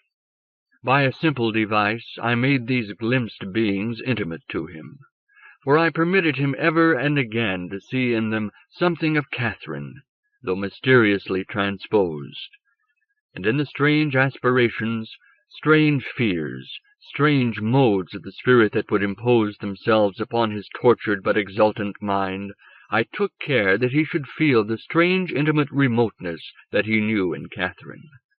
With my best art I would sometimes thrash the strings of his mind to echoes of man's last, most glorious achievement. And here again I would kindle this high theme with Catherine. Along with all this richness and splendor of human efflorescence, I established in him an enduring emotional certainty that in the end is downfall and agony, then silence. This he had felt already as implicit in the nature of his own species, his own movement of the symphony. But now, through my influence, he knew with an absolute conviction that such must be the end also of all things human. Often he would cry out against this fate, inwardly screaming like a child dropped from supporting arms. But little by little, as the months and years passed over him, he learned to accept this issue, to accept it at least in the deepest solitude of his own being, but not always to conduct himself in the world according to the final discipline of this acceptance. At last there came a night when Paul, striding alone through the rough grass of the down, facing the pole star and the far glow of London, wakened to a much clearer insight. One of Catherine's children had recently been knocked over by a car and seriously hurt. Paul saw Catherine for a few moments after the accident. With shock he saw her, for she was changed. Her mouth had withered. Her eyes looked at him like the eyes of some animal drowning in a well. It was upon the evening of that day that Paul took this most memorable of all his walks upon the down. I plied him, as so often before, with images of cosmical pain and grief, and over all of them he saw the changed face of Catherine. Suddenly the horror, the cruelty of existence burst upon him with a new and insupportable violence, so that he cried out, stumbled, and fell. It seemed to him in his agony of compassion that if only the pain of the world were his own pain, it might become endurable. But it was the pain of others, and therefore he could never master it with that strange joy which he knew was sometimes his. If all pain could be made his own only, he could surely grasp it firmly and put it in its place in the exquisite pattern of things. Yet could he? He remembered that mostly he was a coward, that he could not endure pain even as well as others, that it undermined him and left him abject. But sometimes he had indeed been able to accept its very painfulness with a strange, quiet joy. He thought of a thing to do. He would have a careful look at this thing, pain. And so, sitting up in the grass, he took out his pocket-knife, opened the big blade, and forced the point through the palm of his left hand. Looking fixedly at the pole star, he twisted the blade about, while the warm blood spread over his hand and trickled onto the grass. With the first shock his body had leapt, and now it writhed. The muscles of his face twisted. He set his teeth lest he should scream. His forehead was wet and cold, and faintness surged over him. But still he looked at Polaris and moved the knife. Beneath the stars spread the glow of London, a pale glory overarching the many lives. On his moist face, the wind. In his hand, grasped in the palm of his hand, the thing, pain. In his mind's eye, the face of Catherine, symbol of all compassion. And surging through him, induced by my power in him, apprehensions of cosmical austerity.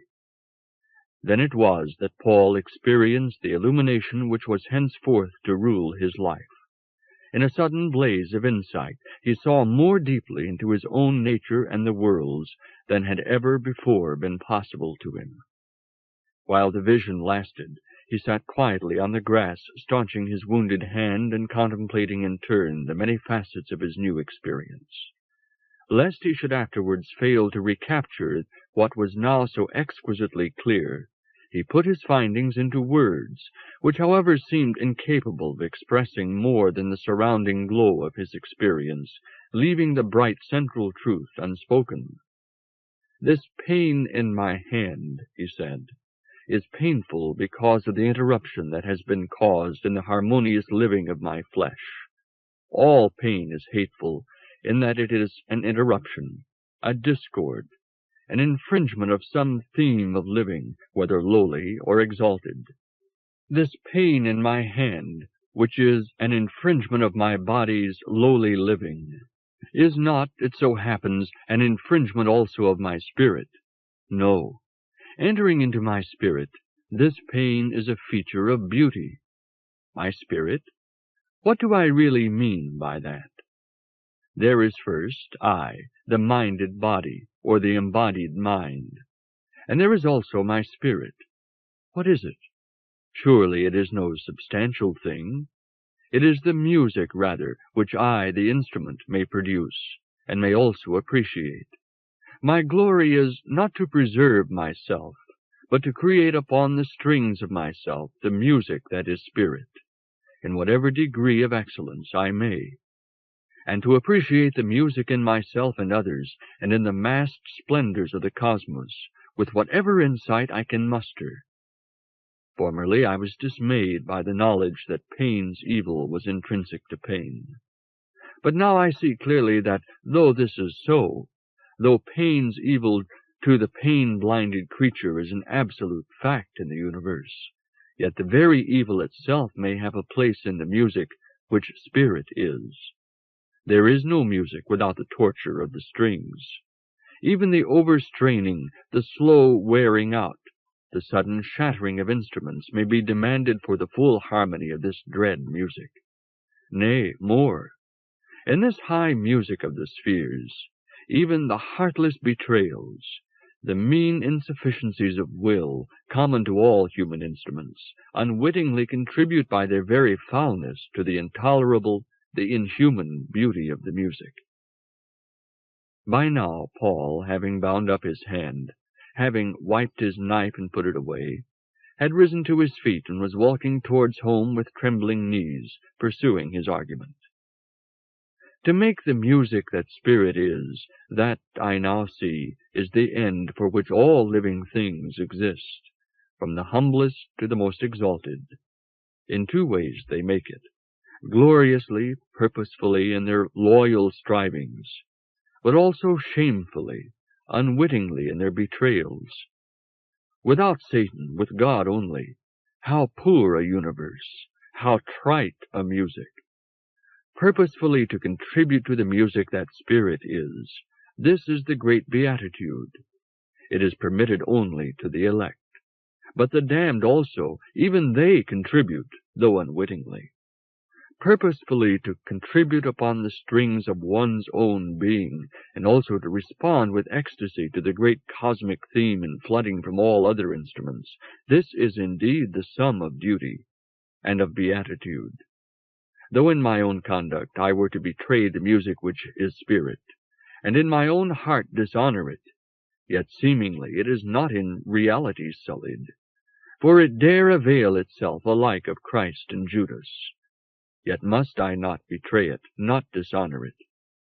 Yet if I do, it will not be sullied. Mystery. Purposefully to make the music that spirit is, and to delight in it. The delighting and suffering of all minded beings are within the music.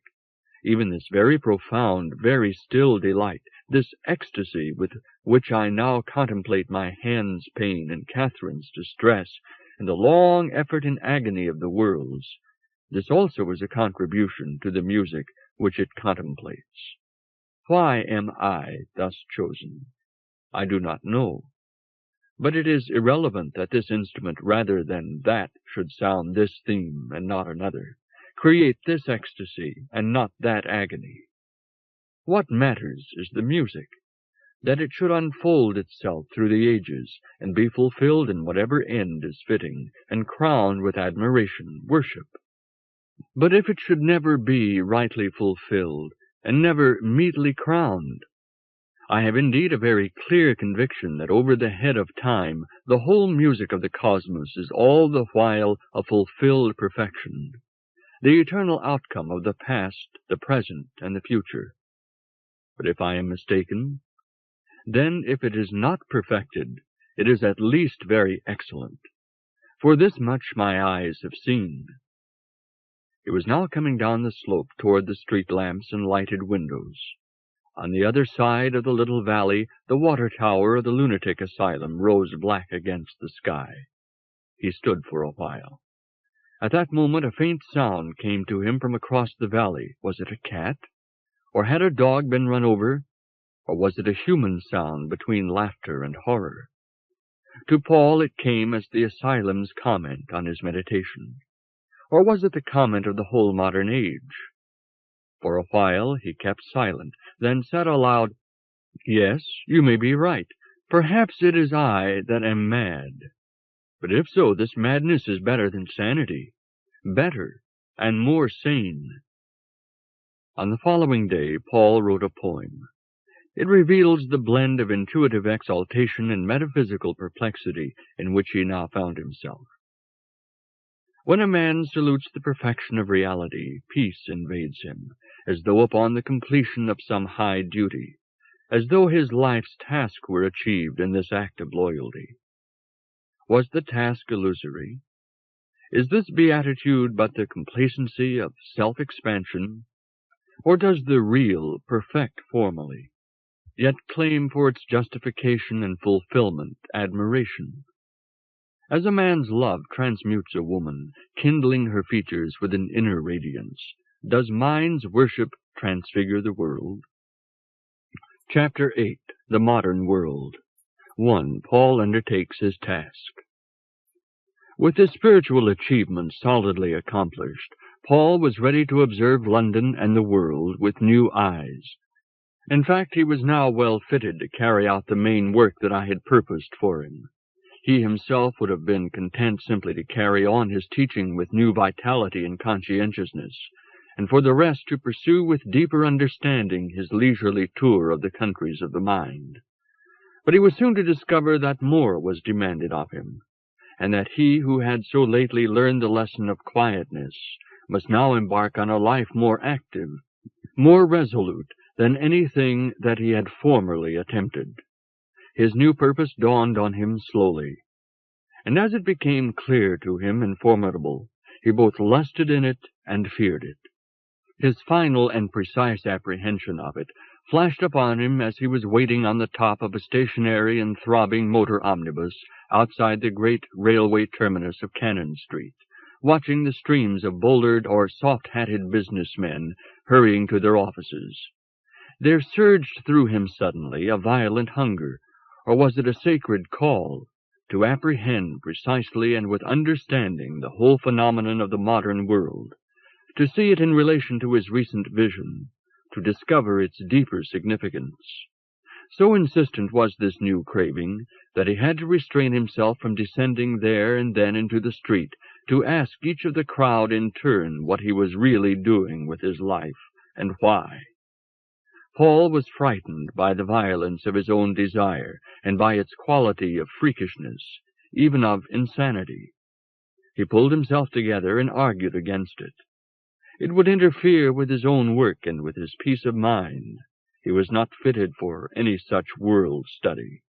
Moreover, he ought not to give up his life to merely apprehending. He must do, must serve. However well he should understand, the world would be none the better.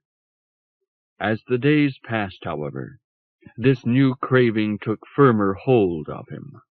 He felt it growing into an irresistible and insane obsession. So violently did he strive to exercise it, that he was threatened with breakdown. Clearly, if he were forced to pursue my purpose against this desperate reluctance, he would pursue it ill. I therefore decided that, in order to gain his willing cooperation, I must attempt to give him a frank and precise explanation of my relations with him. This would be a difficult undertaking, and one which would have been impossible to carry out on any but a carefully selected and prepared individual. One night, as Paul was lying in bed, I constructed in his imagination a detailed image of myself as I should have appeared to his eyes. He saw me as a great gray human monolith, snake-eyed. I then spoke to him through his own imagination. I explained that I was a human being of the remote future, living upon Neptune, and that it was my task to study the terrestrial ages of man. For this work, I said, I had chosen him as my instrument. If necessary, I could, by an inner compulsion, force him to work for me. But the work would fare better if he would enter into it willingly. I explained that, by helping me to render something of terrestrial history into the consciousness of my own species, which I said was mentally far more advanced than his own, he would be serving not only me, but his own kind. Next morning, Paul recalled the night's experience with amazement, but dismissed it as a dream. On succeeding nights I influenced him again, giving him more detail of my world and my power over himself. I referred him, moreover, to 2 books. One of these, already published, was An Experiment with Time by J.W. Dunn. This work, I told him, though to the Neptunian mind it was philosophically naive, might help him to understand the incursion of future events into the present. The other book, which would be called Last and First Men, had yet to appear. When Paul encountered the first of these books, he was profoundly disturbed, and still more so when some months later he read the other in manuscript. He now became convinced of the reality of my intercourse with him. For a while he was terrified and revolted at the knowledge that another human mind had access to his every thought, and could even induce him to think and desire as it was not in his own nature to think and desire. That his character should be largely the product of another mind seemed to him at first an intolerable violation of his privacy, nay, of his identity. I had therefore to remind him, patiently and night by night, that even apart from my power over him, it was an expression of influences other than himself, that whatever was distinctive of him was not truly his at all. You forget, I said, that your nature is the product of an infinite mesh of causes, of evolution, of the hither-thither turmoil of human history, and finally of your parents, of Catherine, of the war, and of your boys. Will you then rebel because yet another influence, hitherto unsuspected, is discovered to have part in you? An influence, too, which has very greatly increased your spiritual stature? If so, your recent illumination on the down was less deep than it should have been. You have not realized in your heart that the bare private individuality is a negligible thing. But what is glorious or base is the form which circumstance imposes on it. I myself am in the same case with you. I am the product of a vast web of circumstance, and my mind is probably open to the critical inspection and even the influence of I know not what beings superior to myself. Compared with you, I am indeed of a higher order of mentality, but no credit is due to me for this greater richness and significance of my nature. As well might the concluding chord of a symphony take credit for the significance poured into it by all its predecessors. There is, of course, in both of us and in all men and all living things, and all subvital beings, the one universal miracle of spontaneous doing, which is the essential life of all existence. Through the aid or the limitation of circumstance, some may do much, others little. What matter which of us does which? All the tones of the music are needed for the music's perfection. And it is the music alone that matters, not the glorification of this instrument or that. In a few days, Paul was reconciled to his fate, to such an extent that he began eagerly to debate with himself how he should gratify the new passion which hitherto he had only with difficulty restrained. The fervor with which he embarked on his task combined the lusty hunger of an appetite with the exaltation of a sacred duty. I further prepared him by making him realize that his recent experience on the Down was the vital spark lacking to all typical modern thought, the missing and all relevant word without which its jumble of verbiage could never make sense, the still small voice which alone, working in each heart, could ever bring peace to the modern world. Paul knew, of course, that this experience of his was by no means unique. Other ages had more profoundly entered into it. Even in his own age it sometimes occurred. But it had played little part in the common life of the mind. The few who had known it had nearly always withdrawn into their inner fortress, disengaging themselves from the dross which confuses modern thought. They had at the same time unwittingly rejected a treasure which had never before come within man's reach. Contenting themselves with vain repetitions of old truths, they were deaf to the new truth which was as yet but stammeringly expressing itself in men's minds. They could see very clearly the central error of the modern spirit, namely, the belief that reality is wholly included in the world of sense. Revolting from this folly, they erroneously declared this world a phantom and a snare, and naively conceived that in their ecstasy the soul, escaping from illusion, found herself at last untrammeled and immortal. I was at pains to make Paul see unmistakably that, for those who have entered superficially into the life of the Spirit, this is the most insidious, the most lethal of all snares. On the day after his illumination upon the Down, Paul had told himself that he had escaped from the foundering vessel of himself. The swarms of his fellow men and women all over the world could do nothing but labor incessantly from wave to wave of the maelstrom, pausing only now and then on some crest to look around them and realize that they were plowing a waste of waters, and that one and all must sink. Paul saw them tormented by self-prizing, though also more nobly tortured and exalted by personal love, and by the intensified pain of watching the beloved's pain. This it was, indeed, that chiefly dignified them above the beasts, but this also it was that tethered them to the waste of waters like foundering mayflies. Their interest was almost wholly personal, either in self-regard or hate or love. But increasingly they saw that in the waste of existence there could be no lasting home for personal spirits anywhere, and so no permanency of comfort for anyone's beloved. Each of them, and each beloved, must settle heavily down into old age like leaky vessels, if only they could have sunk in battle array fighting for some great cause. But their sailing orders had not come through to them, or had been so mutilated that they found no clear direction. Thus Paul had figured things out on the day after his illumination. By some miracle he himself seemingly had escaped from the foundering vessel of himself. He had escaped simply by a leap of the imagination, a soaring flight into the upper air, whence, selfless, he could watch the shipwreck of himself and all selves with a strange, still compassion, but without revolt. Yet subsequently, under my continued influence, he saw that this image was false and dangerous. He had not escaped. No self could escape. And now at last he realized that escape was not desirable, for he had seen something of the beauty for which all selves, if they could but see it, would suffer gladly, and gladly be annihilated. Paul now once more turned his attention to the world that it was his task to observe. Suddenly a truth, which he had long vaguely known, but had never before clearly stated to himself, became both clear and urgent. At last he saw the situation of his species unambiguously from the cosmical point of view. He saw what it was that he and his contemporaries should be doing with their world. Fate had given them an opportunity which had been withheld from every early age. They had stumbled on the power of controlling the destiny of the human race.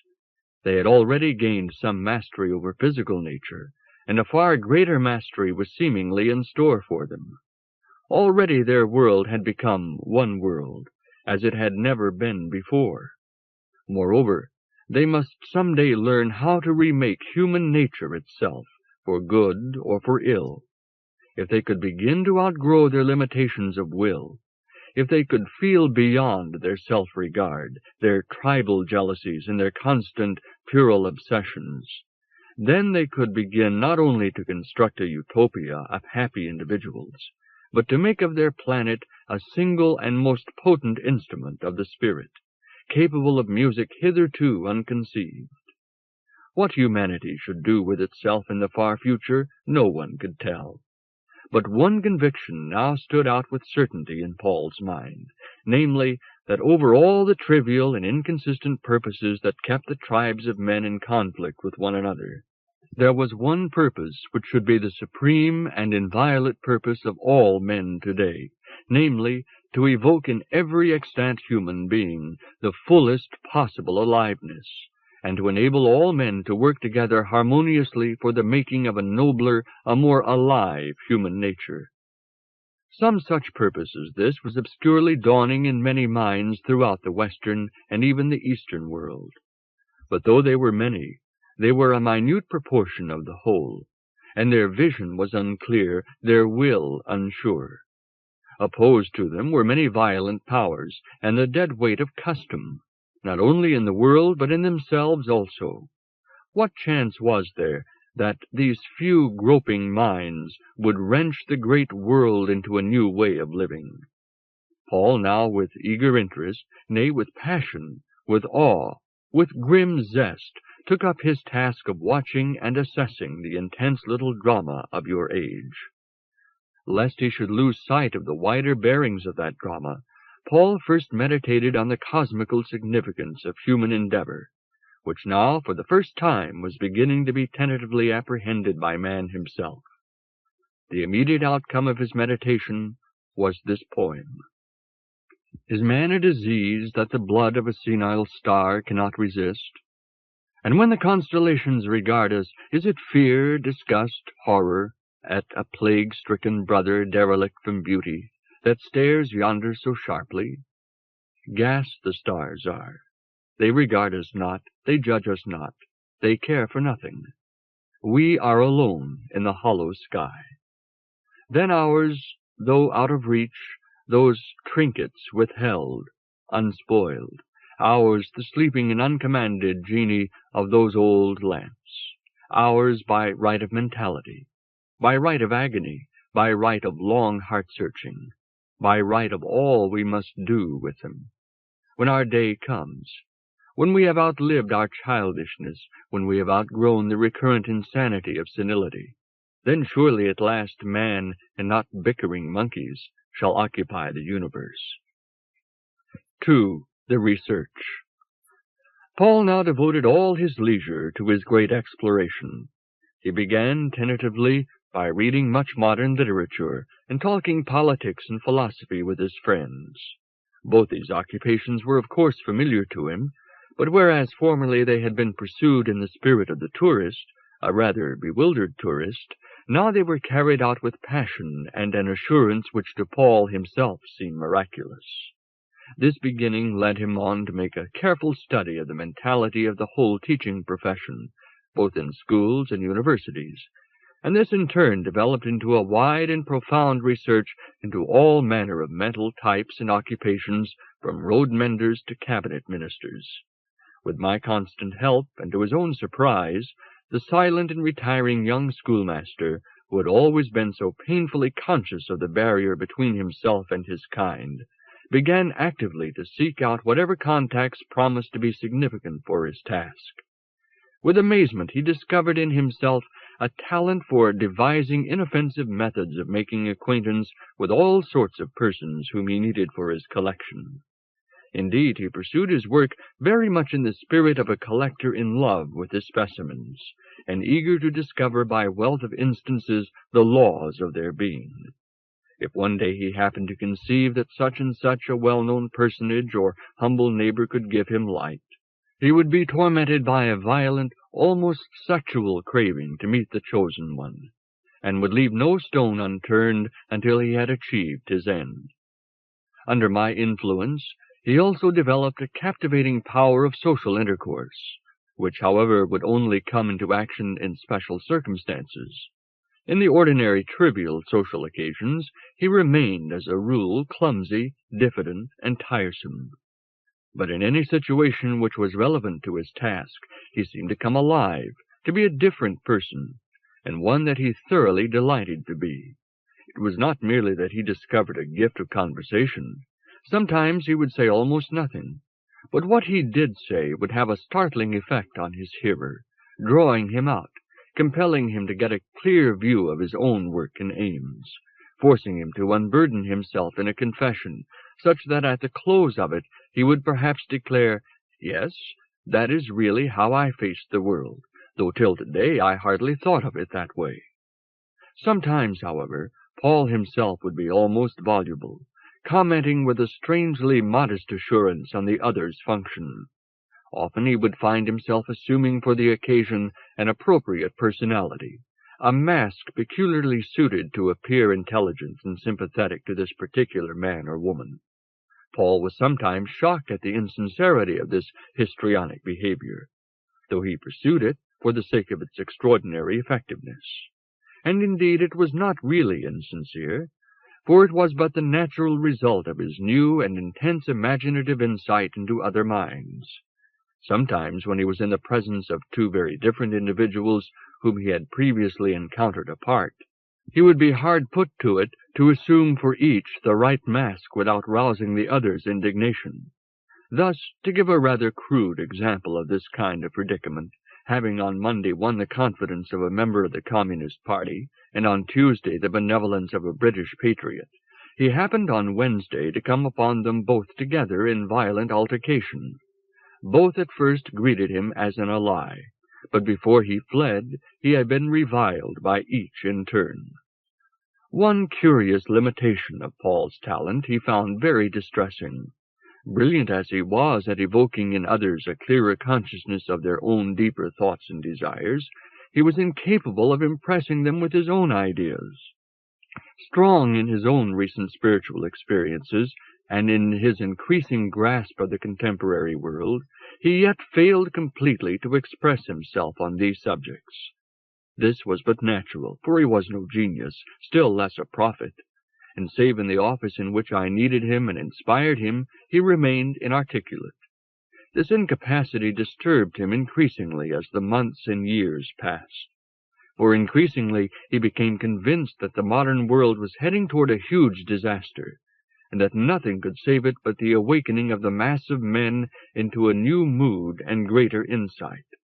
More and more clearly he saw in his own meditations just what this awakening must be, yet he could never make it clear to others, for as soon as he tried to express himself, he fell stammering or mute.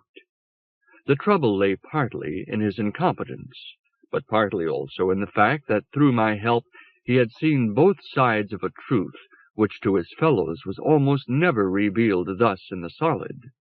Paul's interlocutor, therefore, was sure to be blind either to one or to the other aspect of Paul's central conviction, either to his sense of obligation in the heroic and cosmically urgent enterprise of man upon his planet, or to his seemingly inconsistent perception of the finished, the inhuman beauty of the cosmos. Most painfully, when he was with members of the intelligentsia, did his mental paralysis seize him. He made contact with many writers and artists. Each of these brilliant beings he treated at first with dog-like respect, believing that at last he had come into the presence of one who had broken into new truth. But somehow he never went very far with any of them.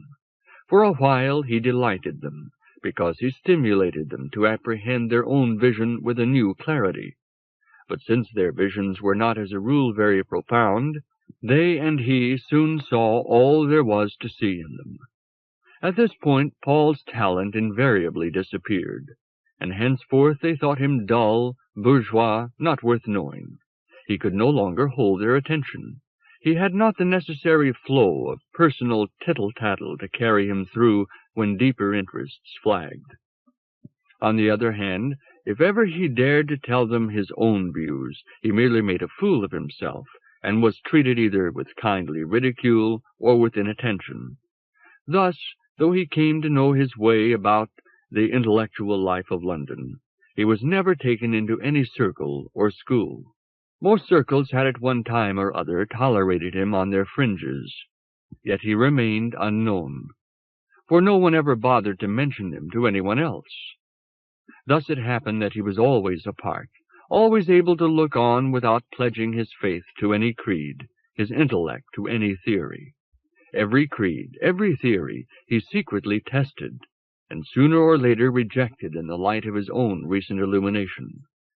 In this manner Paul served my purpose admirably. As a tissue section, to be studied under the microscope, may be stained to bring out details of structure that would otherwise have remained invisible, so Paul, whom I had treated with a tincture of Neptunian vision, revealed in exquisite detail the primitive organs of his mind, some of which took the stain and others not. Obviously, it is impossible to reveal the whole issue of the experiment to readers of this book, since they themselves suffer from Paul's limitations. Throughout these crowded years, Paul still carried on his daily work at the school. Though inevitably, as his attention became more and more occupied, his teaching suffered. All his free time, all his holidays, he now spent on his task of exploration.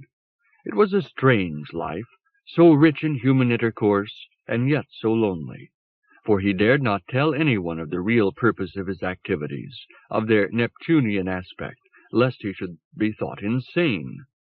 To his friends he appeared to have been bitten by some queer bug of curiosity, which they said had filled him with a quite aimless mania for inquiry, and was ruining his work. To aid his project he undertook a number of enterprises, none of which he did well, since at heart he regarded them only as means of the pursuit of his secret purpose. He worked for a political party, lectured to classes organized by the Workers' Educational Association, collaborated in a social survey of a poor district. Also he haunted certain public houses, attended revivalist meetings, became intimate with burglars, swindlers, and one or two uncaught murderers, who he found were extremely thankful for the opportunity of unburdening themselves under the spell of his mysteriously aloof sympathy and understanding. He made contact with many prostitutes and keepers of brothels. He respectfully explored the minds of homosexuals and others whose hungers did not conform to the lusts of their fellows. He found his way into many chambers of suffering, and was present at many deathbeds. He was welcomed in mining villages and in slum tenements. He discussed revolution in the homes of artisans. Equally, he was received in the houses of bank managers, of ship owners, of great industrial employers. He conferred with bishops, and also with the dignitaries of science, but no less eagerly with vagabonds, over stolen delicacies seated behind hedges. Part of one summer he spent as a dock laborer, and part of another as a harvest hand in the west of England. He traveled steerage on an emigrant ship, and worked his passage on a tramp steamer along the Baltic coasts. He made a brief but crowded pilgrimage to Russia, and came home a communist with a difference. He tramped and bicycled in Western Europe, and in England he made contact with many visitors from the East. Yet also he found time to keep abreast of contemporary literature, to haunt studios, to discuss epistemology and ethics with bright young Cambridge philosophers.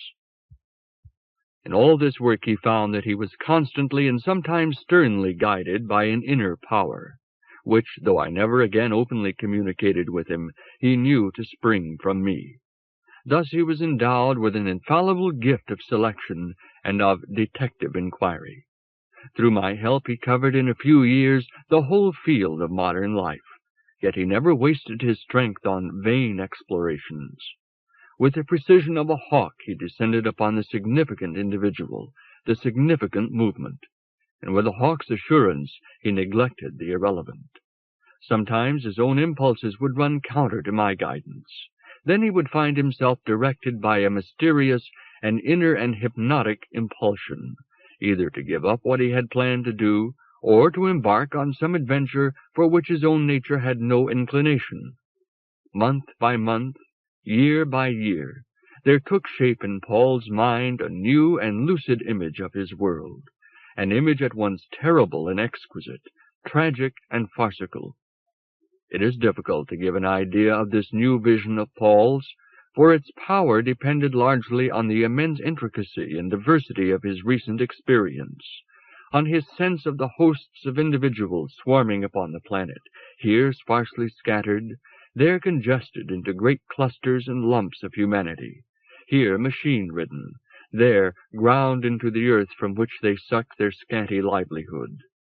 Speaking in 10,000 mutually incomprehensible dialects, living in manners reprehensible or ludicrous to one another, thinking by concepts unintelligible to one another, they worshipped in modes repugnant to one another. This new sense of the mere bulk and variety of men was deepened in Paul's mind by his enhanced apprehension of individuality in himself and others, his awed realization that each single unit in all these earth-devastating locust armies carried about with it a whole cognized universe, was the plangent instrument of an intense and self-important theme of mind. For Paul had by now learned very thoroughly to perceive the reality of all human beings and of the world with that penetrating insight which I had first elicited from him in childhood. On the other hand, since he was never wholly forgetful of the stars, the shock between his sense of human littleness in the cosmos and his new sense of man's physical bulk and spiritual intensity increased his wonder. Thus, in spite of his perception of the indefeasible reality of everyday things, he had also an overwhelming conviction that the whole fabric of common experience, nay, the whole agreed universe of human and biological and astronomical fact, though real, concealed some vaster reality. It must not be forgotten that throughout his exploration Paul was jealously mindful of my presence within him, and that his sense of an ulterior, a concealed reality, was derived partly from the knowledge that within himself, or above himself, there was concealed a more exalted being. He knew that I was ever behind his eyes, ever attentive in his ears, ever pondering and sifting the currents of his brain. Yet save when I swayed him with unaccountable cravings and reluctances, my presence was wholly unperceived. It must be remembered that I used Paul in two manners, both as a transparent instrument of observation and as a sample of your mentality. I was interested not only in the external facts which he recorded, but in his reaction to them, in the contrast between his appraisement of them and my own. That contrast I may express by saying that whereas I myself regarded the terrestrial sphere primarily with detachment, though with detachment which held within itself a passion of imaginative sympathy, Paul regarded all things primarily from the human point of view, though he was able also, by a continuous effort, to maintain himself upon the loftier plane.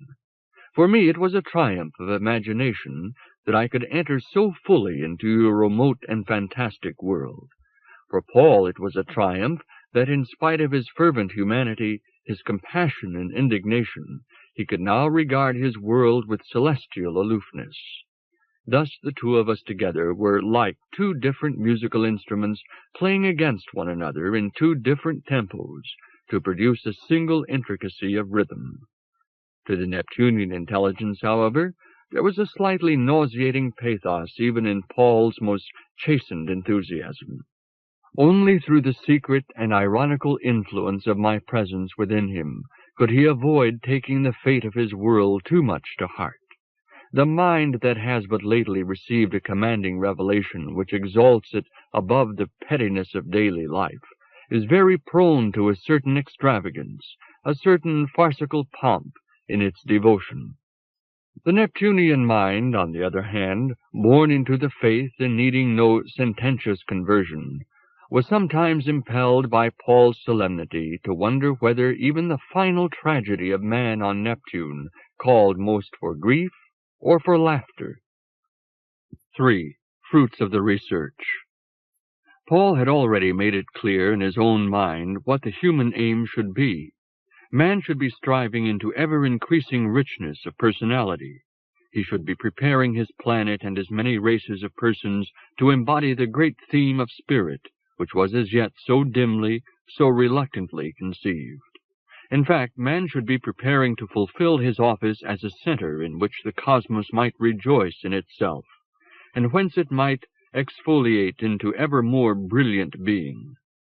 Paul found also in his heart a conviction, calm, though humanly reluctant, that in the end must come downfall, and that though man must strive with all his strength and constancy of purpose, he must yet continually create in his heart the peace, the acceptance, the cold, bright star of cognizance, which if we name it, we misname. In his exploration, Paul sought to discover what progress man was making in this twofold venture. He found a world in which, far from perceiving the cosmical aspect of humanity, men were for the most part insensitive even to the purely human aspect, the need to make a world of full-blown and joyful human individuals. Men lived together in close proximity, yet with scarcely more knowledge of one another than jungle trees, which blindly jostle and choke, each striving only to raise its head above its neighbors. Beings with so little perception of their fellows had but a vague apprehension of the human forest as a whole, and almost none of its potentialities. Some confused and dreamlike awareness of man's cosmical function no doubt there was. As a very faint breeze, it spread among the waiting tree-tops. But what was to come of it? In such a world there was one kind of work which seemed to Paul not indeed the most important, for many operations were equally important, but the most directly productive work of all, namely education. Among the teachers, as in all walks of life, Paul found that, though some were indeed pioneers of the new world order, many were almost entirely blind to the deeper meaning of their task. Even those few who had eyes to see could do but little. Their pupils had at all costs to be fitted for life in a world careless of the spirit, careless of the true ends of living, and thoughtful only for the means. They must be equipped for the economic struggle. They must become good businessmen, good engineers and chemists, good typists and secretaries, good husband-catchers, even if the process prevented them irrevocably from becoming fully alive human beings.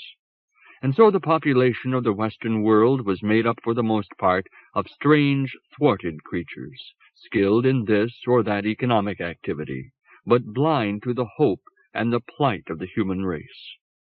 For them, the sum of duty was to play the economic game shrewdly and according to rule, to keep their wives in comfort and respectability, their husbands well fed and contented, to make their offspring into quick and relentless little gladiators for the arena of world prices.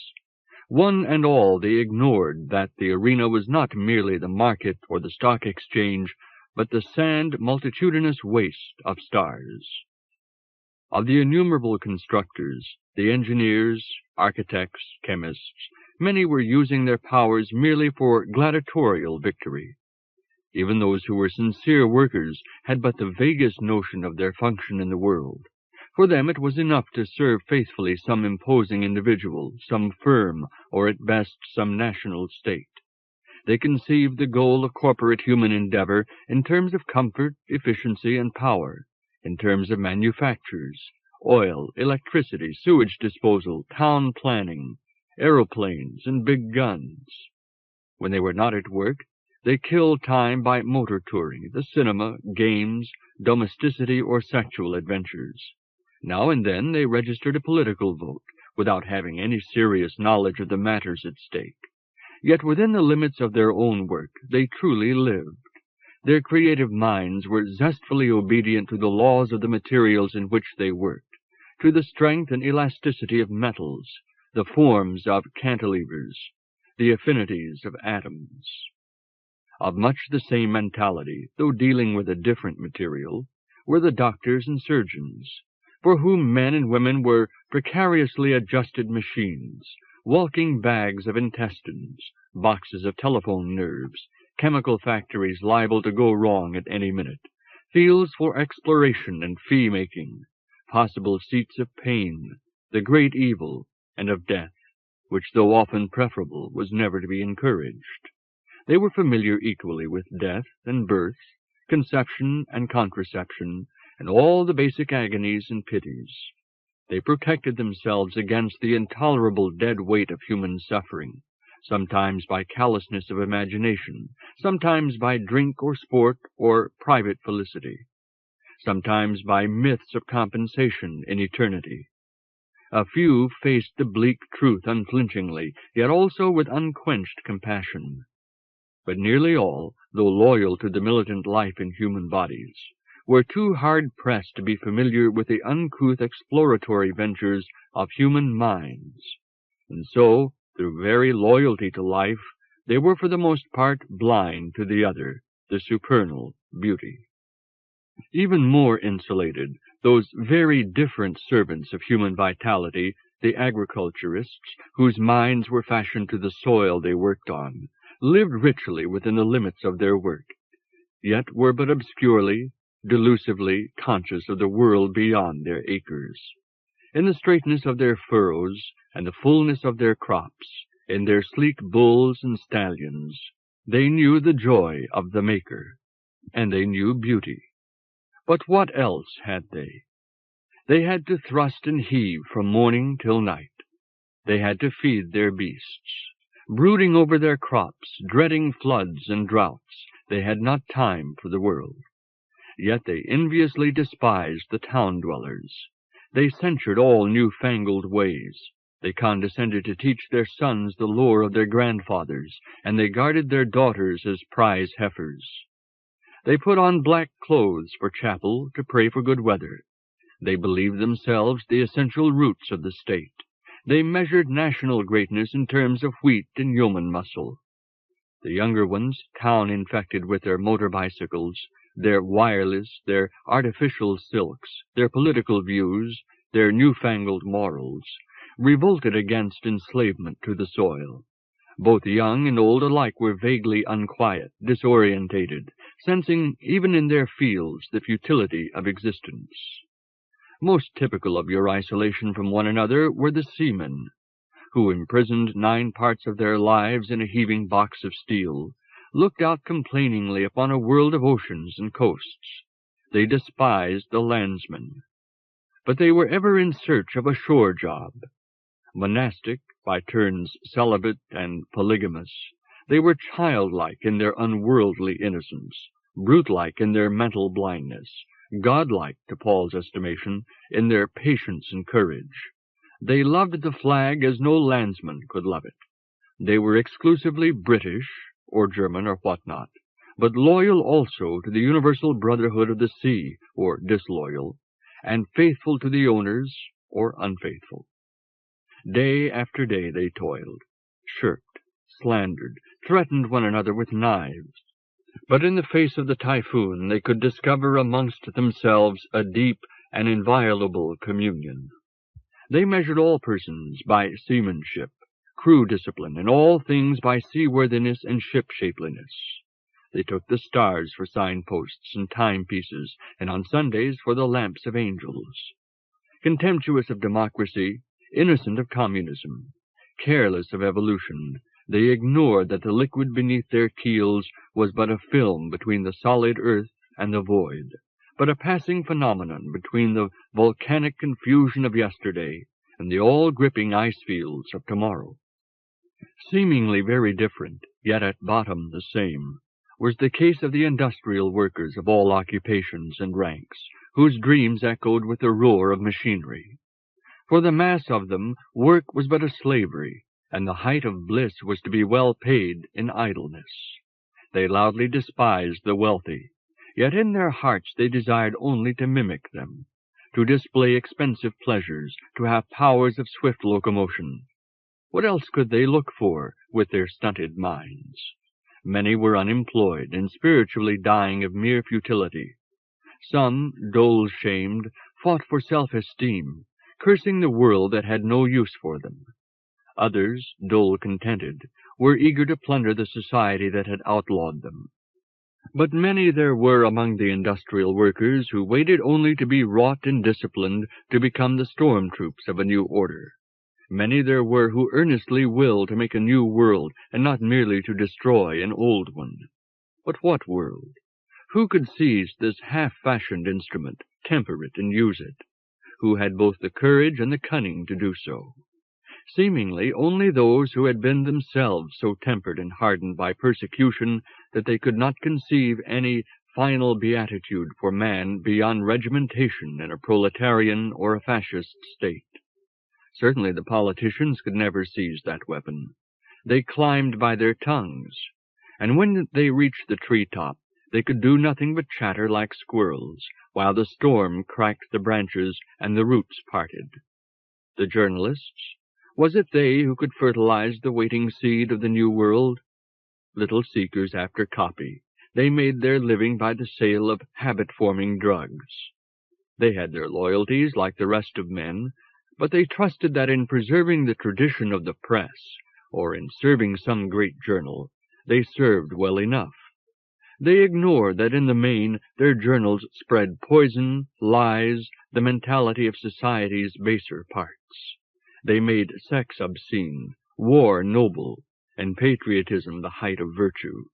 A few there were of another kind, who sought to bring to light what the authorities would keep dark, whose aim it was to make men think by offering them sugared pills of wisdom, spiced problems of statecraft, peep-shows of remote lands and lives, glimpses of the whole of things.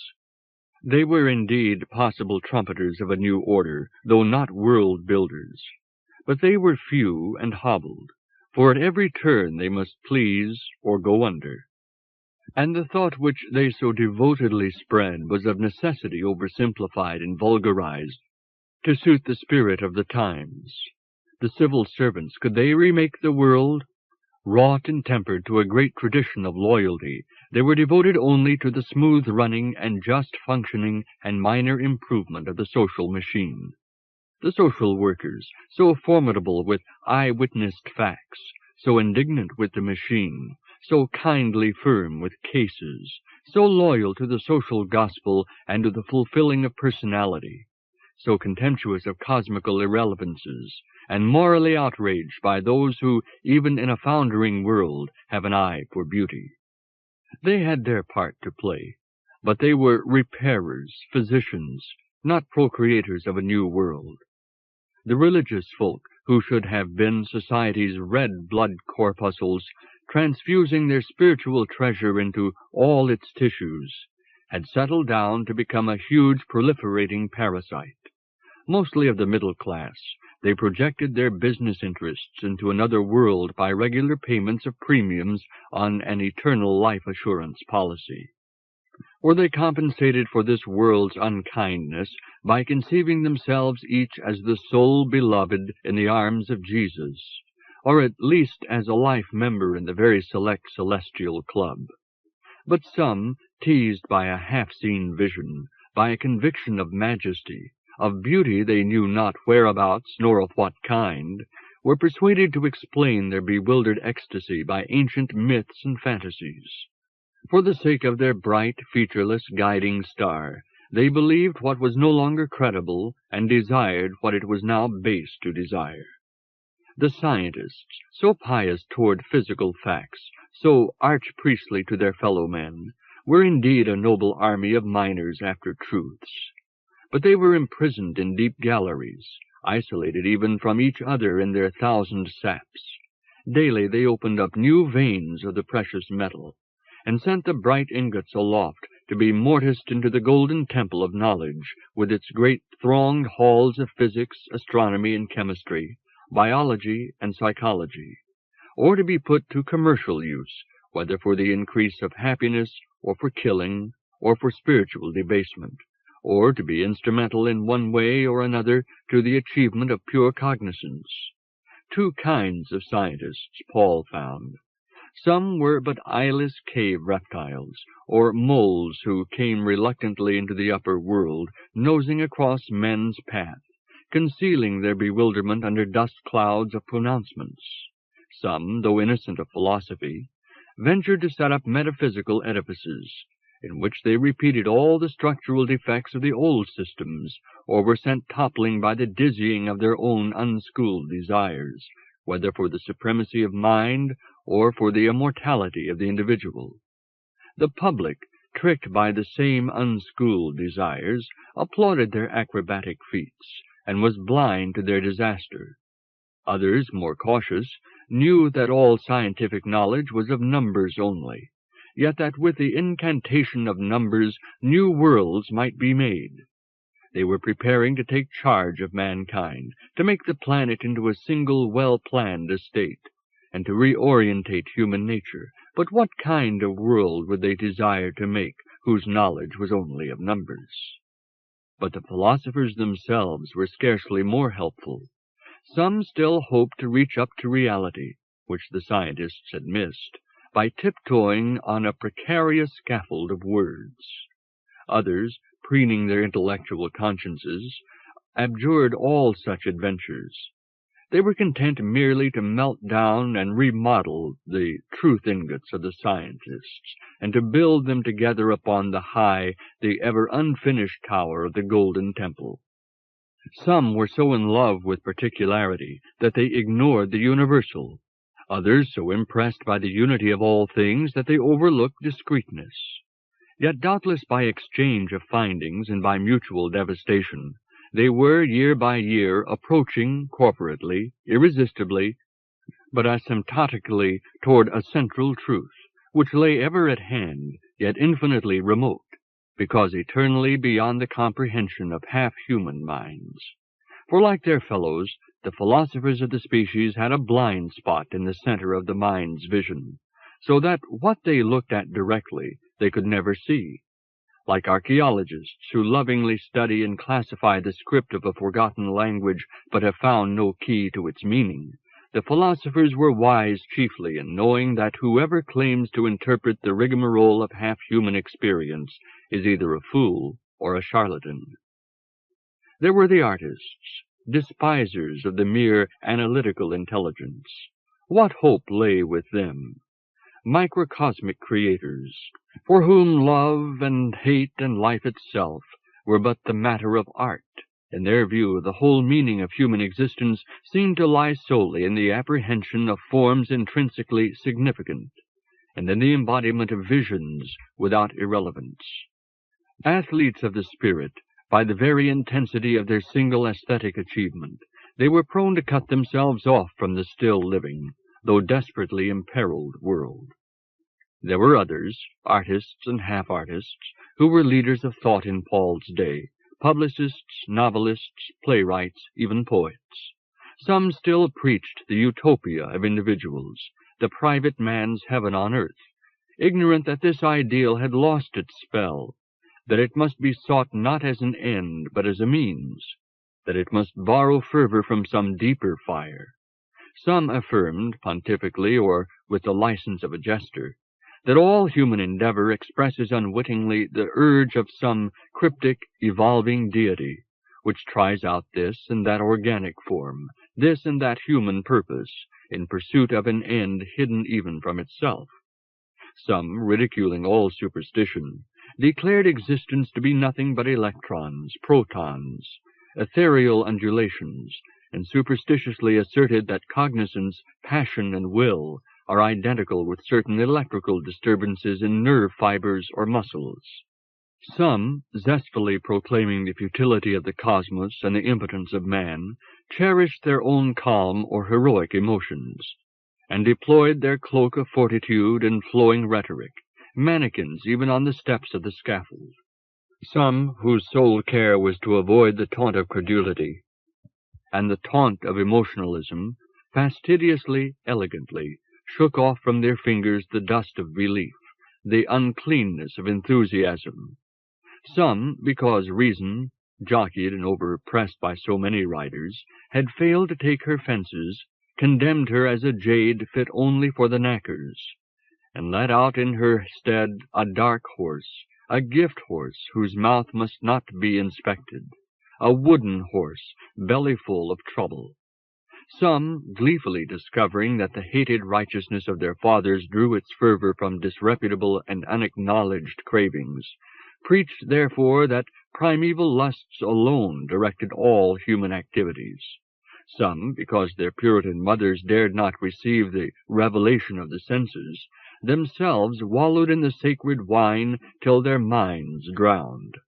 Some were so tangled in the love of mother and the discord of mother and mate that they received from woman not nourishment, not strength, but a sweet and torturing poison, without which they could not live, by which their minds were corroded.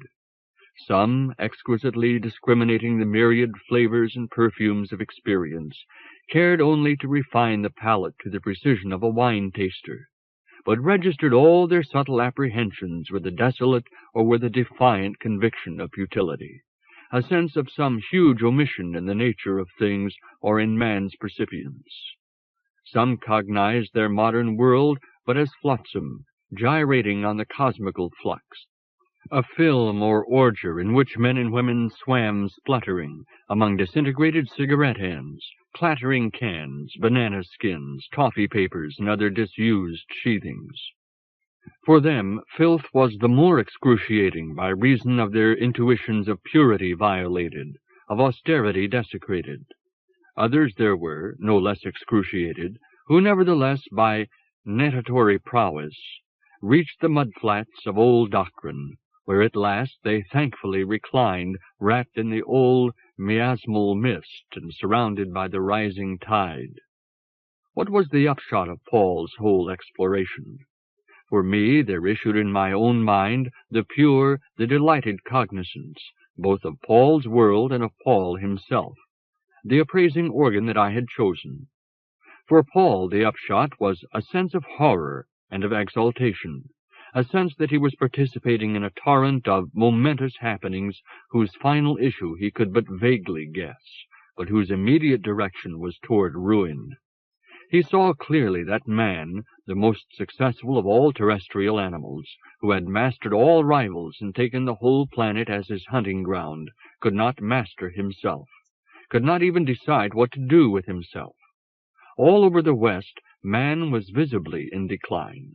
The great wave of European energy, which gave him mastery over nature, which carried the European peoples into every continent, which lent them for a while unprecedented intellectual vision and moral sensitivity, now visibly failed.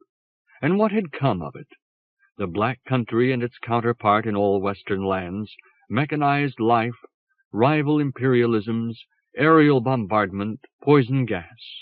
For the mind, a deep and deadly self-disgust, a numbing and unacknowledged shame, a sense of huge opportunities missed, of a unique trust betrayed, and therewith a vast resentment against earlier generations, against human nature, against fate, against the universe. What more? An attempt to cover up guilt and futility by mechanical triumphs, business hustle, and the sound of 100 million gramophones and radio sets. Paul asked himself, how has all this happened? And he answered, because we cannot look into our minds and see what really affords lasting satisfaction, and what is merely reputed to do so. Because our individuality is a dimensionless point. Because our personalities are but masks with nothing behind them. But in the East, where they say man is less superficial, what is happening? There, presumably, men have seen truths which the West has missed. But they stared at their truths till they fell into a hypnotic trance which lasted for centuries. They made it an excuse for shunning the world and all its claims, for gratifying themselves in private beatitude. And now, when at the hands of the West the world is forced on them irresistibly, they fall into the very same errors that they condemn in us. And the Russians? Socially, they are the hope of the world. But have they as individual beings any more reality, any more percipience than the rest of us? Over this despair, this disgust of human futility, Paul triumphed by taking both a longer and a wider view. We shall win through, he told himself. We must, little by little, year by year, eon by eon. And in spite of long dark ages, man will master himself, will gain deeper insight, will make a better world. And if not man, then surely some other will in the end fulfill his office as the cosmical eye and heart and hand. If in our little moment he is in regression, what matter? The great music must not always be triumphant music. There are other songs beside the songs of victory, and all songs must find their singers.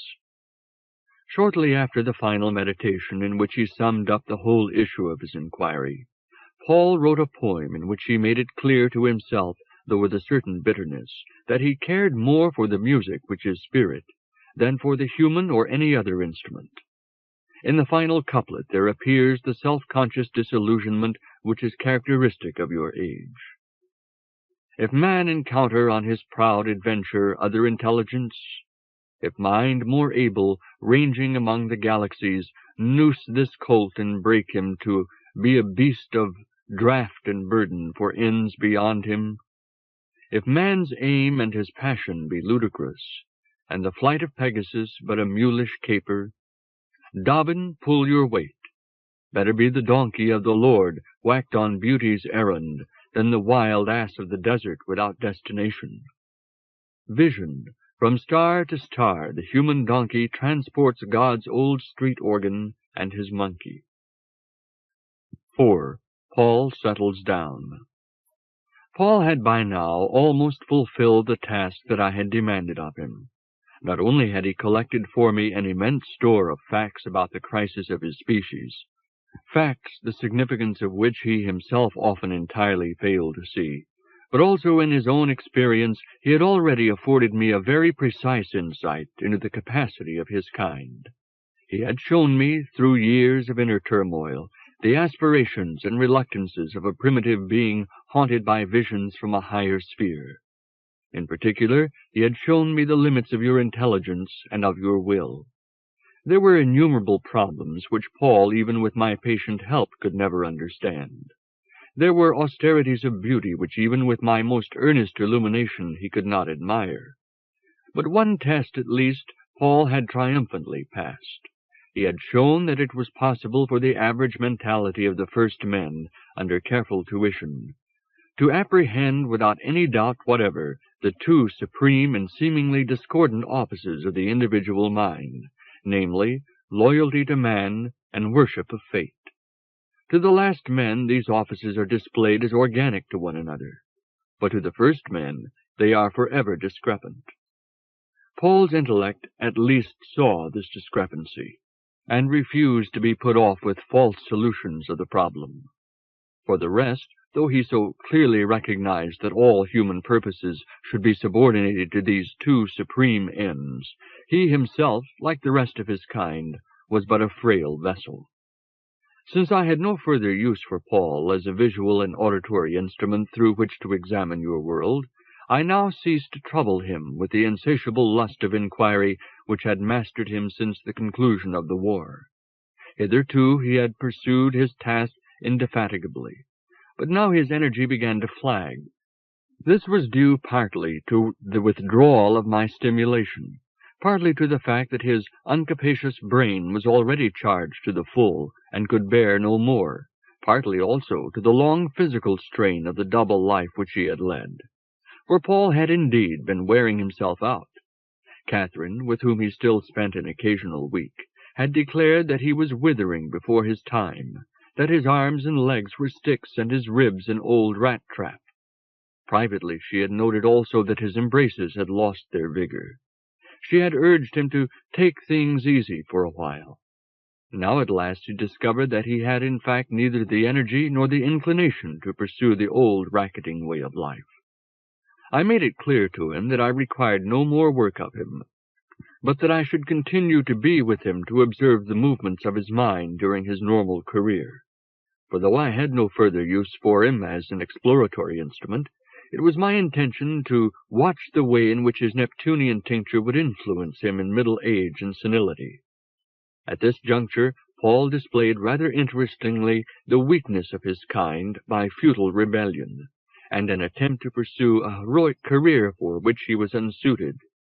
I must not dwell upon this incident, but it may be briefly recorded for the light which it throws upon your nature.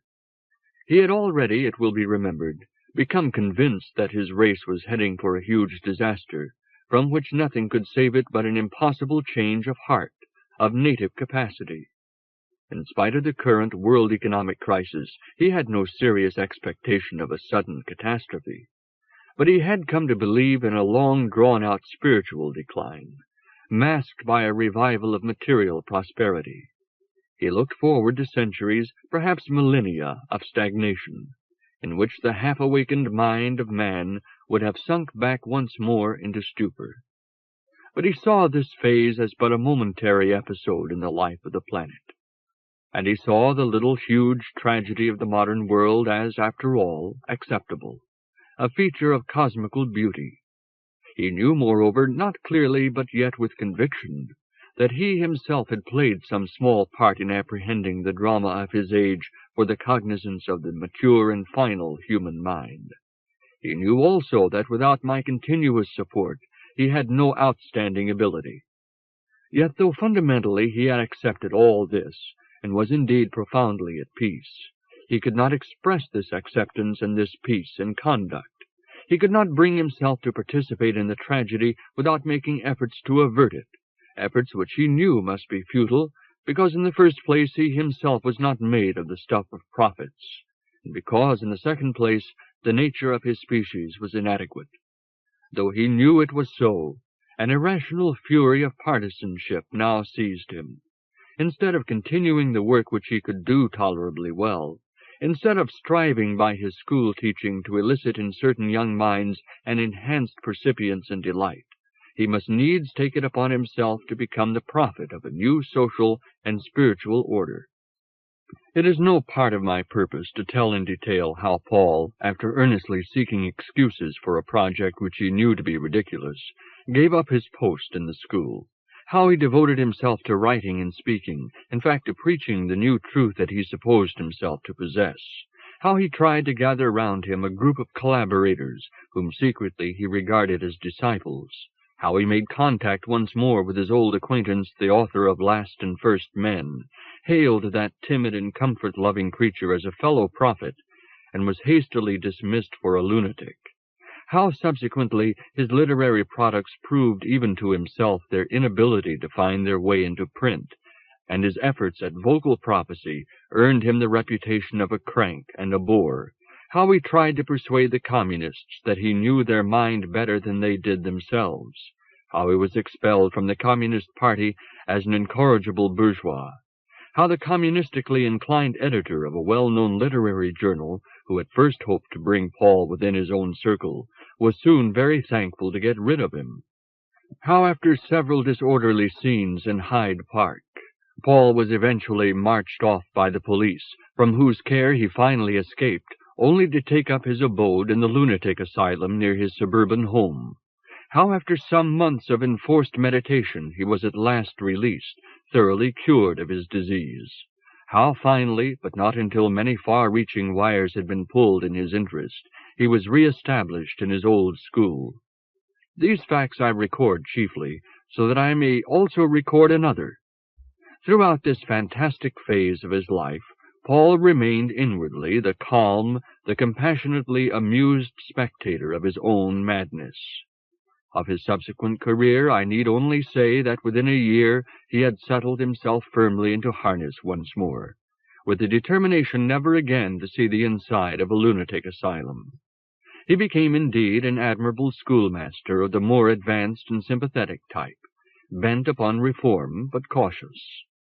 In consequence of my influence during his youth, he was now able to earn a reputation for daring ideas, yet also for patience, tact, and extreme conscientiousness. In due season he married, begat children, became a headmaster, and introduced far-reaching novelties into his school, in respect of curriculum, teaching methods, and dress.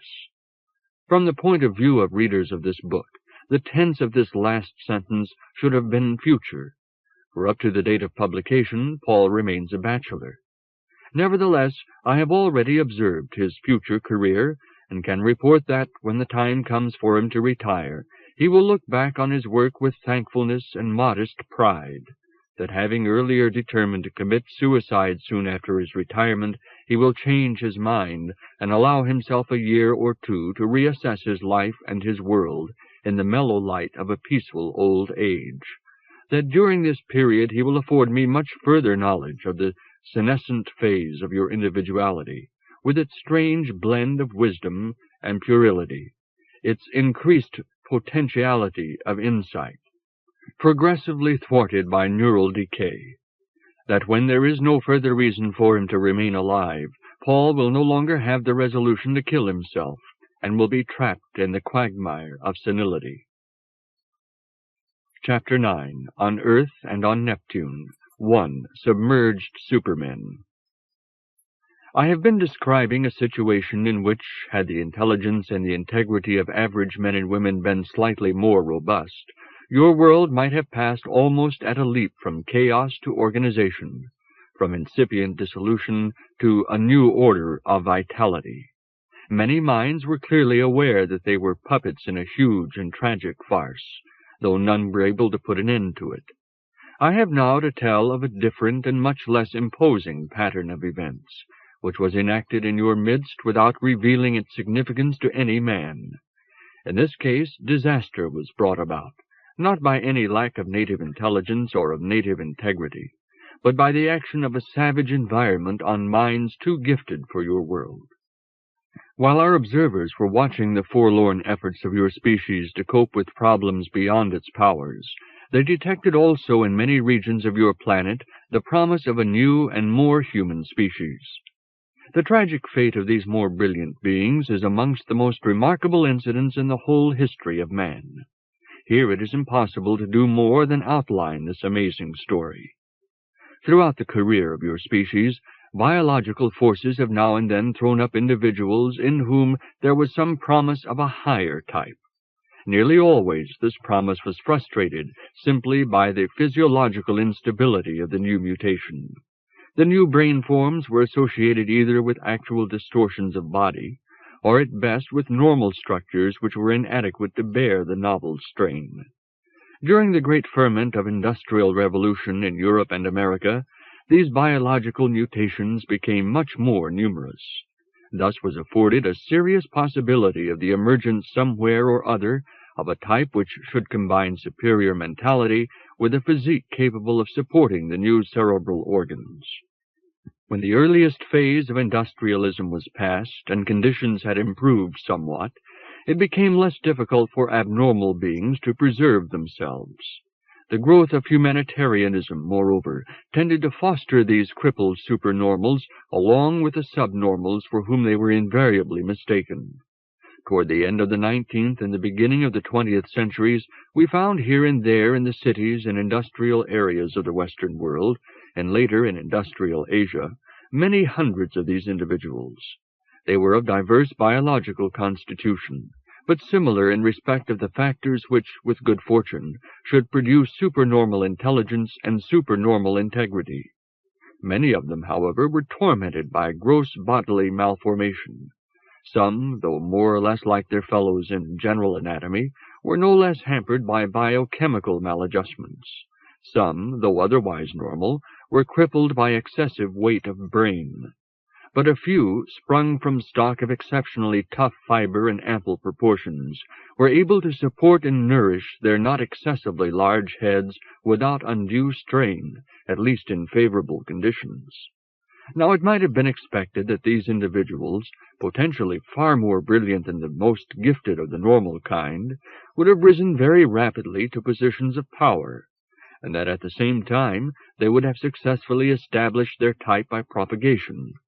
Within a few generations, surely, they would have completely dominated the earlier and inferior species.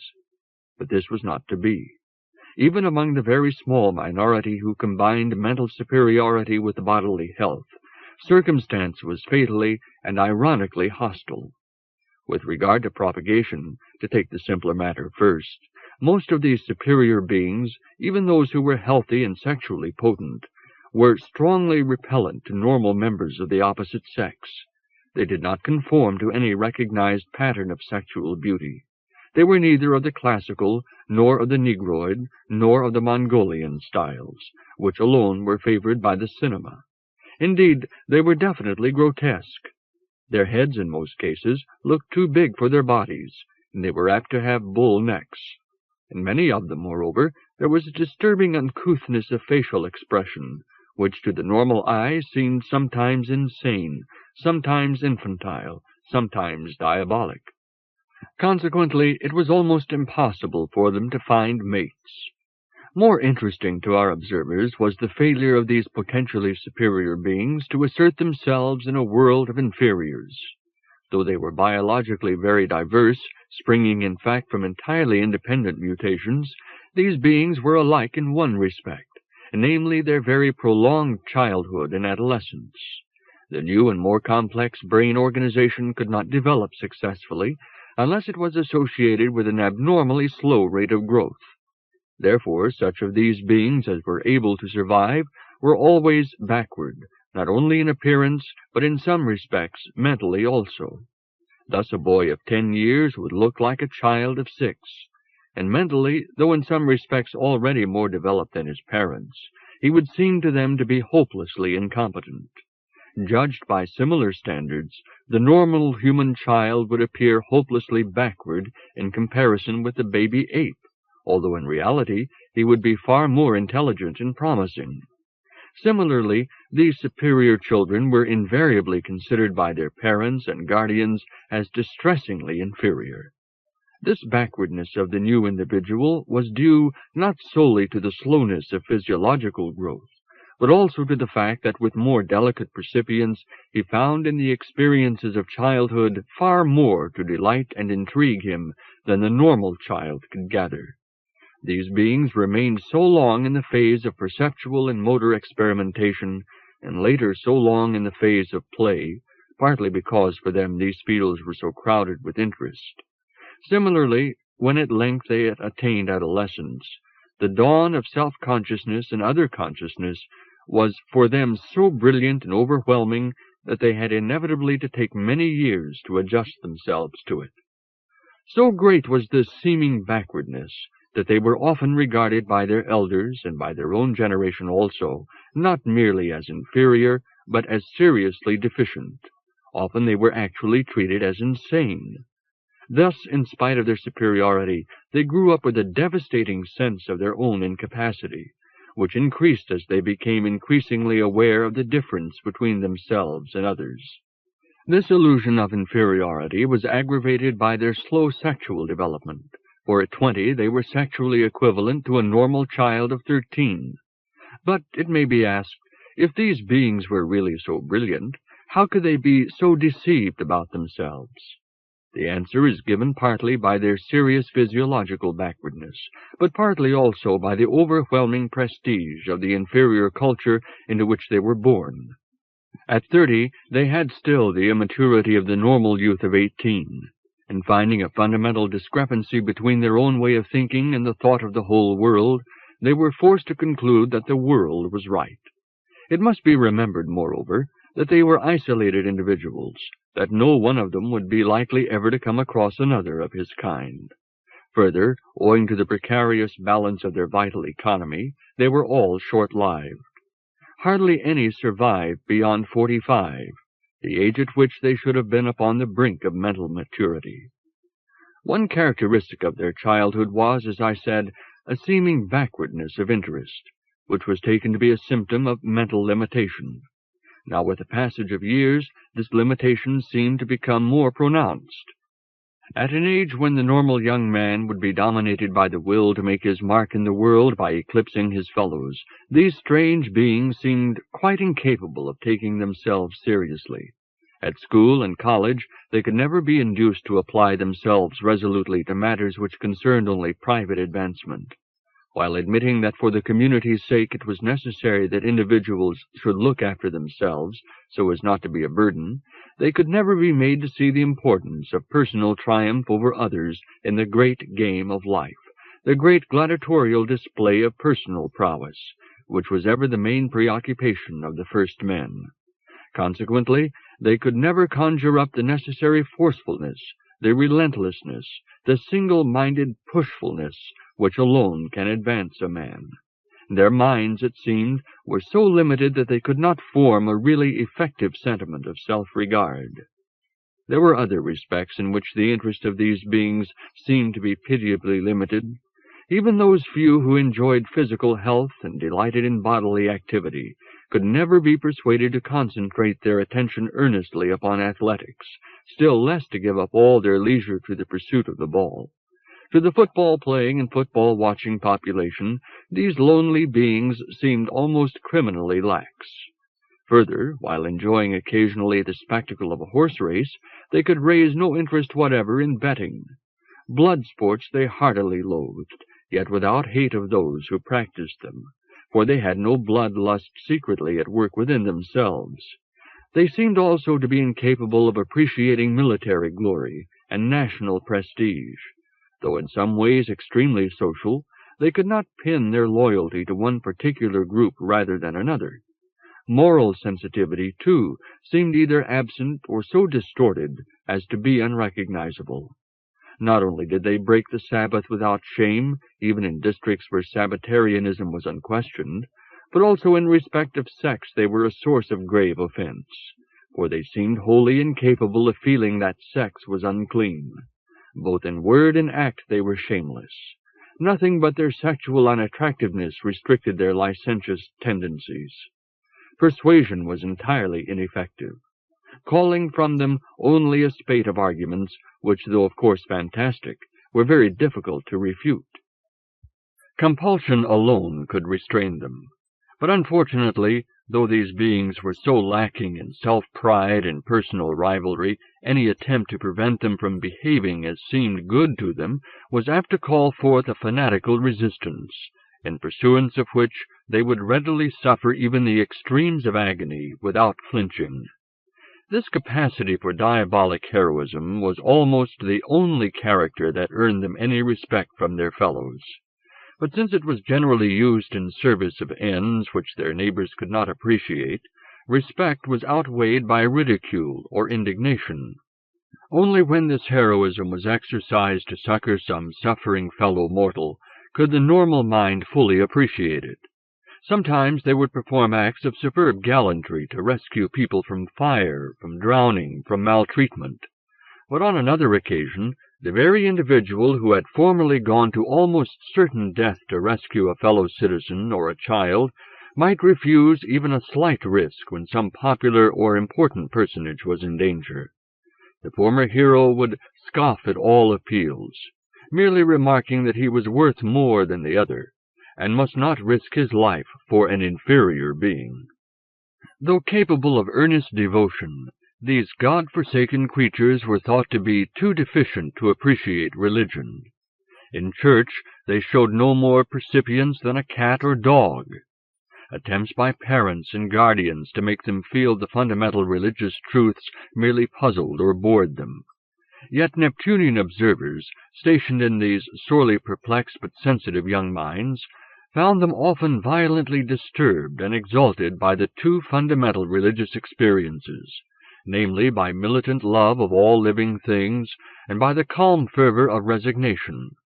Far more than the normal species, and in spite of their own racked bodies, they were able to relish the spectacle of human existence. Most of them, both male and female, showed a very lively curiosity, which in one or two cases was successfully directed towards a scientific training. Generally, however, they made no headway at all in science, because at the outset of their studies they could not see the validity of the assumptions and method of the sciences. One or two of them did, indeed, have the enterprise to go through with their training, acquiring with remarkable ease an immense mass of facts, arguments, and theories. But they proved incapable of making use of their knowledge. They seemed to regard all their scientific work as a game that had little to do with reality, a rather childish game of skill in which the arbitrary rules failed to develop the true spirit of the game with rigorous consistency. Moreover, the further they explored the corpus of any science, the more frivolously they regarded it, being apparently unable to appreciate the subtleties of specialized technique and theory. Not only in science, but in all intellectual spheres, they were, in fact, constantly hampered by a lucidity of insight which seemed to the normal mind merely obtuseness. In philosophy, for instance, whither their natural curiosity often led them, they could not make head or tail even of principles agreed upon or unconsciously assumed by all schools alike. Their teachers were invariably forced to condemn them as entirely without metaphysical sense, save in one respect, for it was often noticed that they were capable of remarkable insight into the errors of theories with which their teachers themselves disagreed. The truth was that at the base of every intellectual edifice these beings found assumptions which they could not accept, or in which they could find no clear meaning, while throughout the structure they encountered arguments in which they could not see a logical connection. There was one sphere in which several of these beings did earnestly try to make themselves felt, namely in politics and social improvement. But here they were even more ineffective than elsewhere. They could never see the importance of the accepted political aims or the validity of the recognized party maxims. When politicians demonstrated the inevitable results of this policy or that, these unhappy misfits could only deplore their own stupidity in not being able to follow the argument. When they themselves confessed how they would deal with some problem or other, they were either cursed for their lack of true feeling or derided for their childish idealism. In either case, they were charged with being ignorant of human nature. And this charge was, in a manner, just, for they had seldom any conception of the gulf between themselves and the members of the older species. I have been speaking of those few who were educated so far as to be able to take thought for matters of theoretical interest or public concern, but the great majority never attained this level. Those who were born into comfortable circumstances generally came into conflict with the taboos of their society and were ostracized, so that they sank into the underworld. Those also who were born into poor families were frequently outlawed by their fellows, and being entirely unfit to make their way in the huge dogfight of industrialism, they nearly always subsided into the humblest occupations. They became dock laborers, charwomen, agricultural laborers, clerks of the lowest order, very small shopkeepers, and especially vagrants. It was remarkable that they received on the whole more sympathy and understanding in the lower than in the higher reaches of society. This was because, in the simpler, less sophisticated manner of life, their native intelligence and integrity did not come into obvious conflict with the proud but crude culture of more educated folk. Indeed, those whose lot fell among the lower classes of society were generally treated by their peers with a strange blend of contempt and respect, though they were regarded as ineffective cranks or freaks, as children whose development had somehow been arrested, as daft, fey, mental. They were also credited with an odd kind of impracticable wisdom that was too good for this world. Not only so, but even in practical matters their advice was often sought, for they seemed to combine a divine innocence and self-disregard with a shrewdness, a cunning, which, though it was never used for self-advancement, struck the normal mind as diabolic. The kind of life into which these abortive supermen gravitated most frequently was a life of wandering and contemplation. Often they became tramps, drifting from one big town to another, trekking through agricultural districts, tinkering, sharpening scissors, mending crockery, poaching, stealing, breaking stones, harvesting. A few became postmen, others drivers of motor vans or buses. But though, whatever their occupations, they worked with incredible efficiency, seldom could they remain for long in posts which entailed subordination to members of the normal species. The women were more unfortunate than the men, for vagrancy was less easily practiced by women. Some became seamstresses. A few, protected by sexual unattractiveness, faced the difficulties and dangers of the road.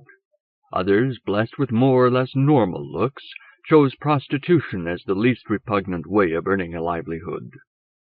Our observers, whenever they studied these unfulfilled approximations to a new species, found invariably a mental pattern definitely far superior to the normal, but also one which was much less developed than that of the second men, whose career was destined to begin some 10 million years after your day.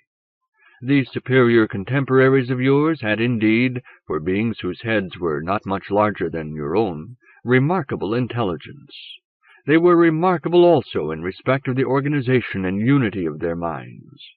Where the normal personality, torn by conflicts of desire and loyalty, would split into two or more incomplete systems imperfectly related to one another, these preserved their integrity, and chose that action which did in fact offer the greatest good possible in the circumstances. They were almost entirely without selfishness, for they had a capacity for self-insight definitely more penetrating than that of the normal species. Like the second men, they had also an innate interest in the higher mental activities, a craving for intellectual exercise and aesthetic delight no less imperious than the simple needs for food and drink. But unfortunately, since they were isolated individuals overwhelmed in childhood by a world of inferior caliber, they were unable to satisfy these cravings wholesomely. They were like potential athletes, trained from birth to use certain muscles in grotesque and cramping actions, and the rest of their bodies not at all. Thus they never developed their powers, and were haunted by a sense of falsity and futility in all their mental life. They were beings, moreover, in whom we found a vigorous and lucid innate loyalty toward the supreme adventure of the awakening spirit in man and in the cosmos. They were very ready to regard themselves and others as vessels, instruments of a great corporate endeavor. But unfortunately, in their terrible spiritual isolation from their neighbors, they could never wholeheartedly give themselves to the communal life. In spite of the contempt with which they were treated, in spite of their own confusion of mind, those of them who survived beyond the age of 25 or 30 could not but observe that the minds of their fellow men were woven upon a different pattern from their own, a pattern at once cruder and more confused, less intricate, yet more discrepant. Moreover, they soon found reason to suspect that they themselves alone had the cause of the spirit at heart, and that the rest of the world was frivolous. Each of them was like an isolated human child brought up by apes in the jungle.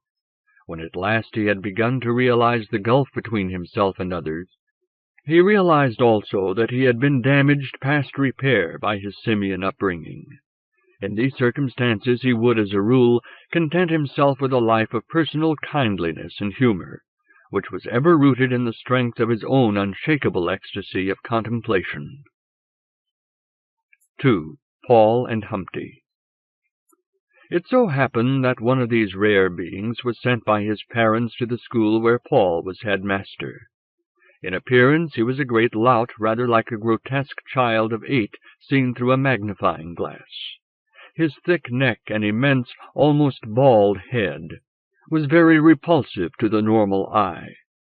Only the hinder part of his head bore hair, which was sparse, wiry, and in color like gray sand. The bare and lumpy dome of his cranium overhung 2 pale brown eyes, so large that they seemed to occupy the whole middle region of his face. Beneath an inconspicuous nose was a huge and clear-cut mouth.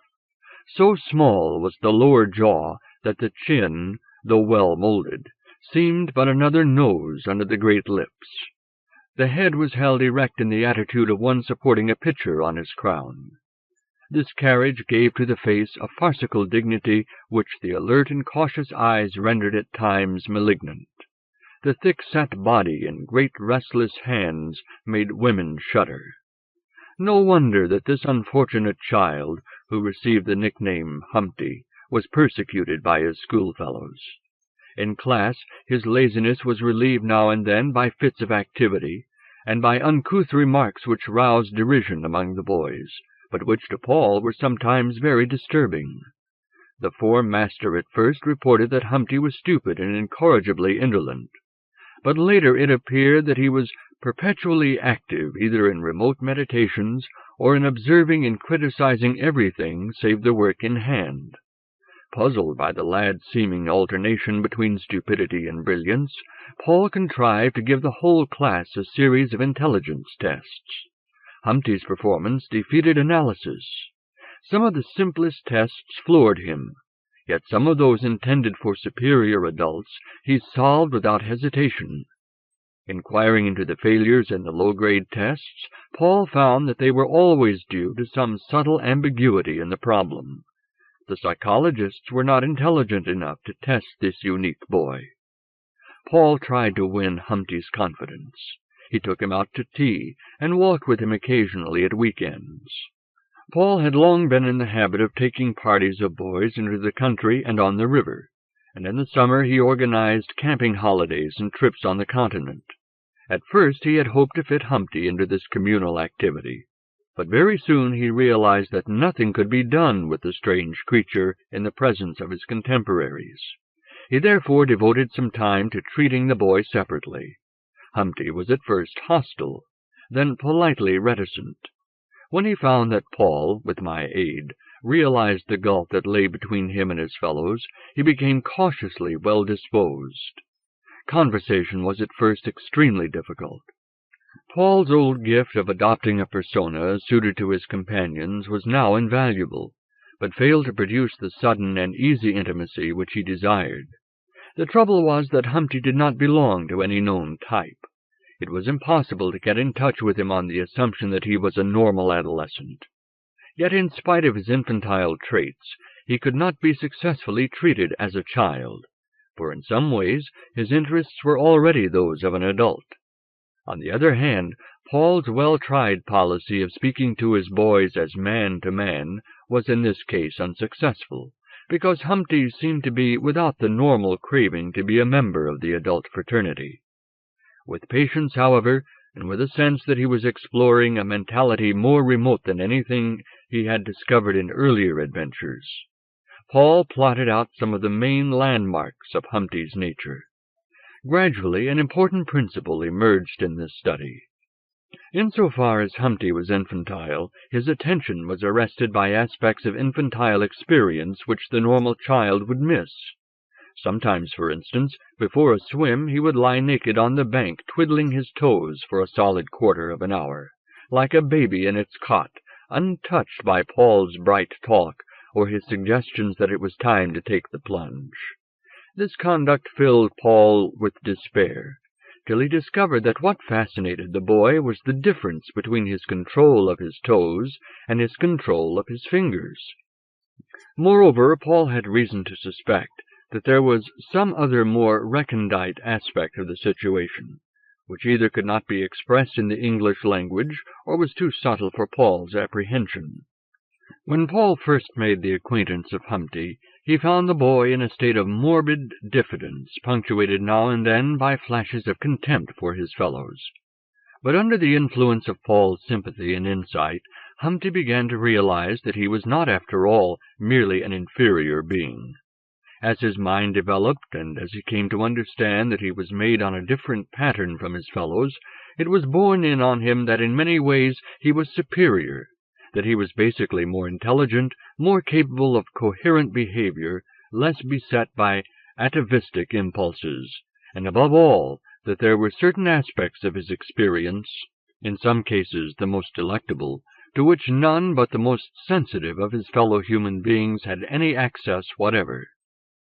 A year after his first contact with Humpty, Paul began to feel that the tables had been turned, that he, who had formerly played the part of the superior, was being forced step by step to yield precedence. The change began one day when Paul had been trying to rouse Humpty to work harder at school by appealing to his competitive self-regard. When the sermon was over, the boy looked at him with a wonder tinged with dismay. Then he gave out with a single bark of laughter and said, "But why on earth should I want to beat Johnson minor and the rest?" This was not a very remarkable question, but coming from Humpty it seemed to have a peculiar significance. And Paul felt that somehow in his error of tactics he had displayed a gross vulgarity of feeling. Somewhat later, Paul discovered with dismay that he had been quite seriously asking Humpty's advice about certain matters of school policy. It was his custom to ask his boys for advice, so as to give them a sense of responsibility. But this time he was perturbed to find that he actually wanted the advice, and intended to use it. By now, Humpty had sized up the mentality of his fellow mortals very shrewdly, and in spheres of which he had experience, such as the school, he displayed a cold and often a cynical intelligence. After another year had passed, the indolent Humpty surprised Paul by settling down to work, and making up for lost ground so successfully that he soon became the school's most brilliant but most difficult pupil. He gave his teachers the impression that in all his work he was but playing a game, or that he was learning the mental tricks of the human race without believing in them or approving of them. It was impossible to avoid thinking of him as a naturalist in the jungle studying the mentality of apes. After 6 months his fame as a prodigy of scholarship had spread over the whole country. This change in Humpty gratified Paul, but there was another change which was both incomprehensible and distressing. Hitherto he had seemed to Paul to be dangerously lacking in self-regard. Amongst the boys his generosity over toys, sweets, and money had caused him to be mercilessly plundered, while in his work it was inveterate carelessness of self, so Paul thought, that had made him so ineffective. But now, along with his fever of work, he developed a propensity for sacrificing the pleasure or well-being of others to his own interests. In most respects he retained his normal and unselfish nature, though tinged with a contemptuousness that made him cast favors about him as one might fling refuse to the dogs. But in matters in which he felt a serious concern, he was now a relentless self-seeker. It took Paul some months to discover the cause of this extraordinary change, and of the boy's increasing reticence and frigidity. At last, however, Humpty, during a walk on Leith Hill, announced that he would take his headmaster into his confidence, because he must have the help of some intelligent adult. Paul was then given a lengthy account of the boy's conclusions about himself, about the world which he had the misfortune to inhabit, and about his future. Paul had a sense that the tables had indeed been turned with a vengeance, and that the grotesque youth was treating him with the confident superiority with which normally a grown man condescends toward a child, while the headmaster himself involuntarily adopted the respectfulness of one of his own prefects receiving instructions. Yet according to all sane standards, Humpty's plans were preposterous. After careful psychological and biological inquiry, so Humpty said, he had discovered that he was profoundly different from the normal human being, and indeed very superior in mental caliber. Unfortunately, his nature had been seriously distorted by his barbarous upbringing. Though, he added, you yourself have certainly treated me with sympathy, and with as much comprehension as can be expected of your kind. Indeed, it is to you I owe it that I was not completely ruined during my adolescent phase. Having made this contemptuous acknowledgment, the formidable boy declared that, in spite of Paul's care, he was probably by now too much damaged to win through in the enterprise which he must attempt. However, he would triumph or die fighting. Here Paul unwisely interrupted to say how glad he was that Humpty was at last determined to show his ability, and that undoubtedly he would make a mark in the world, whatever career he chose. The boy stood still and faced his headmaster, gazing at him with a quizzing expression under which Paul found it hard to preserve his self-respect. Presently Humpty remarked, with all the assurance and quietness of one who says he must buy cigarettes or change his clothes, "What I must do is to make a new world. I am not sure yet whether I shall have to destroy it and produce another." Paul, with immense relief, burst into laughter, but the other said only, "I thought you had more intelligence. In fact, I know you have. Think! I mean what I say." With dismay, Paul realized that Humpty did mean what he said, and with bewilderment he realized further that something in his own mind applauded. However, he reminded himself that this would-be builder of worlds was merely an eccentric boy, and he set himself to persuade Humpty that he was making a fool of himself, that no single individual, no matter how superior, could achieve such a task. The boy replied, "What you say is sound common sense, the kind of sense by which your species has hitherto triumphed. But an alien mentality such as mine can see very clearly that common sense is also your undoing, and that, as a species, you have neither the intelligence nor the virtue to save yourselves in your present plight. A superior mind may perhaps be able to discipline you, or to afford you a merciful extinction. With regard to myself, you are right that I shall almost certainly fail. Your world is not easy to move or to destroy, and I have been terribly mutilated by early contact with an insensitive, a brutish species. But I must make the attempt. And for a few years I shall need your help. Think the matter over for a few weeks, and you will see that I am right, and that unless you would betray your own highest ideals, you must henceforth subordinate everything else to my service."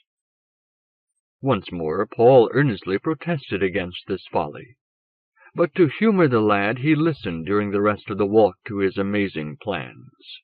First, Humpty declared he would assimilate all the cultures of the human race. He was convinced that this would not take him long, for having discovered his own superiority, he had also gained unique insight into the weakness and the limited but solid achievement of the best human minds. Having made himself the master of all man's wisdom, he would proceed to correct it by his own finer percipience and intelligence. Much that he would thus produce would be beyond the comprehension of his fellows, but he would publish simplified versions of all his work, based on his thorough knowledge of the inferior mentality. When this preliminary, easy, and purely theoretical task was completed, he would set about the practical reform of the world. He was confident that by the time he had reached maturity, his superior tact and the unique power of his personality would enable him to deal with normal individuals much as a shepherd deals with his sheep. But he did not disguise from himself the fact that he would have to cope not only with sheep, but with wolves, and that very grave difficulties would arise when the time came to break down the great atavistic organizations and vested interests of the world. This task, he admitted, would need all his skill, and would probably defeat him. Meanwhile, however, he would have taken steps to produce other individuals of superior type. Possibly, if his sexual development turned out normally, some of these would be his own offspring. Possibly he would have encountered other unique beings scattered up and down the world. Possibly he would be able to use his finer understanding of biology and physiology to produce superior men and women from normal ova. Anyhow, by one means or another, if the worst came to the worst, and the normal species proved incorrigible, he would found a small colony of supermen in some remote part of the world. This would become the germ of a new human species and a new world order. Little by little it would gain control of the whole planet, and would either exterminate the inferior species, or more probably domesticate such members of the subhuman hordes as it required for its own uses. At the close of this announcement of policy, Humpty paused. then began again in a voice which betrayed an unexpected hesitation and distress. "This program," he said, "sounds to you fantastic, but it should be possible to one of my powers in a world of inferiors. I am no paragon. There should some day be minds incomparably finer than mine. Yet even I, if my health can stand the strain, should prove fit for the task, but for the severe mutilation which I have already received at the hands of your species. Till now I have never told you of my most serious trouble. I must bring myself to lay bare my secret, since you must help me to make myself whole for the work which I am to do." Humpty now told Paul that his sufferings during childhood had filled him with a violent hate of whatever passed as morality amongst his fellows. Things had come to such a pitch that, whenever any conduct seemed likely to earn general approval, he conceived an irresistible desire to take the opposite course. In his recent burst of hard work, for instance, public commendation had almost forced him to plunge back into indolence. Only by reminding himself that the real aim of his work was to destroy the so-called morality of the inferior species could he keep himself in hand. His increasing contempt for the well-being of others, though it found its excuse in his self-dedication to a great duty, drew its vigor from the sense that he was earning the condemnation of his fellows. There was also a more serious, or at least more dramatic, way in which his revulsion from the stink of moralism threatened to undo him. He was sometimes seized with an ungovernable and insane impulse to violate public decency in whatever manner would seem at the time most outrageous. He himself was sexually backward, but the awe and shame with which his elders regarded sex had in early days intimidated him, and when at last he came to realize the folly and abject superstitiousness of his countrymen in this matter, he conceived a violent craving to shock them.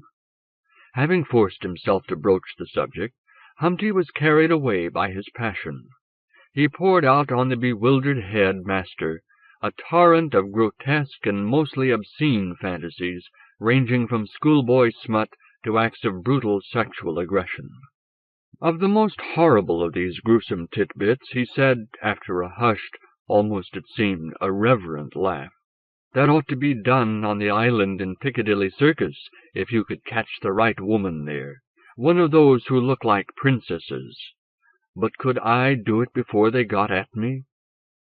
Paul felt with relief that leadership had once more come into his hands. He reasoned with the unhappy boy, and promised to help him. Subsequently he took Humpty to a psychoanalyst, who had often dealt successfully with difficult cases in the school. But this time the expert was defeated. It was impossible to cure Humpty by bringing to life his unconscious cravings, for in this strange mind everything was fully conscious. Humpty knew himself through and through. Suggestion and hypnotism proved equally impossible. After a few meetings the analyst began to be ill at ease, for Humpty was taking a malicious pleasure in forcing him step by step to a most unflattering self-knowledge. Not only did the unhappy man begin to realize that his skill was mostly blind guesswork, and that his wisdom left out of account far more than it embraced, but also, to his horror, he discovered that he was dominated by secret desires and loyalties of a religious type which he had never had the courage to recognize. When Humpty appeared for the 15th meeting, he was told that the analyst was missing. Later it turned out that the distracted man had suffered a religious conversion, and had fled away into solitude to meditate. Like so many of his profession, he was at bottom a simple soul. And when he found in himself needs that could be satisfied by religion, but not by the doctrines of Freud, he could discover nothing better to do than to leap from the frying pan of one orthodoxy into the fire of another. Within a few weeks he had joined a monastic order, and was studying the psychological principles of St. Thomas. The crippled mind of Humpty seemed now to go from bad to worse. The more clearly he realized the damage that had been inflicted on him in childhood, the more he succumbed to hatred, not of his fellow men, but of their false righteousness. In sane periods he told himself that his passion was fantastic, that when the mood was on him he lusted merely to violate and smash, and would harm what was precious no less than what was contemptible, that his obsession was ruining his mind and making him unfit for his great task, that he must not let himself be dragged down to the level of the unhappy and unseeing beasts who surrounded him. Paul, watching from day to day the desperate struggle of his protégé, was overawed by the sense of a momentous biological tragedy, for he could not but surmise that if this lonely and potent being had not been mutilated, he might indeed have founded a new mankind. Humpty had already fallen into several minor scrapes, from which Paul had with difficulty extricated him. The headmaster now lived in dread of the final catastrophe, which would ruin Humpty and incidentally disgrace the school. But the school was, after all, spared the extreme disaster. One morning Paul received a letter in which Humpty declared that, realizing that he was defeated, and that at any moment he might do grievous harm to some innocent person, he had decided to die. It was his last wish that his body should be given to a certain world-famous neurologist for dissection. Inquiry proved that Humpty had indeed ceased to live, though the cause of his death was never determined. Needless to say, though he had always been the black sheep of his family, his parents secured for him a decent Christian burial. Thus ended one of nature's blundering attempts to improve upon her first experimental humanity. One other superior and much more fortunate individual was destined almost to succeed in the task that Humpty had merely imagined. Of this other, of the utopian colony which he founded, and of its destruction by a jealous world, I may tell on another occasion. 3. Back to Neptune. My task is almost completed. My mind is stored with an immense treasure, which I have gathered, bee-like, in your world, and with which I must now return to the great and fair hive whence I came. The other side of my task also is drawing to a close. I have almost finished this my second message to my own remote ancestors, the first men.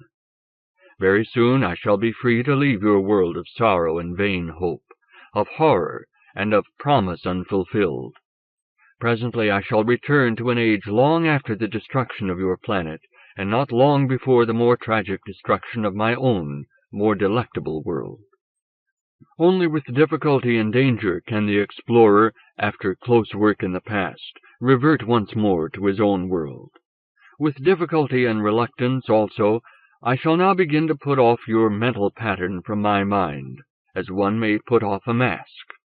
As the grown man who has been long with children, living in their games, grieving with them in their childish sorrows, is torn with regret when at last he must leave them, and half persuades himself that their nature and their ways are better than his own, so I now with reluctance leave your world, with its childish, its so easily to be avoided yet utterly inescapable, its farcical and yet most tragic disaster. But even as, when at last the grown man is once more at grips with the world of men, his childishness falls from him, so when I earnestly revert in imagination to my own world, my assumed primitiveness falls from me. It is time to recall myself to myself. I have been dwelling in your little world, not as one of you, but in order that I might bring to the racial mind of the last men matter for delighting cognizance, in order also that your world may find its crown of glory, not indeed in the way that was hoped, but in being exquisitely savored, life by life, event by event, in the racial mind of the last men. I recall myself to myself. The great world to which I am native has long ago outgrown the myths, the toys, the bogies of your infant world. There one lives without the fear of death and pain, though there one dies and suffers.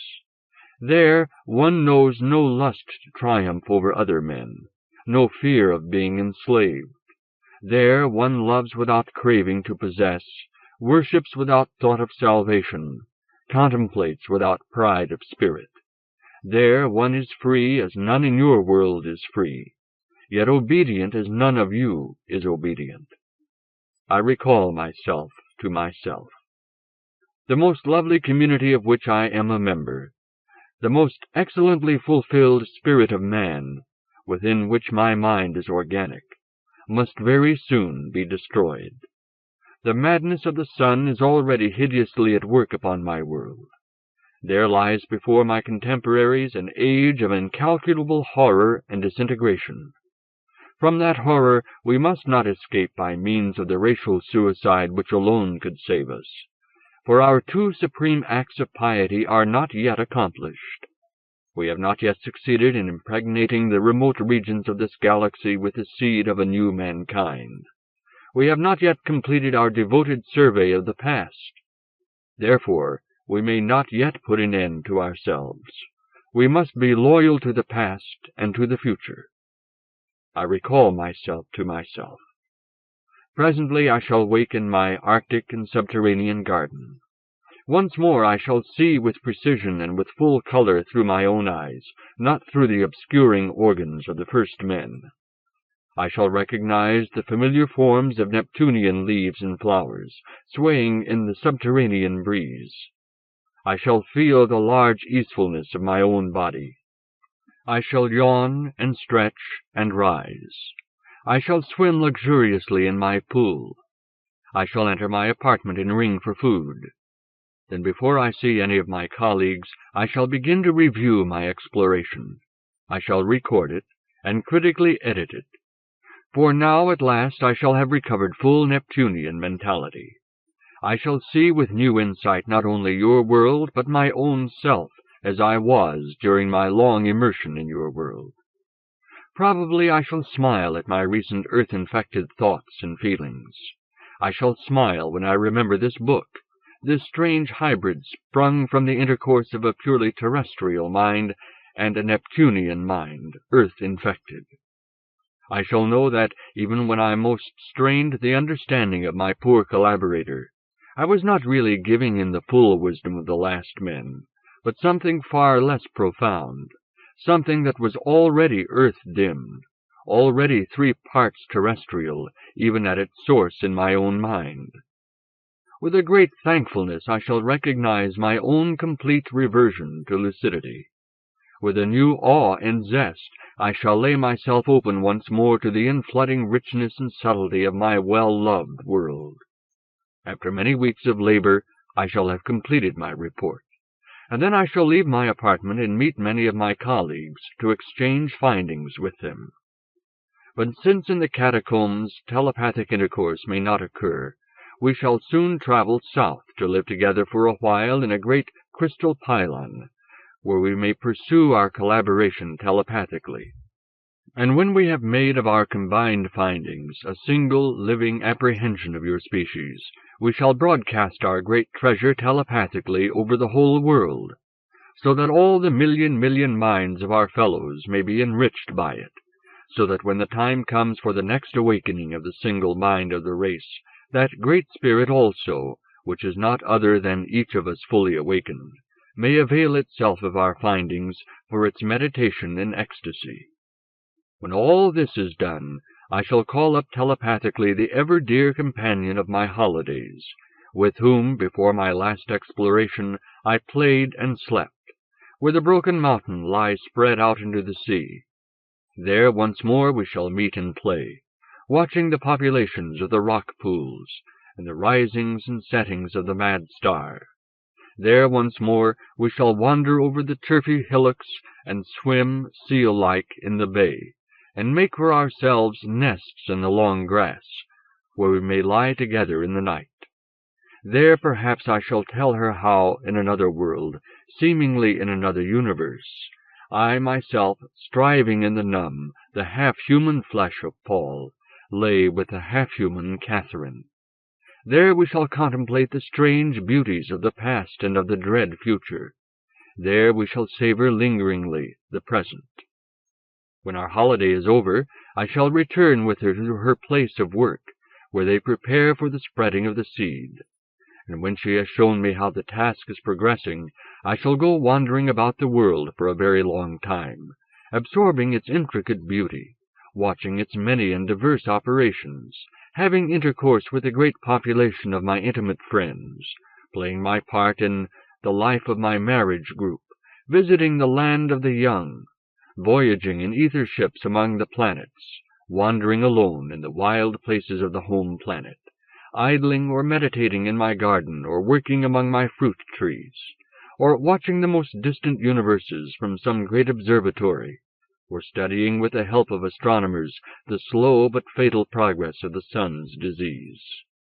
It may be that before it is time for me to go once more into the past, there will occur again a supreme awakening of the racial mind.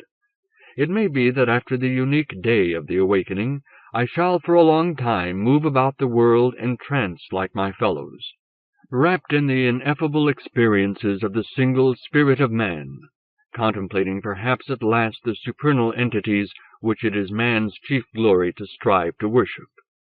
Sooner or later, however, I shall return once more to my work in the past, either to the first men or to some other primitive species. I shall bring back with me more treasure of living history, and deliver it into the world of the last men. And again I shall play, and again I shall participate in the rich life of my world, and again I shall return to the past, and so on for I know not how many times. But each time when I leave the present for the past, there will have been a change in my world, a slight deterioration, sometimes perhaps imperceptible. The climate will have grown hotter and more unwholesome. The inescapable rays of the mad sun will have done more harm to eyes and brains. Society will perhaps no longer be perfect, rational conduct no longer invariable, telepathy perhaps already difficult, and very probably the racial mentality will have already become impossible. But also the exploration of the past will be advancing toward completion, though with increasing difficulty, and the dissemination of the seed of life will be at last begun. The last men can look forward without dismay to the inevitable deterioration of all that they cherish most, to the death of their fair community, and to the extinction of the human spirit. We have only one desire, namely that our two tasks may be accomplished, and that happily they may be accomplished before our deterioration is so far advanced as to make us incapable of choosing to put an end to ourselves when at last we are free to do so. For the thought is somewhat repugnant to us that we should slowly sink into barbarism, into the subhuman, into blind and whimpering agony, that the last of men should be a whine. This may well happen, but even by such a prospect we are not seriously dismayed. If it does occur, it will doubtless seem intolerable to our degraded spirits. But today we are fully possessed of ourselves. Even as individuals, even apart from the exaltation of racial mentality, we can accept with resignation, nay, with a surprising fervor of appreciation, even the moral downfall of our world. For we have gone far.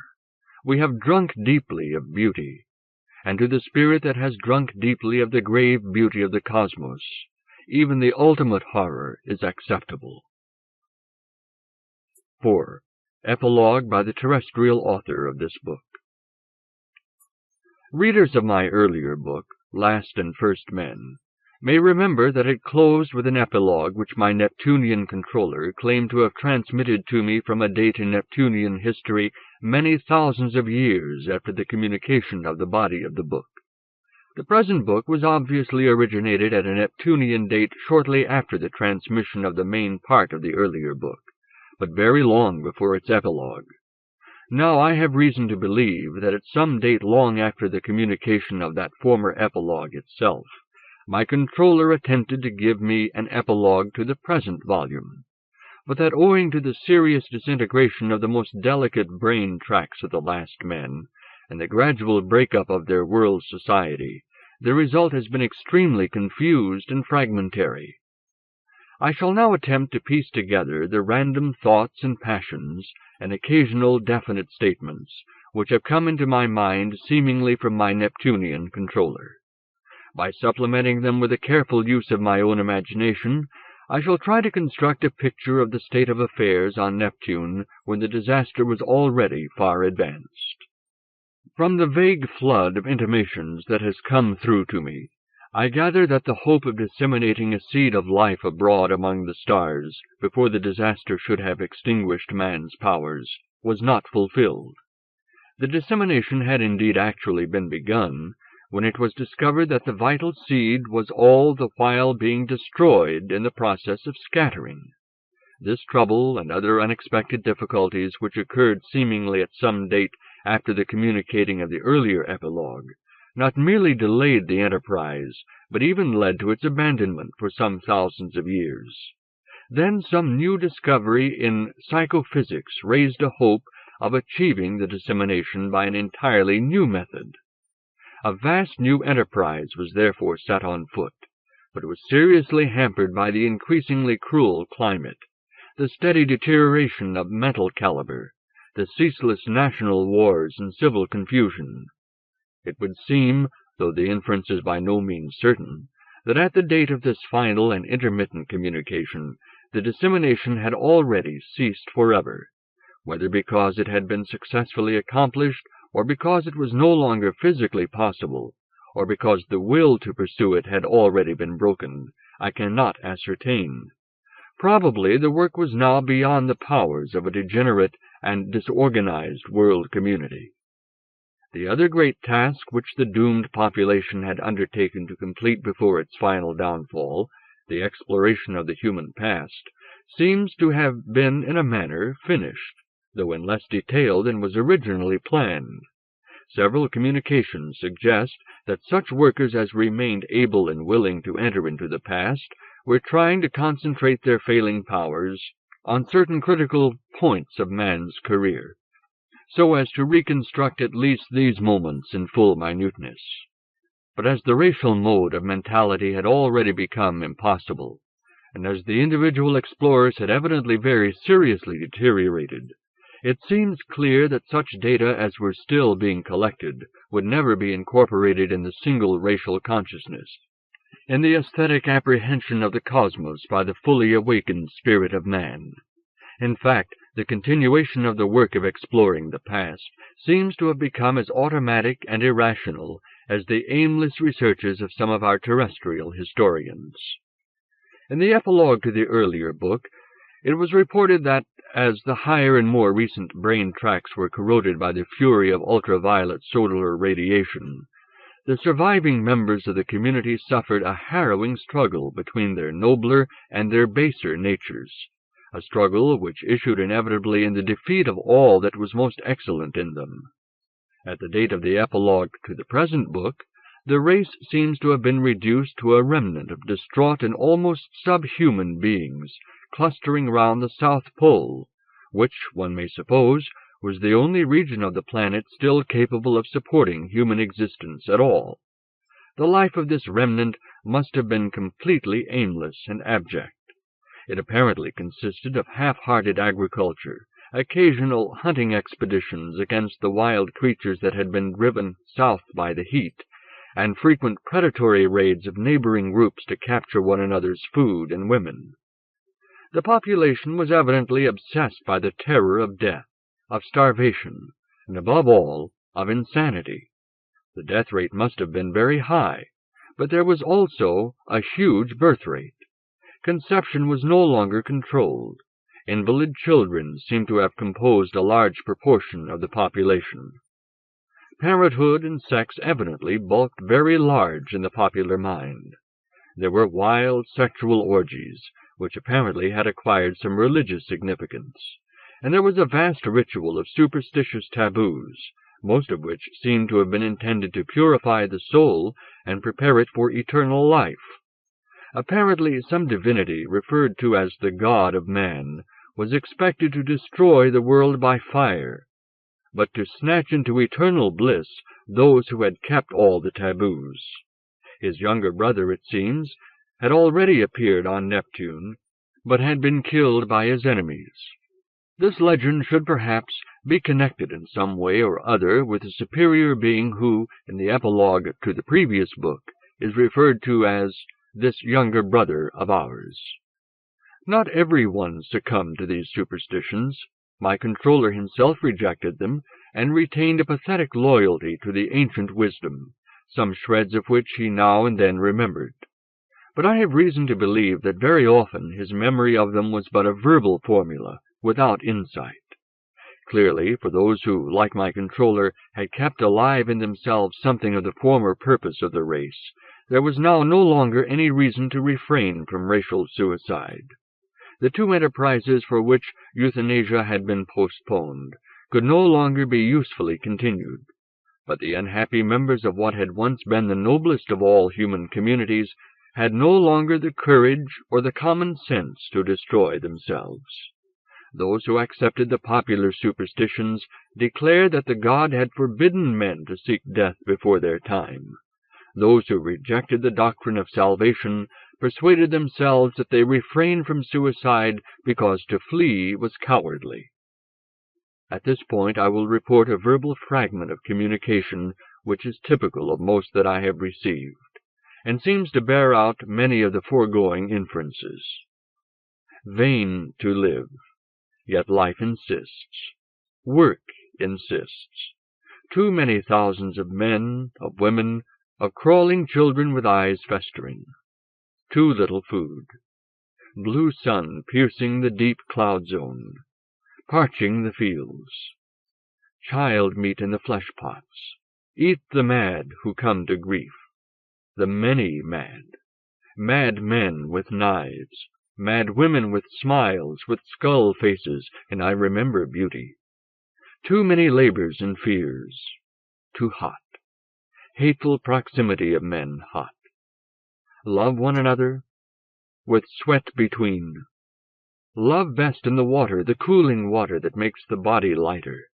The pools, the rains, the house-uprooting storms, the everlasting cloud, blinding purple. God will come soon, they say it, to burn the world, to take away his friends. The God dream, too good, too cheap. Radiation, the one God, all-pervading, cruel. To die quickly, to sleep and not wake. But life insists, work insists, vain work insists. Yet why? The old far days, godless, beautiful. The glorious world. The fair world of men and women and of the single awareness. Eye of the cosmos, heart of the cosmos, cunning hand. Then we faced all things gaily. Even this corruption, when we foresaw it, we called a fair end to the brief music that is man. This, the strings all arise, screaming out of tune, a fair end. This passage is typical, though more coherent than most. There are others more striking, but so repugnant to the taste of my contemporaries that I dare not repeat them.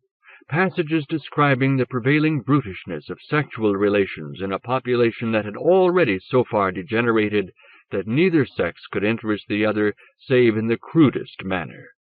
This impoverishment of sexual life was due to the fact that physical health and beauty had been undermined, that apprehension of the more delicate, aesthetic, and spiritual aspects of experience had become almost impossible, that the realization of other individuals as living personalities was very uncommon. Nearly all behavior was the impulsive behavior of beasts, though of beasts in whose nature were incorporated many tricks derived from a forgotten humanity. Some men and women there still were who had not permanently sunk to this brutish level. Several communications make it clear that, although the culture and the actual mental capacity of the last men were by now so degenerate, some few, a scattered and dwindling aristocracy, were still capable, at least intermittently, of personal love, and even of perplexed loyalty to certain ideals of conduct. The evidence for this lies in such passages as the following, which, with its fleeting recovery of the earlier intelligence, and its bewildered groping after a forgotten ecstasy, affords perhaps the right conclusion to this book. She lies motionless in the shallow water. The waves, fingering the hot sand, recoil, steaming.